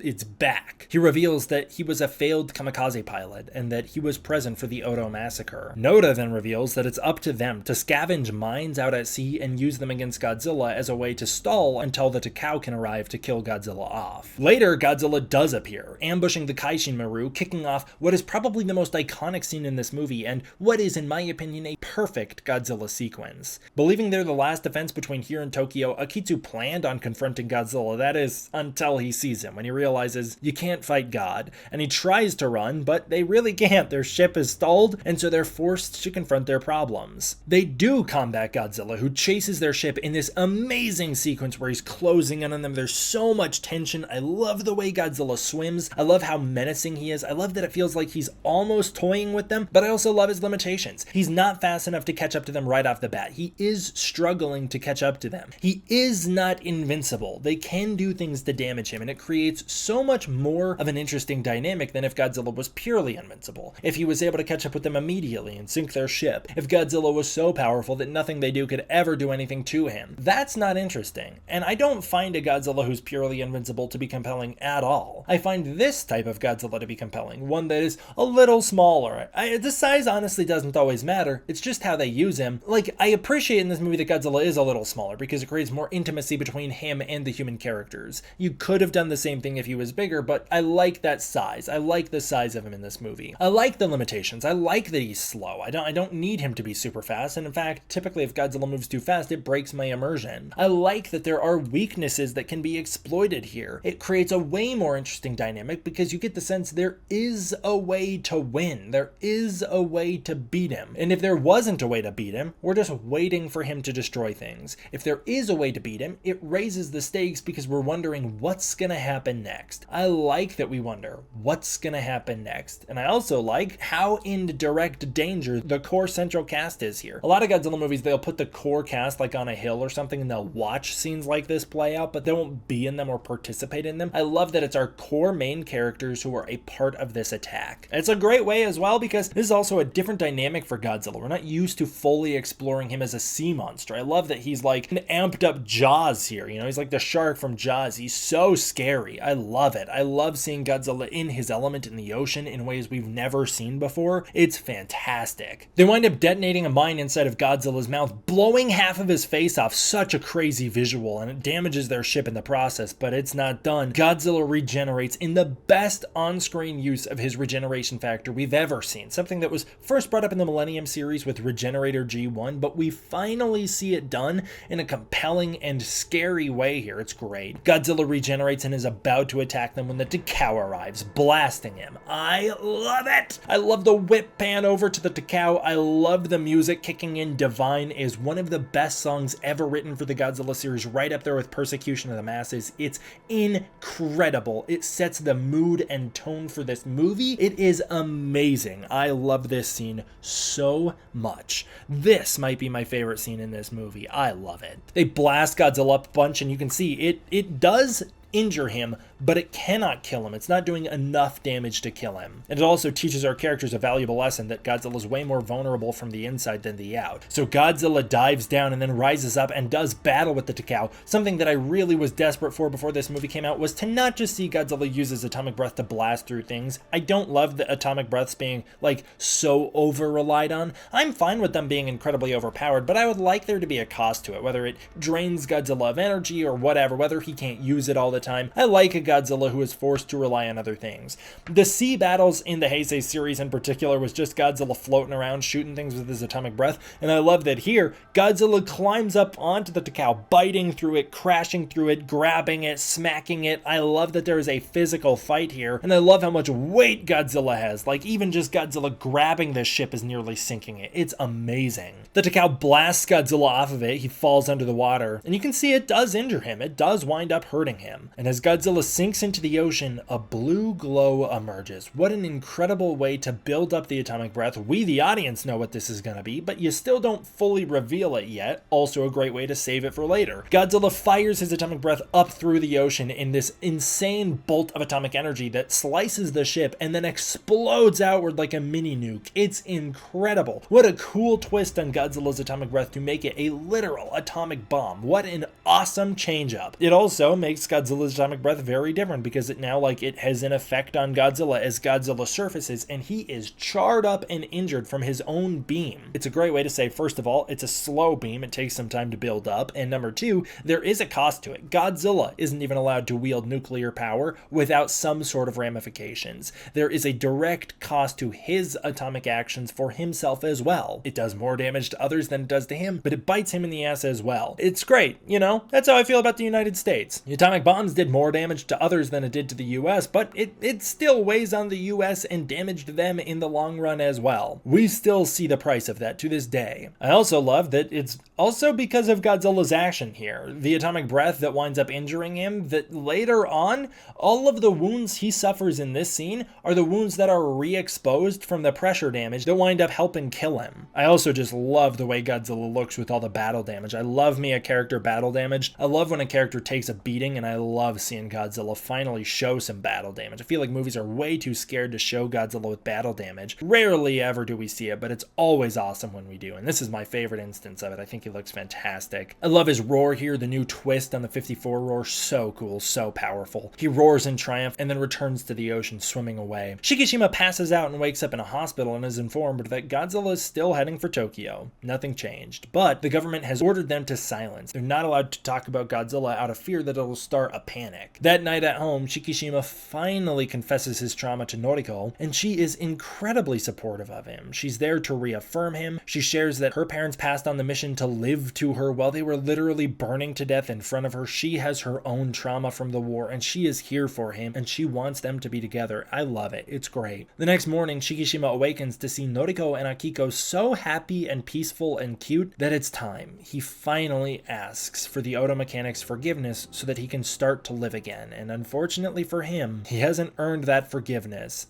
At least he hasn't earned it for himself. Because as an answer, Godzilla appears, blowing through a naval blockade. Love the visuals as he swims under that ship and making landfall. As Shikishima plays with Akiko, they hear an announcement on the radio. What a classic Godzilla setup here. It's also a tie-in back to the Always Sunset 2 scene. Godzilla has appeared in Ginza. We cut to Ginza and there is absolute chaos in the streets as Godzilla tramples through. I love this moment of silence where everyone's screaming and then they go silent as these trams crash into the street. And then Godzilla steps down and they start to scream again. It reminds me of that amazing footstep reveal in Godzilla 2014. We then cut to Noriko's train in Tokyo and it takes off towards Ginza, putting us right in the direct path of Godzilla 1954. Amazing stuff here. The train takes off but is stopped as a tram flies through the air, crashing into the tracks. We then hear the footsteps out the window, drawing everyone's attention as Godzilla arrives. Ifukube's Godzilla theme starts blaring. It's amazing. I can understand why people find the Godzilla theme to kind of be out of place with the rest of the music. The rest of the music is so ethereal in this movie. And the Ifukube Godzilla theme is so strong and classic and bold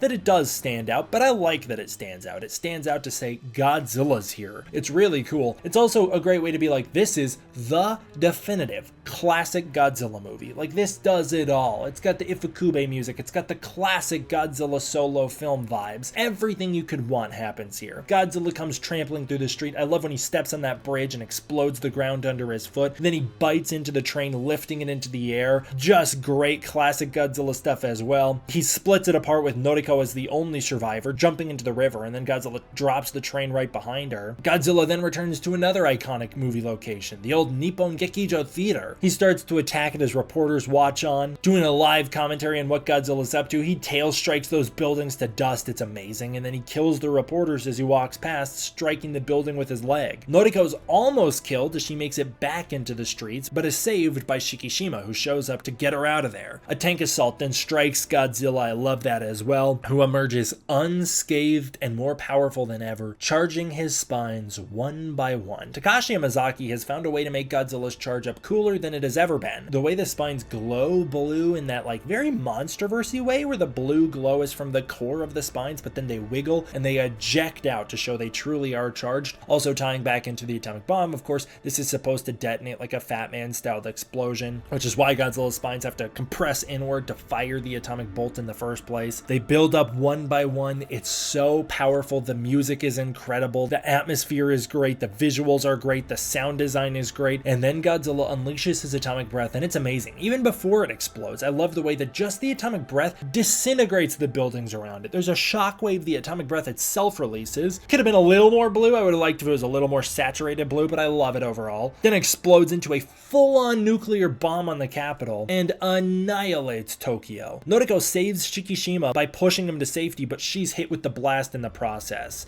In the aftermath, Shikishima emerges in the rubble, looking for Noriko, but finding he is the only one left. He then sees my favorite visual in the movie with Godzilla watching the mushroom cloud, such a prominent visual, and screams everything that the Godzilla series has been about up to this point. Everything thematically that Godzilla has represented is represented in this one shot as Godzilla watches on and then roars at the growing mushroom cloud. Then black rain falls on Shikishima as he screams in agony. The music swells into this amazing opera. It's so good. The black rain tying back into real life history is so devastating, and we see the city is completely destroyed. Thousands are killed or missing. A wake is held for Noriko in the aftermath. The Shinseimaru crew and Sumiko band together, again showing that these people, despite their differences, are always here for each other. They band together for Akiko, and Shikishima is so disturbed by what's going on that he starts to cry and then breaks down, sort of laughing, feeling that he's being punished. He's being punished from the Oda mechanics for his lack of action, and in fact, no he's not. Godzilla was going to do this regardless, but he cannot escape those feelings. I like that Godzilla's there to remind him over and over again of his trauma. Well, at the same time,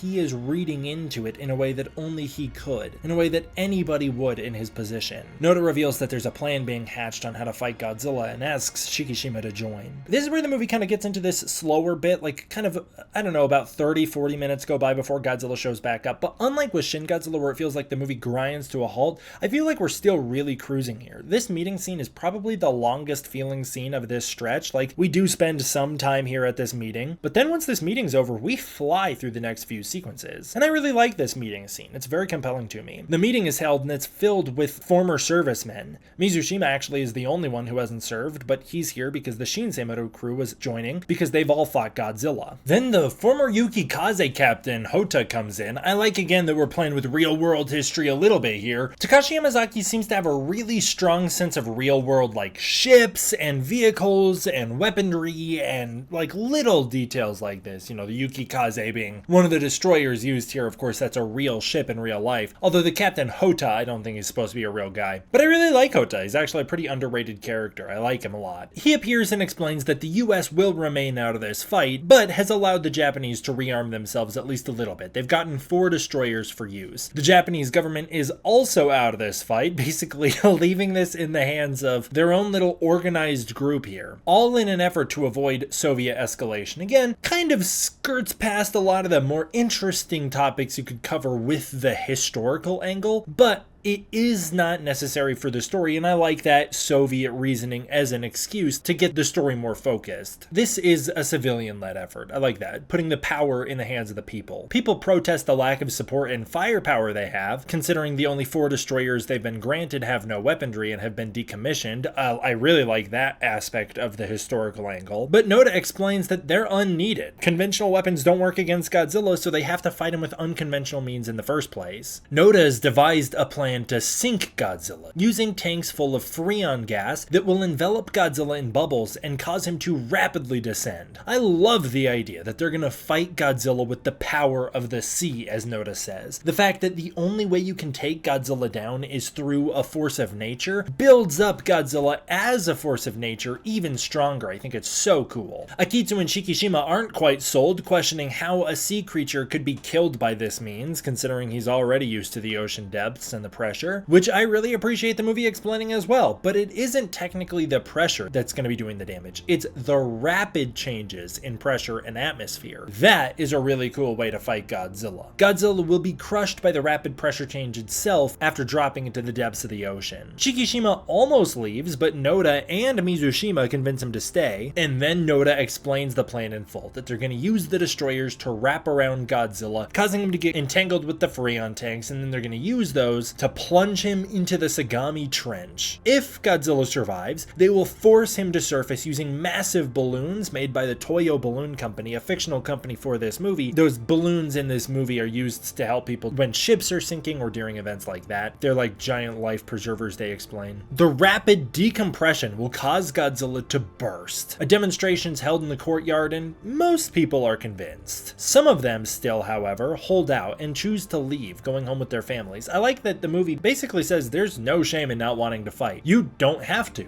No one's being forced into this conflict. It's completely voluntary. Obviously not the choice the government gave people during the war. A lot of the people decide to stay. Somebody's gotta do it. After a passionate speech from Hota and an inspiring message from Noda that this is not certain death. Again, this scene has a lot of really great humor mixed in. I love that moment when Noda speaks into the microphone and it's too loud and it's like and everybody reacts to it. And then I also love here the way that people are reacting to, like, very naturally. Like, is it certain death? No? Well, that beats wartime. I like that a lot. Again, humanizing everybody, and all of these people in the room, everybody with, like, speaking lines, and even a lot of the people that don't have them, continue to come up over and over again from this point till the end of the movie. They're all involved in Operation Watasumi. It's great. You've got the guy with the mustache. He's a very prominent figure here in this scene, and he will show back up later. He'll show back up, first of all, he's the guy that asks, like, are you saying we should prepare our families that we're gonna die? And then he also shows up on the ships during the finale. And then there's also another man in this scene, the second guy, who's like, I saw what happened in Ginza. There's no way to fight this. That guy winds up being the first guy to salute Godzilla after his death. Again, just like Ishiro Honda, layering in these characters so that we care about them later when they show up. They're not faceless soldiers. We've seen them in these scenes before. Also, fun fact, that guy who salutes Godzilla at the end is one of the soldiers in Shin Godzilla, so he's a returning character. He's the only character to return in both Shin Godzilla and this movie. That night when they're all getting drinks, Akitsu questions Noda's plan. Noda wants to lure Godzilla around in order to get him to the trap point using a recording they've recovered from Ginza. Mizushima thinks that they should use the destroyers to pull Godzilla up, but he's quickly dismissed. I always thought that, like, wouldn't it be good to use the destroyers in conjunction with the balloons, have the balloons pulling and the destroyers pulling at once, but it probably wouldn't have made a difference either way. They would have gotten Godzilla a little higher up before the balloons pop. I like that moment where Akitsu's like, in short, your plan's full of holes, and then later the plan literally is full of holes as Godzilla escapes by popping holes in the balloons.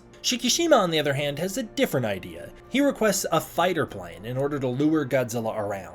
Akitsu confronts him about just doing this because he wants revenge for Noriko, and again, it's not like they hate each other. It's not like they're even all that personally mad at each other, but what's happening here is Akitsu knows that Shikishima ultimately has lost his desire to live. Now they all know he's a former kamikaze pilot, and Akitsu doesn't want his friend to get hurt, so it results in anger. He grabs Shikishima and confronts him about not marrying Noriko when he had the chance. Shikishima says the reason he didn't, despite wanting to and knowing she wanted it, is that his war isn't over. What a great line, and a great way to sum up the way people like this feel. Also, I feel like Shin Godzilla and Godzilla Minus One both kind of have overarching themes about Japan still to this day being looked at as the country it was in World War II, and still to this day having the reputation of post-war weighing down all these aspects of the country. And I like the idea that this movie, as well as Shin Godzilla, raises the question, can Japan's war finally be over? As enough time passed that they can finally move on? Can people finally let the country move on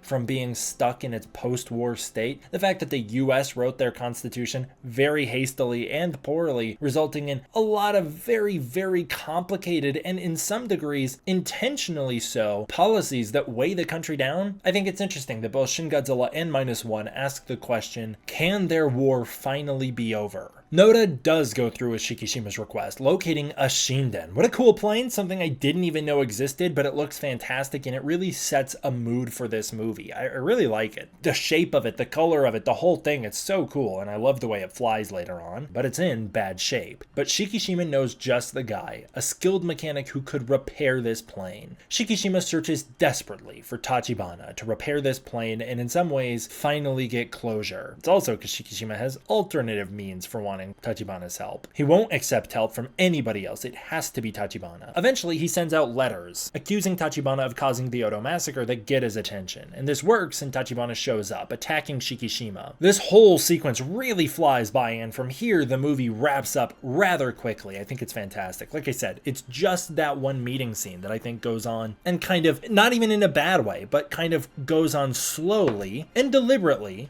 But then from here, like, this whole montage is quick. This whole rest of the finale is really quick. Tachibana learns that Godzilla is back and responsible for the destruction of Tokyo. Shikishima explains that Godzilla is invincible from the outside, but he needs Tachibana's help to transform the Shinden into a kamikaze plane so that he can fly it into Godzilla's mouth, killing him. I like that Tachibana here is like, he doesn't hear the reason in it, but you can see how angry he is, and you can see that he's like, oh, so you're finally going through with your mission, are you? And Shikishima immediately calls him. Tachibana's war isn't over either. So Tachibana accepts the mission to repair the plane. But I feel like another thing is, like, as this goes on, Tachibana's gotta weigh on that, right? He's gotta think about it at least a little bit. Like, the whole basis of Shikishima's plan is that the Takao couldn't hurt Godzilla, but from the inside he's vulnerable. Tachibana's gotta realize at some point he has to accept the fact here. Shikishima could not have done anything to stop Godzilla back in the day. If he had opened fire, it wouldn't have worked. But now Shikishima has a plan. That's probably one of the reasons he forgives him later on. That and the fact that I think he's just matured. And he realizes, most importantly, Shikishima has matured. Akitsu reassures Noda that things will work out as preparations are underway. Then a radiation buoy picks up readings that Godzilla is heading for Tokyo. Unfortunately, plans aren't quite finished, but everyone is willing to do whatever it takes to get things done. I love the idea that everybody's working together here. Noda gives this wonderful speech about how this is not a fight to the death, but instead a fight to live for the future. Such a beautiful scene. Noda and Akitsu then tell Mizushima that he isn't allowed to help out. He isn't allowed to join the fight. They're trying to save him from the horrors of war, knowing what it's truly like. I think that's a great scene as well. I love Mizushima. I love his pride. I love how much he wants to help. I love how much he cares for them. I love how hurt he is here. And that moment when Akitsu's walking away and says, "We leave the future to you," is so beautiful, because you see Noda and Akitsu truly believe they are going to die, and they're trying to save Mizushima's life. Meanwhile, Shikishima heads home, and he thanks Sumiko for looking after Akiko all this time, and it's here where she starts to realize something is wrong as well, and you can see she cares so deeply for him. Even though she was so mad at him at the start, she cares for him, not just for Akiko, but for him. And so Shikishima shares one last night with Akiko, his daughter, finally accepting the title of her father, and it's a great cute little scene. As she sleeps, he leaves her with a note full of money for Sumiko, and then he slips out to meet with Tachibana as he finishes the Shinden. In the morning, Akiko goes to Sumiko and she realizes exactly what's going on. Then Godzilla enters the bay and attacks the acoustic minesweepers projecting his roar that are supposed to be leading him around. The plan does not work, and Godzilla lands at Yokosuka Naval Base. It's awesome. I love the way he throws that ship on shore. I love the shots of him landing. So cool. It forces an emergency takeoff of Operation Watasumi. And as that's going on, Shikishima gets into Shinden and sets out for the countryside to find Godzilla and lure him to sea. Meanwhile, Sumiko gets a telegram. And this leads to this whole amazing sequence, one of the best sequences in the movie, and the sequence that for me is the most -1 of this whole film. The song Resolution is playing. It is fantastic. I love it so much. It's got this amazing pace to it. It's got this wonderful over motif, you know. I don't know, I'm not I don't know music terminology, but I love the main motif that continues through the entire song. I've described it on the channel before as like this little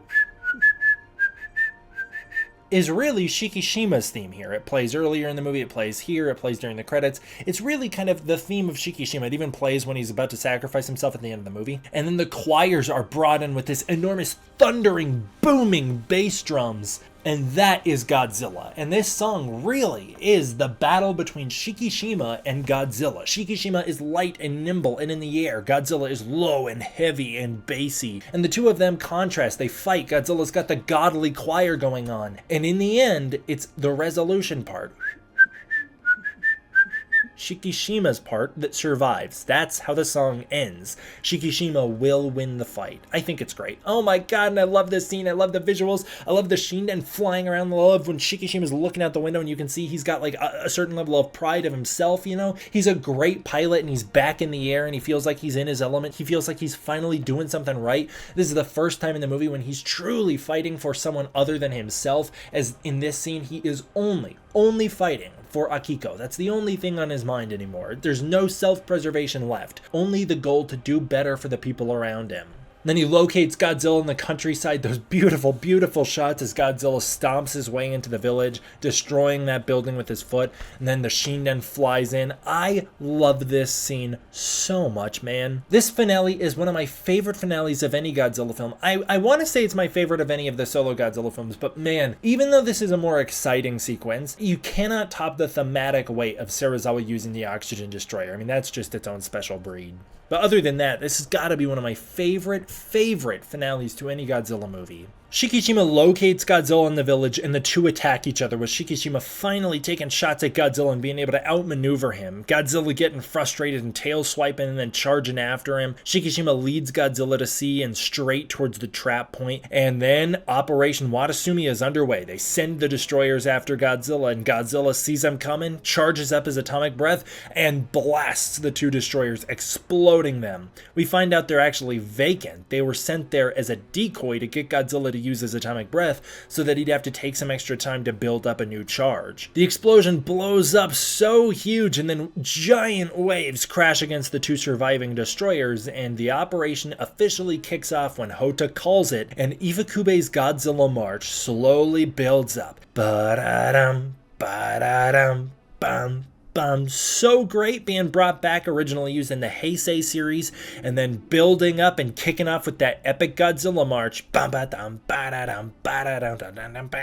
And it's used the way it was originally intended in the Godzilla series, technically not written for Godzilla, but originally when it was used in the Godzilla series, that's a military march, and it's being restored to its original context. I've seen some kind of pretentious takes about Ifukube's music, in particular about how the King Kong vs. Godzilla theme has strayed so far from its original meaning that we don't even recognize it as King Kong's theme anymore. Well, first of all, it was never really King Kong's theme.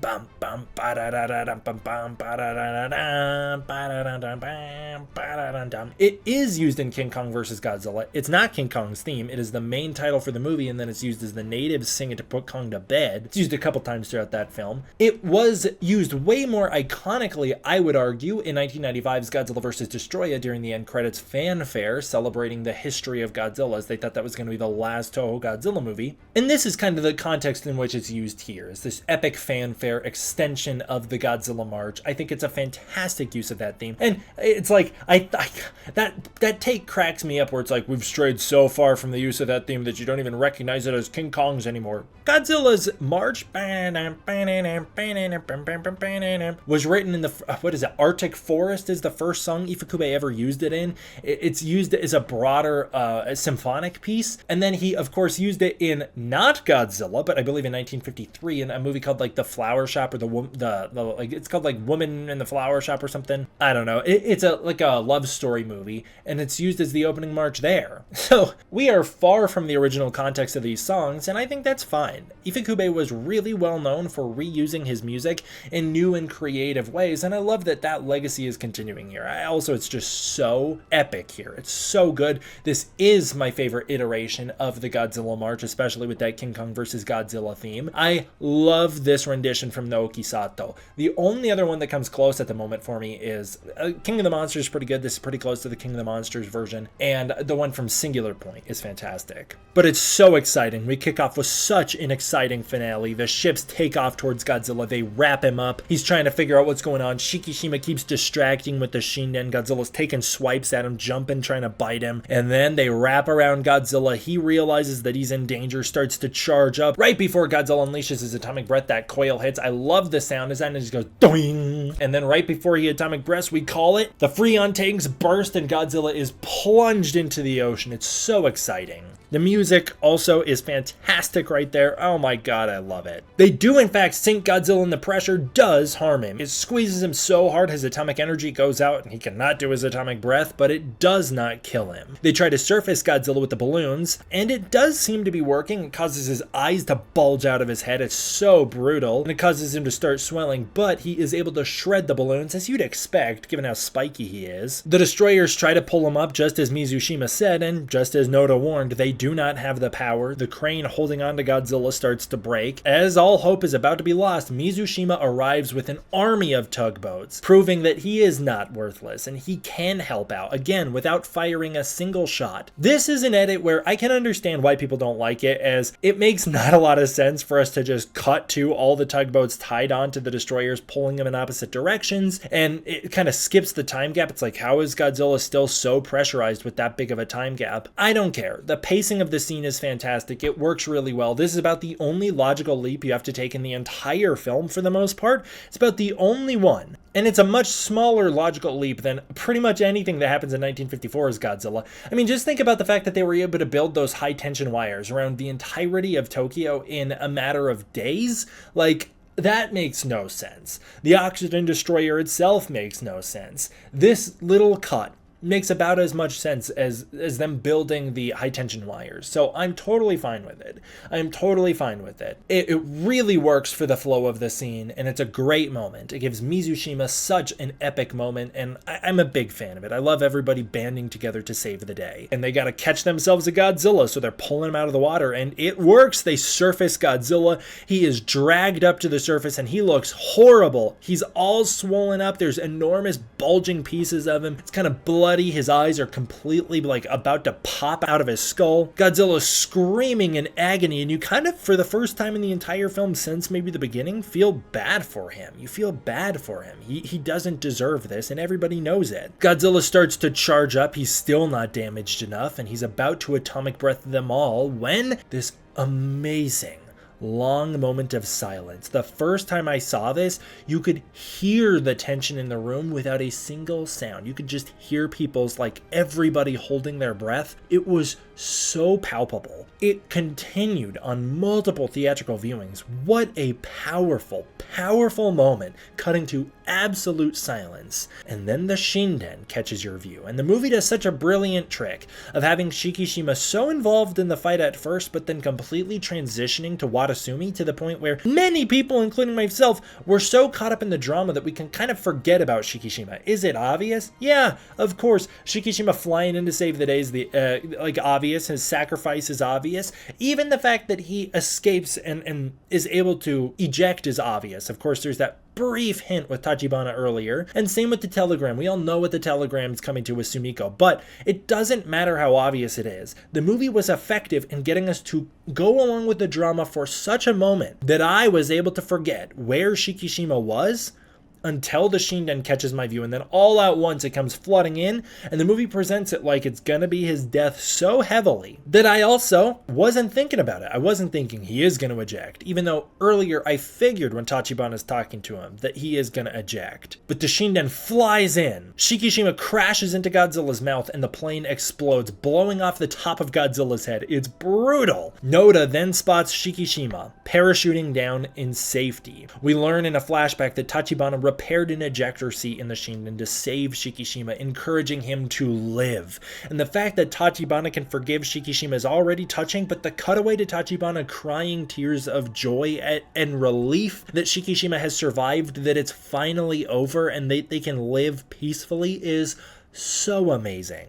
Godzilla then disintegrates, atomic energy bursting through him. It's fantastic, a fantastic Godzilla death as Shikishima descends. Godzilla literally melts into nothing. It's so cool. And to be honest, I'm kind of sad that Godzilla survived, only because it is such a beautiful ending. Everyone on the ships starts to salute Godzilla as the true victim here. And then the ships arrive back in the harbor. Shikishima and Mizushima reunite and hug. Mizushima is celebrated as a hero. Everybody gets their happy ending.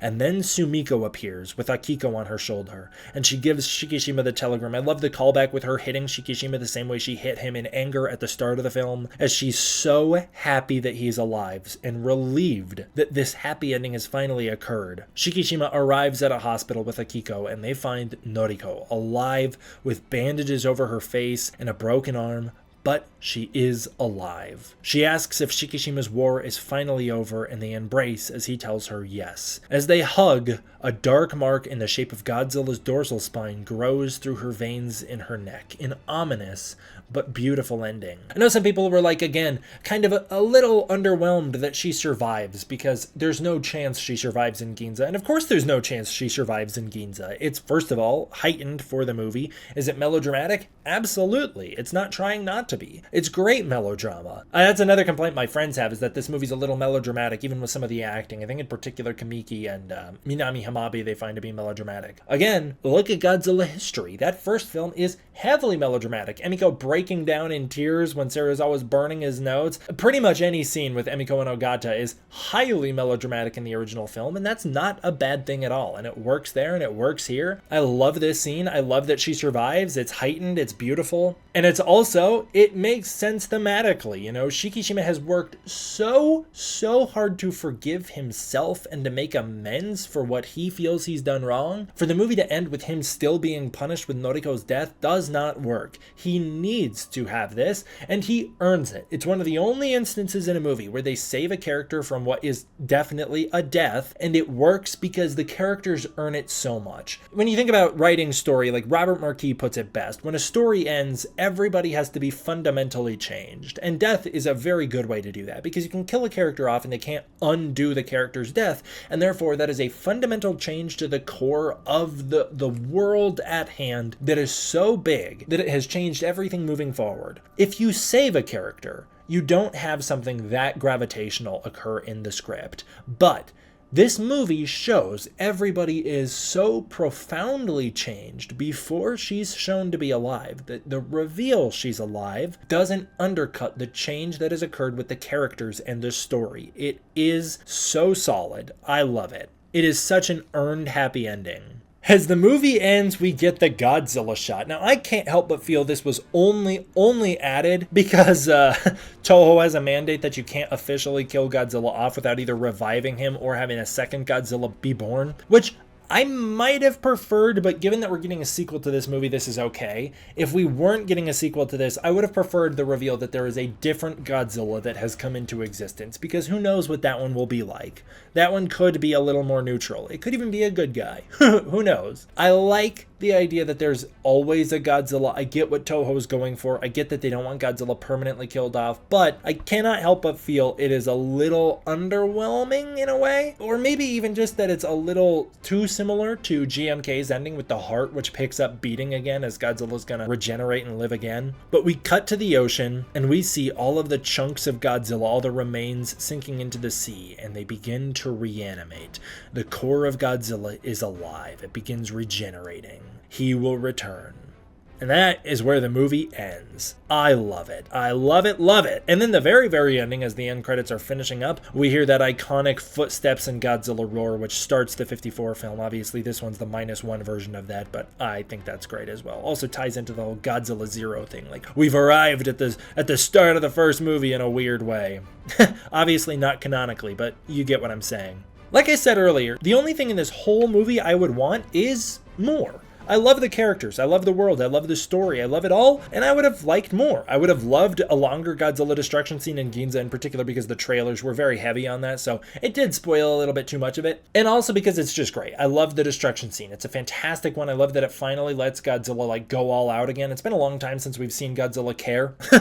Like, a lot of the Heisei movies, Godzilla just kind of walks and destruction happens around him as he's walking. He has characterization in context of his fights with other kaiju, but not in context of his destructive ways, other than in Godzilla vs. Mechagodzilla. The Millennium series is kind of hit or miss on that front. Sometimes they do a really good job with it, other times I don't think they do nearly as good of a job with it. But in particular, like Shin Godzilla, I love the movie, and I love Godzilla's big rampage, but he only walks. He has like almost no motive. There's nothing, no characterization there behind Godzilla's eyes. And that's kind of the way it was in some of the Showa films as well. This is one of those cases where Godzilla's going out of his way to destroy things. He's going out of his way to stop and attack the train, to stop and attack the Nippon Gekijo Theater. He goes out of his way to tail swipes through the streets. You know, there's malice behind his decisions, and he's working for it. I like that he actually has to fight to destroy the theater, you know? One of the other benefits of having a smaller Godzilla makes the destruction a little more engaging. It's only that the destruction scene in Tokyo in the 1954 film lasts for such a long time and destroys Tokyo so thoroughly, going through so many major districts,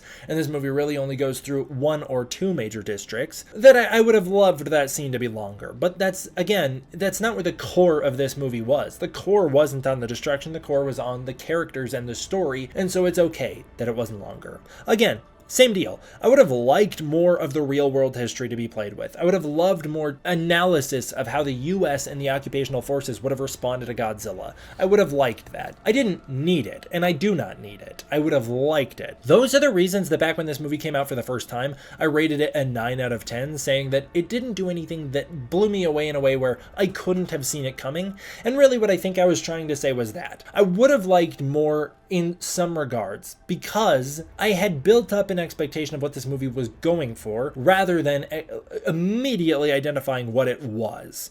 And having identified what it truly is, a core personal story about someone overcoming their personal demons and grief, I'm so fine with it. It's such a perfect movie. I think this truly is the perfect Godzilla movie. It's the best elements of the series all done in one film, all done to its best. Of course, the only other thing you could do is a monster versus monster fight, but that wasn't core to what Godzilla is originally, and it clearly doesn't need to be core to who Godzilla is. Shin Godzilla, Godzilla Minus One, Godzilla 84, Godzilla 54 all prove you do not need another monster to have an interesting movie. Sometimes Godzilla movies are actually more interesting before the enemy monster even shows up. So you don't need a big Godzilla versus film to have it be an engaging Godzilla movie, and this is a perfect example of that because this is a perfect Godzilla movie. It's every element that I love in Godzilla films all done to its best. The human story is an absolute 10 out of 10. I know that this is going to be a hot take. Other than Serizawa, this is by far better than the original movie. I think every single character, even the side characters, shine so much here. It's got fantastic themes about trauma and guilt. It's got amazing core dynamics, the friendship on display, everybody working together, all of the way everybody relates to one another is so interesting and compelling. The original movie has a great core theme, but it's the theme that makes the human story interesting. All of the themes in that original movie are what elevate that human story. This human story is elevated and the themes help it. This human story doesn't need the themes, but it benefits from them for sure. I don't think anything will ever come close to the true power of Dr. Serizawa, to his character arc in the 1954 film, to that movie's core message, because that movie was so closely connected to the history it was basing itself on. But given that context, and given a lot of the contexts around that movie, this movie does it better than any other. The kaiju story is amazing. I think that this is the best Godzilla we've ever seen. It's my favorite Godzilla design. It's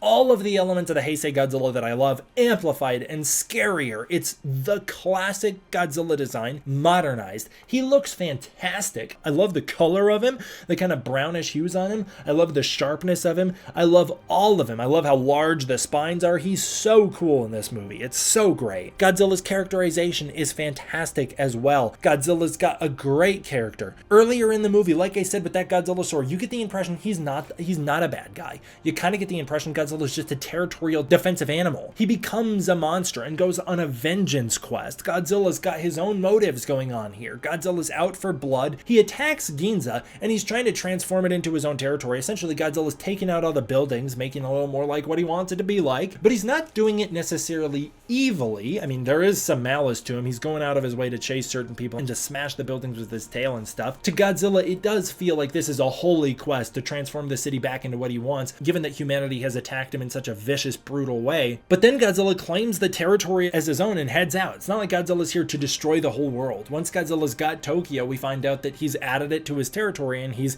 gonna keep coming back to Tokyo. Who knows what he would do from there? Would he continue to try and expand his territory out? I guess we'll see in a sequel if they unpack that. I don't know. But I like that Godzilla's finally got things going on for him again. And I should specify, like, the Toho Godzilla. The MonsterVerse Godzilla's always got things going on for him. It's just a matter of if they're consistent with the things that were going on with him in the film beforehand, you know? I also love the origin. I love the Godzilla story. I love the mythology of it. I love the stakes with Godzilla. I love that he's not overpowered. Thank God, I'm so done with overpowered Godzillas. I don't find them interesting or compelling. I also love the scale. I love that he's back down to 50.1 meters. He's in his Showa size. Godzilla feels smaller and more tangible as a result. I love it. The special effects, these are Oscar winning. It's the first Godzilla film to ever win an Oscar, and they're fantastic. For a budget of less than $15 million, somewhere more around the $10 million range, it looks amazing. Post-war Japan looks amazing. There are some shots where, like, Noriko's on the train and the buildings are out the window. You couldn't tell that that's all just CGI out the window. You couldn't tell. It looks real, and that's not what Tokyo looks like in real life. It looks nothing like that. None of the areas seen in this movie still look the way they do in this movie in real life.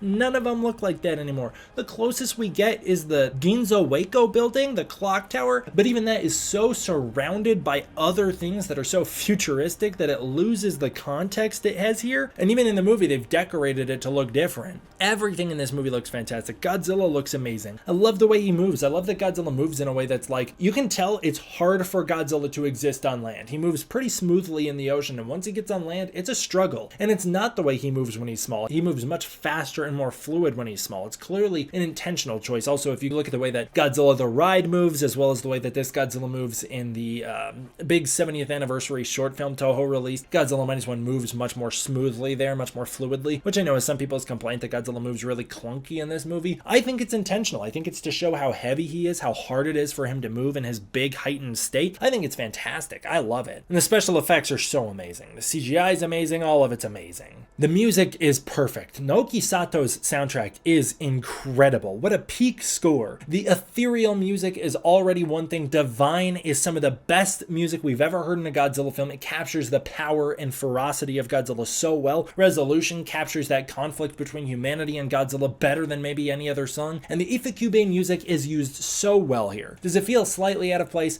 Slightly, I guess so. But what I love about it is that when it kicks on, it's unmistakably Godzilla to the core. And this is the core Godzilla movie. It is everything I love about Godzilla done so well. And it's not done because then there's Godzilla Minus One Minus Color. A beautiful reimagining of this movie with just incredible detail put into it. It's not just a black and white version. They've colored every single frame differently. You know, they've worked intentionally to make sure each frame works as intended. They've brought out the brightness in the eyes. Someone had to mask out characters' eyes to bring out the brightness in them so they didn't get lost in the contrast. Someone had to work on the skin tones to make sure the faces didn't get lost in the contrast. They've added a subtle film grain, a subtle film shake, a subtle vintageness to it that first of all adds a more documentary-like feel to it, ties it back to wartime footage, makes it feel more real, like it's an actual thing that actually happened, makes it more believable as a result, and ties it back more into the period aesthetic of this movie, while also connecting it back to the original 1954 film, which this is not a remake of,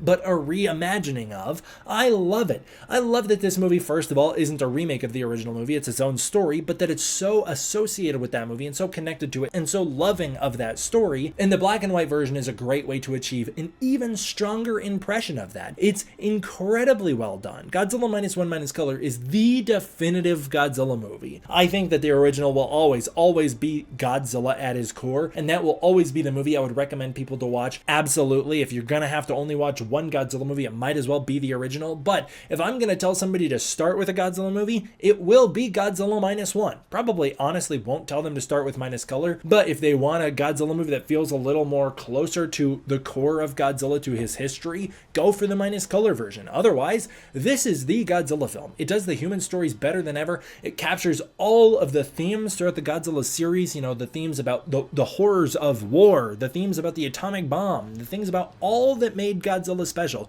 It's all present here. The atomic bomb isn't unpacked as heavily as it was in the 1954 film, but that's because this film has other things to explore. This is the Godzilla movie, and over time, since this movie's release, it has become my favorite Godzilla movie ever. I love it. It's perfect. I think it's a perfect film. This is very close to the Godzilla movie I've always wanted to see and the Godzilla movie I wanted to make, which there was a weird experience watching this movie, kind of realizing that the dream I had of making a Godzilla movie of my own has got to change because the Godzilla movie I wanted to make has essentially been made. Although I never pictured it as a period piece, this very much touches on almost all of the ideas I wanted to do in my own Godzilla movie someday. So it was a weird experience, but also a very exciting experience for that reason. I am so happy to give Godzilla Minus One a 10 out of 10. This movie has aged so well, like I said at the top. It's the only Godzilla film I haven't found myself getting burned out on yet. I love it. I love the visuals, I love the color, I love the music, I love the characters, I love the story, I love Godzilla in it. It's everything I want. And when people ask, like, what do I love about Godzilla? This Godzilla represents all of it. This Godzilla behaves the way I picture Godzilla behaving. He is fantastic, even with his own level of tragedy, which is an essential element for Godzilla. It's one of those things that the MonsterVerse universe never has truly included. Is it sad that he's the last of his kind? I don't know. Is he even the last of his kind, or is he the first of his kind? They can't even commit to that. I like that this movie adds in that tragedy to Godzilla again. And I like that this movie takes a little more risks tying him back to his atomic allegories when it's kind of seen as a little scary to do so nowadays. You know, like they call Godzilla's atomic breath the heat ray now. Whatever. My point is, this movie is fantastic. It's all of the things I love about Godzilla done incredibly well. I could not recommend this movie more. 10 out of 10. My favorite Godzilla movie to date, and I'm very happy to keep spending time with it. I love this film, and I will continue to love this film, and I cannot wait to watch it again. There is another version of Godzilla Minus One, and it's the English dub. It was first released on Netflix. It's also on the DVDs. I watched it again for this review. It's the first time I've watched the English dub since it came out, and I still stand by my opinion. I'm happy that an English version of this movie exists. I do not think it detracts from the movie all that much. I like it. I like it a lot because it opens the accessibility of this film so much to people who either cannot read subtitles or absolutely downright refuse to, and I understand you can be pretentious about that, like, well, if they refuse to read subtitles, they don't deserve this movie. Shut up. Let this movie expand to people beyond yourself. Don't gatekeep. Gatekeeping's for losers, and I don't think you're a loser. This movie, I'm glad that it can be seen by all and appreciated by all. I love the dub. I love that it exists. It's a very, very well done one as well. The voice acting is all incredibly well done. It does, I would say, lean more into the melodrama, especially with the actor who plays Shikishima and the actress who plays Noriko. They lean very heavily into the melodrama, but they're not terribly far off from the performances of the original. I do not think it holds a candle to the Japanese version for a couple reasons. Number one, Japanese is just the definitive Godzilla language, of course, after all this time. It's the language this movie was meant to be seen in. The actors' performances are incredible in the Japanese version, and the English version does not capture the full gravity or range of those performances, and there is something very special about seeing this movie with the Japanese and reading it with subtitles that builds it into the atmosphere of it being the definitive Godzilla movie. But the English dub, very well produced. The sound mixing is fantastic. They do a great job with the sound mix. I was really impressed at one scene when Akiko's crying and then the human characters are talking over her. Like, that's clearly a decision where they've had all the characters' dialogues laid out on different soundtracks, benefit of the modern day editing system, and so they can choose which dialogue to keep and which dialogue to replace because Shikishima's talking in English over the actual Japanese Akiko baby. Pretty impressive. But overall, fairly well written, only minor script changes. It does include one change that I like for the better, which is the change that Tachibana puts in. He installs the ejector seat mechanism into the Shinden. He doesn't just repair it, he actually is the one who includes it for the sole purpose of saving Shikishima's life, whereas in the Japanese version, it'd be really kind of messed up if he didn't repair that seat and tell Shikishima about it. It would make Tachibana a downright villain. In the English cut, it makes him even more heroic because he's added in this thing before he even learns that Shikishima has truly changed and redeemed himself. Before he even learns that, he's already made the decision to save his life. Other than that, you know, like, people were crying about the final line being slightly different with, "Is your war finally over?" to "Shikishima, is this war of yours finally over?" I don't care. It's about the same line anyway. Subtitling's already a subjective art form, so it would have been translated different if Anthony Kim was not the one doing the subtitles for Minus One in the first place. I'm totally fine with it. I'm totally fine with the English dub, totally fine with the small dialogue changes. I think on the whole it works really, really well. I think mostly the voice actors are cast well, and the ones that aren't cast perfectly aren't cast poorly, which is a big distinction. There are some voice actors I think that are slightly off, but I don't think they're really distracting at all. I think they all do a great job. Whereas like Shin Godzilla's English dub, I didn't think turned out as well. I thought the sound mix was nowhere near as convincing, and I felt like the voice actor for Rando Yaguchi was distractingly bad. I thought it was a distractingly bad pick. It just, the voice did not match the character. Not a bad voice job or voice acting job, just a miscast, and this movie does not have that. I know, kind of a hot take to praise the English dub so much, but I really like the English dub as well, and I'm glad we're beyond the era of English dubs heavily re-editing the movies as well. Like,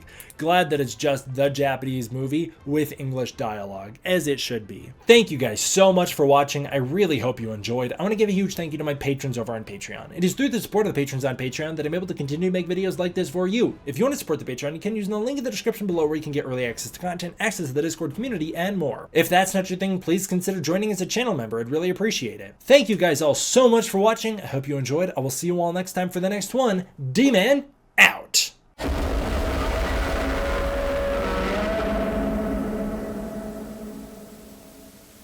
What's up everybody, man? Back. Welcome to a brand new video, and today we are jumping into the final episode, at least for now. Obviously this is the last one. The final episode of Godzilla-Thon. Today we are jumping on into episode 41 of Godzilla-Thon for Godzilla Kong: The New Empire. Yeah, I totally forgot to mention this in the Godzilla vs. Kong review, but this is also doubling as episode 10 of Kong-a-thon. This is also going to be the episode 10 of Kong-a-thon. Obviously with King Kong vs. Godzilla, that was the first Godzilla Kong crossover, therefore that's the first episode I've covered twice on both Godzilla-thon and Kong-a-thon. The difference was many years had passed between me reviewing King Kong vs. Godzilla and then when I did it for Kong-a-thon. The other difference was when I reviewed King Kong vs. Godzilla for Godzilla-thon, I actually reviewed the English cut and I'd never seen the Japanese version. When I finally got around to the Japanese version, that's when I reviewed it for Kong-a-thon. There really only is one version of Godzilla Kong: The New Empire that matters, and that's the English version. There is no Japanese cut, you know?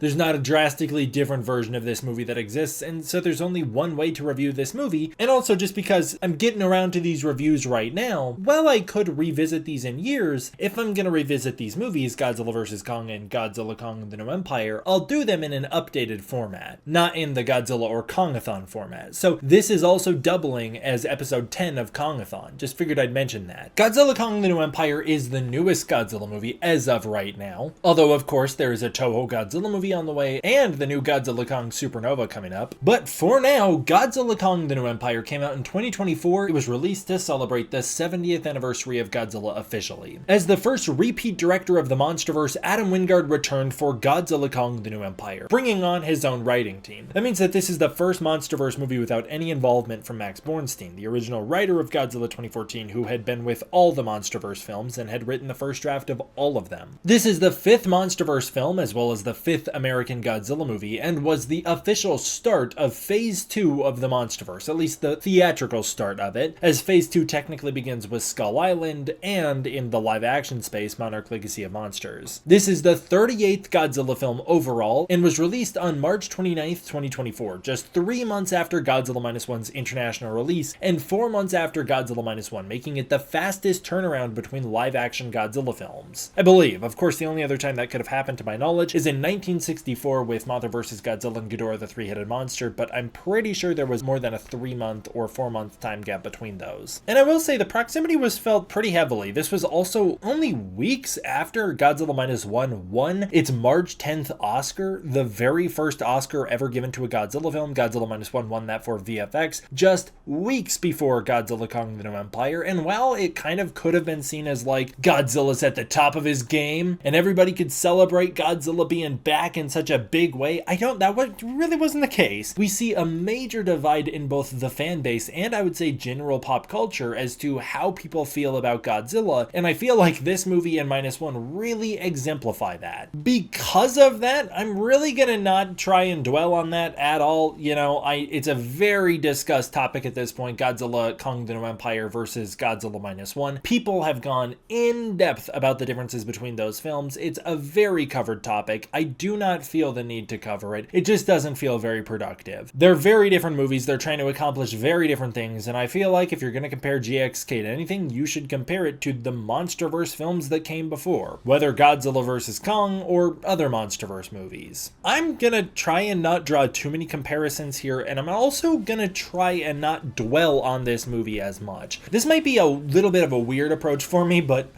I have a lot of criticism of Godzilla Kong: The New Empire, so again, disclaimer for anybody who doesn't like to hear criticism of the Wingard films. I don't know why people are so oversensitive over the Wingard films in particular. Nobody has this kind of restraint over Godzilla 2014. If Godzilla 2014 gets a negative review, people move on. If Godzilla 2014 gets a positive review, people move on, you know? I do not know why people have to be babied when it comes to the newer MonsterVerse films, but it really does feel like it's such a toxic online culture that, yeah, I'm just gonna give another disclaimer. If you do not like criticism of these movies, maybe bounce on this one. But I will say, I'm gonna try and not dwell on my criticism on this movie as much as I did with my Godzilla vs. Kong review for 2 reasons. Number one, I have gone in depth over the last couple years about all of the issues I have with Godzilla Kong: The New Empire. I have already covered in separate videos all of my thoughts on some of the shortcomings of this movie. I've already gone into it. I'm not all negative, by the way. I have also gone into all of the things that I like about this movie in other videos. This is the most recent Godzilla movie, and so therefore I have a lot of recent coverage of it, like recent as of the past couple years. This movie came out the start of 2024. We're a little over a year later, so, you know, it's not like it's territory that I haven't covered in the past year or so. I have discussed New Empire at length, and I do not want to sit here and dwell on criticism of the movie that I have already exhausted. The other reason is because a lot of the issues I have with this movie is the same issues I have with Godzilla vs. Kong. So I've already, I feel like, made my point in the GVK review. I've gone really in depth with my issues on GVK, and those issues are mostly present here. So yes, I will still acknowledge some of the issues I have with this movie, which is just, by the way, what a crazy scenario that I have to put this disclaimer up front. I just shouldn't have to. Again, with Godzilla 2014, I would have never had to. Although that was a movie I gave an overwhelmingly positive review. I'm just saying, I've never felt the need to be protective over myself, over my opinion on a Godzilla movie before, as I am with these Wingard films. It's really weird. I can only imagine how poor Adam Wingard feels. I feel so sympathetic for him. Like, the fact that he's gotten so many death threats that the dude's off the internet from this fan base, I just can't wrap my head around where the current status of this fan base is. And I'll be honest, I feel like the double whammy of GVK and GXK has put me in a weird spot where I'm also feeling really disillusioned with the fan base. Like, it's bizarre that I even have to make this big of a deal over the fact that I have criticism of a movie. Remember back in the day when people used to get so excited when I would have criticism of these movies? There was a time when I would give, you know, Godzilla vs. Megalon a negative review, and people loved that I was being negative. Like, they loved that I was able to share my criticism. They found it entertaining, even if they disagreed, and many people did. People love Godzilla vs. the Sea Monster. I gave it a negative review. Not a review I would really stand by anymore. I really like that movie. Now, I don't love it, but I like it a lot nowadays. So my opinion has very much changed, but man, I did not need to be so overprotective over my opinion on Godzilla vs. the Sea Monster. For some reason, this movie has created such a toxic culture. It's really rough. Maybe it's just the internet changing, you know? I've heard some horror stories of people receiving some really, really negative feedback or really exaggerated responses to their criticism of some of the original Godzilla films as well. So I don't know. Maybe it's just shifting tides, and maybe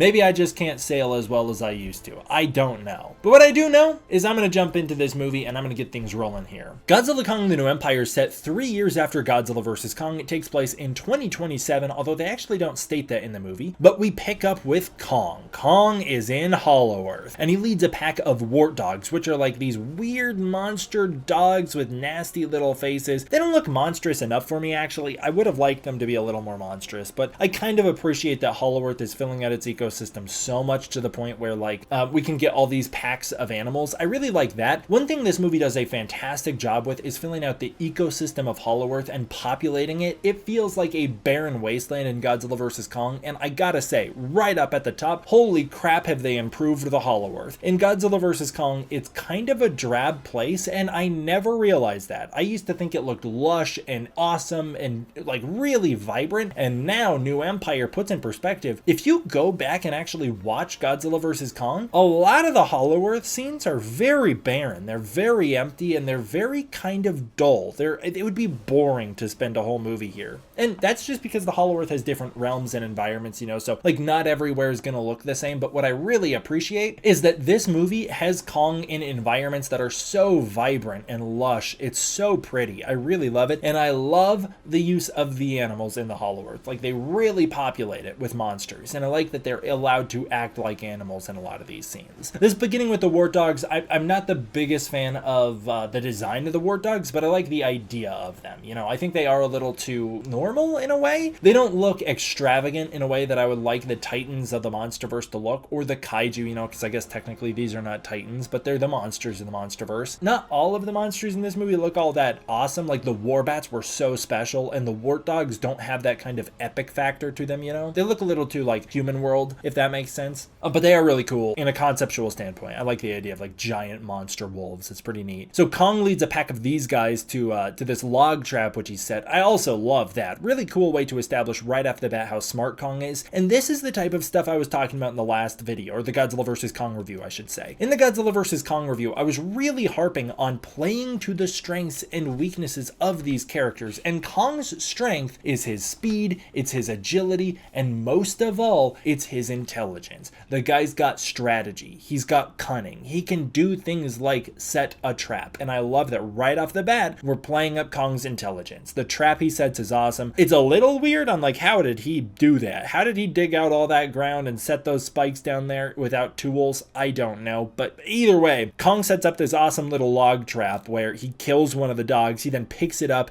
and he tears it in half, getting himself covered in its green blood. This is one of those instances where like people always say like Godzilla Kong the New Empire isn't a kid's movie, because as I've brought up many times, it's a fantastic kid's movie. And I think even the director Adam Wingard would agree that this movie's mostly made for the younger market. You know, this movie's meant to appeal to essentially kids in the 1980s, which is what he was in the 1980s. It was a movie that he has said on record many times is supposed to feel like a toy commercial or like walking into the toy shelves of the 1980s. A lot of this movie gives the vibe of like Transformers, the movie, the animated one, where it's like got ridiculous needle drops and explosions every second and things are going crazy all of the time, you know? That's the vibe this movie's got. And I think it's a kind of a disservice to not give it credit for how successfully it pulls all of that off. But anyways, a lot of people point to moments like this where Kong tears that warthog and have to be like, no, this can't be a kid's movie. It's got blood in it. As if the Gamera movies aren't also kids movies with tons of kaiju blood and gore in them. And just like with the Gamera movies where they often had purple blood, it's green blood, despite the fact that those darn warthogs have literal blood on their faces. You can see the red blood in the cuts on their faces. And yet for some reason he bleeds green. I bring that up just because it stuck out to me immediately, where it was bizarre that the blood was green considering that the cuts on their faces have red blood. It makes absolutely no sense other than to censor the scene so that little kids wouldn't be traumatized. But I have such a strong association with this scene because the first time I watched it in a movie theater, this little kid just started screaming when Kong tore the warthog in half. Like, they're so sad, they're screaming like, ah, no, not the dog, you know. The kid enjoyed the rest of the movie, but man, that was just such a funny way to start out with like this kid getting absolutely traumatized. Like I said, they did really enjoy the movie. They were locked in and had a good time for the rest of it, but it was just such a funny way to start the movie. And I think Adam Wingard does a very good job pushing the boundaries in terms of kind of what he can show in these movies while still keeping them kid friendly. Obviously, this is a kind of a far cry from even the Skullcrawler Disembowelment, who also really had a lot of like very greenish blood, which kind of helps to sell it to younger audiences and make it a little more mainstream and safe. But I would say that is one of my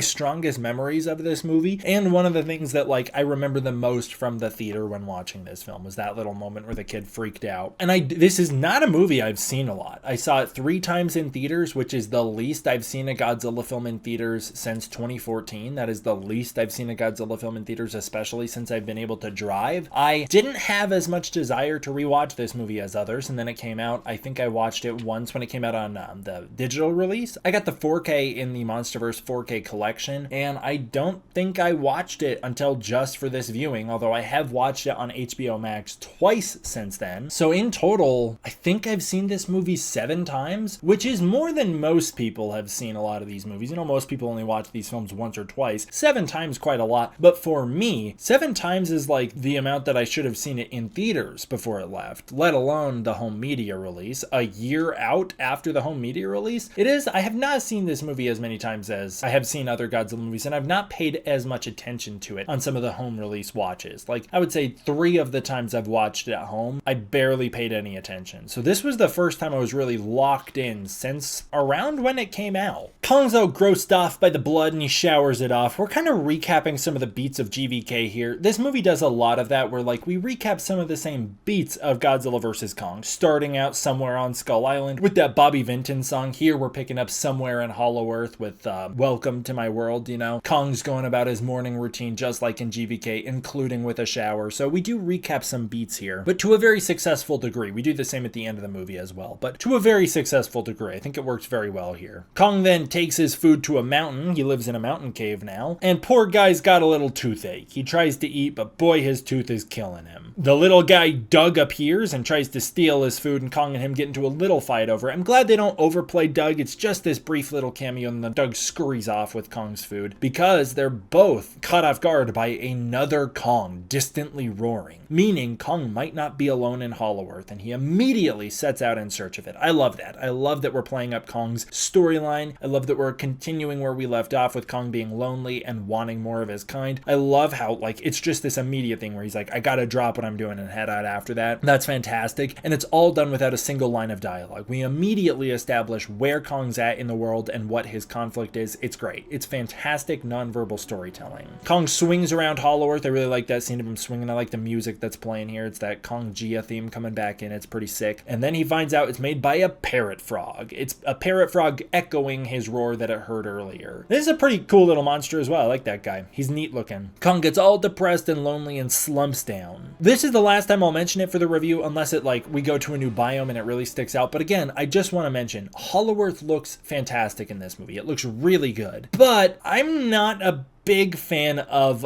some of these VFX. I'm gonna get this out of the way right now so I don't have to bring it up throughout the review, but sometimes in this movie the VFX are truly astounding, and I will bring it back up later when I think that they really kick it into high gear. Other times I think the VFX are distracting is what I would say. Like, they're not selling me. Something about them's off. A lot of the time what it is the character animations themselves. I find them to sometimes the characters, whether it's Kong or whoever, in particular, obviously throughout this opening scene, it's Kong, they move really stiff and clunky. Like, they literally move like keyframes, you know, and I know they're keyframe animated, but they move in ways that feel really stiff. Also, I've brought this up in other videos, but sometimes the eyes are really glossy and kind of distracting, and they break my immersion. The other thing that I want to get out of the way right now, and I just do not want to harp on it, I've made my point in other videos, the scale and gravity in this movie I think is downright terrible. It's to the point where I'm not even sure why we're watching a Godzilla movie. There are times, big stretches of this movie, where the monsters could be 6 feet tall, and that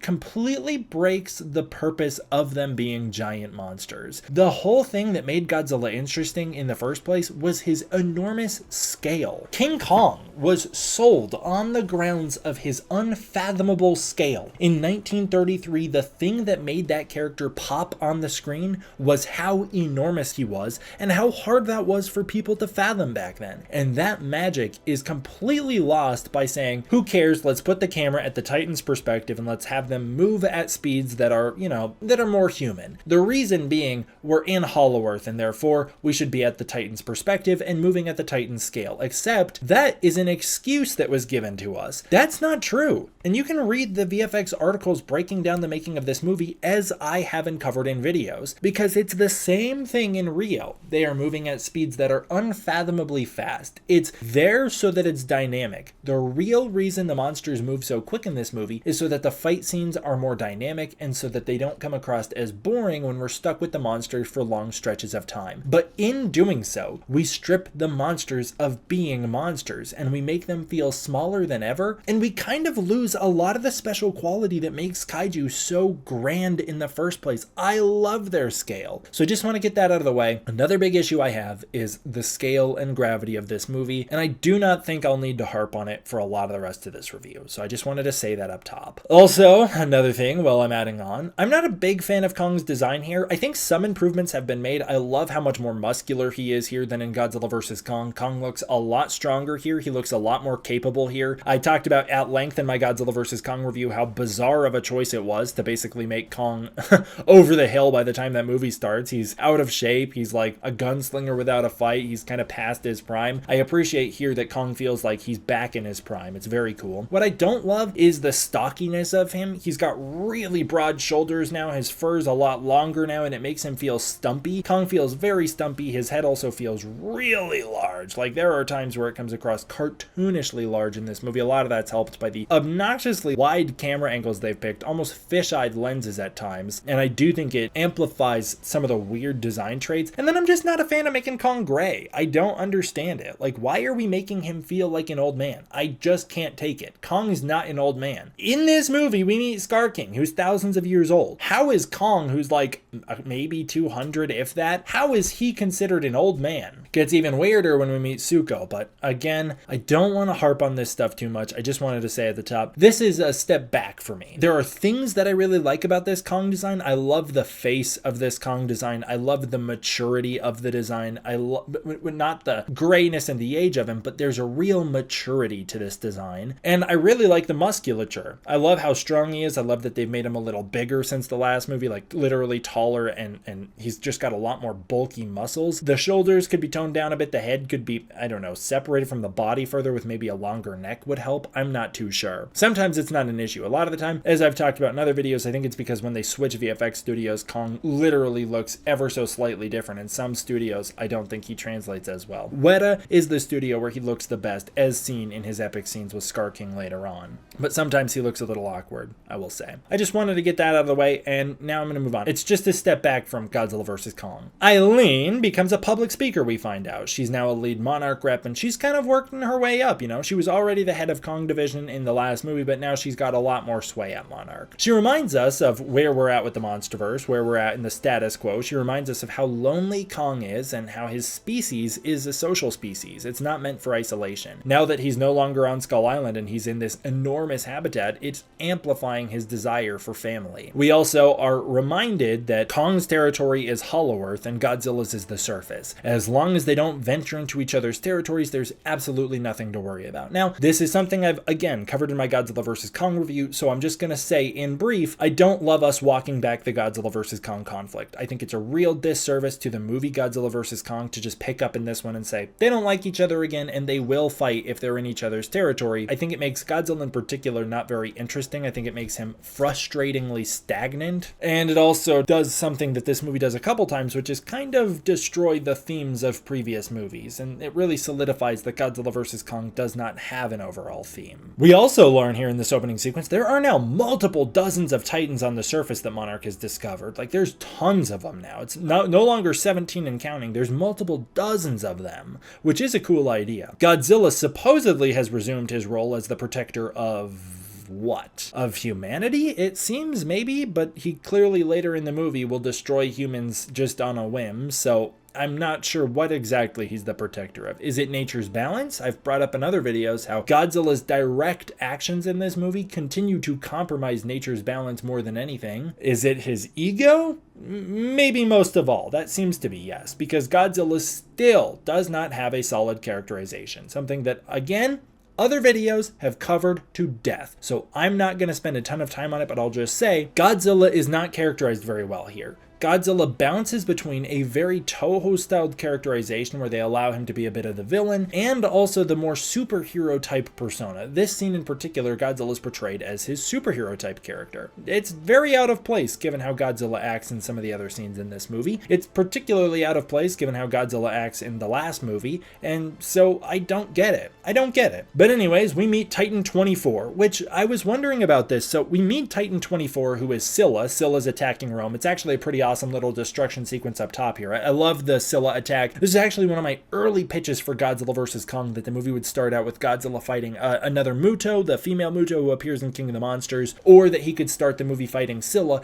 kind of calling back to Gamera 3, where Gamera shows up fighting those Gauss at the start of the movie. There were 17 Titans and counting, and Scylla was part of that 17. I think this is just another bit of evidence to add to the whole idea that in the original versions of the script, and actually no one mentions the character's name on screen, the only time that we ever get a reference to who Godzilla is fighting in Rome in this movie is on Bernie Hayes' notebook, where he specifically writes that it's the Titan Charybdis. So originally Charybdis was going to be another member of Scylla's species, and that's who Godzilla was fighting in Rome here. And that was changed when they sold toys of the character and called it Scylla again, and then was specifically doubled down with in the comic books and the novelization where it's stated to be the Scylla from King of the Monsters. All that to say, Titan 24, no way that's Scylla. Scylla would have been in the first 17. 15, or as we'll talk about later, at least within the first 19 or so. So I'm sticking to my guns here. This is Charybdis. Either way, Godzilla shows up and fights this monster. While I like the fight, it's very entertaining, it breaks the universe and continues my big issue with this movie. Everything in this movie happens just because the movie wants it to. Godzilla shows up and he literally fights like Super Mario. He sprints into action and does a Mario leap, uppercutting Scylla. He then grabs Scylla/Charybdis, swings her around, throws her into a building, and does this enormous Mario leap on top of her, and then does the kiss of death, killing her, either destroying Scylla or Charybdis or whatever you want to say. Let's just say Scylla so that you guys don't fight about it in the comments. Godzilla kills Scylla here using the kiss of death. I like this scene. I've brought this up in other videos as well. The kiss of death is cool to see brought back here. I wish it wasn't used again later in the movie, as it makes Godzilla feel particularly one note in that the only thing Godzilla does anymore is stomp a monster's chest and kiss of death it. I would have liked if it was maybe just this one callback right here with Scylla and then we didn't do it again later, but you know, he'll do it again in just a little bit. Either way, Godzilla breaks his own rules here. If Godzilla could fight like this the whole time, he would have fought King Ghidorah like this. In fact, he probably would have fought the Mutos like this, but the first appearance of Godzilla in his current form was Godzilla King of the Monsters, so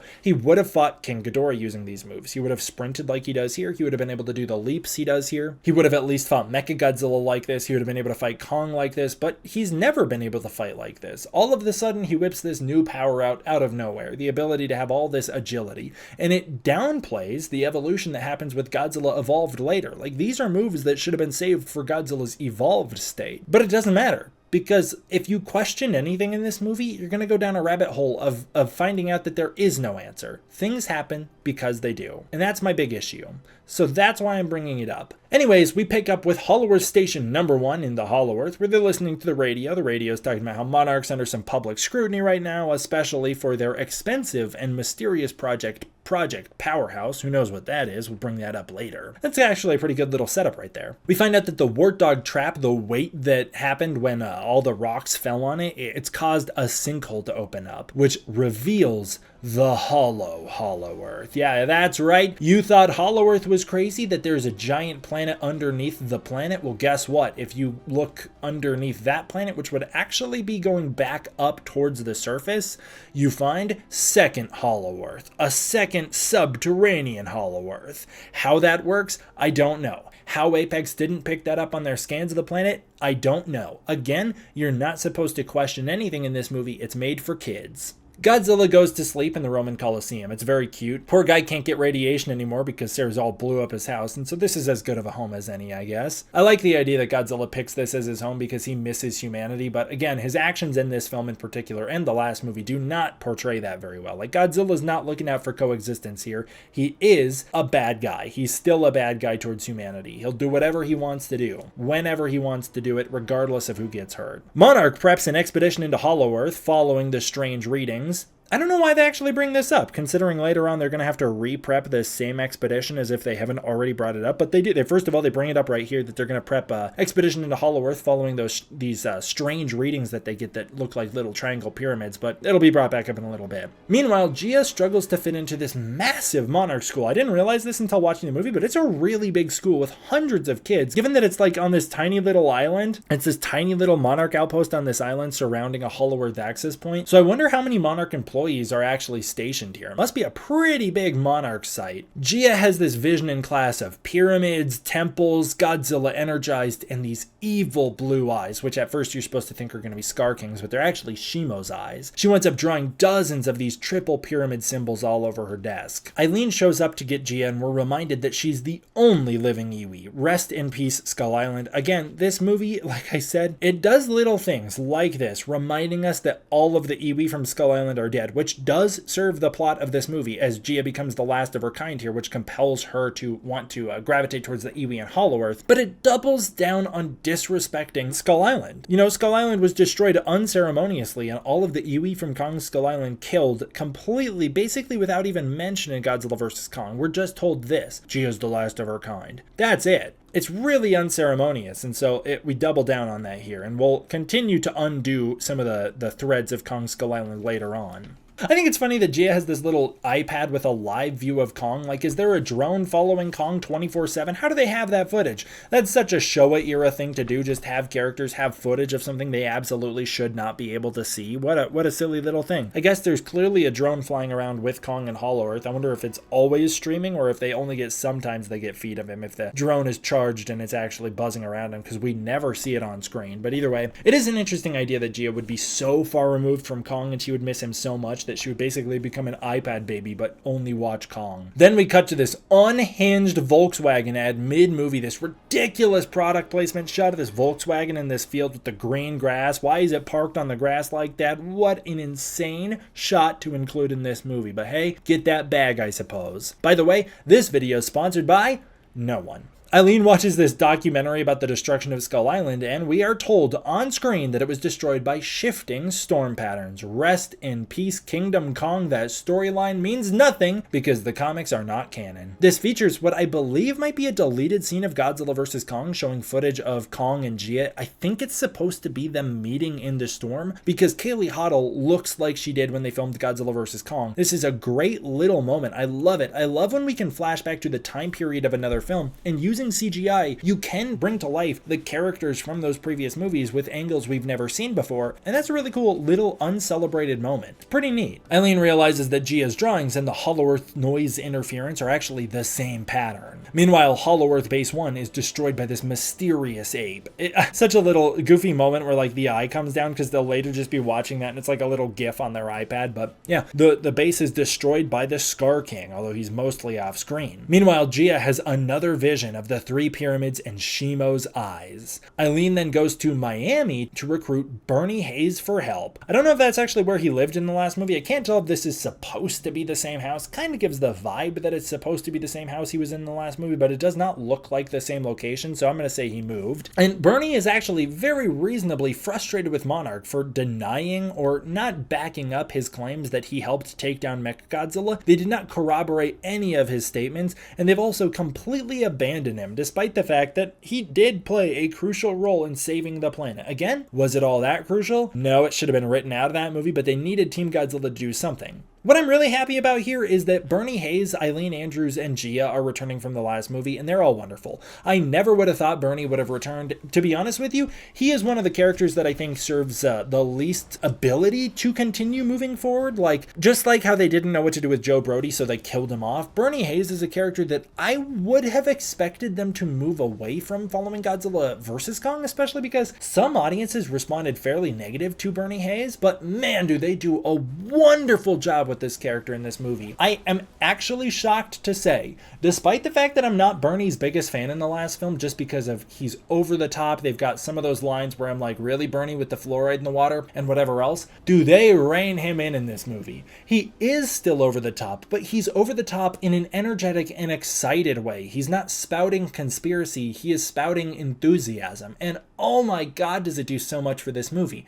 Bernie brings in this life and fun to the movie and the human cast that I really appreciate. I'm so happy we have returning characters. I'm so happy there is a returning human continuity thread, and they do a really good job with these characters. They actually don't interact at all in Godzilla vs. Kong, which is really strange to think about in retrospect, considering they're like besties in this movie and they hang out the whole film. But yeah, they do not interact in Godzilla vs. Kong. This is the first time they've ever met. Bernie does agree to help Monarch as long as he can visit Hollow Earth, and Eileen's like, whatever, dude, you'll get whatever you want. We gotta go. And Bernie's all like, what's going on? And we find out it's because Godzilla's on the move. Monarch actually has the readings that Godzilla's on the move before he even wakes up, which means their biodata has gotten really advanced on him. Godzilla winds up waking up and walking out of Rome. He destroys this mural full of Easter eggs in the process. Like, it's full of world-breaking Easter eggs. They're all references for us, the fans, they don't make any sense in the context of this movie. I do love that little moment as Godzilla roars at the helicopter, telling it to get away from him because it's flying too close as he's walking out into the ocean, as he is responding to something unknown. The movie wants you to think that something unknown is a Hollow Earth portal opening up at the Monarch facility as Kong surfaces. Turns out that is not what Godzilla's looking for, and Kong's not here to pick a fight. Kong is here because of his toothache. I don't love this. I'm pretty sure Adam Wingard has talked about in interviews how the toothache is included in this movie because he had a chronic toothache while making Godzilla vs. Kong, and it was a kind of of traumatic experience for him. I very much remember an interview where he talked about that, but I'll tell you why this is in the movie. They needed this in the movie for a couple reasons. Number one, they wanted this just brief moment of drama where Godzilla and Kong look like they're about to fight each other but don't, because they want to remind you, the audience, that if Kong comes to the surface, it's about to be go time, so that later in the movie, when Kong comes to the surface, Godzilla will go directly to fight him and we'll be on the same page. The other narrative purpose this serves is to establish the character of Trapper, the monarch veterinarian slash dentist who flies in with this enormous toolkit and replaces Kong's tooth. The reason they do this is to establish who Trapper is, what his personality is, show that he's not afraid of the Titans, and also to establish the fact that he is here to help. Monarch now has tools to help Titans out, and he's here to help. I don't know what other Titans he would possibly be doing veterinarian work on, but that is how this character should have been introduced. We should have seen a different Titan suffering some sort of injury. Maybe there's a smaller, younger Titan that wakes up and gets injured by military leaving a city and Trapper helps it with some burn wounds. Maybe a different Titan gets a toothache and Trapper helps out. They do this for Kong, and it completely, in my opinion, officially kills off the intrigue and majesty that King Kong had after Kong Skull Island. The version of Kong that existed in Kong Skull Island is dead and gone. The new version is a soft, very easygoing man. It's a man. This is the actions of a human. Going to Monarch for help with his tooth. I don't need it. Kong doesn't need it. It makes him weaker than he needs to be. Kong doesn't need to have a silly little toothache. It just feels like it kind of demeans the character in a way. It makes me feel like Kong is less of a monster, definitely destroys the last vestiges of his godly personality. In a way, it makes Kong feel more helpless, I guess. I'm just not a fan. It's here to establish that Monarch's got a Titan dentist and that Trapper can help Kong, so that later in the movie when Kong's injured and Trapper helps him out, we understand, oh, this is something Trapper can do. I think that it would have been more compelling if Trapper helped a different Titan, not Kong. Could have been Behemoth. Give Behemoth a toothache. I don't care. I don't want it to be Kong, and especially because the metal tooth looks stupid. I don't like it in his mouth. It's ridiculous. That's a big problem I have with Kong, is the clash between fantasy and technology. I don't need Kong to have a metal tooth. I definitely don't need him to have a robot glove. We're going like full Kong King of the Apes cartoon here. This is going full blown. Kong's got reflector gauntlets. He's got a jetpack. It's breaking what makes King Kong King Kong. This feels nothing like something that any Kong of the past would have ever done. He's becoming unrecognizable. And I would argue that if this happened to Godzilla and Godzilla needed a metal tooth because he had a toothache and he came to Monarch complaining, Godzilla fans would lose their mind. This would be one of their least favorite moments in the whole movie. They would not stop talking about it, the way that they can't even get over one gonorrhea joke in Godzilla King of the Monsters. Can you imagine the response if this was Godzilla showing up and complaining about his toothache? I do not think Godzilla fans would accept that. And if Godzilla got injured later on and needed a metal glove to help him out, like, oh my god, I remember the outrage when Godzilla vs. Kong was coming out and fans thought Godzilla was going to get injured and needed a Monarch basically backpack booster kit to get his dorsal fins working again. Holy moly, the fan base was in an uproar about how Godzilla doesn't need help like that. That completely takes away from his character. What is he, Mechagodzilla? He shouldn't need cybernetic enhancements. But alas, it happens to Kong. Anyways, I do actually really like that scene. The vibe of it is great. I love they're playing I Gotcha. Trapper's got a fantastic vibe. We immediately establish his very fun-loving, kind, very helpful personality. I love the characterization of Trapper. He's a guy who is, to his core, just a helpful, happy, friendly person. He's such a good dude, and I love it. I love this scene. From the standpoint of if I ignore who it's happening to, if I ignore that it's happening to Kong and that it's because of a stupid toothache, it's actually pretty cool. Like, I like Trapper. I like the technology. It's neat. We then get one of my favorite little moments in the movie. It's this very quiet little conversation at the beach with Trapper and Eileen. Beautiful scene, beautiful setting. It's just a great little moment. Their dialogue together is great. We learn that they have a history together. It seems they've dated in college. They know each other very well. I really like that moment. Bernie then shows up. He's dug into Monarch's files and he's discovered that this pattern that they keep detecting, it shows up throughout history. It's repeated a few times, all relating to massive Titan events. Don't read his notes, they're absolutely ridiculous, but they do include the absolute reference that it was Charybdis Godzilla fought in Rome, which is interesting. Apparently Godzilla's been picking up on these signals as well. They are like when King Ghidorah showed up, Godzilla got the distress call from Hollow Earth and knew what was going down. That's how Godzilla was ready to fight King Ghidorah. It's also apparently rang when Skull Island was discovered in 1973. I don't know what Godzilla thought was going on there, but he slept through that one. Bernie puts it simply saying it is a distress call from Hollow Earth of psychic energy. Somebody needs their help, so they're gonna go out and find them. With increased governmental pressure to kill the Titans, something this movie brings up but doesn't spend a lot of time on, but that I really appreciate, Monarch launches this emergency investigation into the distress signal before other people can pick up on it. This is a very ragtag team. Monarch's not really taking it all that seriously, considering they send Eileen, who recruits Trapper just because he's in the room with her, Mikhail, who's their pilot, he's the one who pilots the Heaves, Gia, because she asks to tag along, saying they'll need her because she can also sense the signal and because she could tell Kong what to do, even though she spends no time with Kong in this movie, and Bernie, who just gets to go because he wanted to. It's such a ragtag team, although I will say, really like all those characters. Great characters at hand here. They launch an upgraded Heave into Hollow Earth alongside Kong. Great little moment as Twilight Zone's playing and they jump into the portal. It's super awesome, and they blast off towards Outpost 1. Meanwhile, Kong heads home. Here's something I brought up when this movie came out, that I thought Kong runs really weird in this movie, and I finally figured out what it is, which maybe I've brought this up before. I used to think it's because I didn't love Kong running on 4 limbs, you know, like Kong runs like a gorilla here, like an ape, you know, where he's using his front limbs, whereas in Kong Skull Island they made a point that he runs like on 2 legs, makes him more godly, makes him less animalistic, makes him more mysterious and powerful. They did undo that in Godzilla vs. Kong, and yet it still kind of works in Godzilla vs. Kong, but here I finally figured it out. It's because Kong moves 1 limb at a time. It's a very weird animation choice. Kong puts 1 fist down, then the next fist, then 1 foot, then the next foot. So he's constantly moving almost like a spider, and it makes him weird. Because of that, I feel like he's crunching into himself in ways that makes him feel kind of short and stocky. Whereas in Godzilla vs. Kong, he had these enormous leaps and strides, 2 feet hitting the ground, followed with 2 fists hitting the ground, propelling him in a really rapid motion. I really prefer the strides he took in Godzilla vs. Kong. Such a minor detail, but it's little things like this that stick out to me. Anyways, the Heave spots a flock of verticines. Love those little guys, little bird monsters flying around, and they camouflage to basically travel with them. That's a great little addition as well. They're like apparently electric monsters. They pack a lightning bolt's worth of electricity into themselves. Meanwhile, we get my favorite Godzilla scene in the movie. It's such a cool moment, but it's such a Toho Godzilla moment. Wow, does this feel out of place for the MonsterVerse Godzilla, but it is going back to 2015. I wanted this to be in a movie when I was still kind of on the idea that Godzilla should be a much more neutral force, and in some ways a much more villainous force in the MonsterVerse, as if he is the guardian of nature, he directly is not the guardian of mankind, because mankind falls into conflict with nature more often than anything, and as Godzilla 1984 would tell us, when mankind falls into conflict with nature, monsters are born.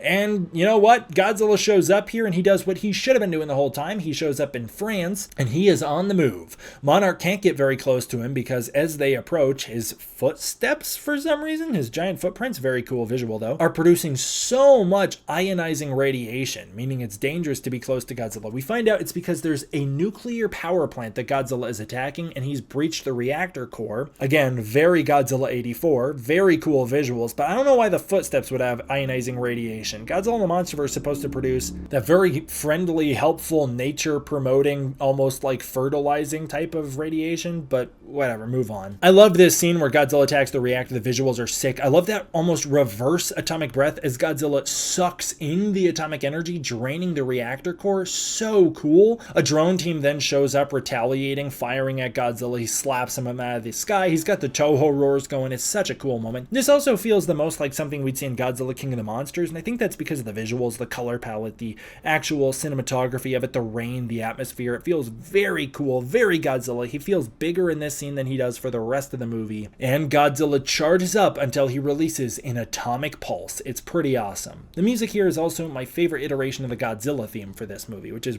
Junkie XL's returning Godzilla theme. After an update on Godzilla, the Heave unfortunately loses signal to the surface. They then discover the remains of Outpost 1, and it features a giant red handprint from Scar King, calling back to Kong Skull Island. Meanwhile, Kong grabs his axe from his cave. I like that he's got it hidden, secured, very cool. And then he explores the uncovered cavern underneath the wart dog trap. It's such a cool moment. I love the way Kong spelunks into the cave. I love the way the Godzilla axe charges up when it's near the crystals, like it's picking up their Hollow Earth energy. And I also love that by putting the axe near the crystals, it lights them like torches. What a cool idea. Holy crap, this scene is so cool.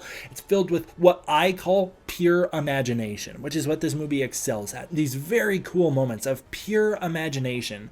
Things that I could have never thought to do unless I was like a little kid playing with toys. That's what this movie excels at, and that's what it's made for. I love it. It's so beautiful. It's so visually intriguing. It's such a cool use of the axe. It's such a cool use of Kong's intelligence. It's very neat. Kong also discovers it's filled with the bones of other apes. It's like the first time he's seeing remains of his people since his parents' bones on Skull Island. This movie starts cruising though, because he immediately wanders into the subterranean realm, and within seconds, literally within seconds, he meets Zuko, a tiny ape who's bigger than Kong was in Kong Skull Island, although we never get a sense of that scale in this whole movie. We never get a true proper explanation of how big Zuko is, but bigger than Kong was in Kong Skull Island, I'll tell you. And their beautiful meeting with that creation of Adam-style visual where Kong sets down the axe and reaches a finger out to Zuko, and one of my favorite visuals in the movie is ruined as Zuko immediately attacks Kong, biting his finger, and then Kong's jumped by these red stripe apes loyal to Scar King. They attack him and pin him down. One of them starts dragging this giant bone club over to club him on the head and kill him, while the other ones have stone knives. This is another one of those things where it's too human. I'm fine with the axe because it's like a bone mixed with Godzilla's spine, and therefore it feels kind of like, something that these animals would make. I'm even fine with the spears later on. They've got really cool crystal spears, but I do not like the knives. They're too human. They're too human looking. It's not one thing that they are kind of carved like a knife, like they're a dagger, but it's literally a knife. It's got the handle, and I don't know. It's just too human. Then I'm not going to harp on it. I'm actually going to just pick up the pace here because I don't want to be overly negative, but I really, really, really dislike this scene where Kong uses Zuko as a weapon. Downright showing child abuse on screen, which I wouldn't harp on, Son of Godzilla, I wasn't complaining that Godzilla was whacking Minya around with his tail. I found it entertaining, and that's what it's supposed to be. It's supposed to be a quick thrill for kids. But it kind of reminds me of some of my biggest gripes with Ben 10 Omniverse, a show that I love very dearly. But one of my biggest gripes with Ben 10 Omniverse is that it's a show with some of the best concepts in what I would say all of fiction. I freaking love some of the ideas that show presents, some of the storylines that we're introduced to there. Ben 10 Omniverse has some of the best ideas of the entire Ben 10 franchise, and yet one of the things that holds the show back and kind of keeps it from achieving the great status it deserves is that it's a show that will always take the joke. If there's a joke present, the show will go out of its way to chase it. And that compromises a lot of the tone of that show, a lot of the serious moments, and it kind of compromises some of the character beats sometimes. And that's how I feel here. Is it funny to see Kong using Zuko as a weapon? Yeah, it's ridiculous. It's an over-the-top visual. It's very entertaining. It's very funny. But it completely flies in the face of Kong being a character who has spent his entire life so desperately lonely that he was willing to he didn't know what was going to happen if he fell into that portal in the last movie, but he threw himself into it even at risk of getting himself killed so that he could potentially find another member of his species. And yet when he finds a child of his species, someone he should be overly protective of, the first thing he does with it is use it as a weapon because it's attacking him. Kong should go out of his way to try and not hurt Zuko. It also compromises the whole premise of this movie being Scar King as an abusive dictator, and in some ways an abusive father that Kong is the opposite of. Well, guess what? We see Kong on screen physically abuse Zuko more than we ever see Scar King abuse Zuko. Kong is portrayed on screen as hurting Zuko more than the villain is. The whole point is that this villain has abused Zuko so much that Kong needs to save Zuko from this abusive father, there, and then Kong abuses the character on screen more. It's a cheap thrill that compromises the tone, the theme, and the characterization all at once. Not a fan. I love the moment where one of the apes chases down Kong. He attacks it, but then it almost falls off this cliff. Kong goes out of his way to save its life, catching it and helping it back up. And then that ape immediately betrays Kong by trying to stab him. So unfortunately, he Spartan kicks it to his death again. A character who spent his entire life so desperately lonely should not be so willing to kill. By him saving the ape's life was him fulfilling his characterization as previously established through the previous movies with him. Him immediately drop-kicking the thing to his death should have either traumatized him, like he should have shown some visible reaction where he was upset about that, which he doesn't, or I think more reasonably, Kong should have just found another way to knock the guy out. One Eye's the other ape there. He's the one that looks like an ogre. I like him a lot. He starts to get away, or he kind of looks like a troll, you know. Kong is not having that, so he picks up this rock and nails it far, like long distance, throws the rock, nails him in the head, knocks him over, but he does still escape. That's a very Showa era moment, kicking rocks at each other. I like it. Kong then finds Tsuko in a tree, sets him down, tries to give him the knife, but Tsuko doesn't want it, and then Tsuko leads Kong away, and Kong follows. Eileen recovers video of the attack on Outpost 1, discovering that it's from an ape. Meanwhile, another psychic signal hits, almost knocking the heave out of the sky, and Gia leads them straight to it. They touch down in what is kind of like a different realm, like they head down this enormous cavern, but I don't think it's technically a different realm of Hollow Earth. But it is a different area. I don't know. It could be a different realm. I don't know. They don't claim it as one. But they set out on foot for some reason. I do not know why they don't fly to their destination. Is it because they're worried of getting knocked out of the sky with another one of those signals? I don't know. The real reason is just so we can get the characters on the ground doing things, but they set out on the ground. Trapper leads the gang into the woods, but he stops them long enough because his senses are telling him something's off for this tree mimic to eat Mikhail, killing him. Oh my goodness! It would be shocking if we didn't predict Mikhail as such a predictable death. He's just such a nothing character. I kind of like him though, but he gets eaten by this tree mimic. It's a pretty shocking moment. Tree mimic is not one of my favorite monsters in the MonsterVerse, but it does kind of remind me of the tree killing them in Kong Skull Island, which turns out to be the Mother Longlegs. Not as shocking as that was though. Holy cow! Trapper then comforts Bernie. I really like the scene where they're comforting each other. That's a great scene. Meanwhile, Godzilla rampages through Spain, burning hot with radiation. Pretty sweet. They track his path and discover that he is heading into the ocean, and on the path to the Arctic, where Titan number 19 is sleeping. Now, I was wondering about this. This is Tiamat. Tiamat is considered the 19th Titan, and I was wondering if that's possible because there's only 17 Titans and counting in Godzilla King of the Monsters, but if there are 17 monsters, and then we add in the two Muto, and they're dead, but they still would be Titans in Monarch's database, that brings us up to 19? At one point, I think it was supposed to do with their age, you know. Ghidorah's Monster Zero because he's the oldest, but they don't stick to that, so I don't know. But I'm trying here, guys. I'm trying to find the threads. We get this cool little Tiamat recap / reveal, as this is the first time Tiamat's appeared on screen, and learn that she is extremely territorial and sleeping in a layer that is sitting in the direct path of electromagnetically charged solar winds, meaning it is the largest stockpile of energy on the planet. They realize that Godzilla's plan is to use it to supercharge. Gia finds the remains of an Iwi temple in Hollow Earth. Very cool. It's got great music. It features the Temple of the Moth carvings from Godzilla King of the Monsters. One thing I don't like is that it's the one from Godzilla King of the Monsters. This is again going with what I've been saying, destroying the themes of the past just cuz. Mothra's backstory in King of the Monsters had a rich history. Tying back into her original origins, she had the Infant Island backstory with generations of Shovijin who had a mythical connection to Mothra. The temple in China was supposed to be a nesting ground for Mothra,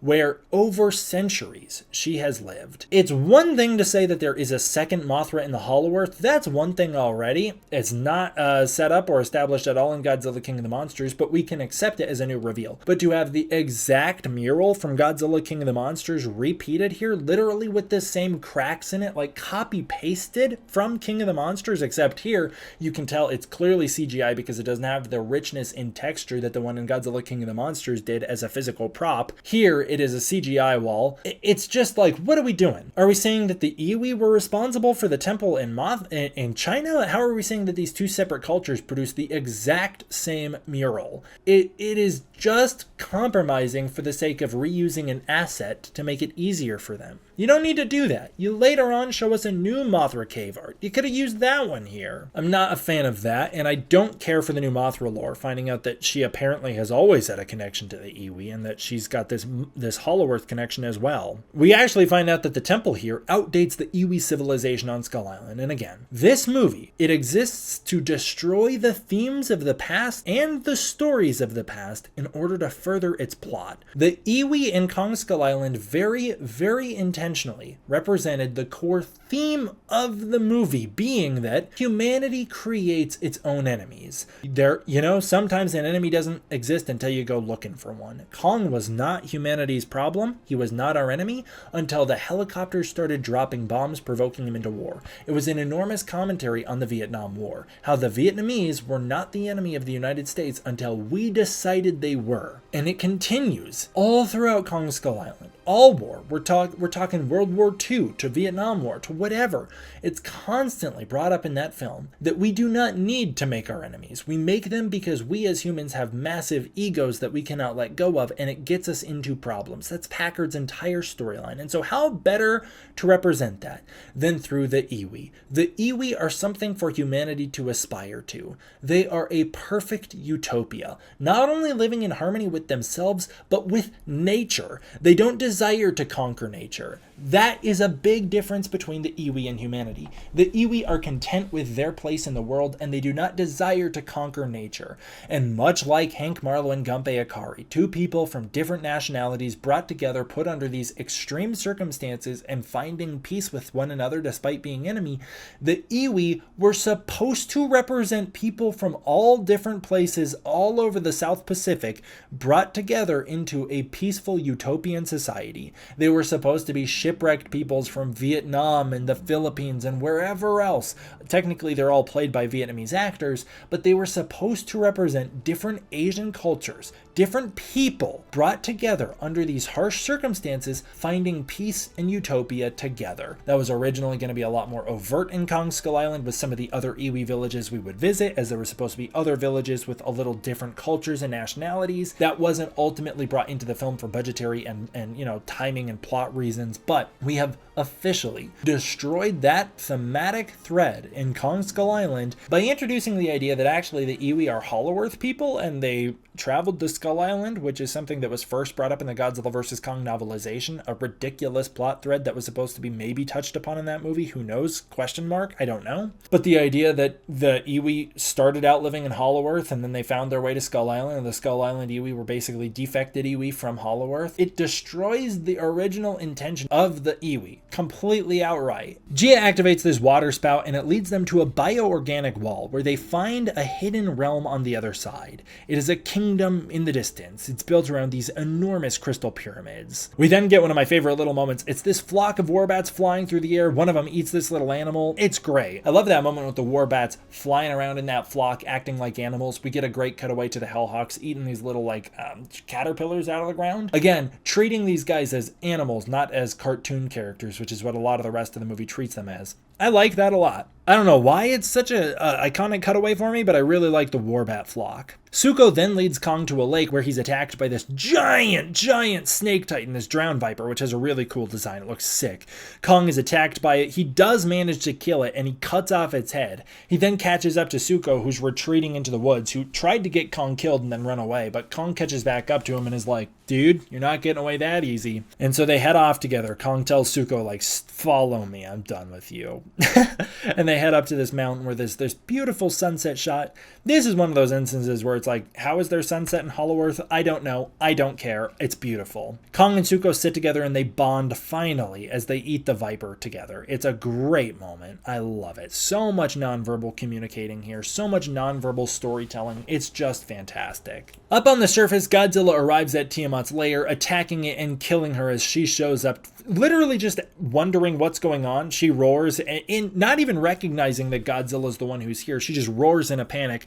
Godzilla roars at her, and he charges her first, frame by frame it, bitches. Godzilla's the one in the wrong here. She responds by trying to defend herself, and Godzilla annihilates her, killing her with the kiss of death after a very brief but highly entertaining fight. Tiamat really steals the show with her vibrant pink colors. She's fantastic. She moves in a really cool way. I really like it. Do not need the repeat of the kiss of death, and it is very unsympathetic of Godzilla to kill her, but that is what happens. Meanwhile, the gang is captured in Hollow Earth by the Iwi, calling back to Kong Skull Island, and they're brought to the temple of the Iwi. The Iwi kingdom is filled with these crystals. It's so cool. The crystal pyramids, the aesthetic of it, the weapons as well. They've got these crystal staves. They're awesome. It is so dope. I love the visuals of it. So cool. Gia can actually feel the Iwi's thoughts, and we find out that they're telepathic and that they worship at the altar of Mothra. Now, this is something that only dawned on me on this viewing, but these are the Hautua. In fact, I would have been way more excited and just downright ecstatic if they were called the Hautua and not the Iwi, and we found out they were a culture like the Iwi. Not Iwi, but similar. That would have been amazing. What a cool callback to Godzilla the Planet Eater that would have been. Would have been a real deep cut, considering that it's not one of the more beloved Godzilla movies, but it would have been a more recent one, so more people would have been able to pick up on it. Super cool Easter egg, considering they're both subterranean peoples living under the earth who worship Mothra and are telepathic. What a cool connection you could have drawn right there. They are the same type of people. I know, like, people like to joke around that they're similar to the Cetopians. They're not at all like the Cetopians. They are almost identical to the Hautua, except we never find out that they have some sort of insect DNA. You know, they're not producing any like glowing misty pollen. They're just Iwi of the Hollow Earth, but damn it, I wish they were the Hautua. They then spot all of these undocumented portals to the surface, which means that portals can exist on one end and not be opened on the other until something enters it, kind of Pacific Rim style. The Queen Iwi comes out, and she drifts with Gia Pacific Rim style, learning of her memories and finding out she's from Skull Island. She then takes them inside of the Crystal Pyramid, where they find this enormous monster battle gong. This is apparently what the Iwi keep ringing in order to send out their telepathic signals.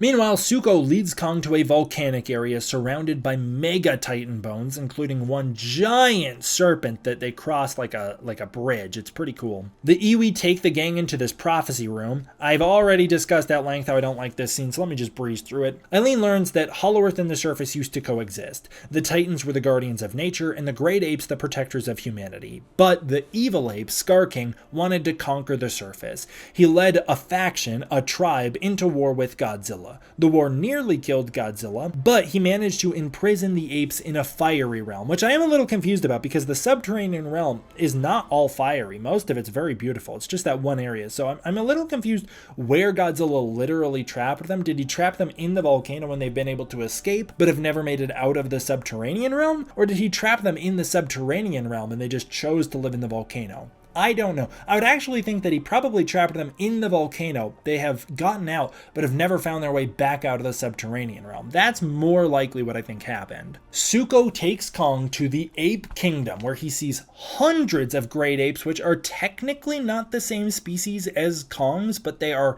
obviously a very, very similar species. Hundreds of them living in this volcanic pit doing slave things. They're moving around these giant rocks.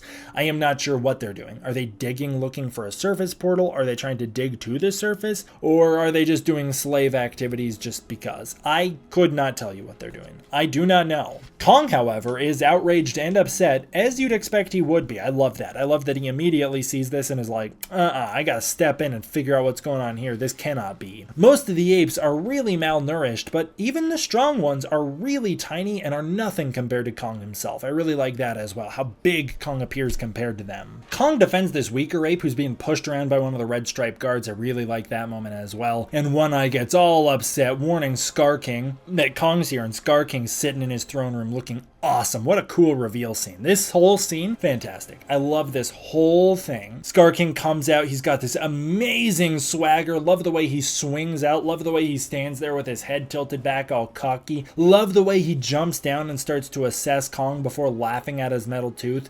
He puts on this real show, and you get an immediate sense of Scar King's personality and the showmanship of him, and in some ways the charisma of him. I love it. I really love this character. He then directs directs his anger at Suko for bringing Kong here. Suko's all freaked out, so his caretaker steps in. We find out through a very quick interaction earlier, again, fantastic nonverbal storytelling, that Suko's been looked after this other ape. So Suko's caretaker steps in, and Scar King immediately kills him, kicking him into the lava. We kind of figure that might be why they live near the lava, so that Scar King can execute people like that. Kong, though, he's not having any of that, and so he attacks Scar King, and this very fast battle breaks out. Oh my gosh, I cannot believe how quick this combat is. It's such a cool fight. I really love it, but man, I would have liked for it to go on longer. Just like I said in the GVK review, the combat in this movie feels very brief. We're really far into the movie, and we're only just now introducing Scar King, and he's not going to have a ton else to do before the final battle. So very little screen time for our main antagonist, and it's a shame because he's so compelling. I really like him. I wish we could have gotten more of him. Anyways, this big fight breaks out. It's pretty cool, and Kong is really slow to adjust to Scar King's rapid fighting style and quick movements. Like, he's able to flip and dodge Kong's attacks, and Kong's mostly getting damaged by the whip slash, which he hasn't figured out how that thing works yet. It would be the first time he's ever seen anything like this, so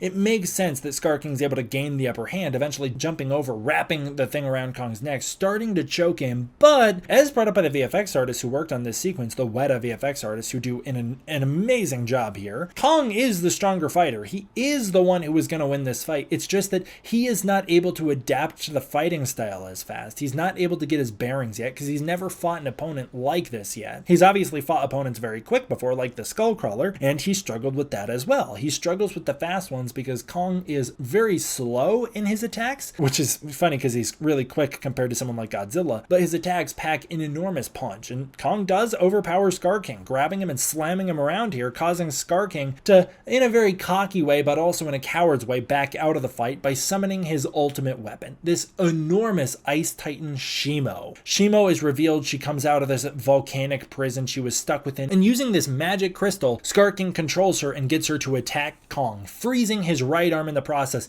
It didn't dawn on me until this viewing that Kong uses the axe to block the ice breath, but it freezes his arm. The reason he stands there holding it instead of like dodging and jumping away is probably because he's used to the fact that the axe charges on beam attacks like this. Obviously, it charged off of Godzilla's atomic energy, so once again, Kong needs to learn his opponents before he can fight them properly. He winds up losing the axe in the process and retreats here with Suko's help. The Red Stripes chase after Kong. It's a very energetic fight scene. It's very engaging. I really like it. And then we cut back to stupid plot where we learn from the prophecy here.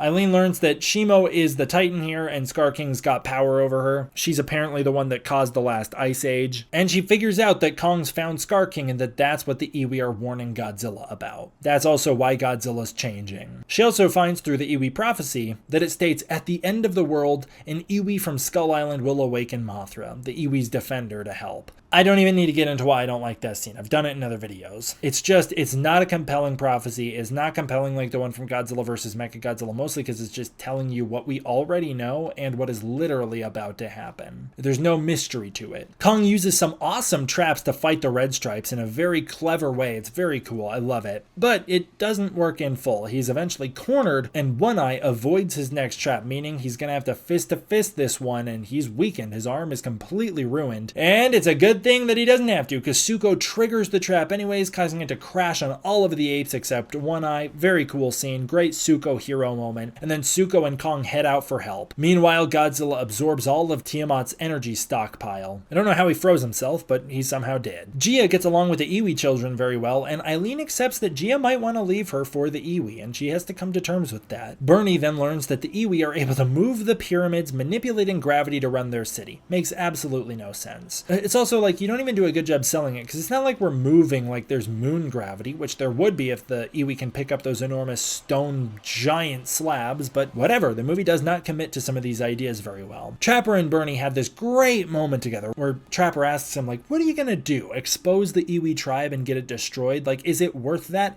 People know that you're a hero, people that matter, like me, and I really like their bond. I love their friendship. They're great characters. Kong arrives at the Iwi kingdom after somehow sensing Gia Gia. I guess that's a new power of his. They could have said he smelled her, but he senses her like she's a Titan. Maybe because she's got the telepathy? I don't know. She's never used telepathy before. She doesn't communicate with him in this very scene. He collapses, and the humans find out about Suko, who also gets very nervous about them, which I think is very cute, and then Suko runs off. Kong tells Gia that he lost home, and the only instance he uses ASL in this movie, but a very powerful one, calling back to the ending of Godzilla vs. Kong. Trapper then discovers that his arm has intense frostbite, and he'll lose it, or Eileen says he won't have an arm. He'll only have one arm. I don't know if he'll literally lose the arm, or if he just won't be able to use it very well from this point forward, but the arm is damaged, and so Trapper needs to get Project Powerhouse to help. In augmentation that they made for Kong, we get this cheesy little montage where we just get a straight up used asset from Pacific Rim. Meanwhile, One Eye alerts Scar King about the Iwi Kingdom and the surface portals and the wall that protects them, and so Scar King sets out with an army and Shimo. This causes Godzilla, or at least this is when Godzilla finishes evolving and emerges in his newly upgraded form, and I'm not a fan of the design. I'm definitely not a fan of the roar of the design, and I'm definitely not a fan of the revamped annoying theme for Godzilla.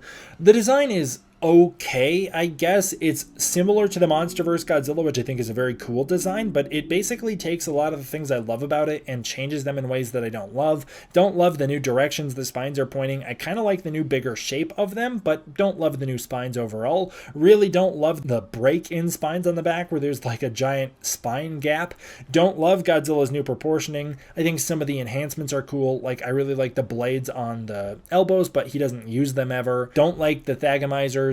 Just overall, not a fan of Godzilla Evolved, and I do not care for the pink. I don't think it's very Godzilla at all. I have seen this design, obviously, like in Fortnite with the blue coloration, and I do think it does a lot towards making it feel more Godzilla core, and towards me liking it more. If this design was blue, I might have liked it more. And it's not to do with it being pink necessarily, as much as it's a lot of change all at once, and not for the better in my opinion. Trapper and the Heave kind of teleport all around throughout this sequence, but Trapper does make his way back to Outpost 1 in no time. No time has passed at all, apparently. He grabs the prototype Beast Glove and brings it back to Kong, attaching it to his arm. It's a very cool sequence with a very fun needle drop, and it winds up healing him up. It injects him with this healing serum that allows him to heal from the frostbite and upgrades his arm with now a super punch. He's got this enormous upgraded punching strength and an electrical charge, calling back to King Kong vs. Godzilla. I do not like the Beast Glove, but you've already heard me say that. I just don't think it fits the King Kong character. I think it strays too far away from what makes him special, and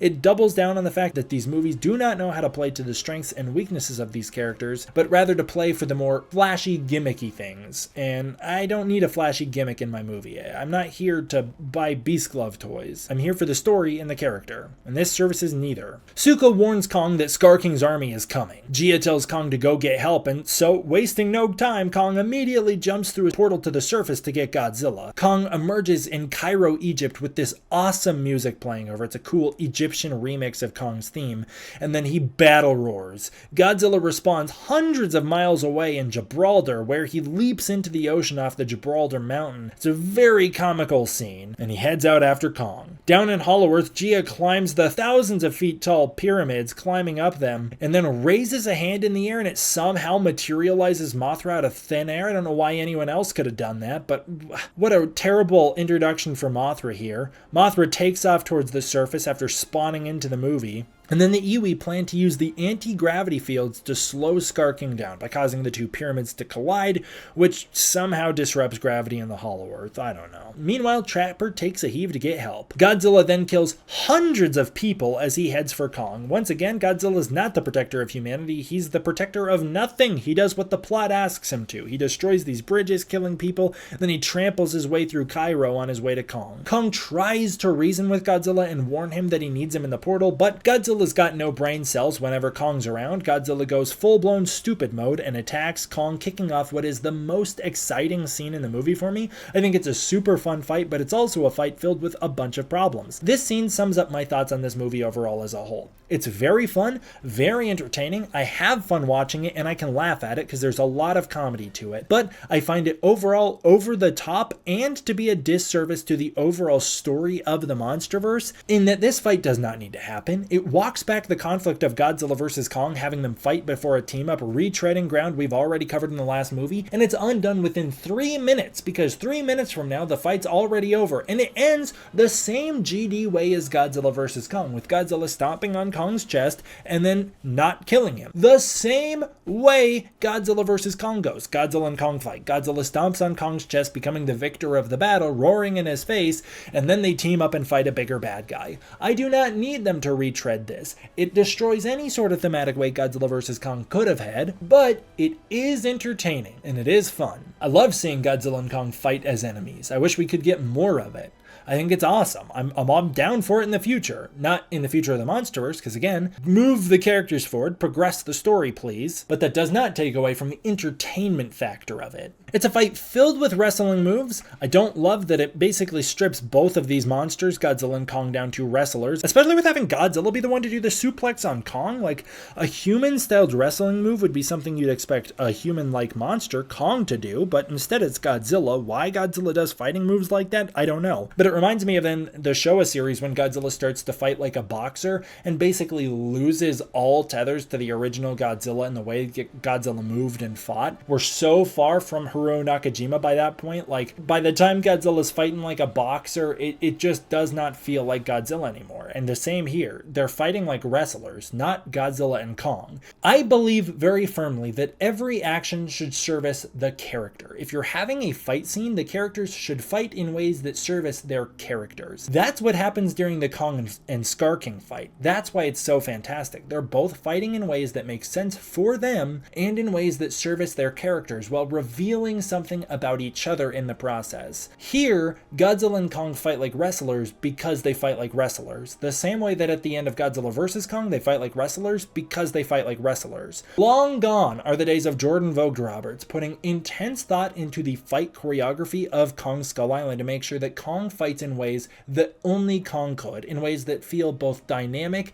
and monstrous, in ways that feel like they have human-esque qualities without feeling too human in a way where a monster couldn't have learned that move on its own. Long gone are those days. Kong's fighting style has changed dramatically, and now he's just a big guy, just like Godzilla, just fighting like a big guy. It is a great fight scene. It is undeniably entertaining. It's awesome. It's action-packed. It's cool. I love the fight moves. It's got great humor. It's got great beats. I love when Kong's just had it and he cannot take it anymore. He crashes out. He unleashes on Godzilla, knocking him out with the Beast Glove, and then he starts to drag Godzilla to the portal. He is stopped by the atomic breath. Godzilla gains the upper hand, stomping Kong into the ground, and then in a move that I thought should have been used in Godzilla vs. Kong is stopped by Mothra. Just like in Ghidorah the Three-Headed Monster, Mothra appears to put an end to the petty monster conflict to get their eyes on the bigger prize, and Gia appears standing on a Sphinx as Godzilla realizes that, yep, his ego got the best of him, and he joins Team Kong, hopefully for the last time. Adam Wingard has stated that, yeah, that is exactly what happened. Godzilla kind of knows that he's not supposed to be fighting Kong here, but he can't let go of his ego, and so that's why he's doing it. And it's when Mothra shows up that he's like, yeah, I know, I got bigger things to worry about, which again makes Godzilla feel like an idiot that he's willing to abandon his mission to protect nature's balance, especially when he already knows Kong's a guy who will team up with him. And do not give me the whole Godzilla's so angry and overstimulated that he doesn't know who he's fighting. The whole point is that he goes extra hard because it's Kong of all people. That's the whole point. And the whole point is that Godzilla lets go of that when he sees Mothra because he realizes, yeah, I know, there's bigger things to worry about. For the first time in history, though, King Kong, Godzilla, and Mothra share the screen in this epic moment where they roar together. It is awesome. It is finally time. Kong and Mothra were supposed to cross over all the way back in 1966. It's finally time for those two characters to share the screen together. It's so cool. I love it. Mothra being a sort of remake of the original 1933 King Kong, but with a kind of gendered flip on it, and then having these two characters finally share the screen. It's so cool. I really love it. Scar King arrives in Hollow Earth. He arrives at the Iwi Kingdom. Using Shimo, he is able to stop the crystals from colliding, causing the anti-gravity shockwave to be delayed. made. Trapper then shows up, unleashing an attack on Scar King's army using the verticenes, all hyped up and charged up with electricity, distracting them long enough for Godzilla and Kong to blast through the Hollow Earth portal, taking lethal fall damage upon impact. Man, do they collide with the ground hard here. They then erupt through the earth and charge into battle, finally united as a team towards the last 20 minutes of the movie. I think we're actually less than 20 minutes here. They finally charge into battle as a team, leaping into war against Scar King and Shimo. It's epic. The anti-gravity shockwave hits and they're thrown into zero gravity. It is a very unique fight for these monsters. Not only are they fighting in Hollow Earth, but now they're fighting in anti-gravity. One thing Adam Wingard's great about is taking the monsters and putting them in fight scenarios we've never seen them in before. In the last movie, it was putting Kong on the boats in the middle of the ocean, and here it's throwing them into anti-gravity. It's very cool. Godzilla shockingly dominates in the air, using it like he's swimming around, attacking Shimo and taking out some red stripes in the process. It's a very cool moment. Mothra actually gets my favorite moments here as she swings in, saving the heave from red stripes by webbing apes to these rocks. Kong and Scar King start to fight, with Zuko helping get the red stripes off Kong's back in a great little team up moment as well, before getting One Eye's attention, and so Zuko's got bigger problems to deal with. Mothra helps Godzilla out, stopping Shimo from freezing Godzilla long enough for him to atomic pulse his way out of her ice breath, and then the anti-gravity runs out and all four main titans plummet down into a Hollow Earth portal together. Meanwhile, Mothra saves the heave from crashing into the ground. Zuko is able to kill One Eye, kicking him off a cliff, having him take lethal fall damage, so I guess the great apes can take fall damage. As Kong loses his freaking axe again, he just got it back seconds ago, but he loses it as he for some reason doesn't want to fall into the Hollow Earth portal despite literally chasing Scar King into the portal. Shimo and Scar King arrive on the surface just a little before they land in Rio and launch an all-out attack, with Shimo blasting Rio with her frost breath and Scar King laughing at the humans as he does so. Kong then cuts this short with a sucker punch as he makes it to the surface, knocking Scar King's tooth out. Godzilla arrives and then focuses most of his firepower on Shimo, and the final battle is officially underway. Godzilla is tossed all around by Shimo. You really get a sense that, like, man, does she have some power, just throwing Godzilla through the air. And you also get the sense that she's the only real threat, as Kong, one-on-one, is still dominating Scar King in battle, kicking him out of the air and really putting the smackdown on him, and it's only whenever Shimo intervenes that Kong loses the upper hand, getting thrown around by her. In Hollow Earth, Zuko recovers the axe and heads towards the surface to help out. Shimo and Kong wind up in this ridiculously long stalemate where Shimo freezes Kong's arm, and we find out that the Beast Glove can do more than just pack a punch. It can also, somehow, block Shimo's ice breath. Now, earlier in the movie, we were supposed to find out that Kong's Beast Glove can actually deflect Godzilla's atomic breath as well. That was supposed to be part of the point of it, was that the Beast Glove was specifically made to be able to deflect Godzilla's atomic breath, and so therefore, maybe it would have made a little more sense that it could also repel Shimo's ice beam, but somehow it cannot freeze, and so they're just stuck in this stalemate. Godzilla supercharges, looks fantastic doing so. He looks so cool, and then he chases Scar King around with the atomic breath, kind of calling back to Godzilla vs. Kong, catching him on the back, burning up his back a little bit, but somehow the supercharged breath doesn't really do much. Godzilla is, however, able to catch the whip slash and destroy it, causing an all-out rush for the crystal. Just as Scar King's about to regain control of it, which would allow him once again to control Shimo, Zuko appears, destroying it with somehow the axe is charged up. Godzilla's axe is charged up, but anyways, Zuko destroys the crystal with it. It explodes. This big shockwave happens, and then Kong punches Scar King out as Scar King starts to attack Zuko. I love it. Kong grabs Scar King, swings him around, throws him. Godzilla then baseball bats him with his tail in their only combo move together. Technically speaking, they kind of combo move earlier as Kong jumps on Godzilla and rides him into battle, but that's not necessarily a combat move.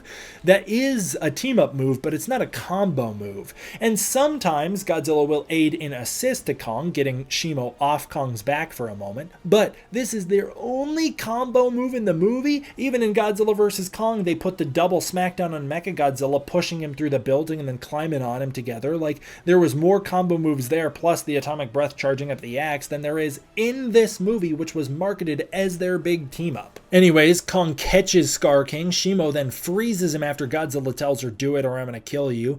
And then Kong shatters Scar King to pieces, killing him. Godzilla ends the conflict by shooting his atomic breath into the sky, which Somehow he shoots a storm out of the sky, shoots clouds out of the sky. I do not know how to explain that. But I like that for the first time ever, Shimo and Tsuko get to see the sunlight. It's a very beautiful moment. Godzilla and Kong finally acknowledge each other as equals and as partners, and they go their separate ways. Mothra returns Gia to her people, and Gia chooses to stay with her mother, Eileen, over the Iwi. It's a great scene. Mothra then repairs the Iwi protection wall. I guess she's the one that made that. I don't know how. And the gang celebrates with the Iwi. It kind of seems implied here that Trapper is the only one who's going to head to the surface. Eileen and Bernie and Gia will stay with the Iwi for a little while, and that apparently is stated outright in the novelization, which would actually make some sense considering those three characters are not returning for the next film, but Trapper is. Godzilla returns to sleep in the Colosseum, favoring that as his new home, while Kong frees the Ape Kingdom, liberating them alongside Tsuko and Shimo as heroes. I love that shot of Tsuko riding on Kong's shoulder, proud. I also love that shot where Kong hypes Tsuko up as the one who freed the apes. That's a great moment. It's also kind of like they're all buddies now because Kong's literally scratching Tsuko on the chin like she's his pet. He's adopted Shimo and he's also adopted Tsuko as the son of Kong. And Kong undeniably earns the title King Kong here. That is a plot thread he has repeated in all three movies by killing the dominant powerhouse on Skull Island and Kong Skull Island, that being the Skull Devil, which killed his parents. Kong earns the title of King Kong. That was Jordan Vogt Roberts' original arc for the character. He earns the title of King Kong, which is why the final track on that album is called King Kong. Godzilla vs. Kong, Adam Wingard said Kong earned the title of king when he sat atop the throne in Hollow Earth, officially accepting the ancestral title on behalf of his people, and then again re-solidifies it as king alongside Godzilla as the two of them team up to take down Mechagodzilla as equals. Once again, though, we retread that plot beat with Kong finally becoming King Kong of the apes, and so hopefully they'll just be able to call him that moving forward. Now, I know there's a misconception that there's like a legal problem in calling Kong King Kong. I believe you cannot use the title King Kong in a title. You can't use it on title or merchandise, but you can use the name in a movie. And that is where the film comes to an end. It's a pretty sweet ending. I love Day After Day playing over top of it. It's a great little scene. I'm going to break this one down in a little more detail than I did some of the others, just like I did with Godzilla vs. Kong. I'm going to have to give more context here to summarize my feelings on this film, because the human story is really mixed. The characters and their relationships are great. I love the core cast of this movie. I think they're all characterized really well, and I love their interpersonal dynamics. The Iwi lore, however, is downright bad and in some ways disrespectful to the themes of Kong Skull Island. The plot writing I also found to be truly downright bad. The prophecy is bad. The whole Mothra thing comes out of nowhere. Things are just kind of happening because they do. Characters teleport around. Trapper's able to get from one place to the Heave even though they're miles apart in an instant. He's then able to teleport all around. Like, things just are happening. This is a movie where things happen because they do, and any search for answers leads to more questions than you originally had. I feel similar about the kaiju storyline. It's mixed. Godzilla is doubled down on his GVK persona, which is, in my opinion, not great. It is kind of weird because at times he feels a little King of the Monsters-esque, like when he fights Scylla, and at other times he feels very GVK-esque, like when he kills all the civilians in Cairo. Very different than when he accidentally causes a flood in Godzilla 2014, and very, very different than the supposed superhero role he takes on in Godzilla King of the Monsters. His power set I find to be downright bad as well. I don't love his backstory. I don't love the lore with him. I don't love how overpowered he is. I don't love how before he evolves, he's pulling out moves we've never seen before, and the evolved Godzilla is not my favorite design. As for Kong, the Kong Skull Island characterization, which I find infinitely more compelling for this character, is dead. It's officially dead and gone and buried. The Godzilla vs. Kong portrayal is the one seen in this movie, and I think it's pretty good. He's pretty good here. In fact, I would go as far as to say, if I can ignore how far Kong has come since Kong Skull Island, he's downright great in this movie. I love that he has now taken on a superhero-like persona. It's just things like the metal tooth, the toothache, and the beast glove that I do not like. As for the design, as I said earlier, he's stocky. I don't love the grayness of it. I would say overall it's okay. I love how much more muscular he was than he was in Godzilla vs. Kong, but on the whole, I do think that it's a step back from that design. I would have loved a merge of the two. Suko's characterization is great. I love the trauma with that character. I love the heroic redemption for that character. I love all of the characterization for him. I do not love the design. He looks ridiculous with those big googly eyes, and I think he has a downright really annoying sound design. The roar is so annoying, and all the little squeals he does I also find very annoying. He's not cute like they think he is. That's my big issue with him. The characterization, very cute. Everything else, they're trying too hard. They're trying too hard with him. Scar King, fantastic. Amazing villain, great presence, love the fighting style, love how different he is from the other characters, love all of it. The backstory's cliche, whatever, who cares? We've already characterized these monsters to the point of being cartoon characters rather than monsters, so with that in mind, Scar King's fantastic. I love the Great Apes as well. There's some real standouts. One Eye's great, Boots is great. There's some real standouts there. Shimo is really underwhelming. I find Shimo's design to be really great. I find Shimo's powers to be really great. I find Shimo's scale to be really great. I find Shimo's potential to be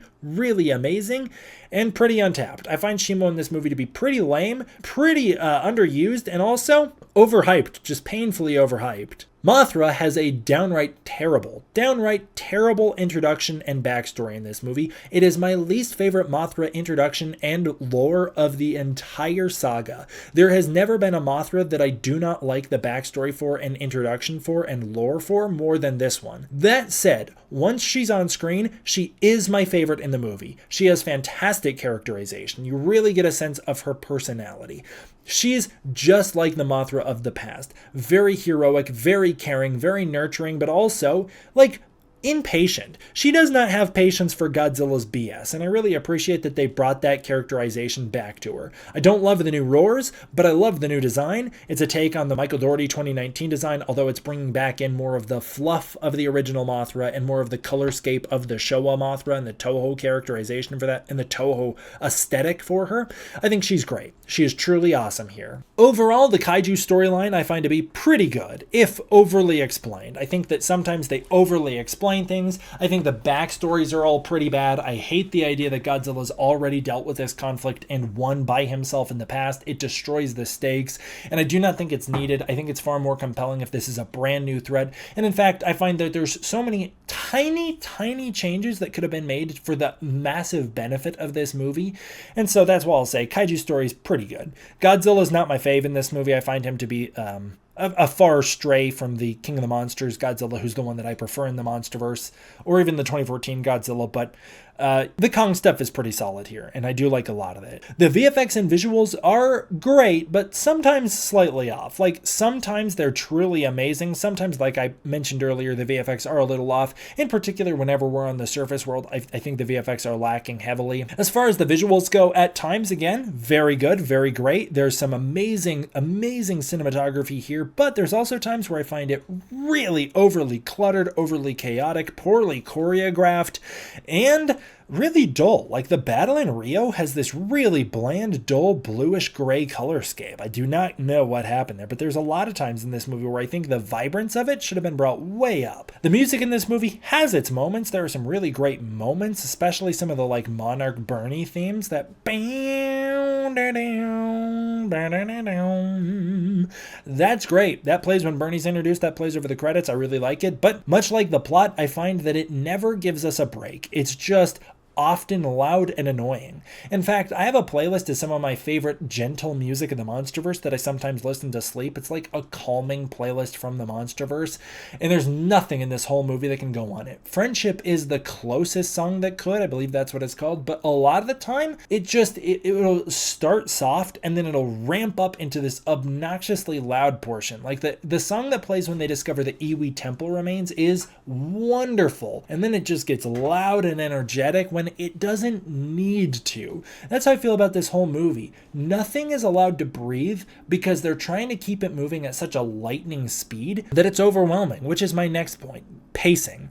Really overwhelming, really chaotic. A lot of this movie is edited in what feels like montage format. Oh, one last note on that soundtrack. Holy crap, does Godzilla's theme annoy the heck out of me in this movie. I think it sounds downright awful, and, you know, sometimes it's kicking on and there's like this more heroic, Avengers-y theme version of Godzilla's theme, and I find it to be really, really bad. I don't like it. I just find that the new Godzilla theme is really does not live up to the past. Really, especially does not live up to the original Godzilla themes. Like I've always said, if you're gonna do something different, do something really different. The vibe of this movie, pretty good.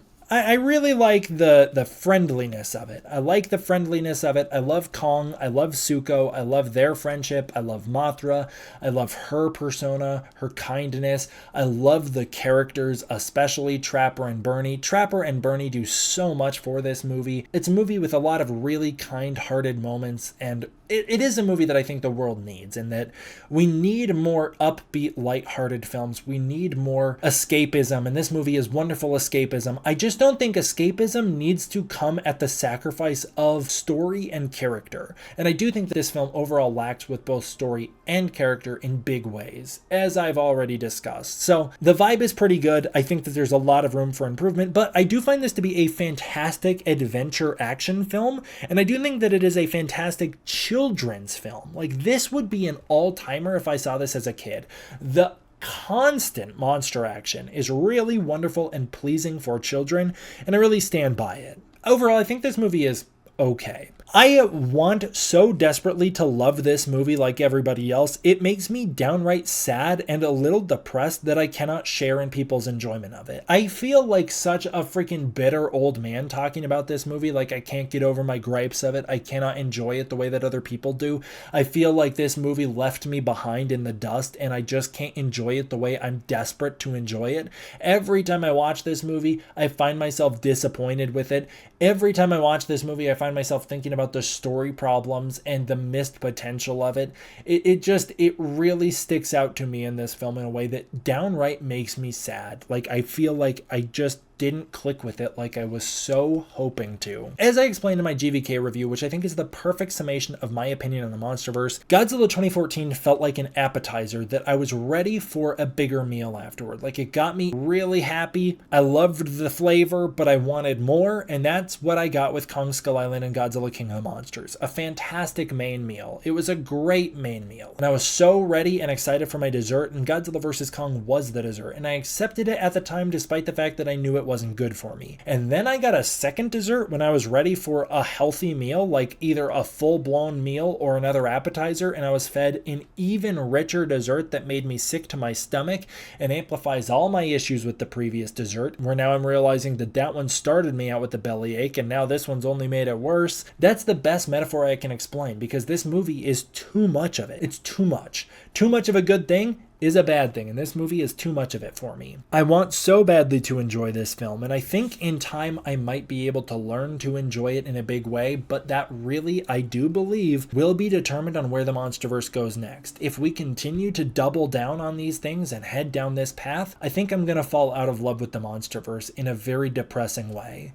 If we make a course correction, we rein in the story and characterization to make it more consistent and thoughtful, and especially work on the world building, I think I could fall in love with this film as a very special dessert, you know? But I don't want dessert right now. I'm ready for something else. And that's why I'm going to give Godzilla Kong the New Empire a 6.5 out of 10. One of the lower scores I've given a Godzilla film in a very long time. It's the lowest score I've given a MonsterVerse movie, and it is my least favorite MonsterVerse film by a pretty significant margin. And that does sadden me to say, like, big time. But that's where I feel about Godzilla Kong the New Empire. I would love to know what you guys think. I know this channel is very divisive. Some people love this movie. Some people do not love this movie. I'm very curious to hear what you guys think. Comment down below and let me know. As always, I want to give a huge thank you to my patrons over on Patreon. Thank you guys so much for all your support on the Patreon. It is through the support of patrons on the Patreon that I'm able to continue to make videos like this for you. One last thank you for 101,954 subs. That sub goal is what relaunched Godzilla-Thon in the first place. Thank you so much for that.